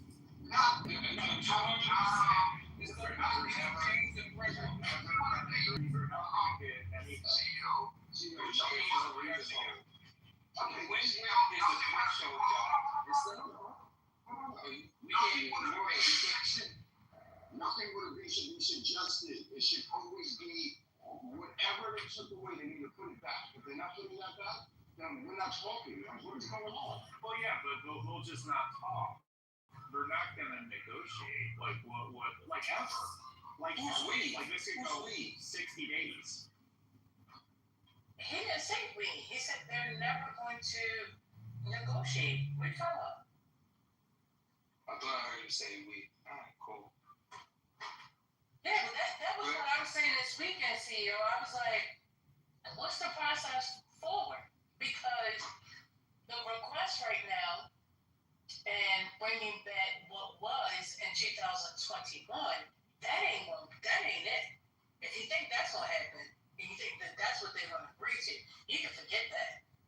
That's off the table. So you saying 20 billion? Yeah. Allegedly, right? 20 billion is above zero. So it would be. Wait a minute, listen, from what I understand, CEO, is that the subsidies aren't completely wiped away, that they only reduced or went back to what the original Affordable Care Act is. Is that true? Can you confirm that? I'm not sure about that. But and also, isn't it $20 billion for them to sign a CR? Is that all they're going to do? Sign a CR? Correct. I can't confirm that is not the case. That is not the case. That is not the case. It's not merely rolling back the subsidies. No. If that was the case, we wouldn't even be talking about this. It is actually allowing the insurance companies to come in and increase co-pays, premiums, and deductibles. It is about servicing the private sector, allowing the private sector to run amok against those who are the most vulnerable. That's what's going on. It's not merely that in that big bill. And if I wasn't cooking right now, I'll pull up the language, but it's more than that. It's not what they're saying it is. It's way more than that, guys. It's not just the enhancements. There are other protocols that they want to reverse. Absolutely. Just remember, that's only the healthcare portion that they're trying to negotiate. We're not talking about the SNAP or any of the food benefits or anything like that, like WIC or like all of that shit is cut. We're only talking about healthcare. They will allow a negotiation for that, and then to say $20 billion is an insult. When we're talking about $1 trillion, that's why it's laughable, and we don't even have this conversation. Royal, if you get the 20 billion, you're not giving up all that stuff. All you're doing is signing a CR. That's all you're doing. You're not giving up your position. The CR means there's no more negotiation document. You have 30 more days, or was it 30 or 60 days CR? What is it? Do they want to? That's November 21st, so. Okay, that's 30 days. No, it ain't 30 days, because this is 20 shots. Okay. So, you're going to CR for 4 weeks, and you get $20 million. But is that what that article says? You know, I don't click on links. I don't know if this is true. You know what I mean? Like, are we just talking about based on what we think we know? Or do we actually have any actuals at this point in time? Because I don't know. People, look, don't be misled. This is not merely just about the enhancements that they want to reverse. It's that, and they want to do additional damage. It's not just that. So be clear, and I know that for a fact. I did the research. The impact is not just based about that. That's the case, we wouldn't be in here. But what I was saying is, if you want to negotiate, remember, those who are 400% above the poverty line still can get the benefits. Perhaps you could reduce it to maybe 200% instead of threshold and other provisions like that. I think that will work. I think that is the area where they should come to terms with. Yeah, I think y'all just got a whole bunch of talk going on at this point in time, because y'all talking about they're not trying to negotiate for the SNAP program and all this. And I don't know if it's quite true. I brought up the fact that, remember, that's not the only thing they cut. We're only talking about the healthcare subsidy, but there's other programs that they cut too. And so if you're going to negotiate on at least one thing, right, and that one thing you're negotiating is like still cut by a lot. We're talking about 1% you're negotiating that, and this is laughable. Okay? This is only one thing out of many others. That's the problem with this conversation. Well, what I think is laughable is that when Biden was president, with the Congress he had, he passed certain bills. And now Trump is president, with the Congress he has, he passed another bill. And instead of accepting that and using regular congressional procedures to see if they can change the law and change those bills that were passed and the budgeting that was passed, the Democrats are using a Hail Mary and saying, we're not going to sign the continuing resolution unless you reverse what Trump and we as Congress passed. Hold on.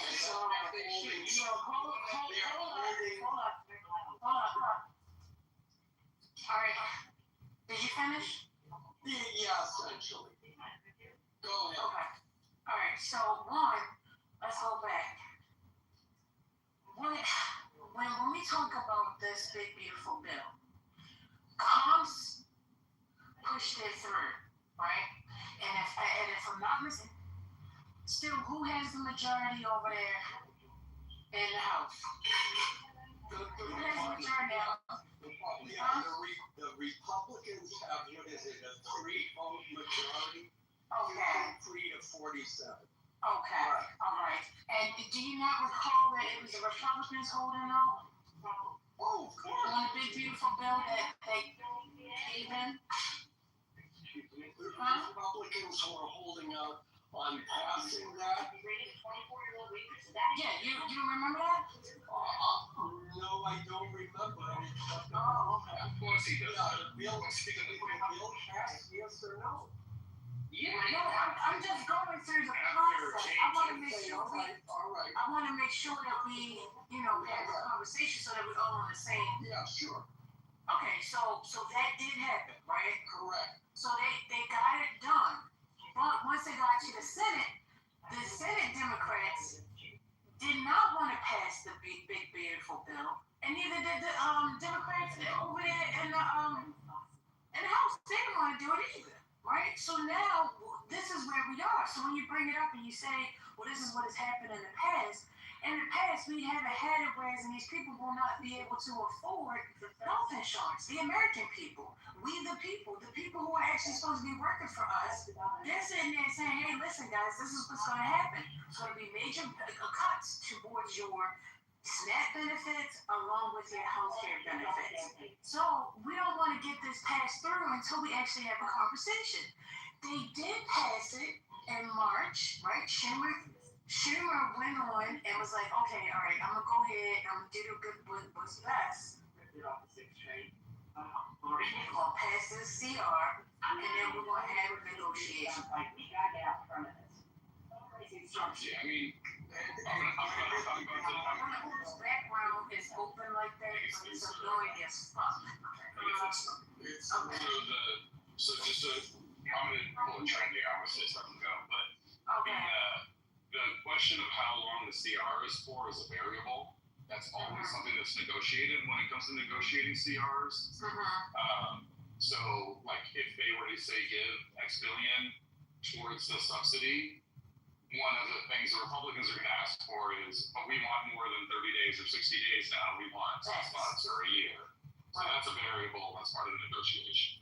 The second thing is Alan is like forever brand new and somehow doesn't remember that Senate Republicans, when they haven't been in the majority, have also used continuing resolutions as a lever to try to extract concessions from the Democratic majority. This is not like a technique that Democrats innovated. In fact, Republicans have been the ones who've used it far more because Democrats are much more worried about the government being open than Republicans are, because Democrats still believe that government has a role to play, other than just like serving the authoritarian fantasies of the president. And so, like, this isn't a new thing to do. And just to address something the CEO said, like, one of the things that is potentially going to make the Republicans blank is that they've got a whole bunch of constituents who are about to see, or already have seen, that their healthcare premiums are going way the hell up. And those people also happen to be in a demographic that's very, very swingy. You're talking about a lot of people who fit into like the lower middle class and the middle class who absolutely are in play. And having that pressure, especially in states that are tight, will potentially lead to Republicans cracking. That's the theory. So will that happen? I don't know. I'm not a prophet. Can I please address them real quick? So I don't agree with you in terms of that being the best leverage point, because I think the best leverage point, if it's possible, is to get a CR as long as it's before December 15th and the next government shutdown would potentially be during the holidays or Christmas. Then I think that's a higher leverage position for Democrats, because I don't think Trump wants the government closed over the Christmas holidays. He doesn't give a shit about anybody. So here's the votes. Let me hold on, guys. We need to talk about the votes. It was 200. I just put it in the chat. In the House, it was 218 versus 214. In the Senate, it was 50-51 with J.D. Vance breaking the vote. So this was not a bipartisan bill that passed, ladies and gentlemen. It was along party lines. So let's not make it seem like Democrats had really a leg to stand on in terms of negotiating for the big beautiful bill. The facts are facts, and numbers are the numbers. Like, let's not play these games. And they've shown us time and time again that we cannot trust them. They say one thing and do another. This notion of forget about it, we're open to discussion. That does not mean that they're going to take action on it. They're going to discuss it and not do anything. They cannot be trusted, and this is the best thing that the Democrats could have done is wait until the renewal process and the enrollment period occurred, because then it hits home. Then people realize it, because now they're getting notified by the insurance companies. They done a great job. And I'd just like to point out, yeah, Republicans have played this game too. And how many government shutdowns did we have under Biden? When was the last? I think 0. When was the last one? Last government shutdown was under Obama. It was actually under Trump. It was under Trump. That was the longest one, 35 days. When What government? When was the last? 2019. Yeah, it was Trump. Yeah, and it was actually the longest government shutdown that we've had. So y'all just be saying shit.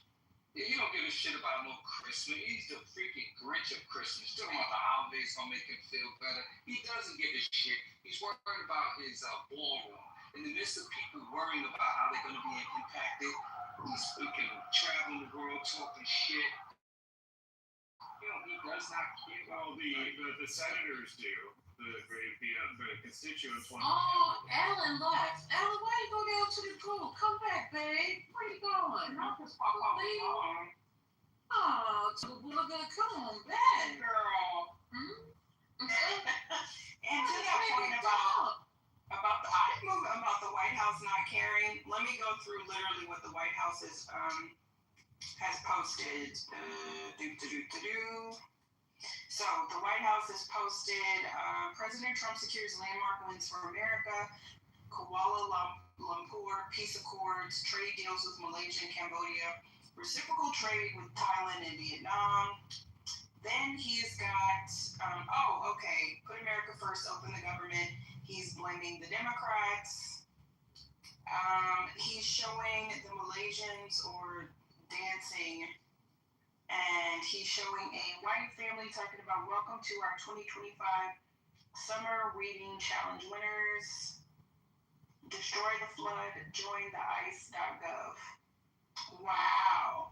What does that mean? Destroy the flood. What the fuck is that? Anywho, he don't give a shit. He's recruiting for ICE. Yeah, they really don't. He's over there dancing to people's music, saluting other. Well, you're not supposed, as a president, you're not supposed to salute another army dummy.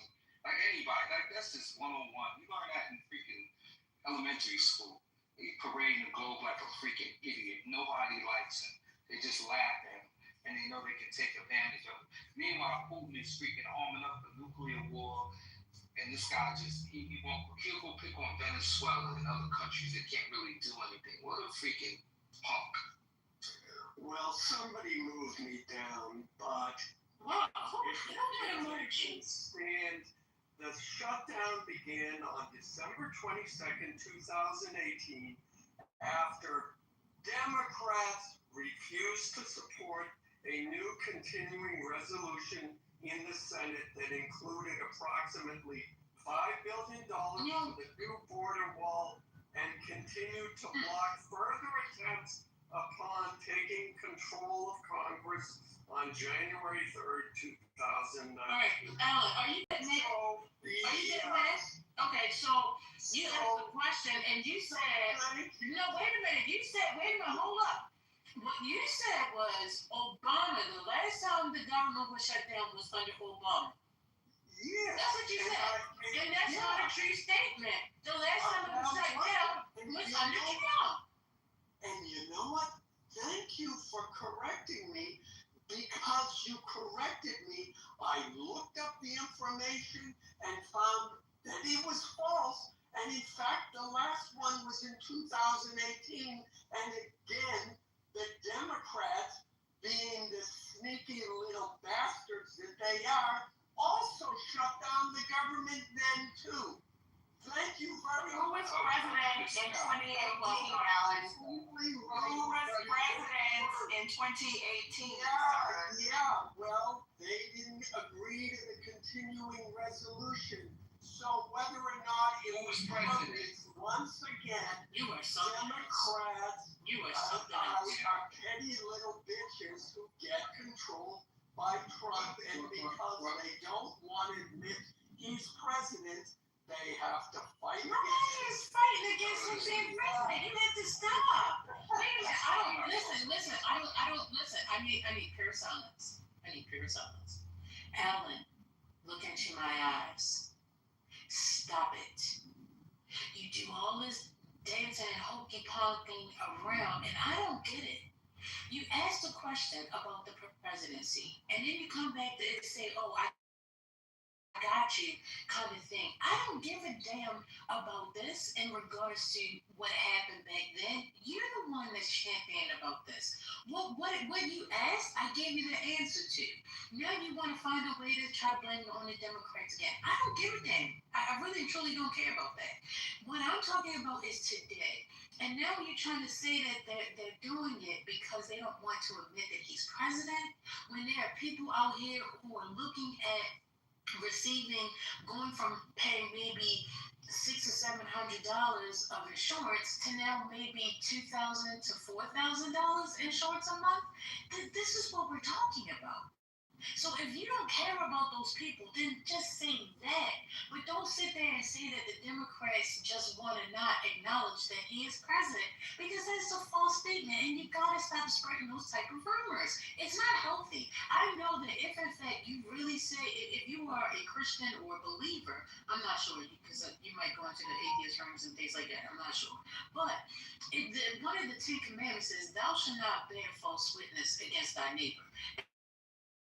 And right now, what you're doing is bearing false witness. You don't know what you're saying to be true. You're making that guesstimation and putting that out there. When we clearly hear these people sitting there saying that they fight for the people's insurance.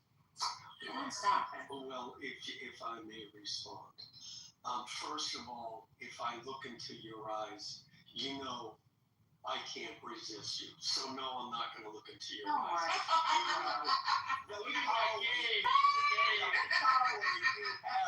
It's an old school right How there. can I refuse you? Second of all, old school like the plantation. okay. Second of all, to answer you seriously, you're accusing me of a malicious intent. When I looked it up just now, I did see again the statement, the last government shutdown was during Obama. So that information is still out there. That was the information I had going into this conversation now within the last 15 minutes, and I saw, yes, that wasn't true, and I admitted, okay, that wasn't. Accusing me of this malicious intent, no.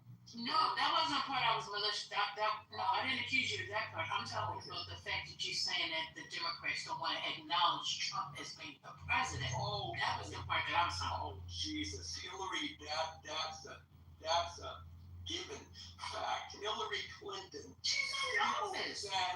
still says the current occupant of the White House and is part of the Democratic Party in 2016. That was part of their strategy. Do not call him President Trump. Call him number 45. To this day, they still can't admit he won. I haven't heard that. I heard Kamala on the night of. Wait a minute. What I heard, hold up. I heard Kamala come out and succeed on the next day and say, "Hey, listen, he has won," and she turned over the power. I didn't hear anybody saying, "Don't do that.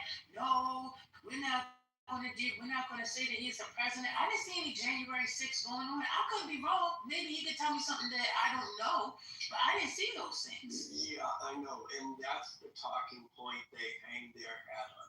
Oh, well, Hillary Clinton's, conceded the election. Obama conceded the election. Yeah, one time they conceded, and then for the next 4 years, he is not the proper, I forget the exact wording, he's not the real winner of that election. No, that didn't happen. No, now you're exaggerating. Stop. Initially, you said something true, but now you are lying. No, thinking about what it no, I can find videos from a few months ago. She still uses the term. Yeah, but you just said somebody said it. Who said he said it?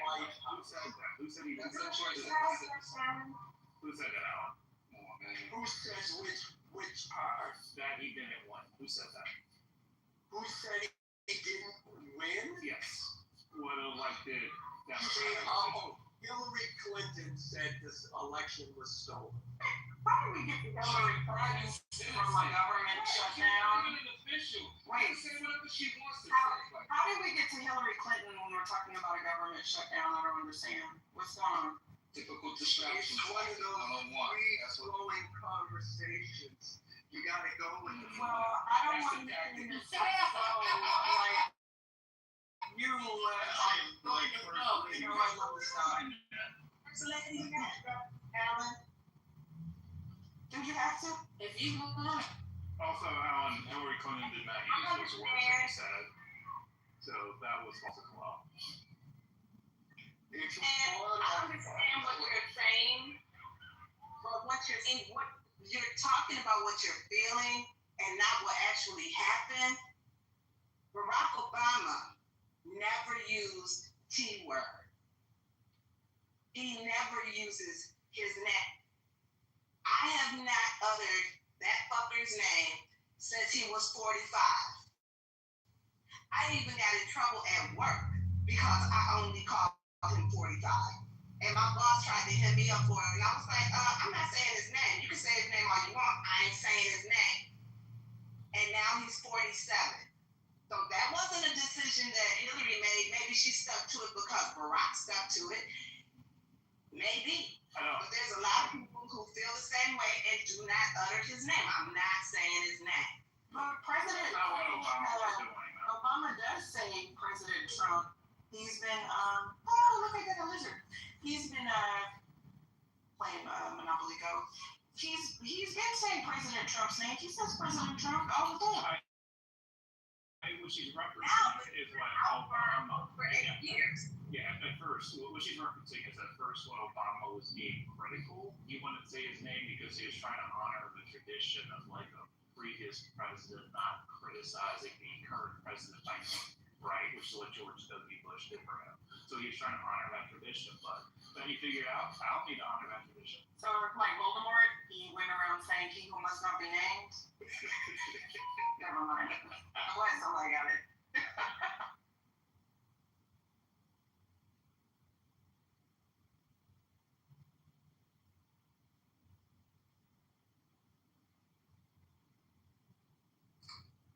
Alan, you know it's almost time for your nap. Yes, I know. And my big busty home care nurse is gonna come administer. Why y'all keep getting him started? Stop. Yeah, I put a link. She's gonna give you a combination of lithium and morphine. Hey, as long as it keeps me going. Have you ever seen Mr. Burns on The Simpsons? His daily routine, it's similar to that. I put a link in the chat. One link of Democrats denying the election results. All right, when you say the Democrats, right, I need to understand, because see, you said that this was Hillary, right? But the reason why I think we can't ever get anywhere in conversation or negotiation is because people just want to start going off on this tangent. Why are we talking about Hillary? Hillary isn't in office. So if she said it, she's saying it because that's how she feels. She doesn't have to abide by any kind of decorum when it comes to that. That's Hillary. Hillary is Hillary. Well, and let's just call out her quote. What she said was, he knows he's an illegitimate president. That's what she said. I don't think that's denying that he won. And she's saying that after he was impeached as well. I mean, I get it. I understand you don't like the Democrats. I get it, Ellen. But you don't have to find a way to meet me halfway, buddy. Like, come on, we gotta. Because the people, we want to get the government back open.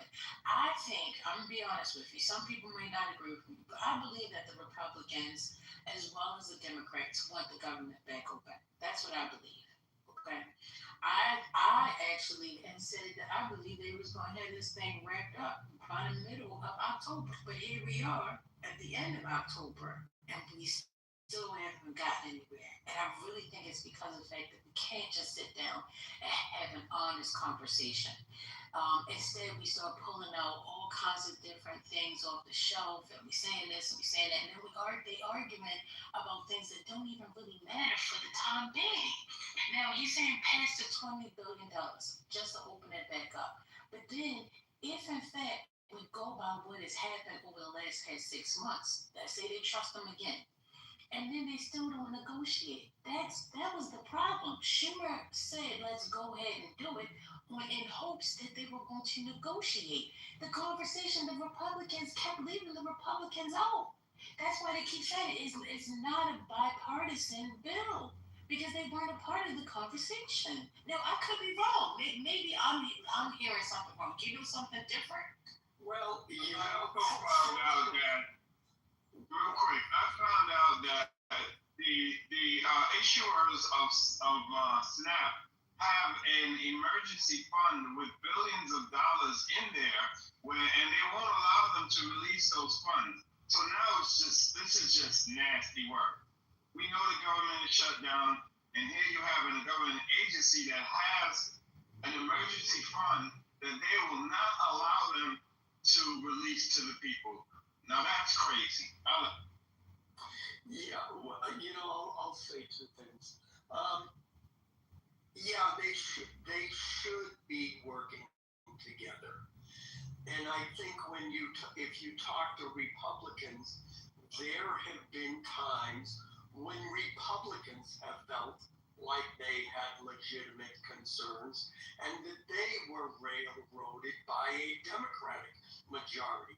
I certainly know that's the case in the California state government, where Democrats have a supermajority in both the state assembly and state senate. And I think that if we can look at this historically and maturely, yeah, look, there are times when bills are going to go through and everybody's going to feel like they've been heard. And I think there are other times where people are going to feel like they're railroaded. And I can acknowledge that Democrats feel like they were railroaded, but I can tell you, don't shoot the messenger. But in the last 4 years, Republicans felt like they were railroaded, that all of these policies went through and were either pushed through or done with executive order or whatever. However, it happened. Republicans feel like they were railroaded through. So now, this is put it under what's good for the goose is good for the gander, or retribution, or tasting your own medicine. They feel like, okay, you did it to us, we're going to do it to you. So that's my first point. The second point is, Miki, did you hear how First Lady spoke to me? Do you see how that melts my heart? How easy it was. She ain't trying to help your heart, though. I know, I'm teasing. See, he just mad because ain't nobody trying to melt your heart. Shut up. Don't talk from me. Look, I would like to ask this. Off the rip. I keep it A1. If you already listen, I guarantee it's the reason why people invite me up. I'm trying to get some thinking about some shit, some self-reflection. How you feel about Trump and his shutdown moment?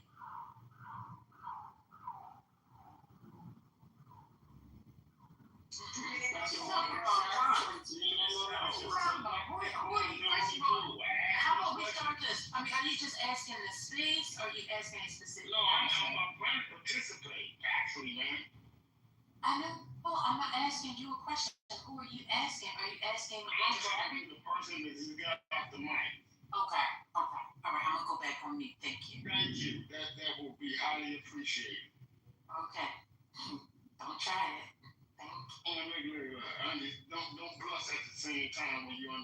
respect. Literally. Right, but in order to get respect, you have to give it. So if I continuously feel like you get disrespect. Man. Oh, okay. Well, guess what? All right. I was invited up. Okay. Well, you're gonna be invited back downstairs. Go ahead. Whose man was that? I don't know. Well, if the question was to me, if you want to hear an answer, I'll give it. Otherwise, I'll go on mute. Go ahead. He can hear you from the go. All right. Well, look, in 2016, I was a Democrat. I did not vote for Trump. I spent 4 years listening as a Democrat to the chaos that ensued because he was president. And when Biden became president, good. Now Biden is president, things will calm down. Things didn't calm down. I continue to hear, as someone who was now questioning the Democratic Party and their policies, I continue to hear the same hysteria and see the same level of chaos coming from the Democratic Party. Chaos and hysteria that was supposed to be resolved because we had a Democratic president, whom, by the way, I voted for. So I came to realize, well, it really doesn't matter who's president. The Democrats just want to keep screaming and hollering and causing chaos. They were supposed to solve this chaos. They were in power. They had the ability to, quote, heal the nation. They didn't. Now Trump is president. What chaos are you talking about? Yeah, that was going to be my question. What chaos are we talking about? Everything anti-Republican, anti-Trump. During Trump's first presidency. No, wait a minute. Let me hold you to the fire. 1 second. Because I could be wrong. What I heard you say is that once Biden got in office, that would have been in 2021. Are we in agreement? Yeah. So in 2021, they had, he came into office, and you said there was continued chaos. What continued chaos are we speaking about in 2021, 2022, 2023, and 2024? I'm listening. First of all, let me think. There was the indictments against him, the sexual indictments, the changing of laws so he could be indicted, the demonizing of MAGA Republicans, the demonizing of Republicans. I mean, he was in Trump, and the indictments and the prosecutions were in the news. That's what I heard. I mean, it seemed like this harmony that the country was supposed to be experiencing, because now the adults were in charge, now the Democrats are in charge. That never went away.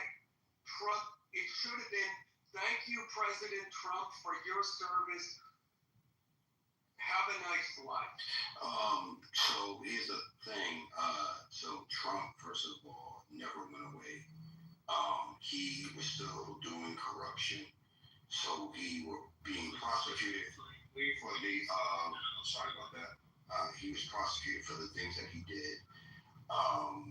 He was doing things like, I'm not going to give the FBI or give the government back the files that I brought home to Mar-a-Lago, even though the FBI recurrently tried to negotiate to get those things back. He didn't bring it back. It's stuff like that he does, right? That keeps him in the news. And then he pretends as if he's not going to get in trouble. And pretends that when he does get in trouble, somehow, it's the Democrats' fault. Like, how am I not the if I did a crime and I get in trouble, I'm supposed to blame the prosecutors for it? And none of this makes any sense. Like, you just brought up things that Trump is the one who started and contributed to it, and you're blaming the people for publicizing it, for trying to correct it, by bringing them to justice for any type of crimes. This is just weird. I'm gonna keep it real, Alan. This is really weird, and you should know better. Yeah, I do know better, and I understand why you're saying that. Here's the unprecedented action by the Democrats, or here's the tradition the Democrats broke. When you leave the presidency, everybody understands that presidents have to deal with a lot of crap and probably did some crap that you don't want to know about. They leave you leave an ex-president alone. It's thank you for your service, have a nice day. In my lifetime, that's what I saw. Even Richard Nixon, when he resigned, and this is considered one of the good things Ford did. Ford pardoned him. They left him alone. That was the end of it. If Democrats, basically, from my viewpoint, Democrats elected Donald Trump because they gave him billions of dollars worth of publicity. And in the end, what the independence of this country saw was, Jesus, you're just beating that guy up so badly.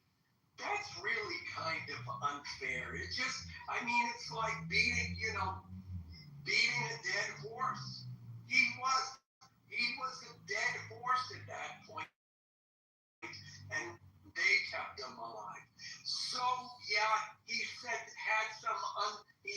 some documents he shouldn't have had. You don't take him to court for that. Okay. So, Mr. President, you forgot to bring those here. There's some documents we know you have. We come by and pick them up. He said no. All right, so...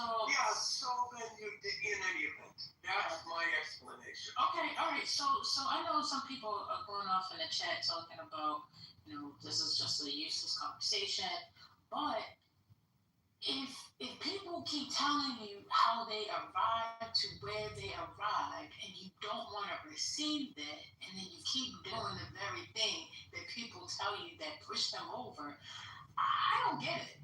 I don't get it. But Alan, I hear what you're saying. I guess I just still don't quite understand in regards to, they went after him for things that didn't happen, right? But you're saying you think that it was all political and the reason why they went after him. Is that the idea? Is that what? Well, I didn't use the word political, but that's a good a word as any. Look, if you I just wanted a yes or no. I just wanted a yes or no. Shouldn't tell me what is the reason that President Trump continues to say Biden's name. He continues to say Obama's name.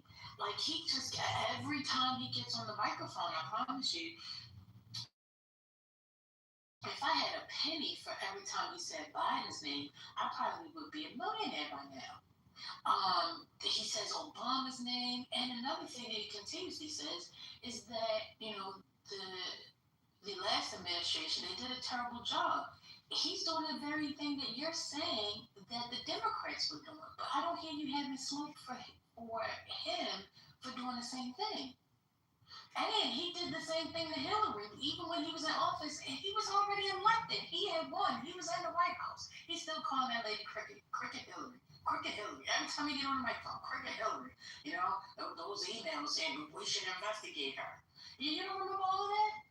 I'm just trying to follow the logic and trying to make sure that you're balancing. If it's good for the peace, it should be good for the gander. Yeah, and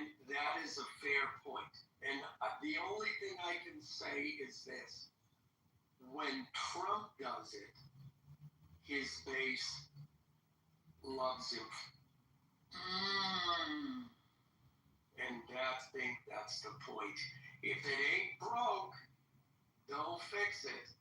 And that's the difference. Trump does it, and he's viewed as being, oh yeah, he's telling it like it is, or whatever it is that they say about him. But when Democrats do it, it's like the angry little kid or something. It does. They don't have that down. That's something they project on black people, by the way. Say that again? Something they project on black people, that we're always angry. And this Oh yeah, or crazy. Don't forget crazy, because they said that about me last night. Let's not forget about I've that. seen a lot of presidents. I've seen a lot of presidents. I don't think in my lifetime I've ever heard a president of the United States go in front of an international audience while traveling around the globe and belittle a former president the way Trump does. I don't think I can do the research, but he does it with great regularity. That in of itself is not patriotic.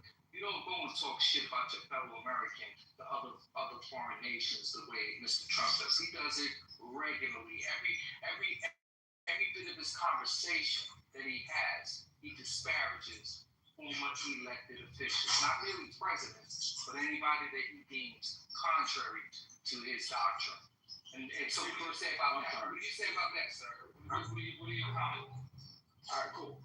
Hey, First Lady, how's it going? It's great to see you.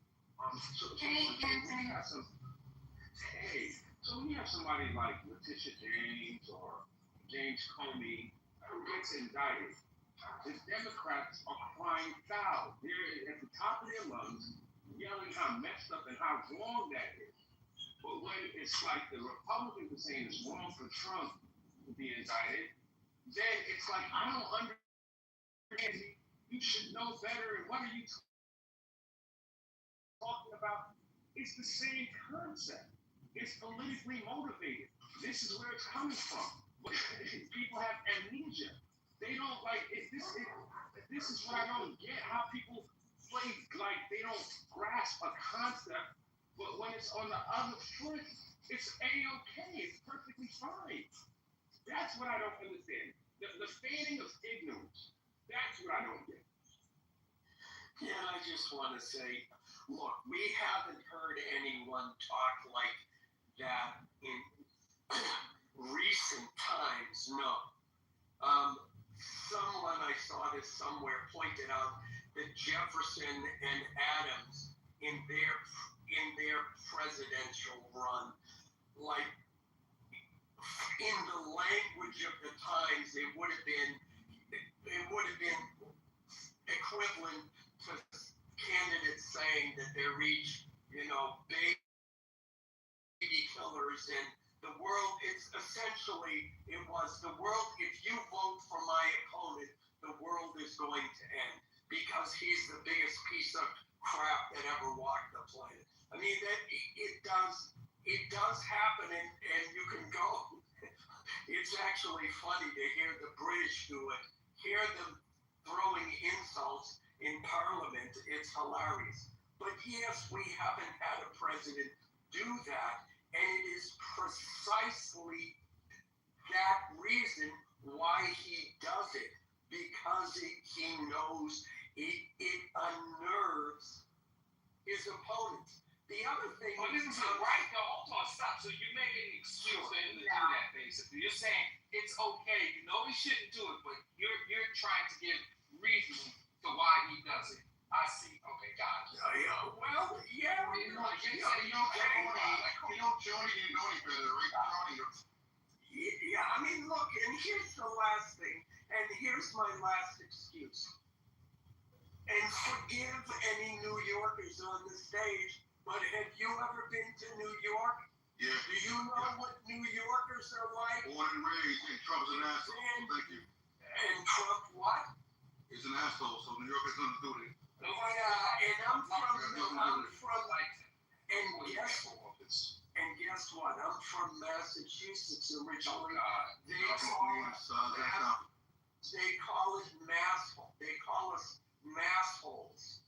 Okay? Yeah, I don't go to capacity. So, quick Google search. I know. Hold on, Alan. See, this is where you need to.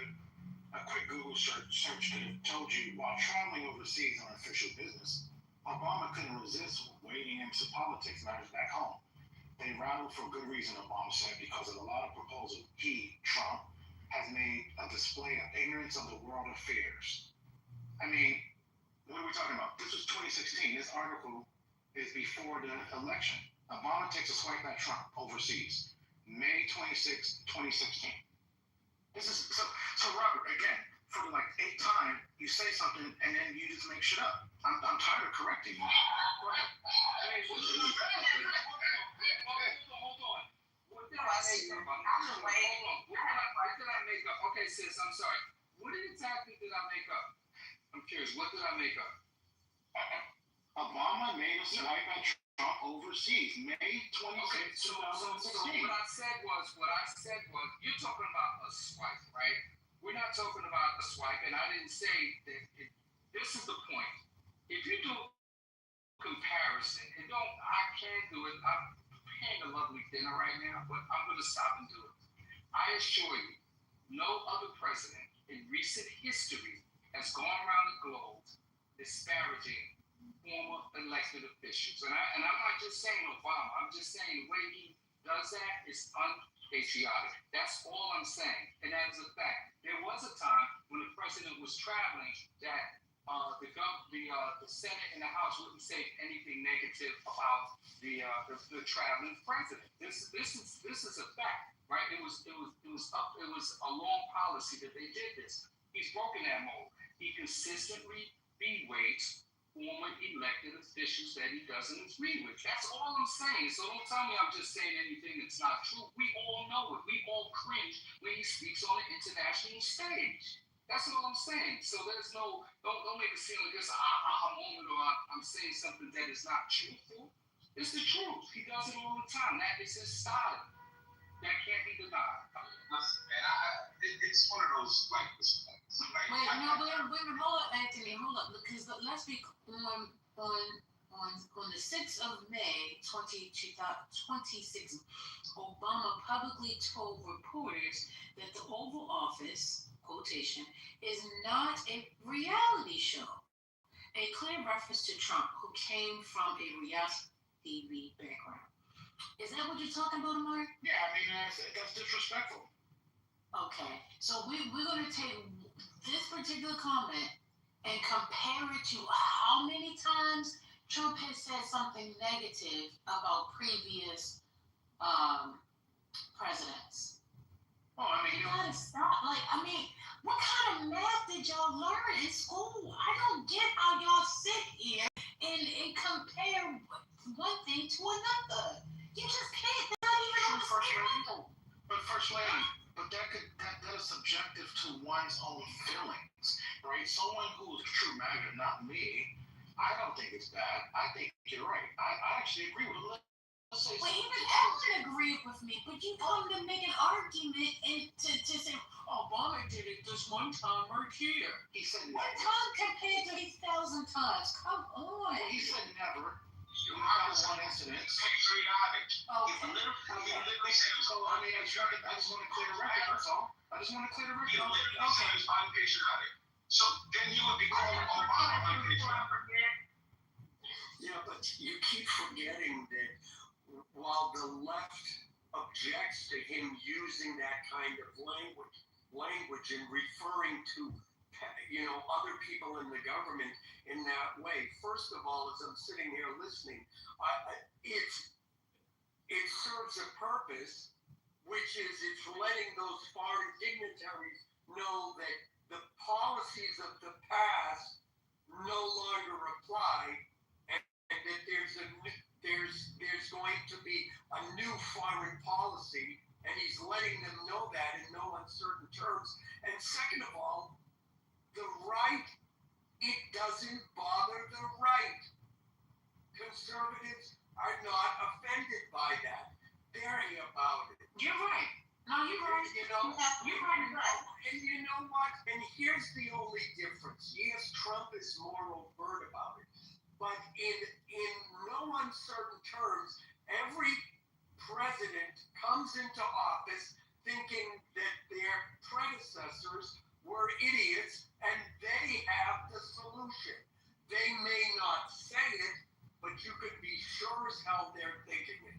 Second of all, to the person who hasn't been to Boston, I would highly recommend you go to see the Celtics and their 18. I love the Celtics. All right, what's going on? Let me go to my sister Sandra. Sandra, Sandra Petroni.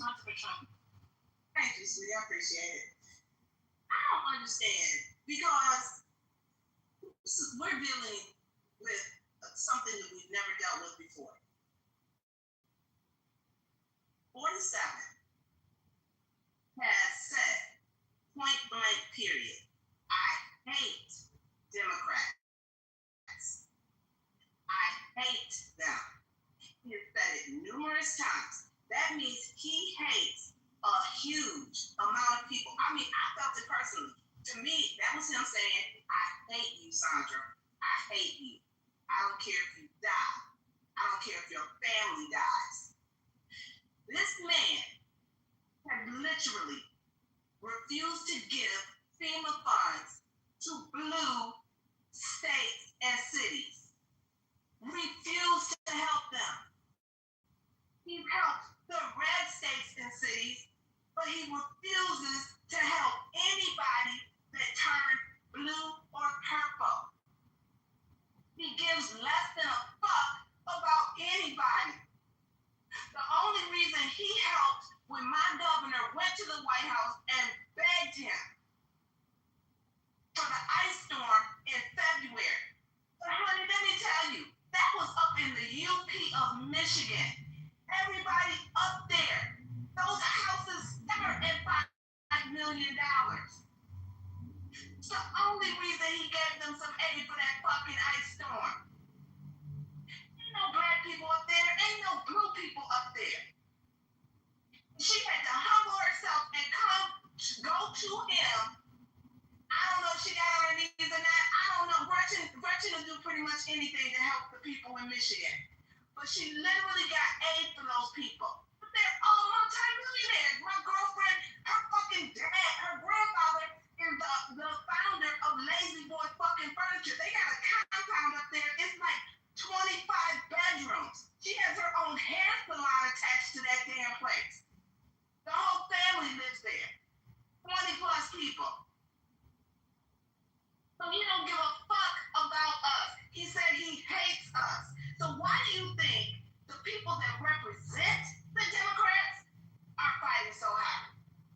Alan, the shit that you said, some of it makes sense, but a lot of it doesn't. Because he don't give a fuck about us. And he said he wanted to purge when these people do not get their food stamps, when they lose their health care. Like, I just had my friend come over because I have not loaded my gun since 2022, since 2021. I had to get my friend to come over here and show me how to rack this fucking shotgun.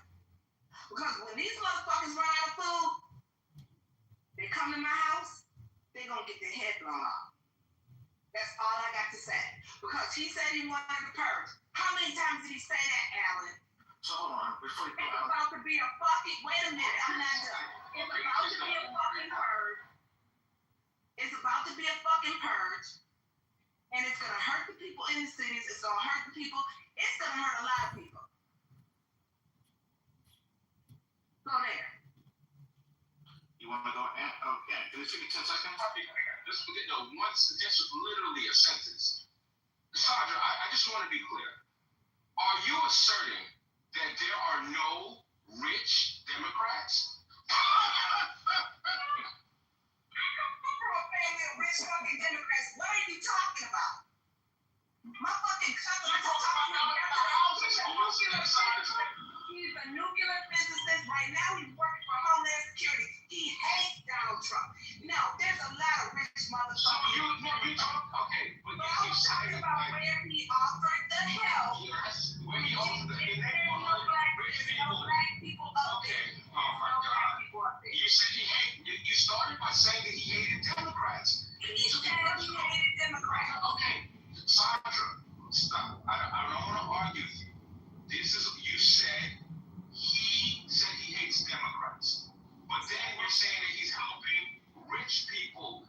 Democrats. This is inconsistent. Democrats, people that he helped. Oh, man. Wait. I didn't say that. I said that he helped my governor, who is a Democrat, asked him for help to help the people up in the UK because they had that tragic ice storm. Those were not Democrats that he helped. Those were not Democrats. So your assertion was that they were not. Your assertion was that they're not Democrats because they're rich. Like this is like there's a clear train of thought here. Anthony, that is not what she said. It does not matter if they're Democrat or Republican. I said that my Democrat governor asked for help. Yeah, so that's not what she He said. gave her help, but he's refusing to help everybody else that for FEMA that's asked for FEMA aid. Maryland, all those other places, he has refused to help them. Okay, hold up. This is crazy because we know in November of 2024 that the FEMA official was fired for directing hurricane relief aid away from Trump supporters' homes. Do you all remember that? So let's not act like some. That's not the president. No. You can't make assumptions without talking about it. No. 2024. He was not the president. That's right. Okay, that is true. FEMA and it's a male. No, the FEMA, it was a FEMA. That is not the FEMA director. Shut the fuck up. First lady, The director of this region, when you're talking about Florida, his last name is Robert P. Ash. You can look him up. He's only I said director, the black FEMA man. official He's a fired foreigner. for directing. It was not. It was a white woman that was working it. That's it. It was a gross exaggeration by the goddamn media. Look up Robert P. Ash. He is the director for FEMA for this region. Directing people for not support. I mean, that's a fact. I mean, you can't make that up. Your intention, we can read the article. I'll go and try to. You can read the article. You can read the article, Trent, before you start talking about it. You're intentionally misconstruing what Sandra said. Upper Michigan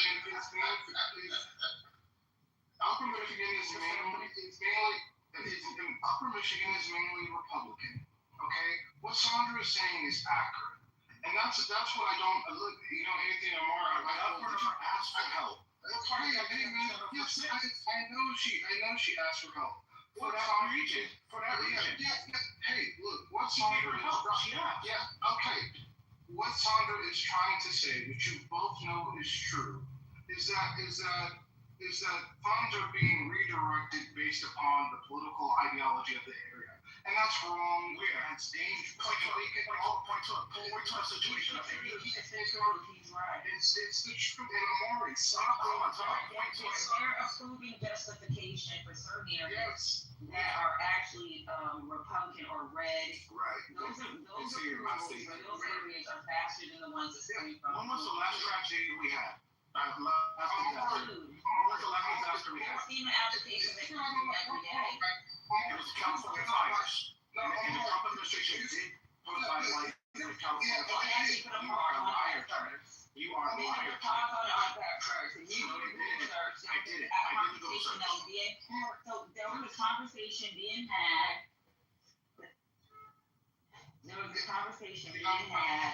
Where he went to California to meet with the governor.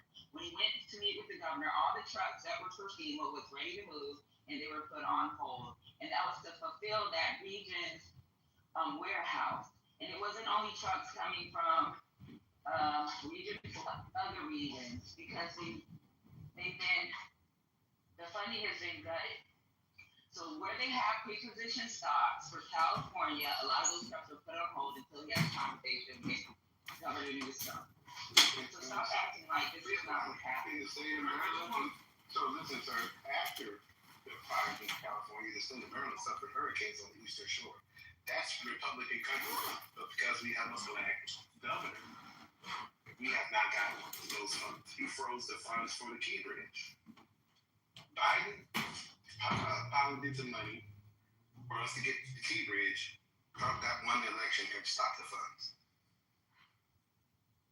He stopped the funds for that rural community in Alabama.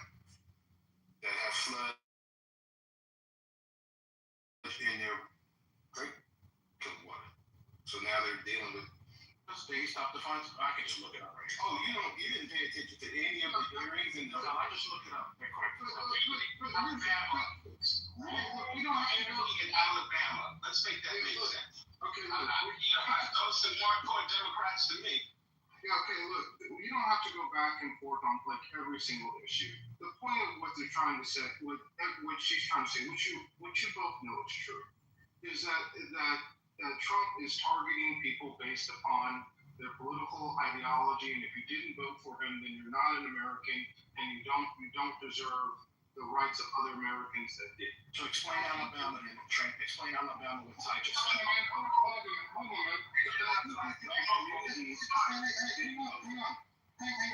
I think what we all can do is say that that's wrong.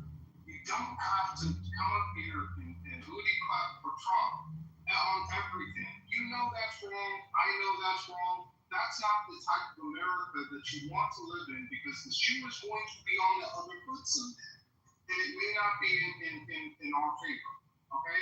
And so we can all admit that when you were president of everyone, not just for people that you voted for. You didn't vote for Trump. Do that.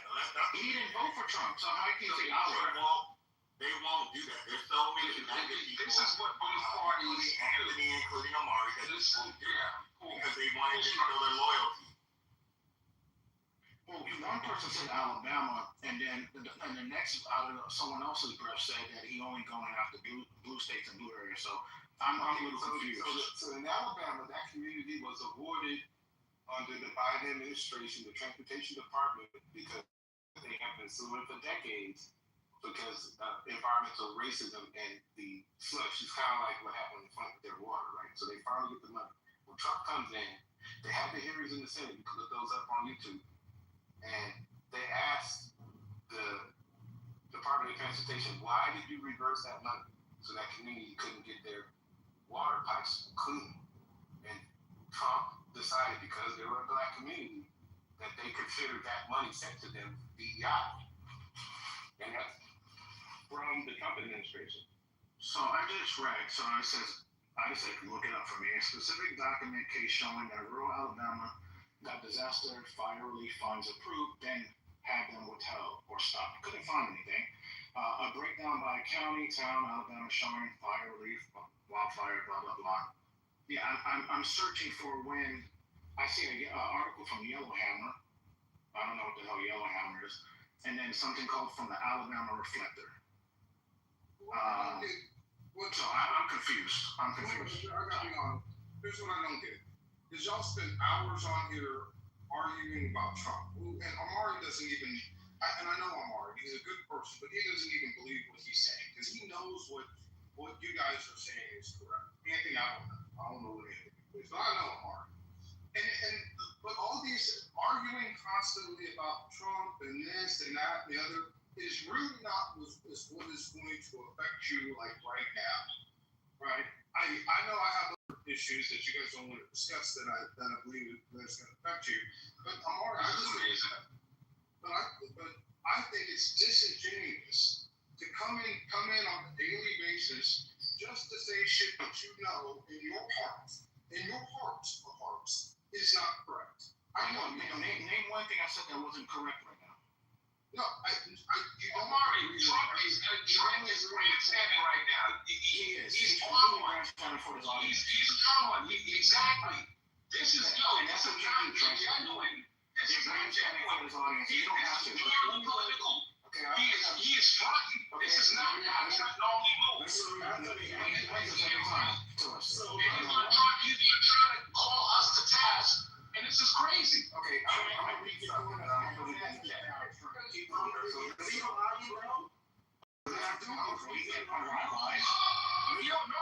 Nobody's lying about our beliefs. He is lying. He's trying to trigger his feelings. Okay, I'll put it in the chat. I haven't said anything about you. Okay, listen. Wait. One mic on Trent talking shit about Amari. One mic on Trent. Keep talking shit about Amari. Go ahead.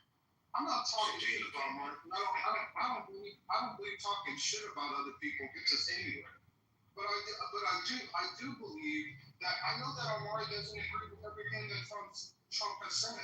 I don't know. Okay, let me read something to them, because since they're, let me give them a little bit of information. It won't take long. In April and May. Do you mind if I finish what I'm saying? Man, go ahead.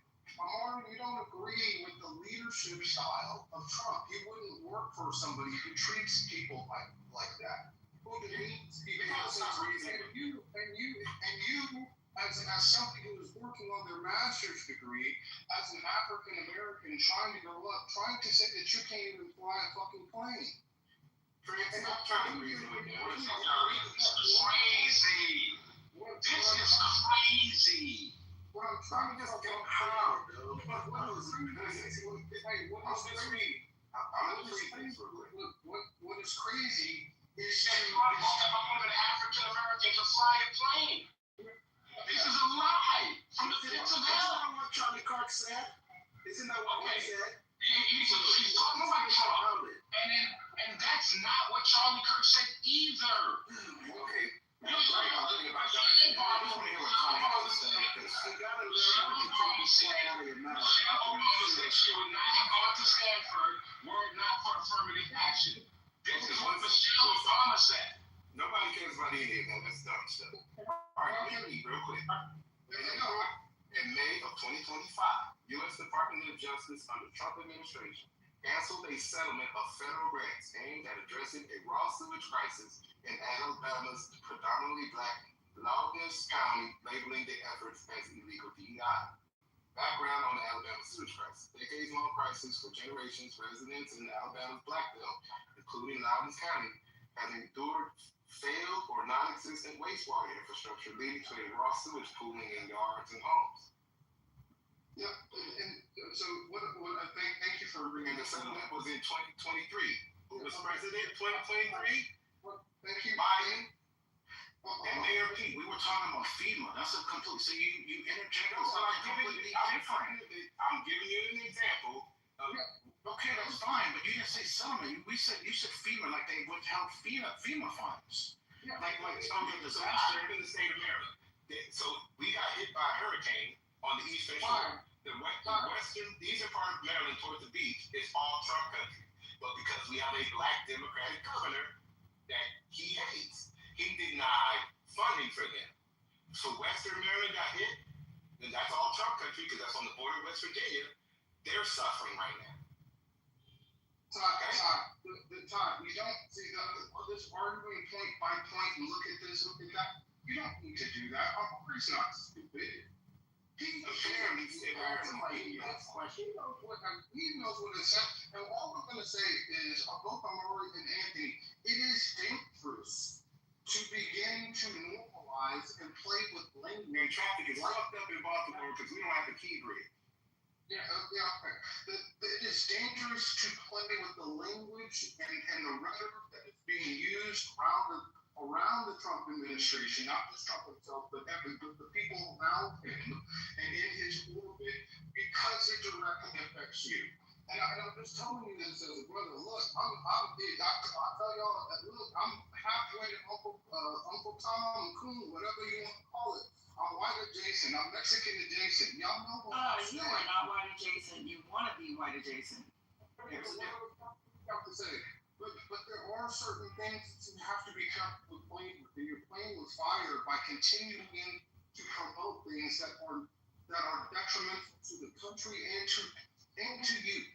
I'll land right there. You guys have a. I'm shocked. If you need one more time, wait, hold on. Trent is gone already. Oh, that motherfucker. Oh, that. He always needs the worst. Banned. I don't believe you first. He does it all the time. Trent need to beat him for that. Trent, if you listening to me on your burner, I'm gonna beat your butt. And not in a good way. Thank you. So in his defense, I might have a job. In his defense, he might have a job. Trent, I'm gonna beat your butt. No, here he is. First of all, and run. Exactly. You know, they used to call that something. something when I was growing up. You know, when people would knock at your door and then run over. Ring and run. DoorDash, ring and run. But in Trent's defense, that ain't what we used to call it. But in his defense, he's the only married, politically ambiguous man on this app. Who is not on this app 24/7 and complaining and probably spends the majority of his time with his wife. That's all I'm gonna say. But I will say this is a beautiful picture because I never get a chance. This shit is really crazy. Yes, I am. I didn't even get a chance to tell Trent, like, I like the, is this your new Halloween? Is this 2025 Halloween thingy? Trent is right now, he's trying to build up this new consensus. I think that's his wife. That's a cool, is that your wife? Is it 2025? No, that's not 25. That's 2022. Oh, that's really pretty. That's a great costume. That was nice. I appreciate it. I'll let her know that you liked it, and I appreciate that. And she looks gorgeous in that. You're the Grinch? Yeah, I'm the Grinch. Oh, that's funny. That's funny. What's up, man?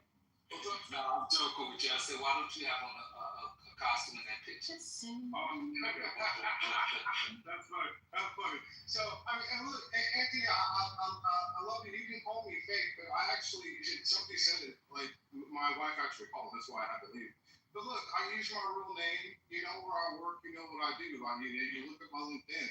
So, no, I don't come in here and hide behind anonymous accounts and cuss people out because I don't think that moves the conversation along. When I first started interacting with Lisa and then First Lady and Patty, I like the fact that they were trying to build on something and not just sit there and complain about everything.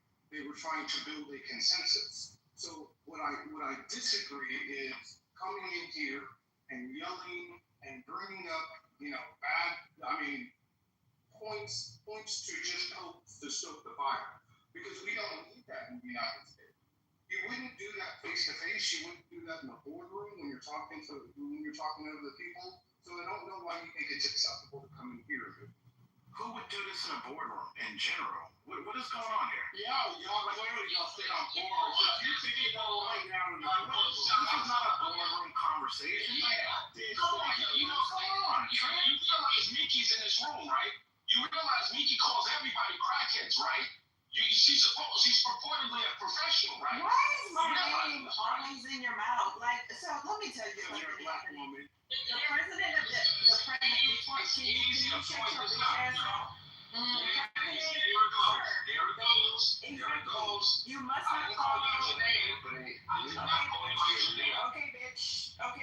The president of the United States, you must not follow him on Instagram. You must not follow him on True Social because I do. He literally got everybody. He cusses during press releases. He cusses during conferences. He cussed during his damn campaign. Like, what the fuck are you talking about? So don't come bring your little bald head here to try to leave me as a black woman. And when you walk in Trump's ass, sucking his shit, you need to be like, yay, Mickey for president. Because Donald Trump has said worse and fucking done worse. I'm in a clubhouse room with your bitch ass. Donald Trump is talking to Zelensky, sounding worse than me. So get the fuck out of here. Stop with your performative bullshit. And I don't give a fuck.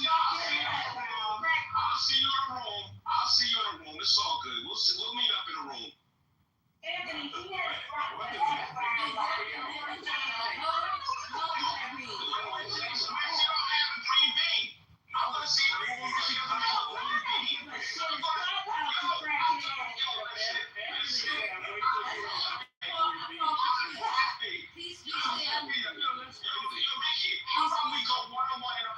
No green beans. You and me. How about we do that?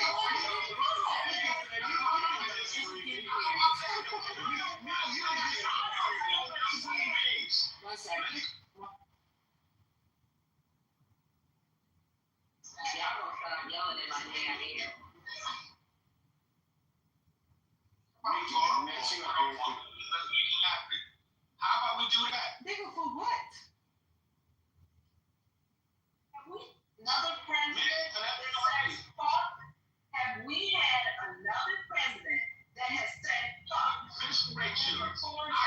So I'm just talking about But your existence already hurts my feelings, Anthony. What more can you do?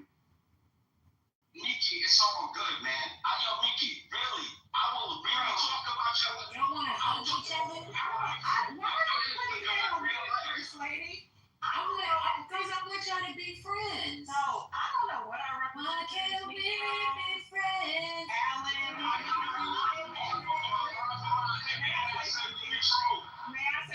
say something?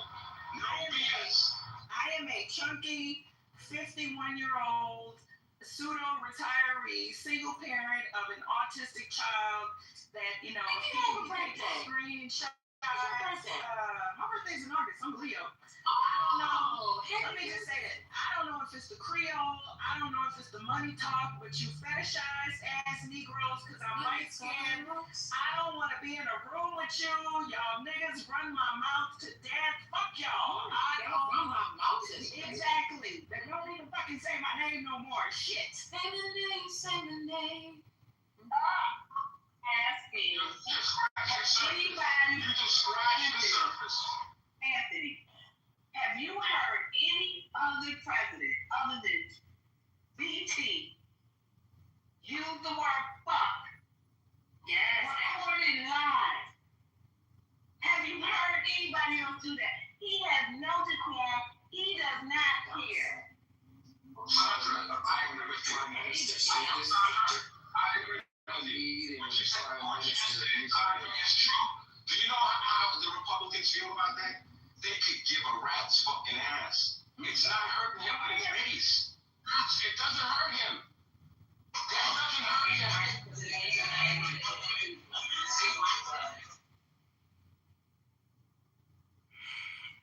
I understand what you're saying. I'm not saying what you're saying. Hey, that music sounded kind of good. You playing the music. Say my name, say my name.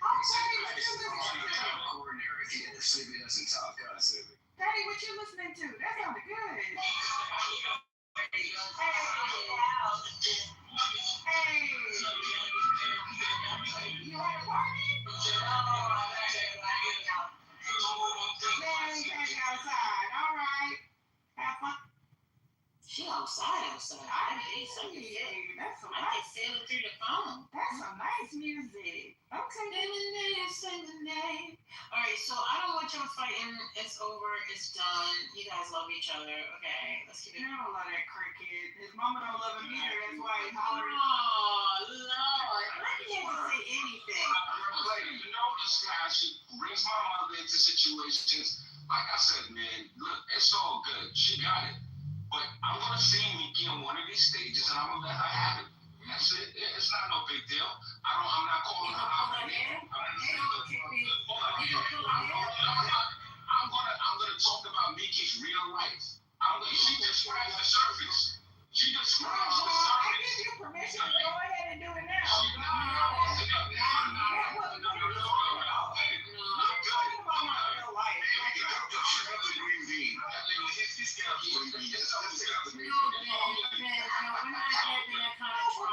What do you think you're? I don't get it, Anthony. I don't understand you talking about my real life. What the fuck? Why do you keep asking him? I said we don't have any conversation. It's okay. You know what it is, Nick. What are you talking about me? Well, First Lady, let me just say this.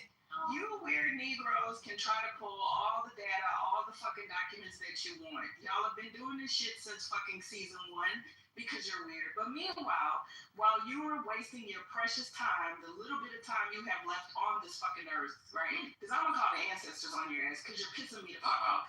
You spend your you are a fucking father, nigga. You are a nigga. You are a dad. You are a landlord, right? You are a son. But you're gonna spend your time fucking doing research on me, nigga? I'm not your fucking problem. I don't know why you're so goddamn fascinated with me when there's 50 million motherfuckers on this stage and a million other motherfuckers on this app, but you can kiss and Watusi my black ass. You're not the first heifer to be fucking fascinated with me in my real life, and you're not gonna be the last nigga to be fucking fascinated with me in my real life. So you can research, nigga, you can Google, You can confirm, you can affirm, you can call. I don't give a fuck, because at the end of the day, you still gonna be a pussy ass, bitch ass nigga, more fucking fascinated with me in your whole fucking life, bitch. That's why you so fucking fascinated with my shit. Okay. Your shit must be fucking trash. Don't fucking threaten me, bitch. I don't give a fuck. Okay. You know your fucking ass on, bitch. I'm a landlord. I'm a husband. I'm a father. I don't want to talk to you. All of that. I'm bulletproof to you. I am bulletproof.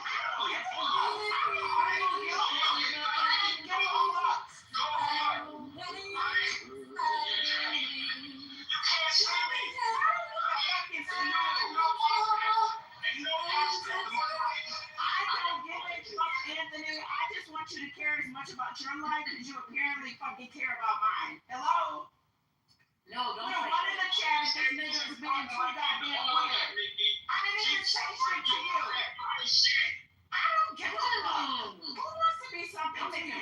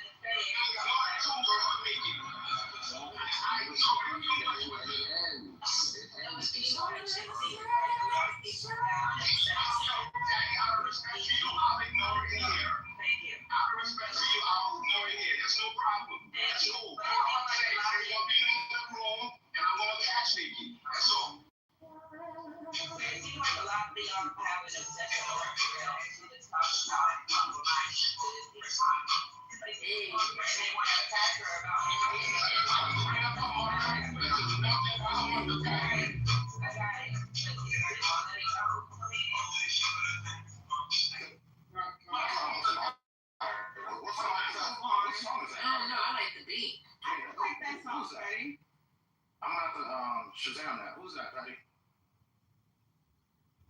It sounds like the guy that got killed that had the really big voice, Pop Smoke. Does that sound like Pop Smoke? Oh no. Smoke a Papa? Smoke a Papa? Smoke a Papa. Gummy, ain't it?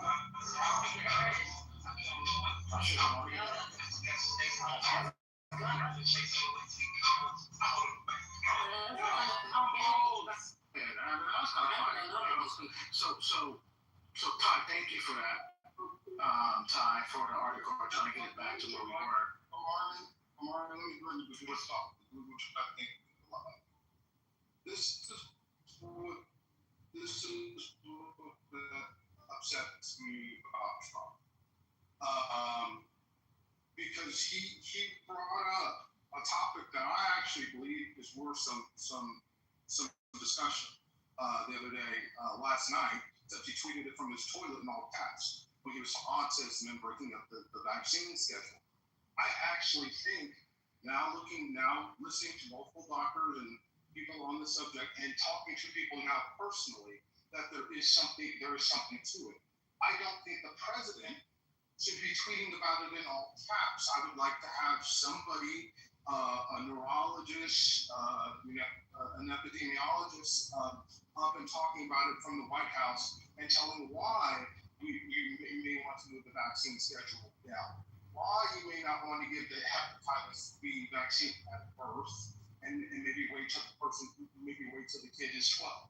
Those are good subjects, but because the president is so crazy, as well as RFK Jr., nobody believes, right? People that need to hear and talk about the subject won't even listen to it because of that, and that's what's disappointing to me.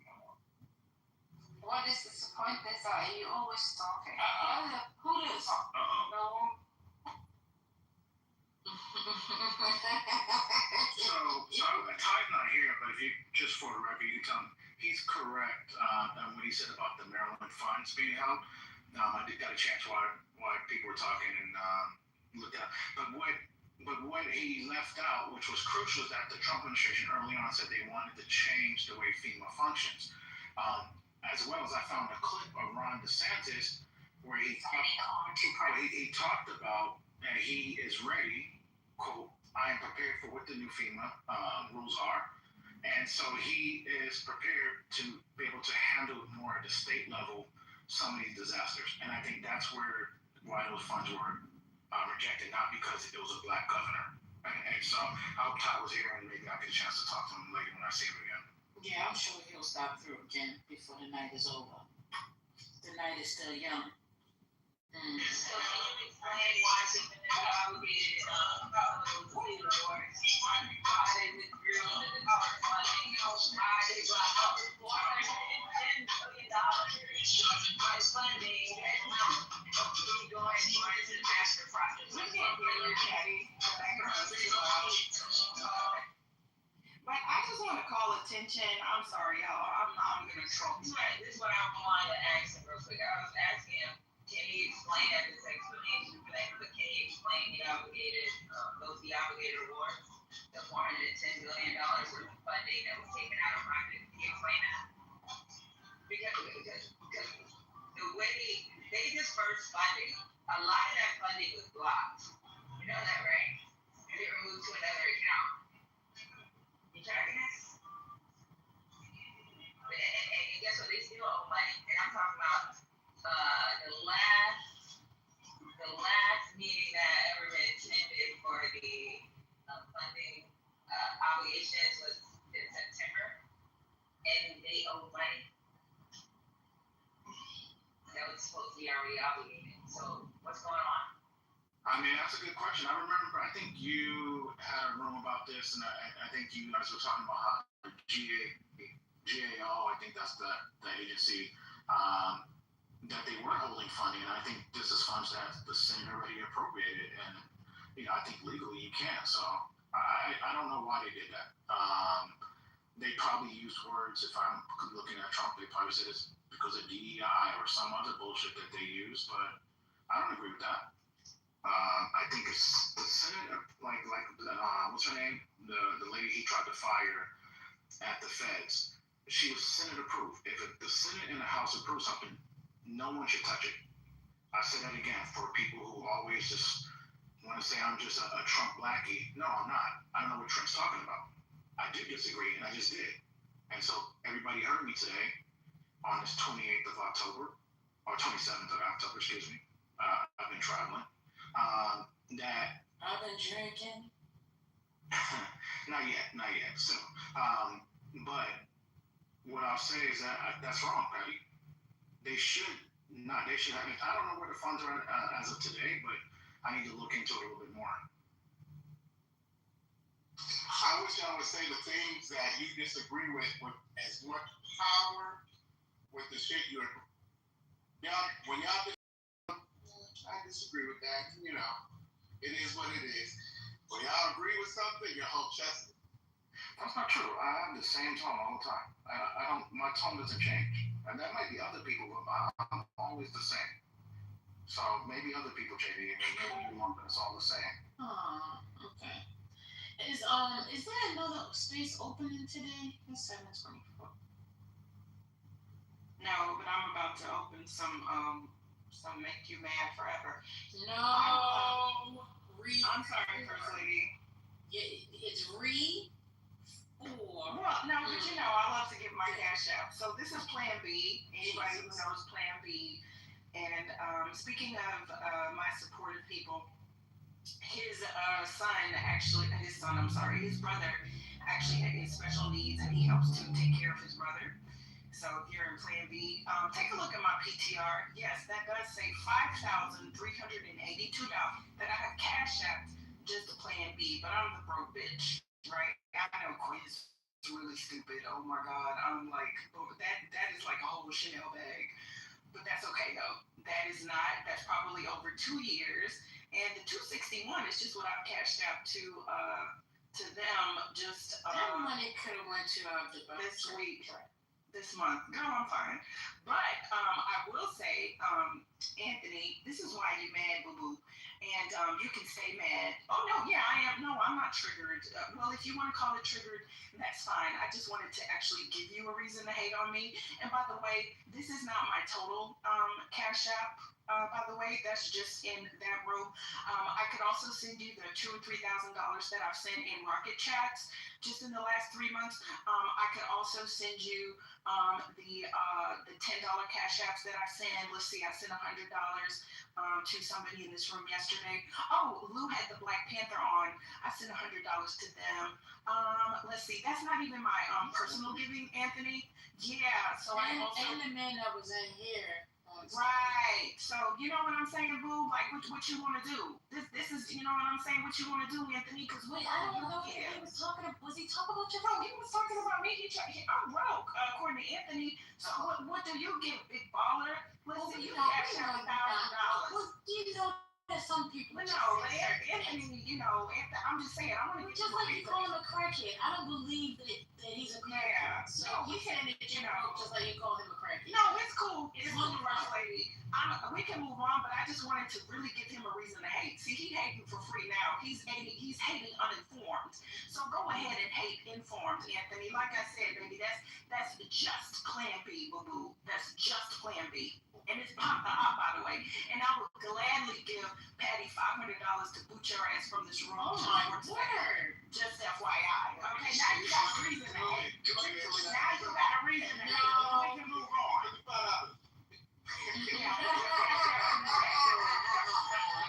Okay, now don't tell Blake to take it. He ain't my birth, but my birthday. Now you got a reason to be mad, Anthony. Now you got a reason to hate. Okay? Okay? No hating. Okay. One thing I would say, I'll add $100.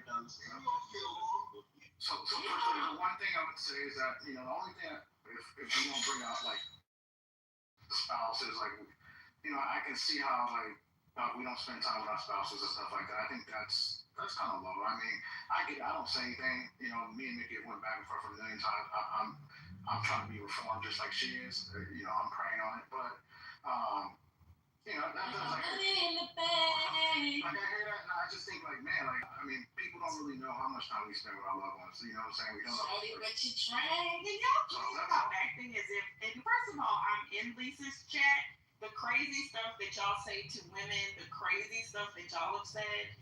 Omari, you literally came in IGB saying all kind of crazy stuff. Like, please stop. Y'all are so performative in here because Patty, First Lady, and Lisa are beautiful. Y'all be talking mad shit in other spaces. So y'all can kiss my whole black ass. JD, right?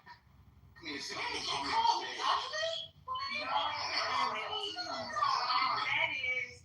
Oh, what I said is, baby, I'm not a crackhead.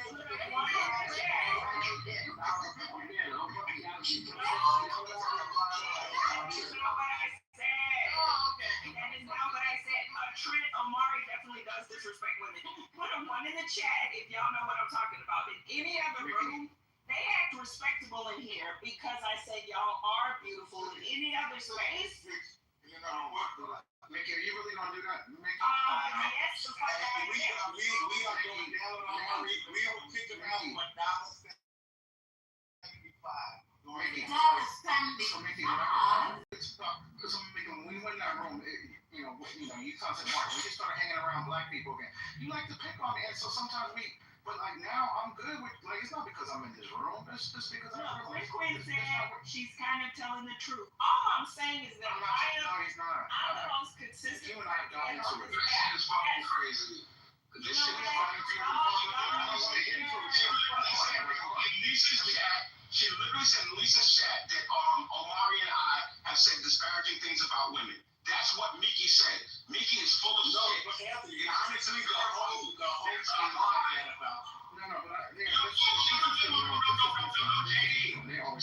she said that I made disparaging comments in Lisa's chat. This is very verifiable, JD. Yeah, you can go to Lisa's chat. I don't do that. You're in Lisa's chat, JD. JD, you're in there. Yo, JD, I don't care whether you're down or not. You're in there.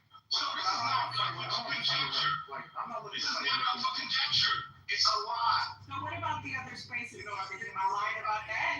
50 cents. Am I lying about that? Exactly. Am I lying about it? Hey, listen, man. It's all good, man. JD, I know you think it's cute. I know you think it's funny. I know you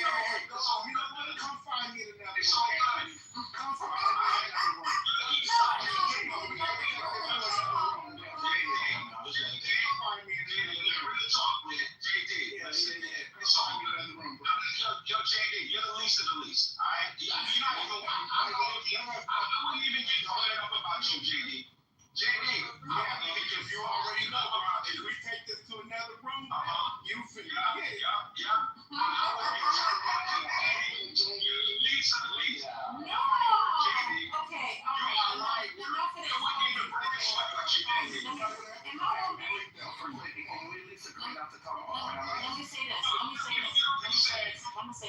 Let me say this. The more we talk about, okay, listen. This is what's happening. People are teeter-tottering on joking and seriousness. But for the sake of community, right? Because I like y'all all. I really do. I don't want y'all to be arguing. So can we just move along? Because then it's going to keep on building up, and then we're going to just keep on disliking each other, and it's just going to get nastier and nastier and nastier. So today is Monday, okay? And it's October 27th, 2025. Can you believe we literally only have 2 more months in 2025? Come on, guys. There's a lot going on right now. We don't need to be fighting like this. It's not that serious. We talking about an audio act, okay? Let's keep it moving. Is there anything else going on in the news? I agree. I'm so grateful for that. No, this is all First Lady. This is from Black. I know, but I don't want y'all Well, and that's this fine. this is old. This is I know. I don't have receipts because I don't take screenshots and shit. No, but it's okay. The devil is in the details. I'm just saying, today is a new day. Guess what? God granted you all grace. He granted me grace. He granted us mercy. So because he granted us grace and mercy, we gotta also understand that we gotta give grace and mercy. I'm not telling you to be holy and sanctified and filled with the Holy Spirit. No, I'm not telling you all that. But I'm just saying, because we in community together, right? For the sake of conversation, if we could just be respectful to one another. Sometimes I know we get out of pocket. I get out of pocket. I call your motherfuckers anyway. Because I was about to fight y'all for real. I was going to come to the phone and smack every last one of y'all hoes and say that I was ugly or my sisters was ugly. But that was something that I misunderstood. Okay. So we can just keep it moving. Is there anything else going on in the news? Y'all got to look at the 210 today. There was a motorcycle. A guy shot a cop in California, in Rancho Cucamonga, and then he got on a motorcycle, and then he crashed. The shit was crazy. That was a crazy video, so that's something y'all could look at. I posted in Lisa chat too. So. The guy shot the officer from the motorcycle, or he got away on the motorcycle? No, he shot the officer, and they were looking for him, and then he came out, and that's when he took off and then got on the freeway. The police did this? I don't know. Who did this? When they said it? So yeah, I was traveling, and then my wife said, "Yo, a cop got shot," and then the guy got on the motorcycle, took off, got on the 210, and then ran into a car. I don't know if he survived, but he hit a car going like about 100 miles an hour. Oh my god! So yeah, it was crazy. The video's in the 420 chat. It's a wild ass video. So that happened in California today. So anybody who San Bernardino County Sheriff's deputy was shot in Rancho Cucamonga. However you pronounce that. We see, I don't blame you now that the autism page is coming up over here with Tom on my search. Look. She's a black woman. And I would encourage you guys to look at it. I'm not trying to tell you that it's absolutely true. I've watched the movie Vax. I actually watched Vax too. I just don't believe that all of these people, now people dying of personal, could be telling a lie. It's just too many people stating the same type of words. Stating what? Like, what's too many people?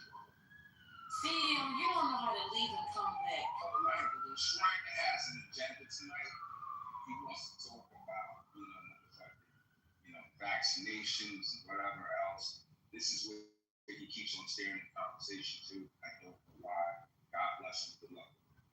the president tweeted it the other day, and there's more getting ready to come out on it. You're going to hear more about it very, very soon. They restarted the lawsuit against Tylenol. That is now active.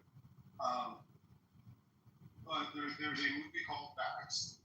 It's on YouTube. You can see it on Holy cow. I know I've heard you say this before. Yeah, I have. And in the movie band, just so you know.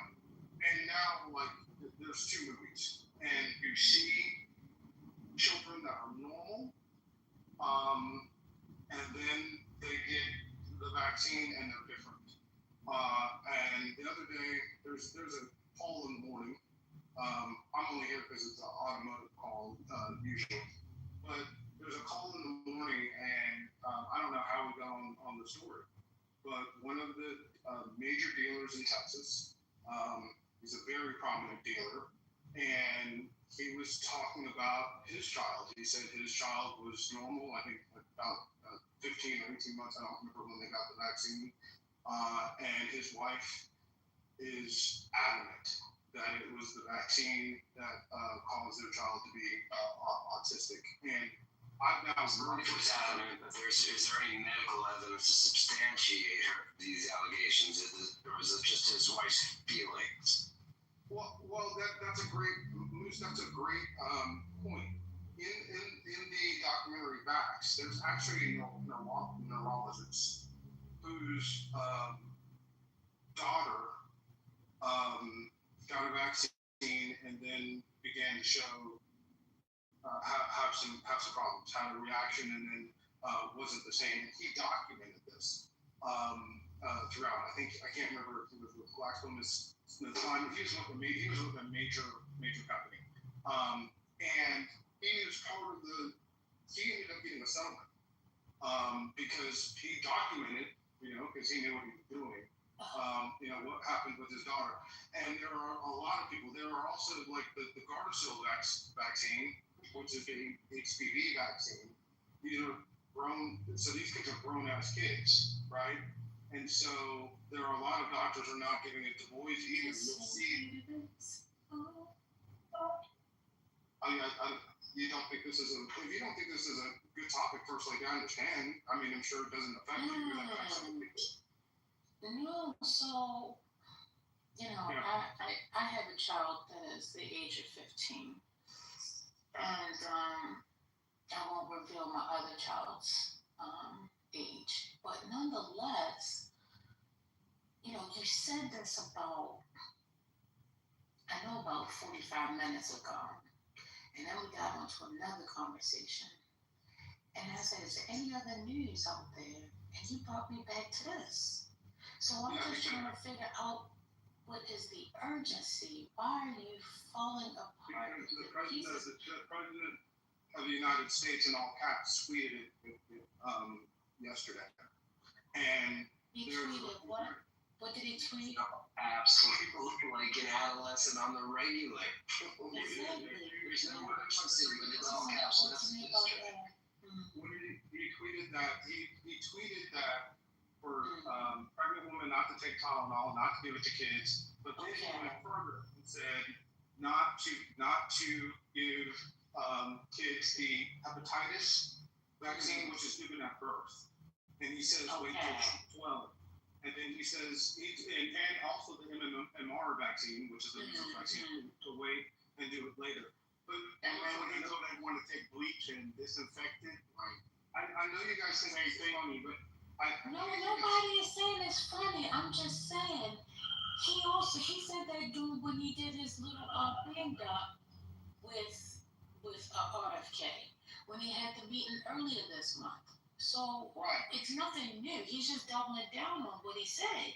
But people are going to still continue to make their choices according to what they feel is best.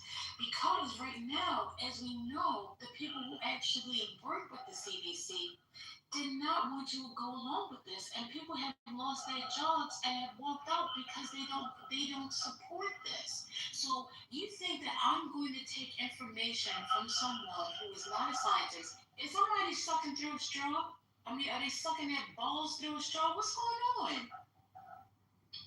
So this is I'm not finished, Trent. I'm not finished. Background noise trying to want to mute up what First Lady stuff. Oh, you sucking something over there? What's going on? All right, so the CDC people have gotten fired or have left their positions, and they have worked here for years. They put in lots of work because they could not bring their morals and ethics to go along with the shenanigans. So now you want me to believe what this current administration is trying to force. Now, I'm not saying that others can't believe it, but I'm not going to support the continuation. I'm not okay. Are you okay, man? Yeah. Okay. Oh, let me show you how clear I am. Okay? You see how they do? So, that's all I'm saying, Trent, and I'm just trying to figure out where we're going with this. Like, you keep saying that this is important because he's saying it. I don't understand. I don't get it because a lot of people haven't bought into this. The last time we had this conversation, I told you, I said, I hear you and I understand you.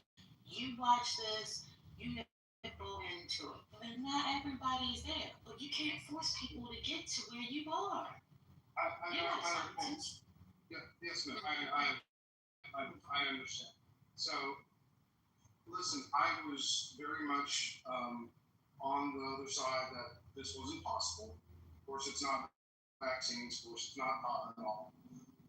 And then I started actually talking to some people who have children that are on autistic. It just basically like how we research like if a car had a problem. You know, you go out and you just start talking to people. You get into the Facebook groups and you see what everybody is. You see what everybody is saying, and the commonality, right? The pattern recognition, the commonality leads me to believe that it's just not possible to me after watching this that this isn't true. Somewhat. I don't know about completely, but somewhat. And the reason why I would encourage you, First Lady, to just open your mind up a bit and watch the Vax movie is because it's not an anti-vaccine movie, but it talks about the changes that people in the CDC made to the actual data. And there was an actual whistleblower within the CDC, and this is documented in congressional record. We just weren't paying attention. There was a whistleblower within the CDC who came forward and showed somebody where this information was, and then it was denied from essentially public access. And so I know that sounds crazy. Some of you who do have children, like I don't have any biological children, but I do know some of my friends who have autistic kids, and the prevalence of it, it's hard to figure it out. And researching this information, I think the American public should listen to the president and others on this, and at least understand what's happening. Okay, and that's what you believe, and that's both fine and dandy.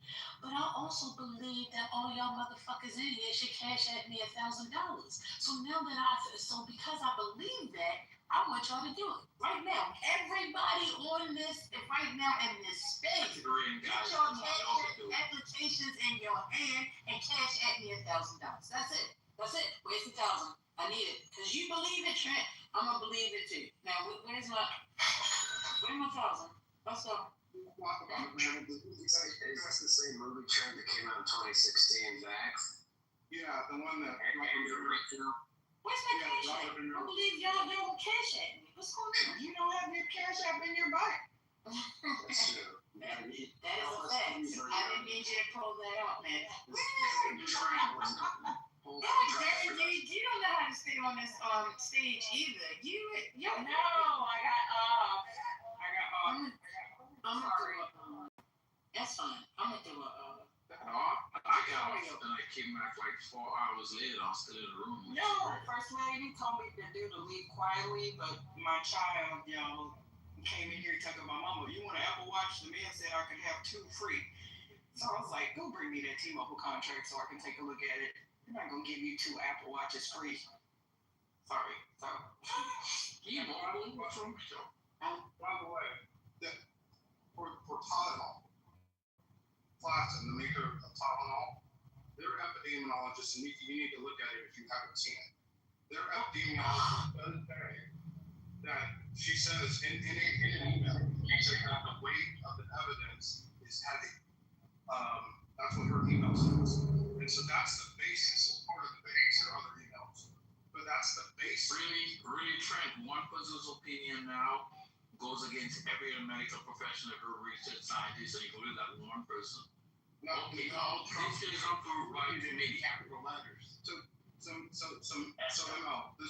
is Rachel Weinstein, who is the lawyer. Anthony should be coming up my case as a medical professional. But yeah, sure. So I see you, Anthony. Please leave Anthony alone. He is still, So no, it's Rachel. Her name is Rachel Weinstein, and she's the lead epidemiologist for cancer. She related to Harry Wilson? No, and she's talking to another person inside, and so inside the email they're talking about the weight of the evidence of Tylenol causing autism is substantial, and then they say that they need to take it off dawn. They need to get off email. And that's what we do when you know that there's a problem. But there's other emails. There's other email. So hold on, Trent. Yeah. Trent, hold on. What year was it? 2018. Okay. Now, is she still sticking to that story? Sticking to that story? What do you mean? Dude, she's a PhD. She's not even a medical doctor. What are you talking about here? Let me interrupt this. Hey, what are you talking about? She's a PhD. She's a lead epidemiologist for Janssen. She's the one who studies she's the one who studies their data. Janssen, the maker of Tylenol under. She is not Trent. I'm looking at the woman's bio. She is not a doctor in the sense of medical. She's a PhD. She does have a PhD, and she was the senior director of the epidemiology at Johnson & Johnson. That is true. Yes. But yes, and she did say it does have neurodevelopmental risks. Right, but let me see. Yeah, and that's a big statement for the lead epidemiologist when they said that there was no evidence. The lead epidemiologist, like you just said, of Johnson & Johnson saying that the weight of the evidence is heavy is something that people should possibly know. She didn't say, okay, you gotta quote her correctly. She said, the evidence is starting to feel heavy to me. Yeah, that's all she said. Yes, but you said the weight of the evidence. You added shit to it. No. Okay, you say what you said and say what I said. That was a different. No, but that's a quote. I'm reading a quote. She said, read the email. She quoted, the weight of the evidence is starting to feel heavy to me. After reviewing studies on prenatal acetaminophen exposure, remember Trump can't say that word, so remember that. Exposure and neurodevelopmental outcomes should reference adding those studies to internal discussions. So it's acetaminophen that they're blaming it on. I took Tylenol like each of my children. My oldest is autistic. I hear an echo. Does anybody else hear the echo? Yeah, I hear it. It's Trent's phone. Oh. So he got his burner in here. Clearly. No, trust me. I used every single resource. My son was diagnosed at 1 year, 8 months, which is absolutely extremely early. Most of the children who have autism are not diagnosed until they go to school. But shout out to my, I was running after the mailman, y'all, because I didn't catch him on his damn round. Didn't they deliver the mail like at 8 o'clock at night here? The fuck? Sorry.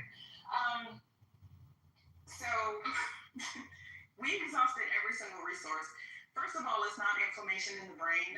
Autism is categorized as a mental consideration. It's not physical. So typically some children with autism have other illnesses, like you can have autism and Down syndrome, autism and cerebral palsy. There's an autism spectrum, and every 10 or 15 years they rename the spectrum, or they don't call it the spectrum anymore. Like my son was diagnosed as PDD-NOS, which is pervasive disability disorder not otherwise specified. They don't use that term anymore. So the other day somebody told me, oh, well, they don't use the spectrum anymore. And I'm like, well, damn, they don't use Asperger's anymore. I'm like, every time there's an update, every 10 or 15 years, it's become exceedingly politically correct, which is kind of annoying to the autism community, which is why a lot of adults will say, don't tell me, they'll say, I am autistic. I don't have autism, I am autistic, right? So these things that you're saying, trust me, when I found out that my son was diagnosed, I did all of the things. He did therapy, I paid out of pocket, we did blah, blah, blah. You tell me whatever it was, we tried it, right?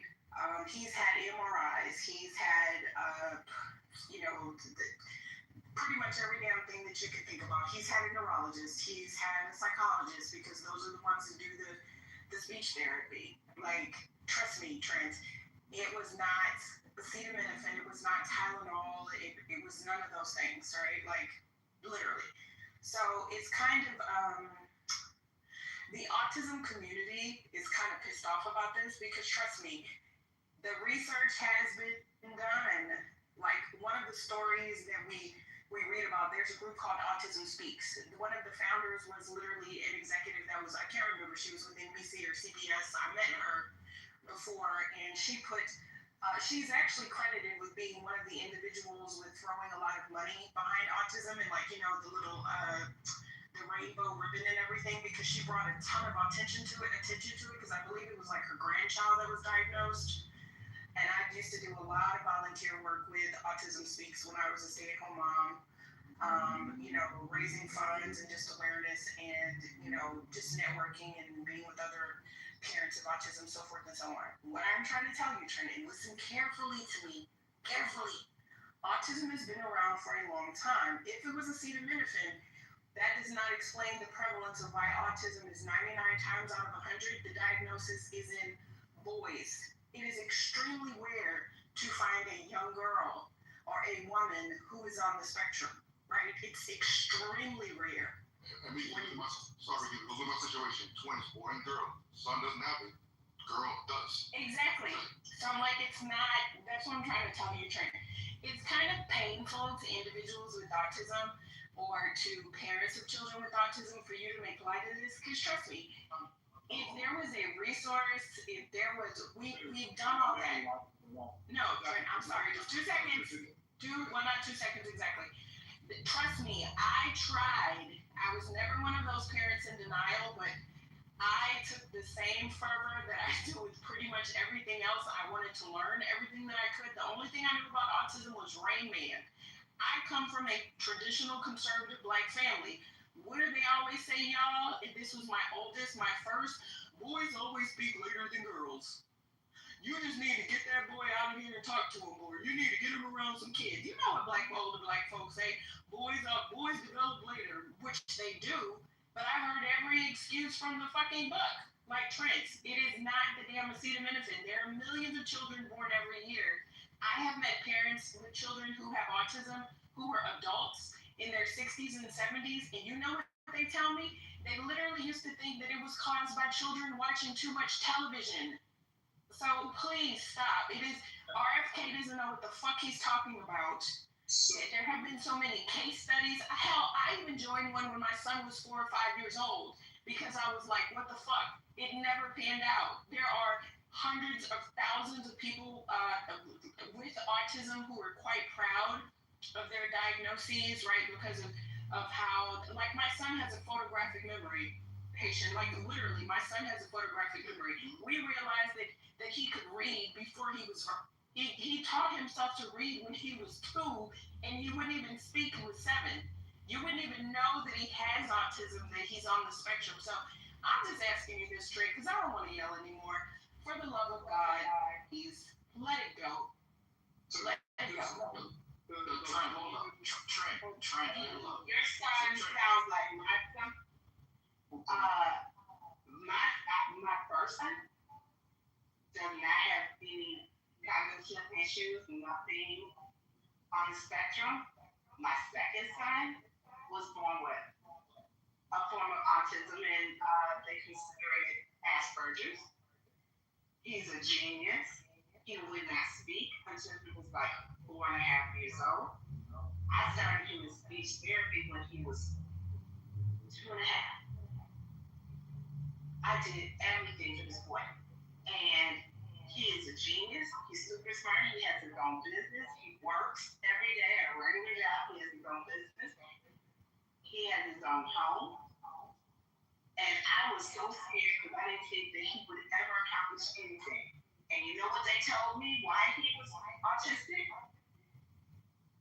Because his father smoked so much fucking marijuana that the weed retarded the sperm. Now, I don't go around bringing no drugs. I'm just saying that's what they told me. The studies that we went through, all that stuff. I had 3 miscarriages before I had him. That was what gave me Sandra, because they changed. Mason was born in 90. His brother Matt was born in 88. Yeah, they were the hand. And they showed me all this information. I did the studies. I let them test me. I let them test him. I did everything. And they said because his dad was a fucking pothead and could not, he smoked like an ounce every 3 days. Yeah, he was a pothead. And I don't smoke weed. So yeah, I blamed him. But now I know they don't know the reason. That part. And I divorced that motherfucker because I thought he was a pothead and gave my son something that he shouldn't have. So here we are. So Trent, they've said their medical groups and researchers have looked at the information and they've determined that the evidence does not support or establish a causal link between prenatal acetaminophen and autism. There you have it. And I think Tara want to jump in. Yeah, Tara said it. Yeah. Power, it's all yours. So I took too much time, but I know a lot of people like to pretend either my English is not good enough or that because I'm autistic, they don't understand what I'm saying. But I'm going to be trying to have a conversation with you in good faith in this moment, Trent. And this is the only time I will offer this good faith. And then after that, I'm going to block you and I'm going to let it be. But here's the thing. Guy, you don't know how harmful the things that you are saying are. And this is the problem with generally people that do what you do in these spaces over and over and over and over again, is that if it's not the autistic kids to point at, it's the transgender kids to point at. And it's always going to be some reason to continuously keep piling onto people for the actual issues that are happening in society and never the system and never the actual issues that are happening within the system. But that is not worth me to try and explain to you. I know that there are multiple people in the room that can try and explain that to you, but you have been peddling this story no matter how many times this has been debunked for you already. And that is so offensive that you ask for people to put that kind of labor into explaining something to you over and over and over again just to not listen to them. It's really offensive, in my opinion, but that's just my opinion. Listen, I know it's a sensitive subject, and Taro, the best to you and anybody that has an autistic child. There are the lady in Autism Speaks, by the way, is in the second Backs documentary. She has I don't know if she's changed, but she actually. No, but Trent, what are you saying, Trent? She just pushed back on you. I just pushed back on you. Nick just pushed back on you. Sandra just pushed back on you. But I was trying to see where you Well, were. why did I never get included in the conversation? I was the first person to push back, and I did it. Yes, you did, First Lady. It was just a yes. Yes, Mike. Yes. Yeah, I recognize that. We have autism in our family, and I was very much just like you all in believing that this was all genetic and it wasn't possible that it could be vaccines or Tylenol. I believe it's a combination of the two. What Dr. Christina Well, how do you believe that? What evidence do you have? What causal link do you have to say that the evidence supports? How? You just believe in it because you believe in it? I'm confused. No, I don't just believe in it because I just believe in it. You read an email, a snippet of a quote which you misquoted, and every other medical professional who does this for a living has said no, they do not see the link. Okay, but you do. Okay, no, the Keller Postman lawsuit is not just one email. It's multiple emails going back to 2008. Okay, that just hang on, if you don't know. From the same doctor or multiple people? They are from Johnson and Johnson. Do you hold on? No. So do you know medical research? No, I just want clarification from you, but I'm just asking if you know that the medical research that doctors do for scenarios out there, and those are theories, and then they research it and they find out if the evidence supports. They go through the stages. So emails, I wouldn't take emails as it's not like a peer-reviewed finding that is stamped by the Journal of Medicine, by the American Pediatric, blah blah blah. Yes, we certify that research, we peer-review the research, and the evidence does support a causal link between that. That's not that. It's an email. So during research and development, they send email like, oh, we have a couple of cases, and we're going to do some further research to see if there's actually a causal link or not. Do you know that's how it works? So you kind of use that email as a definite final statement on the fact that there's a causal link between acetaminophen and autism. Do you know that? I'm just asking. I don't even know what you're saying anymore. Okay, the email in itself does not constitute a finding. Yeah, there are multiple emails. There are multiple emails going back to 2008. From the same person? No, from the same company. They're not all from the same person. From the same company. There were multiple emails. Yes, Trent. But Trent, does Johnson Johnson make acetaminophen? Yes. Well, they did. Okay. Hold on. So, as companies in America, you've heard the say, if you a dead brain person says, hey, I think my kid got autism because they took prenatal acetaminophen, and hence the reason why they have autism. Because there's no other autistic person in my family. So they said that. So they kind of call it in the research. It's the company's responsibility now. Hold on. No, because you were talking for a while, which I find to be fucking fascinating. You already laid out your case. Now we get to the point. I haven't laid out anything without you interrupting. Well, hold on. So I'm asking you, do you believe those things? What? Do you believe that people report different circumstances that happen to them, and somehow because enough people report it, that means you think there's a causal link without actually doing the research and making sure that it is? I don't know. I don't even know what you're saying anymore. I really don't. I'm trying to be with you. I'm not using the time to move the mic around that. I know I said Dr. Mitch could go and others are waiting, but after you're done, there's no point to this. If you were interested in getting information about autism, Temple Granlund, if anyone has ever heard of her, Grandin, she is a professor in autism. I have not had the opportunity to hear her speak, but I actually give her books to individuals if someone is diagnosed within your family.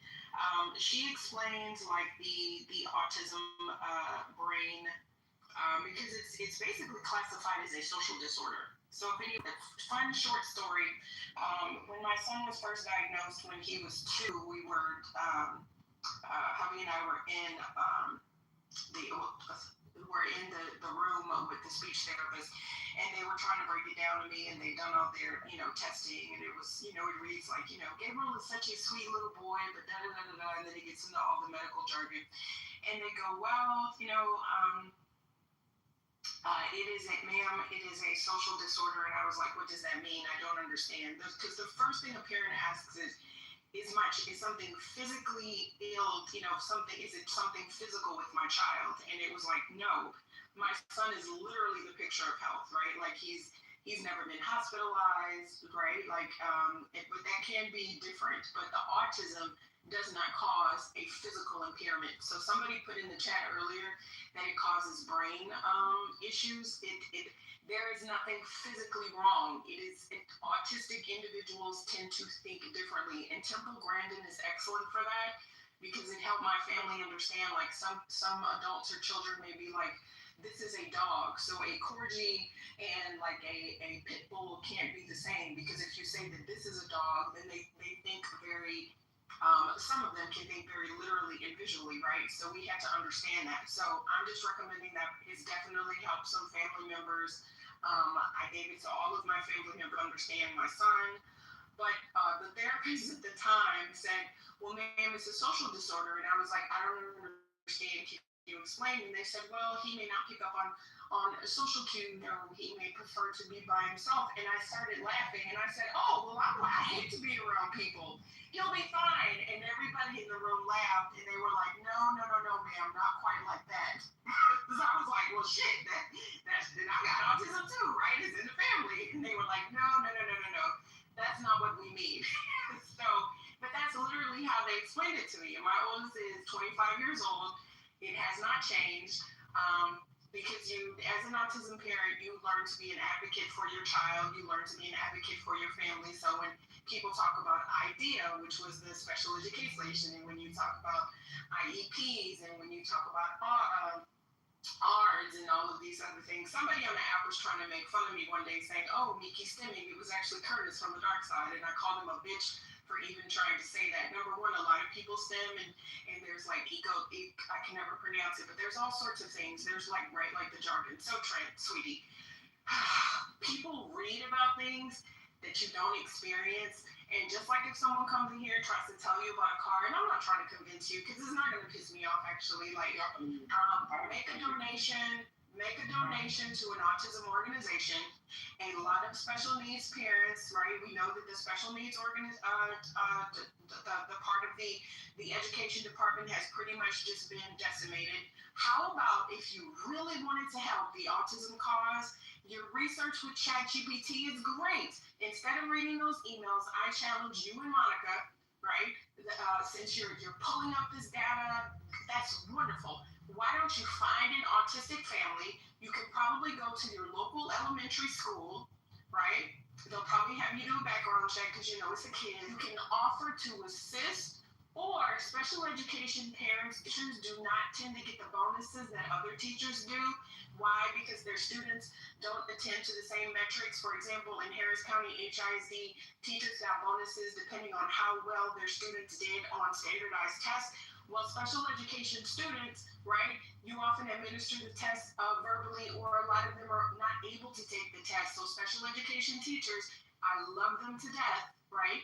I love them so much. Even if they were MAGA, I still love them because I know the dedication that they must have to children, right? So why don't you go find either one of those teachers or one of those families and knock yourself out, okay? All right. My last... I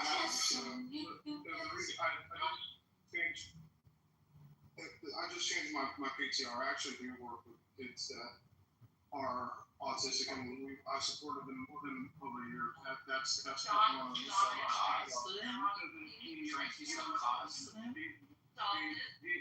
Please stop that. Someone's trying to use it. want to take a field trip? Put one in the chat. You want to take a field trip? Can we do one in the chat if you don't want to take a field trip? Where are we going, First Lady? Are we going to SeaWorld? Can we please stop that? No. I'll tell y'all once I get a bunch of ones, I'll tell y'all where we're going. Can we please stop that? Just want to finish my Trent, statement. the law firm that you're referring to, Keller Congressman, you know Smith Pleasant, right? Civil Client action lawsuit. lawsuit. They were part of the 3M lawsuit with the military. Like this. Correct. Yes. Yeah. Okay, so just because they didn't take the case, they'll take any fucking case. No. They're a very respected firm. Hold on. Calico's is a very respected firm. So not to go on that. And they want to take frivolous lawsuits? Saying that? No. So it's Dr. Roberta Ness. She's the former dean of public health for the University of Texas, Nikki. She is the one who is the expert witness to say that there was a causal link for Tylenol. That's what I Hey, but it's not. All right, fine. Exactly. Going on our field trip. Trent, let me. Oh, Jesus. My son has specialists to this day. A gazillion, trillion, million. He goes to a day cab with other autistic individuals. His doctor only deals with autistic individuals. He has a psychologist. He has a neurologist. And guess what, Trent? I'm actually in now you're gonna piss me off. I'm actually in fucking Houston. I'm actually in fucking Houston. I pay out of pocket for the best fucking care that my son can get, right? There's even Brookwood, which is a place that was designed for special needs adults by a wealthy fucking family. Guess who else has the best of the fucking best of the fucking best of the fucking best? It's Brookwood. What the fuck you were saying, nobody gives a shit until one of these rich motherfuckers that literally pays out of pocket, because I've worked with them in the past, they tell me the same shit they do for their kid. I don't want to fucking hear it. Because it is not a billionaire that I know that literally set up a whole fucking organization to take care of. You can get a scholarship to this organization. Their day have program is $4,000 a month, Haitian. That's how good and fucking expensive they are. To stay there, it is like $120,000 a year. Until they tell me, with their staff, that's literally the best in the world, that there is something different. Trent, respectfully. Trent, shut the fuck up. Shut the fuck up. Damn. Why are you so fucking hard-headed?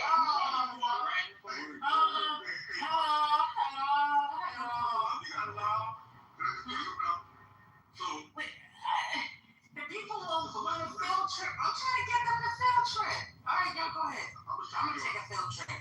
Go ahead. Maybe just learn it like that, right? So once in a while you watch your 10 o'clock news in case somebody got fucked up and you're feeling bad, right? There's always two sides of the story. This nigga literally for like the last half hour, people have asked this motherfucker to stop saying this shit, and he continues to go. So these are the motherfuckers you see in the news that you feel sorry for, that you shouldn't. That's all I have to say. Thank you. I just want to say what Mickey said about SPED teachers. Unless you have had a child with a learning disability, with autism, any of the other things that cause children to have problems learning, you don't know how hard these people work, and you don't know what the loss of these people means, what the loss of idea means, what the loss of professionals available to public school children means, and is going to mean for this country. My youngest had severe speech delay, which presents quite like autism on the spectrum. And if it had not been for his teachers, his SPED teachers, all through school, he wouldn't be raised today. He wouldn't have the language that he had. He's very philosophical. His vocabulary is excellent. He's a wonderful young man. But without that support, I would not have been able to do that for him myself. He needed speech therapists. He needed specialized attention. I would not have been able to afford that. Who as a regular person could afford this kind of therapy for their child, or these teachers for their child? It's not funny. It's not for people who are not educated in the area of treating these children and helping them become the best version they can possibly be of themselves. Just hush. Hushing is, it's okay to hush. I'll jump in there because I work in the schools. Right? We have a number of autistic young men and women. I'm in high school, and so I don't know where Trent's getting this from. There's a huge study in Japan and Sweden, I believe, where they tested siblings among over 250,000 children. You can put it in Graph, you can put it in Gemini, you can put it in any one of the ones of these search engines that you want to. And I think you're confusing association with causation. Yeah, a mother might have taken Tylenol while pregnant, but that does not mean that it caused autism. So you wanna believe what you wanna believe, but just do a little bit more research. And Miki hit it spot on. Some of my smartest students who score the highest are the students with autism. Great at math, great vocabulary. I have one, he plays coy. I first met him, I thought he couldn't talk. I caught him in the lunchroom playing cards with his friends, and he's enough for this and that. I'm like, oh, so you do speak. And he chuckled. Right? And so he just had to get used to me. Right? You have to give him a moment. Right? It's a social, if I don't like you, I'm not going to talk to you. I'm going to give you a thumbs up and a thumbs down. So it's different. It's a spectrum, right? And you know what the word spectrum means. They would tell you they're autistic, and you would not even know. And then there's some where they explain to you, like, okay, let me see the IEP, let me read it. Oh, okay. So, I'm not going against what you said, but I do think you do need to inform yourself a little bit more, especially when someone who has autistic children is trying to explain to you how this really works. I'm a girl here. No, I'm a girl. No, April. You see me put in the chat, right? This is coming from somebody who comes on the app almost every other day, already fucked up over some Jack Daniels or Johnny Walker. Yeah. Yeah, I put Brookwood in the chat. If anybody, they actually teach other individuals because Jeremy said he would like to learn. So this was, so shout out to wealthy people with time and effort. This individual actually studied residential facilities across the globe. So it is actually like, oh my God, y'all, I would literally give up. First lady, I would give up 5-star restaurants if my chichubi could actually be a resident of this place, right? Like, it is just like the creme de la creme de la creme. You can actually purchase homes, and I love this model. So it's like over 100 acres. You can actually purchase homes that are on the campus. So there's actually like they created a little sub-community. And you can actually, let's just say that you have a special needs child that can stay on the dorms, and then you can actually purchase a home, right? Kind of like a retirement community, and so that you can actually see your child, but your adult child is autonomous and lives within the dorm. So it's just like a perfect segue. I mean, Trent, I get it. Sometimes, like we Google things and we want to talk about it, which is why I love being in this room, because there are so many people that know more things than I do. And sometimes, honestly, I just have to hush and listen. So yeah, shout out to the special education teachers, because you have a heart for working with special education children. Shout out to everyone in the education system, but especially my heart goes out to special education teachers, because I'll always have a special place in my heart. But yeah, I just wanted to, Divine, you were actually a special education teacher? Oh, yeah, of course. So, I write IEPs. How did I know that? Yeah, I write IEPs. I create specialized programs.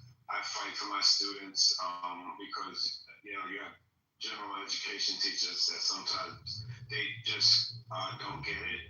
And so I'm an advocate of a student displaying an understanding of the content, and it's not always about just one size fits all. And what I do benefits all the students in the classroom, right? Because you may have a student in the classroom that does not have an IEP that is struggling.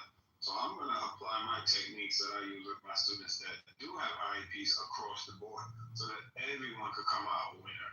And it's a battle, principals get it because it is 100% guaranteed that every principal in the DOE here in New York was in the classroom, so they get it. They're gonna advocate and they're gonna listen. Like my principal will listen to me before he'll listen to a general education teacher because of the skill set that I have. So I appreciate the love and the shout out. You know, I try not to talk about what I do too much because people try to come for me and try to throw it in my face, and I don't appreciate that either. But that's another story. But yeah, appreciate the shout out. Well, you know what that means, Divine. Send me your cash app, because guess who gets a lunch cash app from me? Put your cash app, Divine. You know, Mickey love the kids. Mickey love the teachers. Thank you, Divine. Yeah. Make sure and rate his lunch if it's coming from Yay. Chick-fil-A on me. No, Moose, you know, we about to be in a recession. I gotta come back. I love y'all. We gotta come back. I did not know, but no, seriously. Shout out to the educators. Shout out to all of y'all. This is such an awesome soft space. We done ran First Lady off with our foolishness, but she'll be back. She can't stay away from us. So why did Trent go on this rant for so long? I'm confused. Let's don't ask him, man. Let's don't ask him. But here's the thing, Emil. Like, I like, if you don't mind, can I speak for another, like, oh, yes, you can. Go ahead. So, like, yeah, go ahead. The issue is that, like, he hasn't done this once. He hasn't done this twice. He hasn't done this 3 times, 4 times, 5 times. He's literally been doing this for weeks now. And, like, he's been communicated by several different people. The resources exist for Trent. And he just keeps the conversation going back into, like, I get, like, you know, like, I have, my dad was an alcoholic, right? So, like, it's hard. Like, I get what that looks like. And I know that we don't write off people, but it was a very difficult life having to mitigate those issues. And I just think that sometimes, like, in these kinds of spaces, we really shouldn't be doing that work of enabling folks like that in these kinds of spaces. Like, I think it's just, we've got to kind of, like, try to mitigate some sort of, like, moderator, I don't know, like, supremacy. I don't think it's a supremacist thing. I think you can be on a stage and actually have, like, consensus building, but I think that at some point we should be able to be like, hey, like, we've been listening to you keep bringing up trans people for no fucking reason in the middle of a conversation about the economy. You bring up autistic children randomly in the middle of this conversation. Like, can we stop and just, like, focus on, like, Eston's approach to resolving an issue or looking at an issue or having a modicum of, like, expertise about something before we let somebody hijack a stage because they're drunk? That would be nice. Humble request. Thanks. So I would just say, as Trent belongs to the MAGA crowd, so I'll tag Anthony to take care of his brother, but he's not saying anything tonight. Anthony, could you handle the light work? Not too much on that. Me and Omar in the back tonight. Oh, my Barry's back. I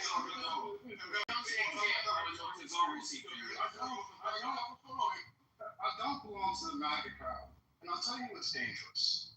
Shutting down, we don't need to talk about this, but shutting down any conversation and not trying to understand the other side because of the possibility is always dangerous. And you can have it. We don't need to bring it back up. I want to bring it back up again. But that's what's dangerous is when people don't try to argue. You bring it up. This is Clubhouse, and it's not dangerous if we don't talk about topic. I don't know what in the hell is really going on. I mean, yeah, we have to shut it down. It's a trend. You can bring it up. That's what I'm saying. But, like, just be aware that Don't people expect are us to just not push Brought it up because Trump tweeted it. That's why I brought it up. That's even more reason not to bring it up, because the idiot tweeted it. Omari, your president to give you fucking shit up. Trump is trying to squeeze money out of these companies. Like, come on, bro. That's his play. He attacks a company just like he attacked Intel. Spun it off already. Johnson & Johnson already spun off Tylenol in 2023. Right, 2023. Trend. I get it. But this, okay, can we just What happened with baby powder? What happened with baby powers is that people were using talcum powder in a way that they shouldn't, and then they got sued for causing breast cancer. Like, do you know, for example, Trent, that the reason that they think that there's so much prostate cancer or cancer is increasing in men is because the emittance of the cell phones? Like, yeah, so there's a lot. Brain cancer because of... Yeah. Well, I would get away from... Oh, yeah, I just saw this on a video the other day. If you look at your settings, and I can't remember where it is, but it actually even tells you how far away you should be from your phone for the whatever they call it, the vision. You know, the requirement for like safety. Yeah. It's even crazier than that, maybe. So what they do is they say that it's like you got to be like maybe like a half a centimeter away from your phone from skin, right? And when you look at it, it's like nothing, right? It's like wearing a piece of clothing. And that's how they get away with, not telling us what's actually happening. So legally, if your phone is that much away from you, talking about maybe wearing a jacket, then they're not liable for anything. Wait, I'm sorry, Trent, to cut you off. Just so y'all don't think I'm a conspiracy theorist, if you have an iPhone, it's in settings, general, where is it? Reach your biometrics. Legal and regulatory. Then it says iPhone. It says legal notices, license, warranty, RF exposure. And I'm reading this one. iPhone has been tested and meets applicable limits for radio frequency exposure. Specific absorption rate refers to the rate at which the body absorbs RF energy, to which Royal just said the SAR limit is 1.6 watts per kilogram in countries, blah, blah, blah, blah, blah. Talking about tissue. I don't even understand what this shit says.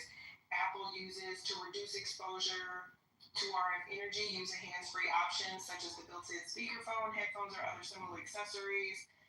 And then it goes on and on and on. Yep. Like it literally has it on there. So, I mean, why don't we talk about that? Because we're on our phones all day on this goddamn app. AirPods are causing tumors in kids' ears. What car do you think has the least amount of maintenance? The answer's still Corolla, Hybrid, Prius, cars like that. Those are the cars you can own. You won't lose much in luggage. You won't lose much in fuel. So how much does somebody didn't care about cars? That would be so funny. So AirPods that you put in your ears are causing tumors in kids' ears. Can you put that study in the chat? Because I've never heard that before. I know you have. Bluetooth headphones? Is that what we're talking about? Bluetooth headphones, it's the radio. It's I mean, like, essentially what Trent is talking about isn't necessarily wrong either. But the thing is, the way in which he talks about it's like that is the tumor coming from the actual headphone. It's the overusage of these things. That was the problem with vapes. That was the problem with all of these things. Essentially, the American populace is an over-consumer. It is constantly over-consuming to a point that it is causing harm upon its own population. It's not. It is. It's the real. Excellent distinction that she makes of it, Trent. It's the excessiveness, the obsessiveness, the hours and hours of use, especially the younger generations, and not necessarily the instrument of said use. We're not naturally built for all this stuff. This to be true about tumors in the ears. Hearing damage is a concern. Ear infections, impacted earwax, choking hazards, But there is no research that shows that it's causing tumors until it's here. But go on. Yeah, that's fine, but it's the radiation that comes from the I mean, bring the fucking research. She already just told you there's no research.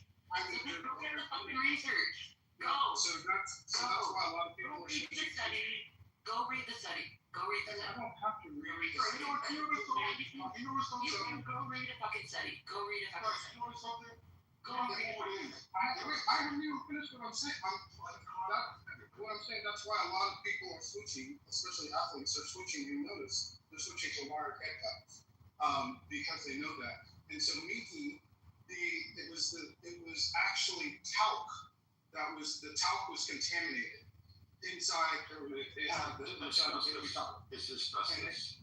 Why are we doing some ear pops to tell? What?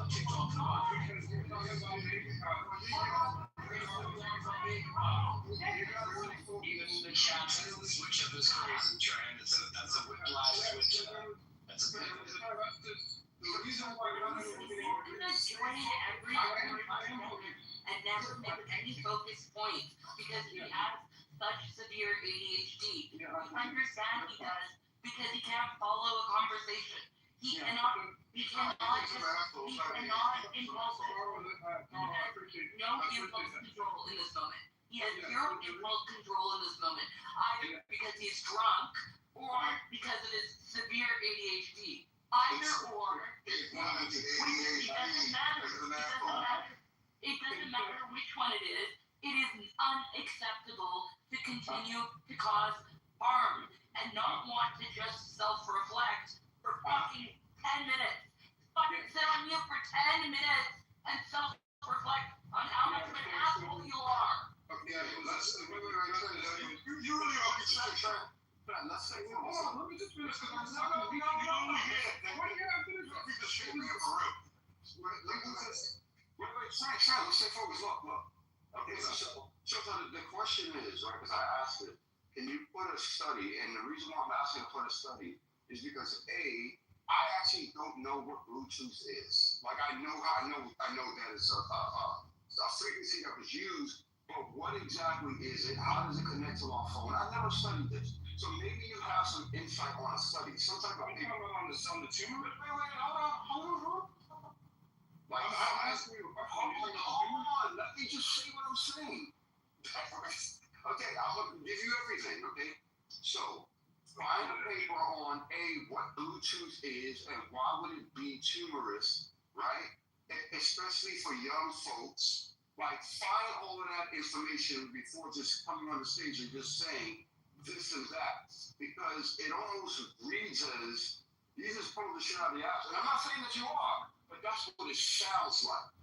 Agreed, and preferably a peer-reviewed paper and not more YouTube links. I don't think there's going to be a peer-reviewed paper on it because it's just surgeons talking about removing these things from kids. I mean, I think there's news articles on it, but you were right, Royal. I was trying to give you back up when I was talking to Miki.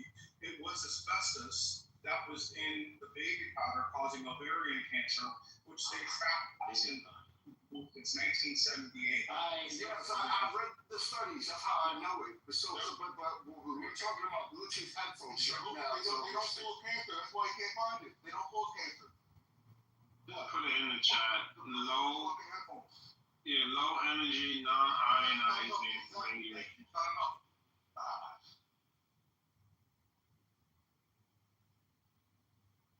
What's the next makeup story, Trent? This is a made-up story. He says, I'm going to say this shit. I'm going to mute my mic and I'm going to laugh at how they react to it. I mean, that's what I think of it. I mean, the concerning part is, I know someone starts to smoke, but there's some MAGA people in here that sound crazy, so I do feel like people disregard him. Trent has great delivery, so I do think people might be confused by what you're saying. Trent, you talk in a definitive, like these things are actually happening or have been proven. And then you're right, and then people take a look at it like, wait, this thing legit, and literally you just kept going. Someone just said, yeah, that's not true. And they found it, pulled it, I think it was April. And then you're just like, okay, yeah. And then, so this is what it's from. Like, that's a little bit dangerous, right? Yeah, this is why it's important that everybody learn propaganda and how that shit works. Because it's shit like this that fucking drives me crazy. Well, there's a lot of people in here. Like honestly, and if someone will hear a piece of it and then get off the phone going like, no, it's proven. Like, this is what it is. And I'm not saying you can't think that's what it could be, or it's possible, or there's a study in place that's considering that. You know what I mean? But it's not a fact right now that that's the case, is my understanding. This comes from a man, I'm not talking about Trent right now. This comes from a man who cut the head off a whale carcass. You know, I can't take any of it serious. I'm gonna leave that there. Do we have any news about the shutdown? I think I read that Mike Johnson said that they could not use the funds that were appropriated for SNAP because that would be illegal. Or it would take money away from WIC, from the babies and the school children's meals. I don't know. Anybody got anything on it? I'm sorry to go backwards, but you just put a link in the chat. It's an abstract. Thyroid nodules are not cancer. They're benign. If you try, what? Oh my god. Oh my god. I didn't know you did that. Oh my god. Check those out. What's wrong with you, bro? You trying to put a link in the chat to support what you're saying, and it's fucking not. What? You didn't put a link in the chat? I did. You talking about saying? I didn't do that. You talking about thyroids, bro? You said it was cancer. Do you know what? I did not say it was cancer. I said that there were tumors, coctoid. Maybe I said it wrong. Look. Oh my god. Who heard him say cancer, y'all? Oh my god. He did say tumors. He did say No, you never said cancer.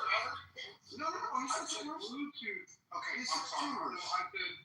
Let me slow down. Let me say it right here. Cancer tumors. Let me slow down.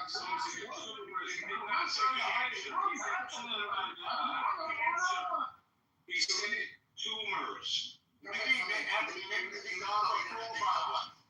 I apologize. Let me restate it correctly.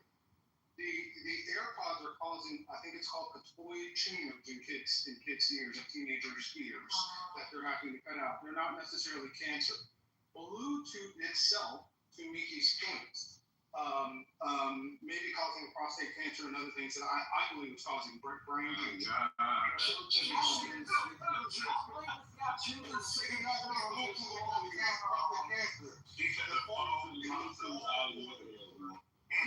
Possibly.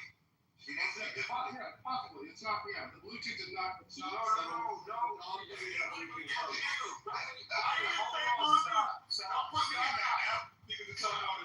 He did not say Bluetooth is causing prostate cancer. What the fuck?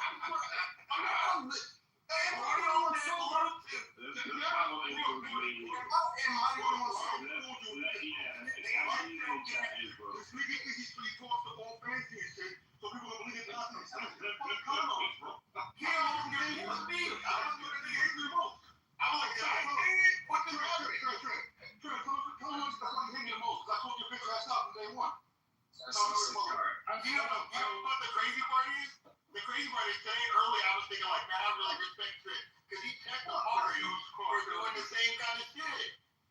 No, bro, look.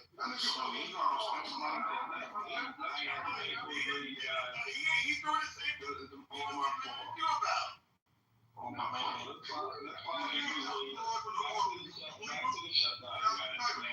They're just sitting back listening, like, okay, we're back to the shutdown. We got another shutdown. Hear from how you doing now. Any thoughts on the shutdown? I want to say one more thing.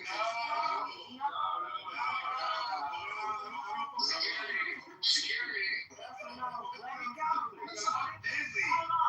Back to the shutdown. We are trying to move forward. If you need to chat to someone, go in the back chat, okay? Because we're not going to do it here on stage. Let's move along, please. I did want to respond to you. I brought it up earlier that there are contingency funds that the providers because of SNAP are being denied access to. So they said that this is standard ops. If in the event that there's a shutdown, I think they said $80 billion that they can't touch. They're being blocked from it. And so yeah, this is crazy, nasty work. That there's actually money that they can tap into so that people can go food shopping on November 1st, and they can't. So I don't know who else heard about this. This is a fact. You can Google it, grok it. I love Gemini. That's my favorite AI buddy for Google. But yeah, there's funds there that they can't touch. But I did find out, yes, pregnant women and mothers on WIC, they will get the WIC check is in the mail, so don't pay. I just put a link from the Hill to exactly what you just talked about. So they are dispersing WIC. That's news to me. That's good news if that's the case. I'm trying to think if they stopped SNAP benefits in prior shutdown. I've been looking for that. I think I saw something earlier, but I'm going to continue to look.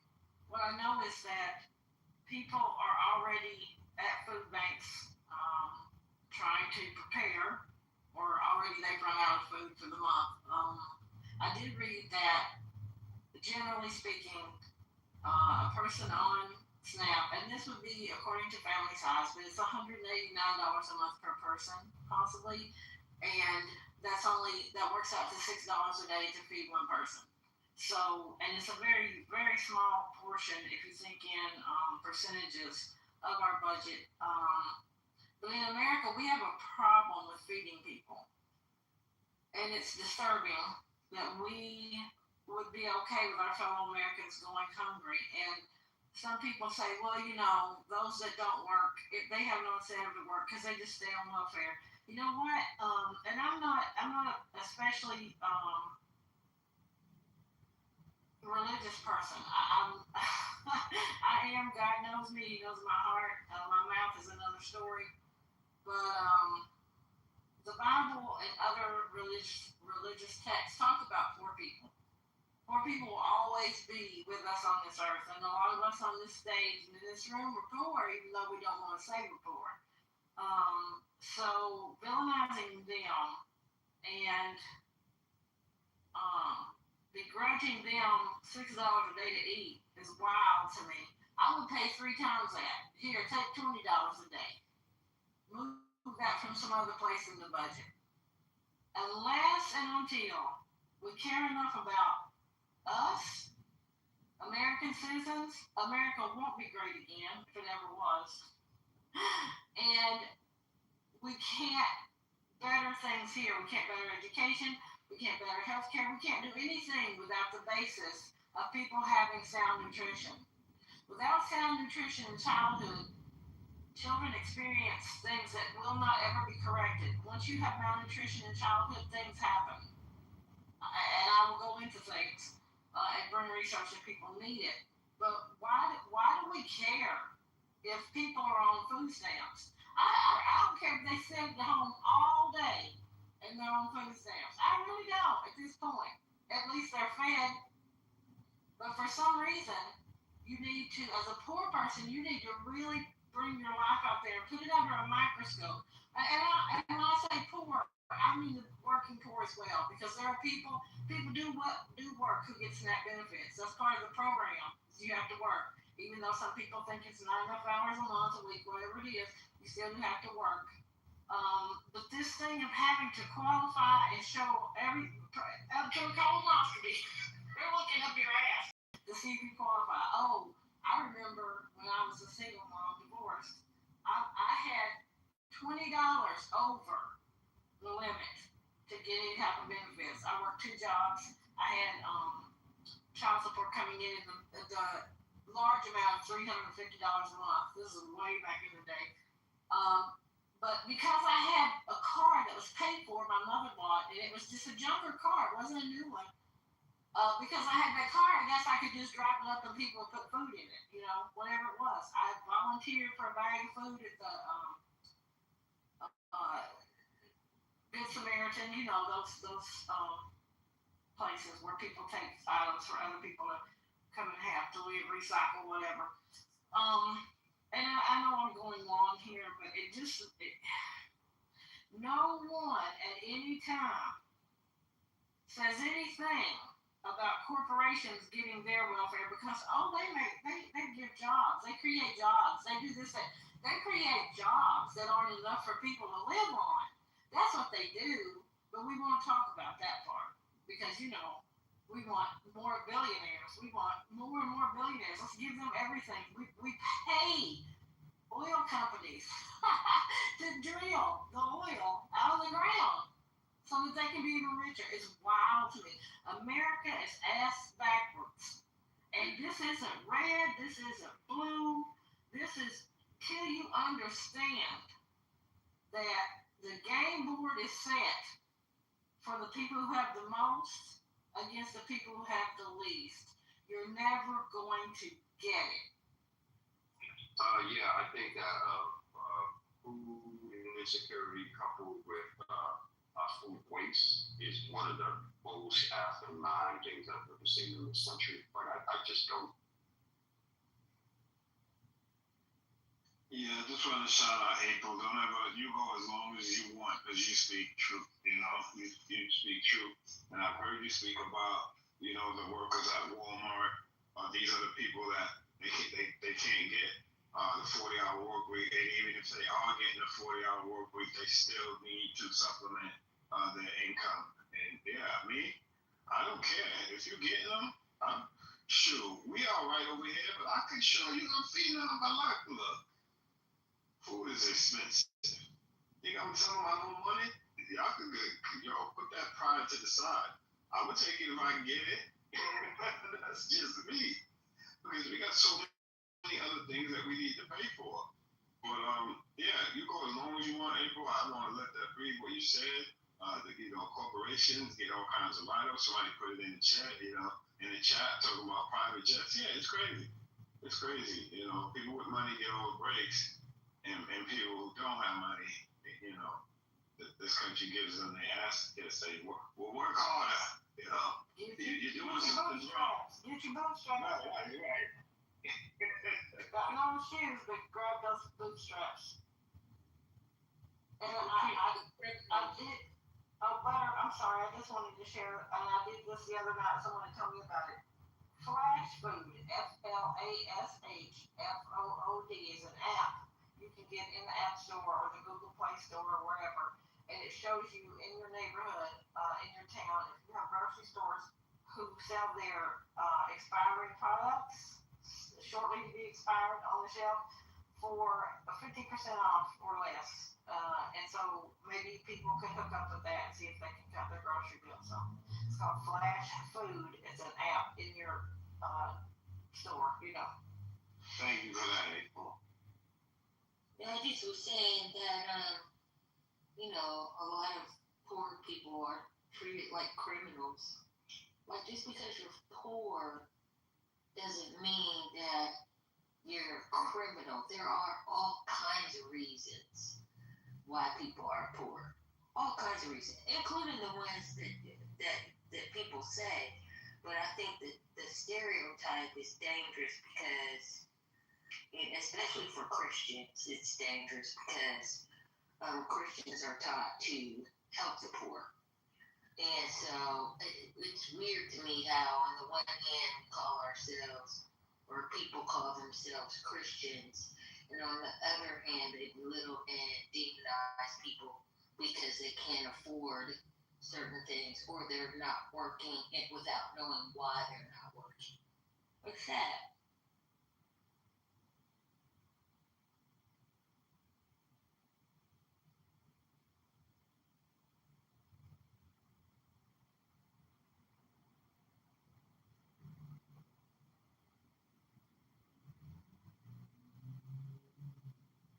The silence. Well, we know why silence. The rabble rousers are on mute. But yeah, guys, welcome to Politically Correct. Shout out to Patty. I don't know how I ended up here. I did come in here early this morning. They brought me up and I left, so I guess somehow I got shifted here. But we're gonna keep it rocking and rolling. Shout out all the mods. You guys know the deal. Share the room. Haven't said that in a while. We went on and on. We went around the world. We spoke about autism. We spoke about students with special needs. We spoke about the shutdown, and then we spoke about Bluetooth. We spoke about so many things, but we're trying to stay on topic here with the shutdown.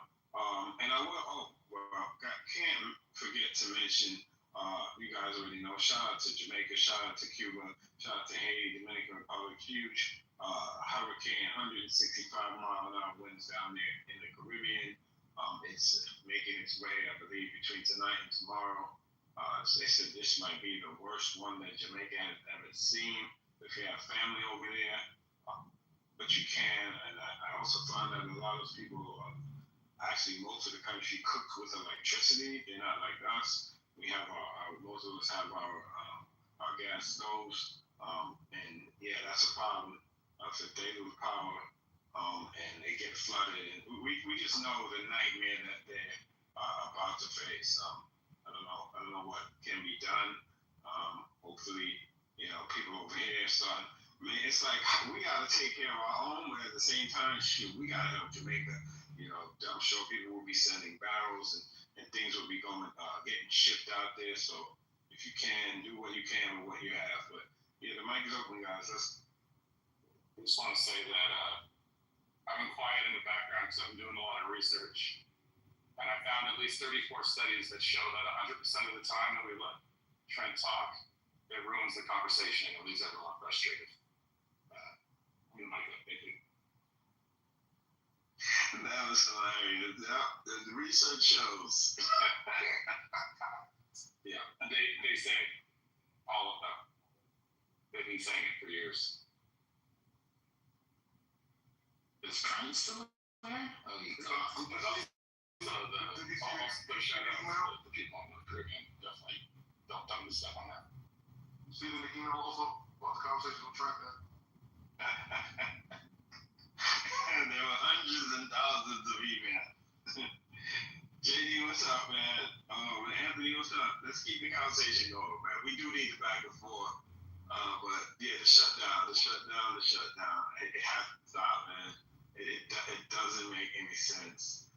And the one that got me, I said it earlier, I'm going to keep saying it. There are emergency funds for people that receive SNAP benefit and they don't want to release them. It's just evil. This is like, the aid not making its way to Gaza because they said that Hamas took it or whatever. Like, you can't help Americans in America? What the fuck is going on? We're going to teach you, poor people, how it looks when you don't vote for Trump. Or when you don't vote at all. Hurting his constituency too, right? Don't forget that. He's not only hurting Democrats, he's hurting everyone. Yeah. Right? It's like going for chemo, right? They kill the good cells and the bad cells too, right? He's killing everyone. Well, it's like starving everyone. You don't give a shit though. That's the whole thing. You don't need this person. You feel me? You guys seen the stuff about how Mike Johnson is now blaming lying for the shutdown, blaming the radical Islamist word? This is Mike Johnson's new talking point on the government shutdown. I don't know if anybody's seen that or not.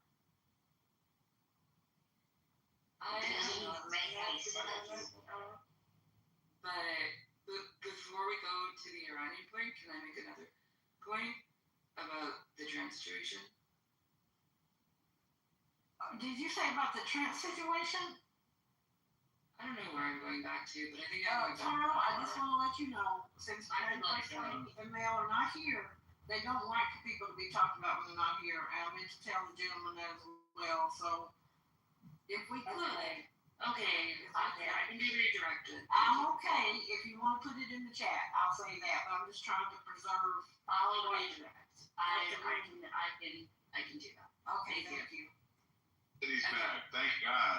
Hey, y'all had me top left trying to. What has been? We can't go back. We will not go back. We move forward.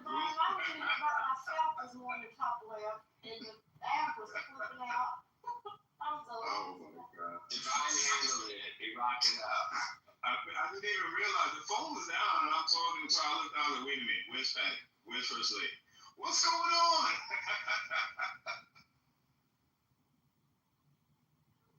I went to a haunted house.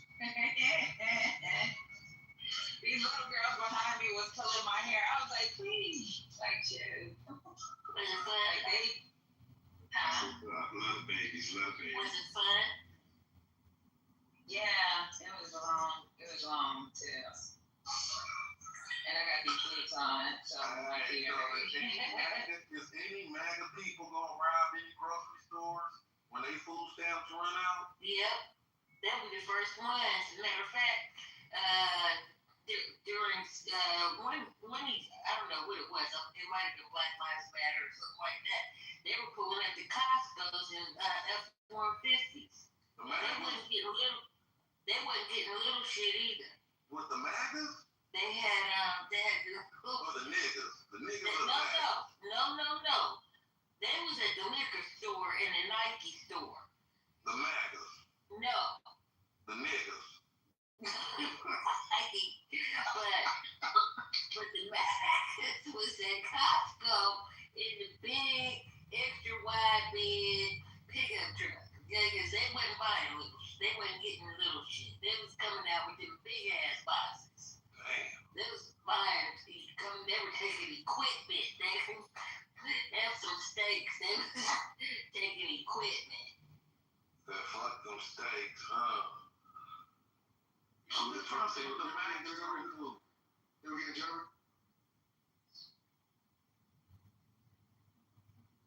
Yeah, they were taking stuff like that. I like that question. Like, what are the MAGAs going to do, and what is the media going to report? Because I've seen people say, unfortunately, it was my people. I'm going in Kmart, and I'm walking out with my shopping cart full, and y'all better not try to stop me. I saw a lady say it, so we know it's going to happen. Look, the boosters will never go away, but boosters is going to be in full effect. And it's probably going to be on some Robin Hood type shit. They're going to just rob the stores and go to the hood and say, who want food? Like, I already feel it. They're not allowed to chase them out of the store and into the parking lot, at least in some states. They're not allowed to do that. Why does everyone say in an executive order? Next one, niggas rob grocery stores, you can sue them. Why? You know what's gonna happen? You're gonna be locking shit up though. You're gonna be seeing snakes locked up. You know what I mean? So, That's true. People are probably stocking up right now. What's today? It's about to be the 28th, y'all. Friday, Halloween. It's going down. And as far as chasing, that's most policies, like corporate policies, to not chase. Hey, April, can I ask you a quick question? Sure. Hey, April, how did you feel when Bill Clinton put into law, that policy, we have to work for welfare or and whatever. I know you made some other welfare. I said earlier that people on welfare do have to work. That's part of it, and we know because what you just said, Bill Clinton put it into effect. I don't have a problem with people working. But people who don't work, I don't give a fuck about that either. Because we have enough food in this country that goes to spoil. We have people homeless on the street that could use it. We have families that could use it. But we just throw away food. And I was raised differently. That we give our food, what we have, extra and above. My grandmother she had many gardens, let me just say it that way. And we worked them. And I hate potato bugs to this damn day. But she set up a thing on the side of the road and let people just stop and get the food. She didn't sell it. She didn't try to make money off of it. That's the way I was raised, is that you help people, pay it forward. That's part of being a Christian. That's the Christian way I was raised, was to help others and let God worry about whether they should have something or not. She didn't have forms for people to fill out to see if they should get it. She didn't see if they would, or if they were a drug addict, or if they were homeless, or whatever it was. She didn't do any of that. So I come from that tradition. So I don't have a problem with people working, but I do have a problem with Walmart not paying their employees enough to stay off of. How do you feel about makes billions of dollars, and we subsidize their employees' benefits. Don't get me started, okay? Let's keep it real. Let's keep it real. What about that, Anthony? I think that, man, this is a tough one. All right, I agree with what April said previously. I don't have a problem with people that's not working receiving benefits, but I don't have a problem with people working to receive benefits either. So I agree word for word, spot on everything that April said. The livable wage. So as far as the Walmart livable wage part is concerned, here's my issue. Like, I don't know if I look at like Walmart. Well, I don't know if every job that people do is going to be a livable wage. There are going to be some jobs that like you envision like a high school student having. There's just I don't know if every job is just going to qualify as a job that's going to allow people to sustain family or anything of that nature. I think like there's a minimum wage and there's like an impetus, a motivation for you to do better. I think that there's jobs that aren't meant to sustain a family, and I don't know. Why would we even want those jobs? Why would anybody take that job? It's like, for example, a high school student. That was Okay, the example. you go to Walmart. How many high school students do you see working there generally? In my local Walmart, a lot. My daughter went to high school. She worked there. Walmart's 18, so you don't have to see I see grown people working there. But well, my daughter started working there when she was 17, Nation. Literally, like I'm speaking from experience. This is not something I made up. Yeah, I got you. Change it though. What did he say about Walmart? I said my daughter was 17 when she started working at Walmart. My nephew wasn't even 17 when he started working at Walmart. Let me ask you this: what about the billions of they're subsidizing, the billions that they make? And my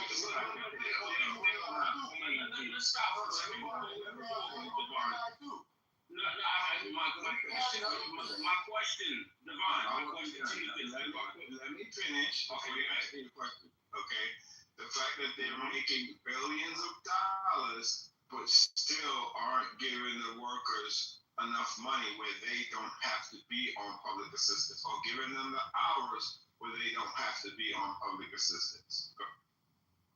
All right, so Devon, I want to say it was either the New York Times or the Wall Street Journal. They had an article, I want to say it was yesterday or this weekend, that was complimented that how, like, the basis was how other companies could learn from the way for its employees. You could look this up. I think Walmart gives free tuition. I think there's a lot of benefits to working for Walmart that goes beyond just what your hourly rate is. So, like, I don't know if people are, like, looking as a stepping stone. I honestly don't feel like every job that you get, I think we have a minimum wage for a reason. And that's cool. Like, that's a discussion I think that would be productive. Like, I put out an idea. I would, instead of peppering me with questions, could you say, well, I disagree with that idea, I agree, let's see how far apart we are, because I have no idea what your stance is. Like, how do you feel about that? And would you argue? Everyone's not an academic. I hear what you're saying with the programs and tuition. You have people that, they struggle to get through high school, and now you're telling me free tuition, they might not be an academic. Right? They may not have the motivation to want. If they're giving you 40 hours a week and they're a multi-billion-dollar corporation, they should be able to pay their employees comparable enough where they don't have to get food stamps. And honestly, so they live better you.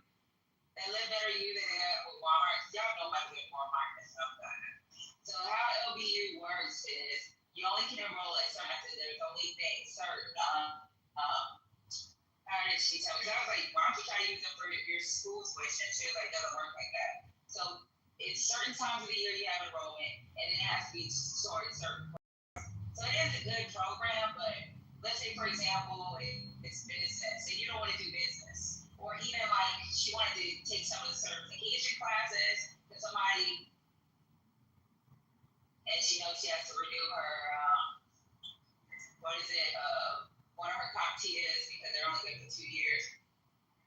With the renewal, she was like, hey, I want to get the certification. It's like, yeah, there's no openings right now. So the Live Better You program is a good program, but it's only availability during certain times, and they have partnerships with certain schools. It depends on where you live. So in the Atlanta area, the openings weren't that comparable to college students that are home during the summer, right? So if they want additional like certifications like PMOs, Lean Six Sigma, these CompTIAs that they might want to renew, it's not worth the shit that you wipe your ass with, the temptation you wipe your ass with.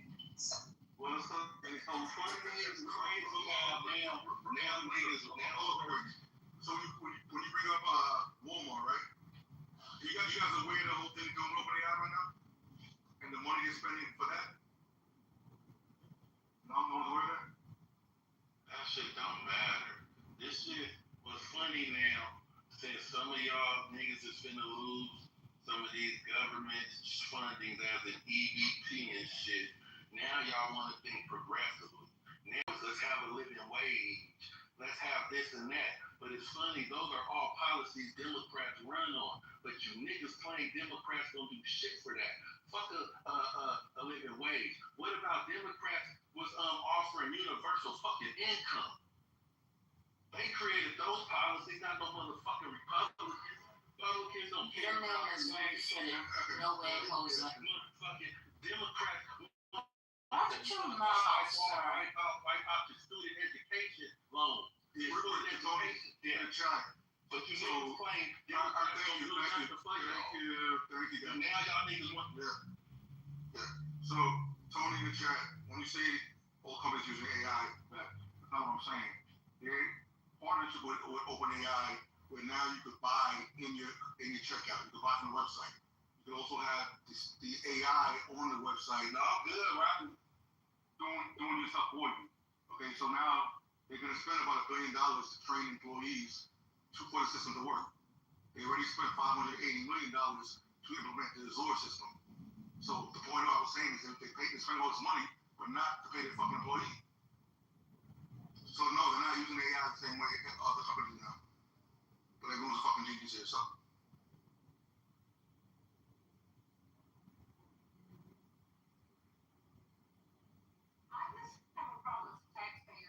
you niggas want to think liberally now. Now y'all eating. Listen, sir, I'm gonna ask you one more time. Y'all voted for that chick that was Jamaican and Indian. That's why you niggas did, you black men.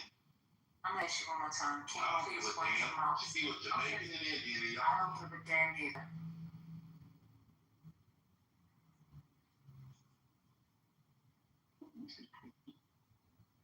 Next, Elizabeth, you got smoke? Yeah, so someone who just turned as a legal adult. Go ahead, Elizabeth. Like, I'm a conservative, but the more I just like see things that go wrong, it just makes me doubt humanity that I'm in the middle. You know what I mean? A kid, I'm barely 18, you guys. I just turned 18. Like, yeah,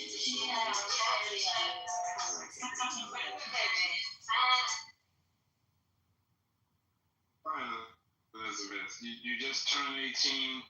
You're working at Walmart. Are you in school? Hell no, I'm unemployed and shit, bro. Like, this is what gets me mad. Like, I feel like I'm not even being taken seriously because of my role of being unemployed, just turned 18. And seeing the world kind of fall apart, bro. And liberal. I saw someone comment, she think, wait, she turned liberal. I'm not being fucking liberal, like, after everything. So Elizabeth, I was because you are 18. Hold on, let me just you're 18 years old. I apologize for that. So I would suggest you definitely, if you didn't already enroll in some type of private education, trade or university, 4 year, 2 year, whatever, just do that, right? And just get any piece of job. When I say any piece of job, do anything, change. Okay, don't worry about it. Just start. First one, you kind of got matrixy. I don't know if it. Hey, Elizabeth. To what Roy was saying, I would give slightly different advice. Take it with it. What it's worth. I think you want to take and evaluate the landscape, and you know yourself better than anybody else, right? So you kind of know what your natural abilities are. So you want to kind of figure out, you're young enough where you could take a little more risk, but you want to kind of figure out what your natural abilities are combined with, something you can still live with. Just do a ton of research. And when you think you're done, do a lot more research. And, at that point, I would try my hand at it. I would really, but I do think, we're in an era where you're going to need marketable skills. I think the days of us just getting by are over with. I think that it's going to be harder and harder and harder to find, permanent employment out here. So you need to have marketable skills. My humble opinion. Elizabeth, don't dox yourself, but what state are you in? We're gonna help this young lady. What state are you in? GA. You're in Georgia. Do you live with your parents? Hold on. Do you live with your parents or are you on your own? Yeah, no, I'm living with my parents. I'm not leaving for college. I'm going to college, but I'm not leaving. You know what I mean? Okay, so you're in school. Okay, that's a plus. Okay. What is it that have you worked before, and what have you worked doing?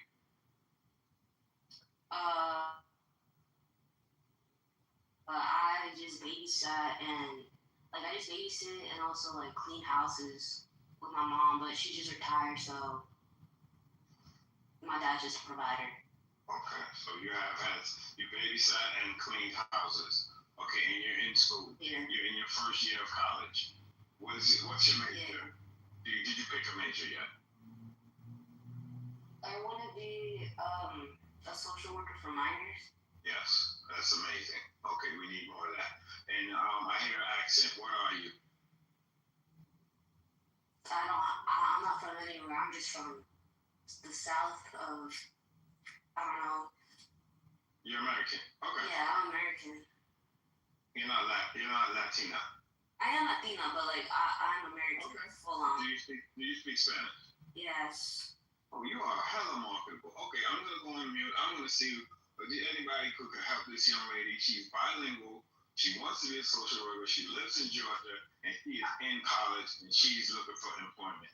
So let's do what we do, y'all. Let's help this young lady. She's 18 years old. She's on a trajectory for greatness. So I'm going on mute. Somebody will chime in. So hiring for bilingual, if you need a job right now, they're hiring and need bilingual speakers. She's in Georgia. Oh, Georgia. I didn't know this. I just got in here, but yeah, if she needs help with food, electricity, we got you.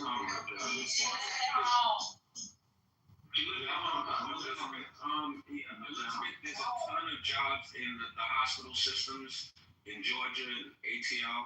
And the fact that you're bilingual will make you very, very marketable. And a lot of these hospital systems will pay for your education. Oh, okay. The fact that you're bilingual is huge. Absolutely. They're always something called a ward clerk or a unit clerk. I did that when I was in high school. Ward clerk? Ward clerk. Yeah, I don't know if they call it that. Do they still call it that, Anthony? I know you know. I was a unit clerk. Unit clerks, not ward clerk. Yeah, unit clerks. Yes, sir.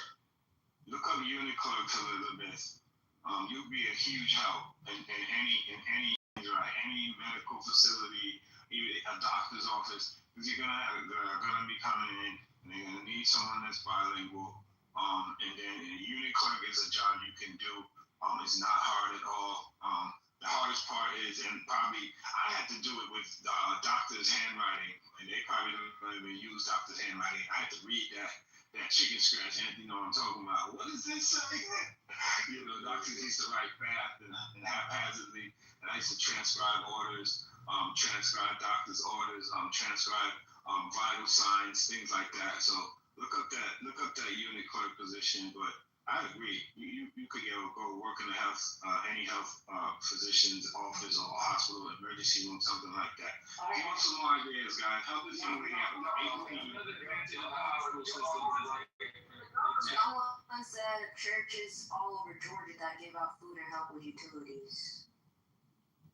There are a lot of programs in Georgia. There's a shit ton of them, but I don't. With you living at home, I don't know if that's a concern of yours. I didn't hear that from you.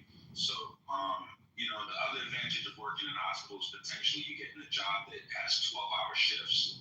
So full time would be 3 days a week, and it would allow you kind of focus on your studies the rest of those days. So that's just another consideration that But obviously, there's a shit ton of jobs which you being bilingual that you can qualify for. Right. It also depends on the money you need to look at, because if you're just getting a job to just help out, you can get a job at like the Coca-Cola Center. You know what that is? Even the Coca-Cola Museum, they're always they're always hiring. The main HR person for that, he actually is on Clubhouse in a different room, a sports room that I'm in. He told me that they're always hiring for college kids. They'll do part-time special schedules around your college schedule. Okay. So, if you can afford it, you just need to make some money for your own personal thing, not to contribute to the family. That's the kind of job you probably want to have while you're in college. Don't stress yourself out by overexerting yourself by doing too much either, because you want to be able to be successful in school so you can get it done and then step into your career. You know what I mean? So if you're in college, let me ask you a question, because I'm about to turn my music back up. So check this out. You go to college, y'all have a career service center, right? Mm-hmm. So when you go to your school, go to the career service center, you need to be doing this now because this is part of your internship anyway. Look and see what they got available, tell them what you're willing to do, or they'll look at your degree program, and this is your experience that you're gonna need. I'm gonna be honest with you, these jobs out here, your career service center is your best bet. Somebody can tell you the hospital, I can tell you here, they can tell you there, but they got a lot of jobs that are being lined up at these schools. A lot of kids don't take advantage of it, and that's your internship you need it when you graduate. I'm gonna tell you something in a second. I'm sorry to get cut off, but I'll tell you in a second.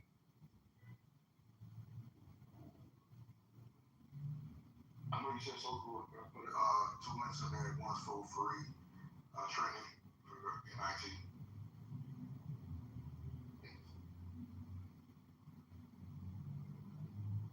We put the bag in your back, Elizabeth. That's what it's about. And shout out to the room, man. Giving this lady some jewels. Taking her what it's worth, Elizabeth. I hope hopefully you feel a little bit more confident. Thank you. God bless. Yes, God bless you. You got it. You can come to this line you see here today. We helped 2,800 people. Folks got help with a lot of things, from utilities to some folks asked for a program to help with college and those kinds of things. So we kind of had some wraparound services for people who ask for those and those kinds of things. So whatever we can do to help people keep the lights on, Community Action Partners, they got a grant of $4.5 million, so they're able to kind of help folks do what they need to do as far as heating. It's fixing to get cold, so if you do need assistance, look up Community Action Partners today, and you will be able to get the assistance for your state. Allotment is based on family size, so if you have one or more persons, you also let them know that too, so that you can have more money in the allotment for lights, water, and gas. Right? That So sounds amazing. That sounds wonderful. My hopes are up now. I don't know why. The potential to put in my life to be a social worker, get my master's degree for it. I have the potential for it, and I want to have the potential for it. To tell you that Miss Alexander in the chat, she worked as a policewoman in, I want to say Atlanta, maybe Boston, but she said she will probably get in your back channel and offer you information. She has connections. She's lived a long life, and she has many connections she could possibly help you with there. I'm back, and so here's the thing that I wanted to talk about. I would suggest, this is my idea, learn systems. Okay, people talk about the healthcare field a lot in here. I work in the healthcare field. I want you to go on LinkedIn Learning, right? Is an example. There's other ones, but LinkedIn Learning, and learn about health systems like EMR or electronic medical records. Epic is like one of them. There's a reason why, because even if you work in social work or in healthcare, they're probably going to use these type of EMRs per se, or these type of systems, right? Dealing with patients, dealing with clients, and things like that. So learn those systems. They're easy to learn. You can go on LinkedIn, sign up, get that knowledge base, and put that on your resume. Have a good night, y'all. God bless. So did you get that last point, though? Yes, put on my list.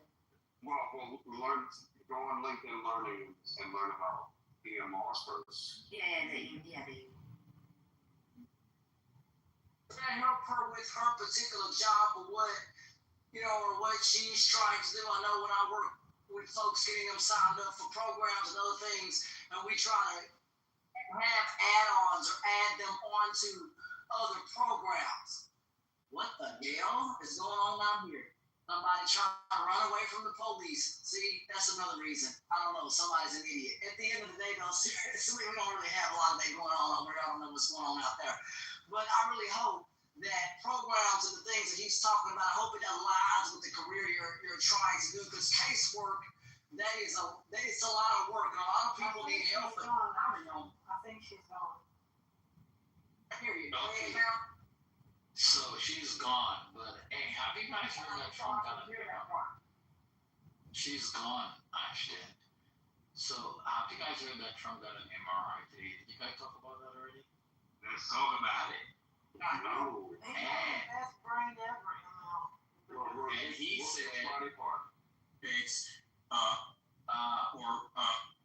said Trump said he has the doctors have never seen such an awesome MRI, the best MRI. That's what the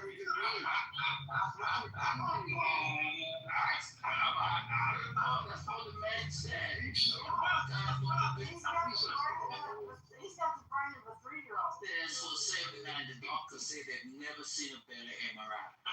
So 79-year-old man. No, but ML, what's your MRI what talk to? So listen to this.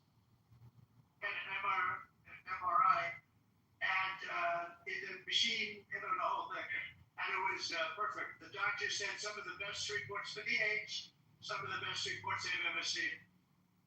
So this is the first time President Trump had provided those details about his taxes from him. Why hadn't he provided the reason publicly for why Trump had that second medical exam in the span of a year?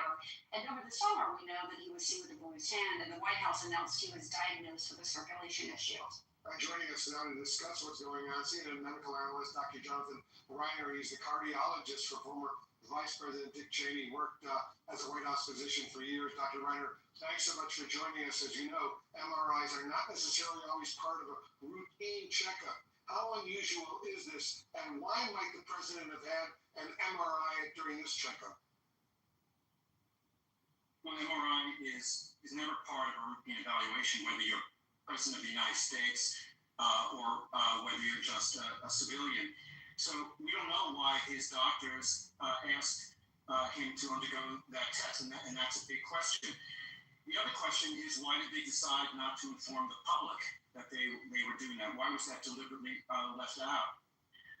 There are a lot of things that can prompt an MRI, and typically they're prompted by symptoms. There can be neurologic symptoms that prompt an MRI. There could be back pain that prompts an MRI. There can be issues with the heart that would prompt an MRI. And for those reasons, the public should really be told, why did the president undergo the test, what consultants he saw, and what was the result of the testing. And if you would remind our viewers, because maybe not everyone knows what an MRI is, Dr. Reiner, and why that's significant here, and then also, could it have to do with the bruising we've seen on his hands or the swelling in his legs that's been visible? Right, so MRI is magnetic resonance imaging. It's this really spectacular imaging technology that basically involves using a very strong magnetic force and radio frequency waves.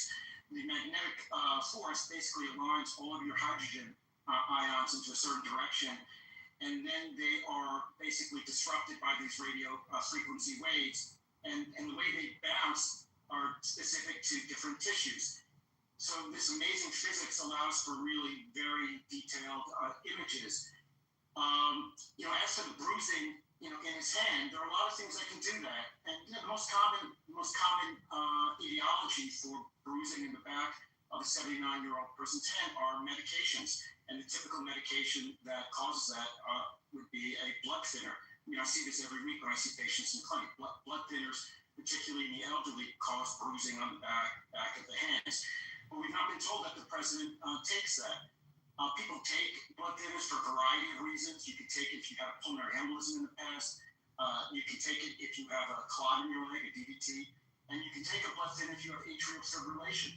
And people who take blood thinners for AFib, atrial fibrillation, typically are on them indefinitely. And the side effect of medications like Zinc. But why he would have an MRI depends on the underlying for either that medication or other undisclosed medical problems. And to me, I think it's more important it's just as important why he had the test as it is what the test showed. The president, as you know, and we all heard, called the results of this MRI scan perfect. What about transparency? What does the revelation do to the public trust in the president's health? Yeah, I think about these issues all the time. When I see patients in the clinic, particularly new patients, and you're trying to develop a doctor-patient relationship, it's based on trust. The patient has to trust that not only am I competent to provide care, but that I'm going to tell them the truth. So the relationship is based on trust. And I think the public, when they're trying to understand whether a high elected official is fit for office, they want to trust those that are telling them the data, and that comes from what they're being told is the truth.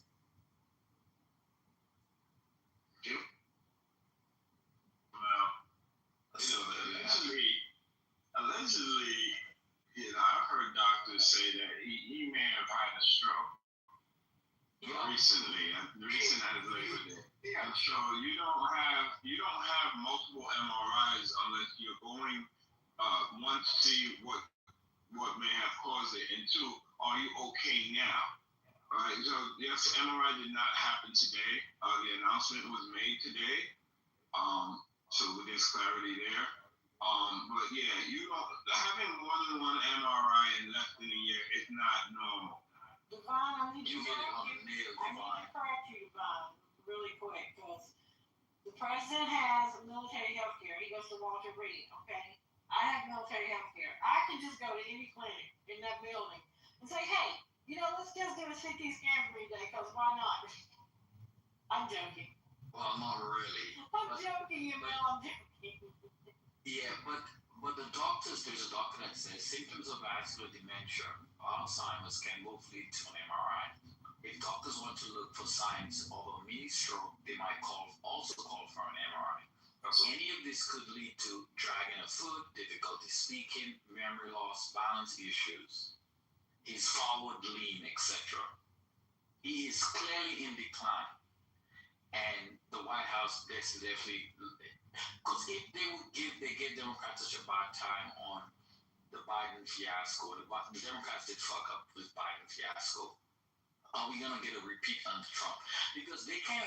Because we got also under Reagan. Also, Reagan was gravely ill, suffered from dementia, and he stayed in office, and they covered it up pretty good. It's not until after we found out years later that Reagan he suffered from Alzheimer's or dementia. I can't remember which one exactly. But this is very concerning to me. I don't know how concerning it is to you guys, but it definitely shows the hypocrisy in the Republicans right now that Trump might not be fit. Well, we know he's not fit for office, but he's heading downhill pretty quickly. It's concerning for me because he might die before he goes to jail, and I want him to go to jail. I don't want him to die before he goes to jail. Oh, and a doctor also said an MRI is never part of a routine exam or checkup. It is used to diagnose an issue that was found during an exam that a doctor felt the need to explore.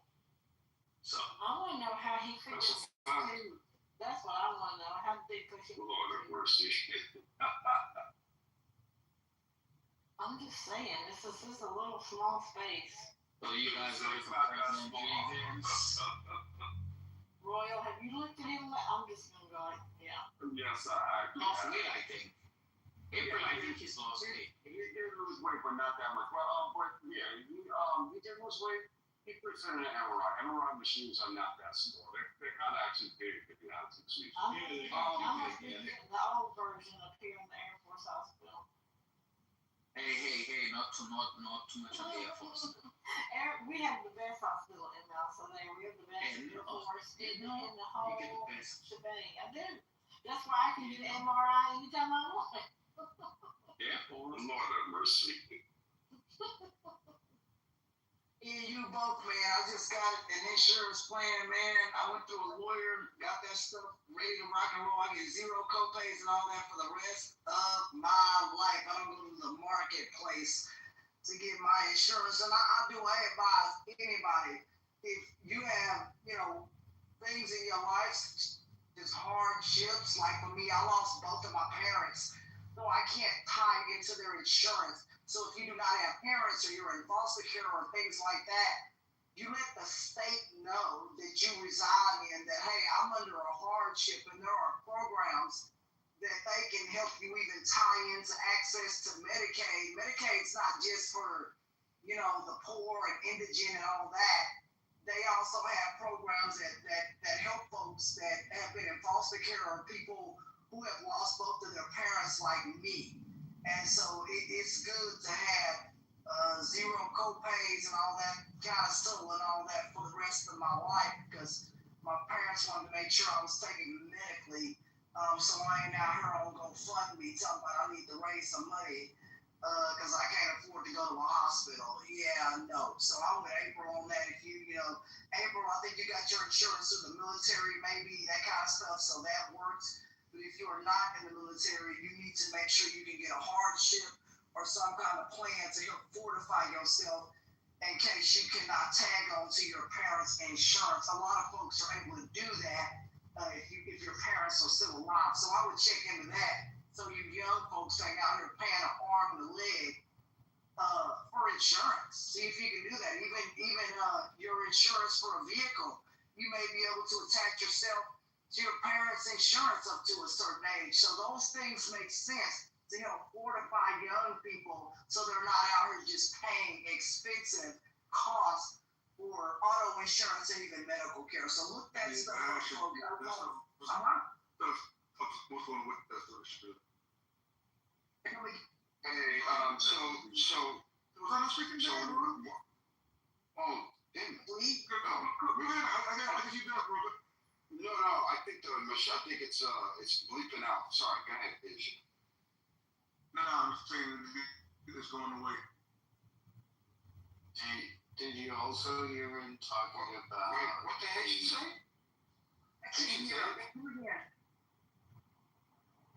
I was saying those programs are going away. That was it. Oh, got you. When it comes to an MRI, by the way, like, first of all, you got to set that up. It's not like you walk in and just do it, right? Like, it's not like an X-ray. Right? Oh, my knee hurts. Take an X-ray of it. Nah, like, you got to set that up. You got to drink contrast, right? You know, it's like this shit. We You got always need contrast though. no, that actually you don't always. But let's just keep it real between you and I. You think it would have been contrast to get more to get more resolution or procedure? They'll to the ER. They'll without anything if you go to the ER. Well, yeah, I mean, well, that's ER, but you need to go to the ER, so that's all. Insurance, hopefully, you shouldn't have to go to the ER for your basic care. Our church This is not basic care. We're talking about MRIs. It's not basic care. That's a high procedure. You drink the contract. I'm gonna stop playing now. You got it. Oh my God. All right. So somebody break down before you drink contrast. What else? You can't eat, right? Eating? No, not at all. I've had that done. No, you absolutely not can. You cannot eat anything. You have to follow instructions. You do have to schedule an appointment because MRIs are, considered, that's not basic care, right? Because I had to do that when I had an issue with my foot, right? So, yeah, I mean, if you have the means and insurance, you folks get out there and you go do that stuff. I'm grateful to have the kind of insurance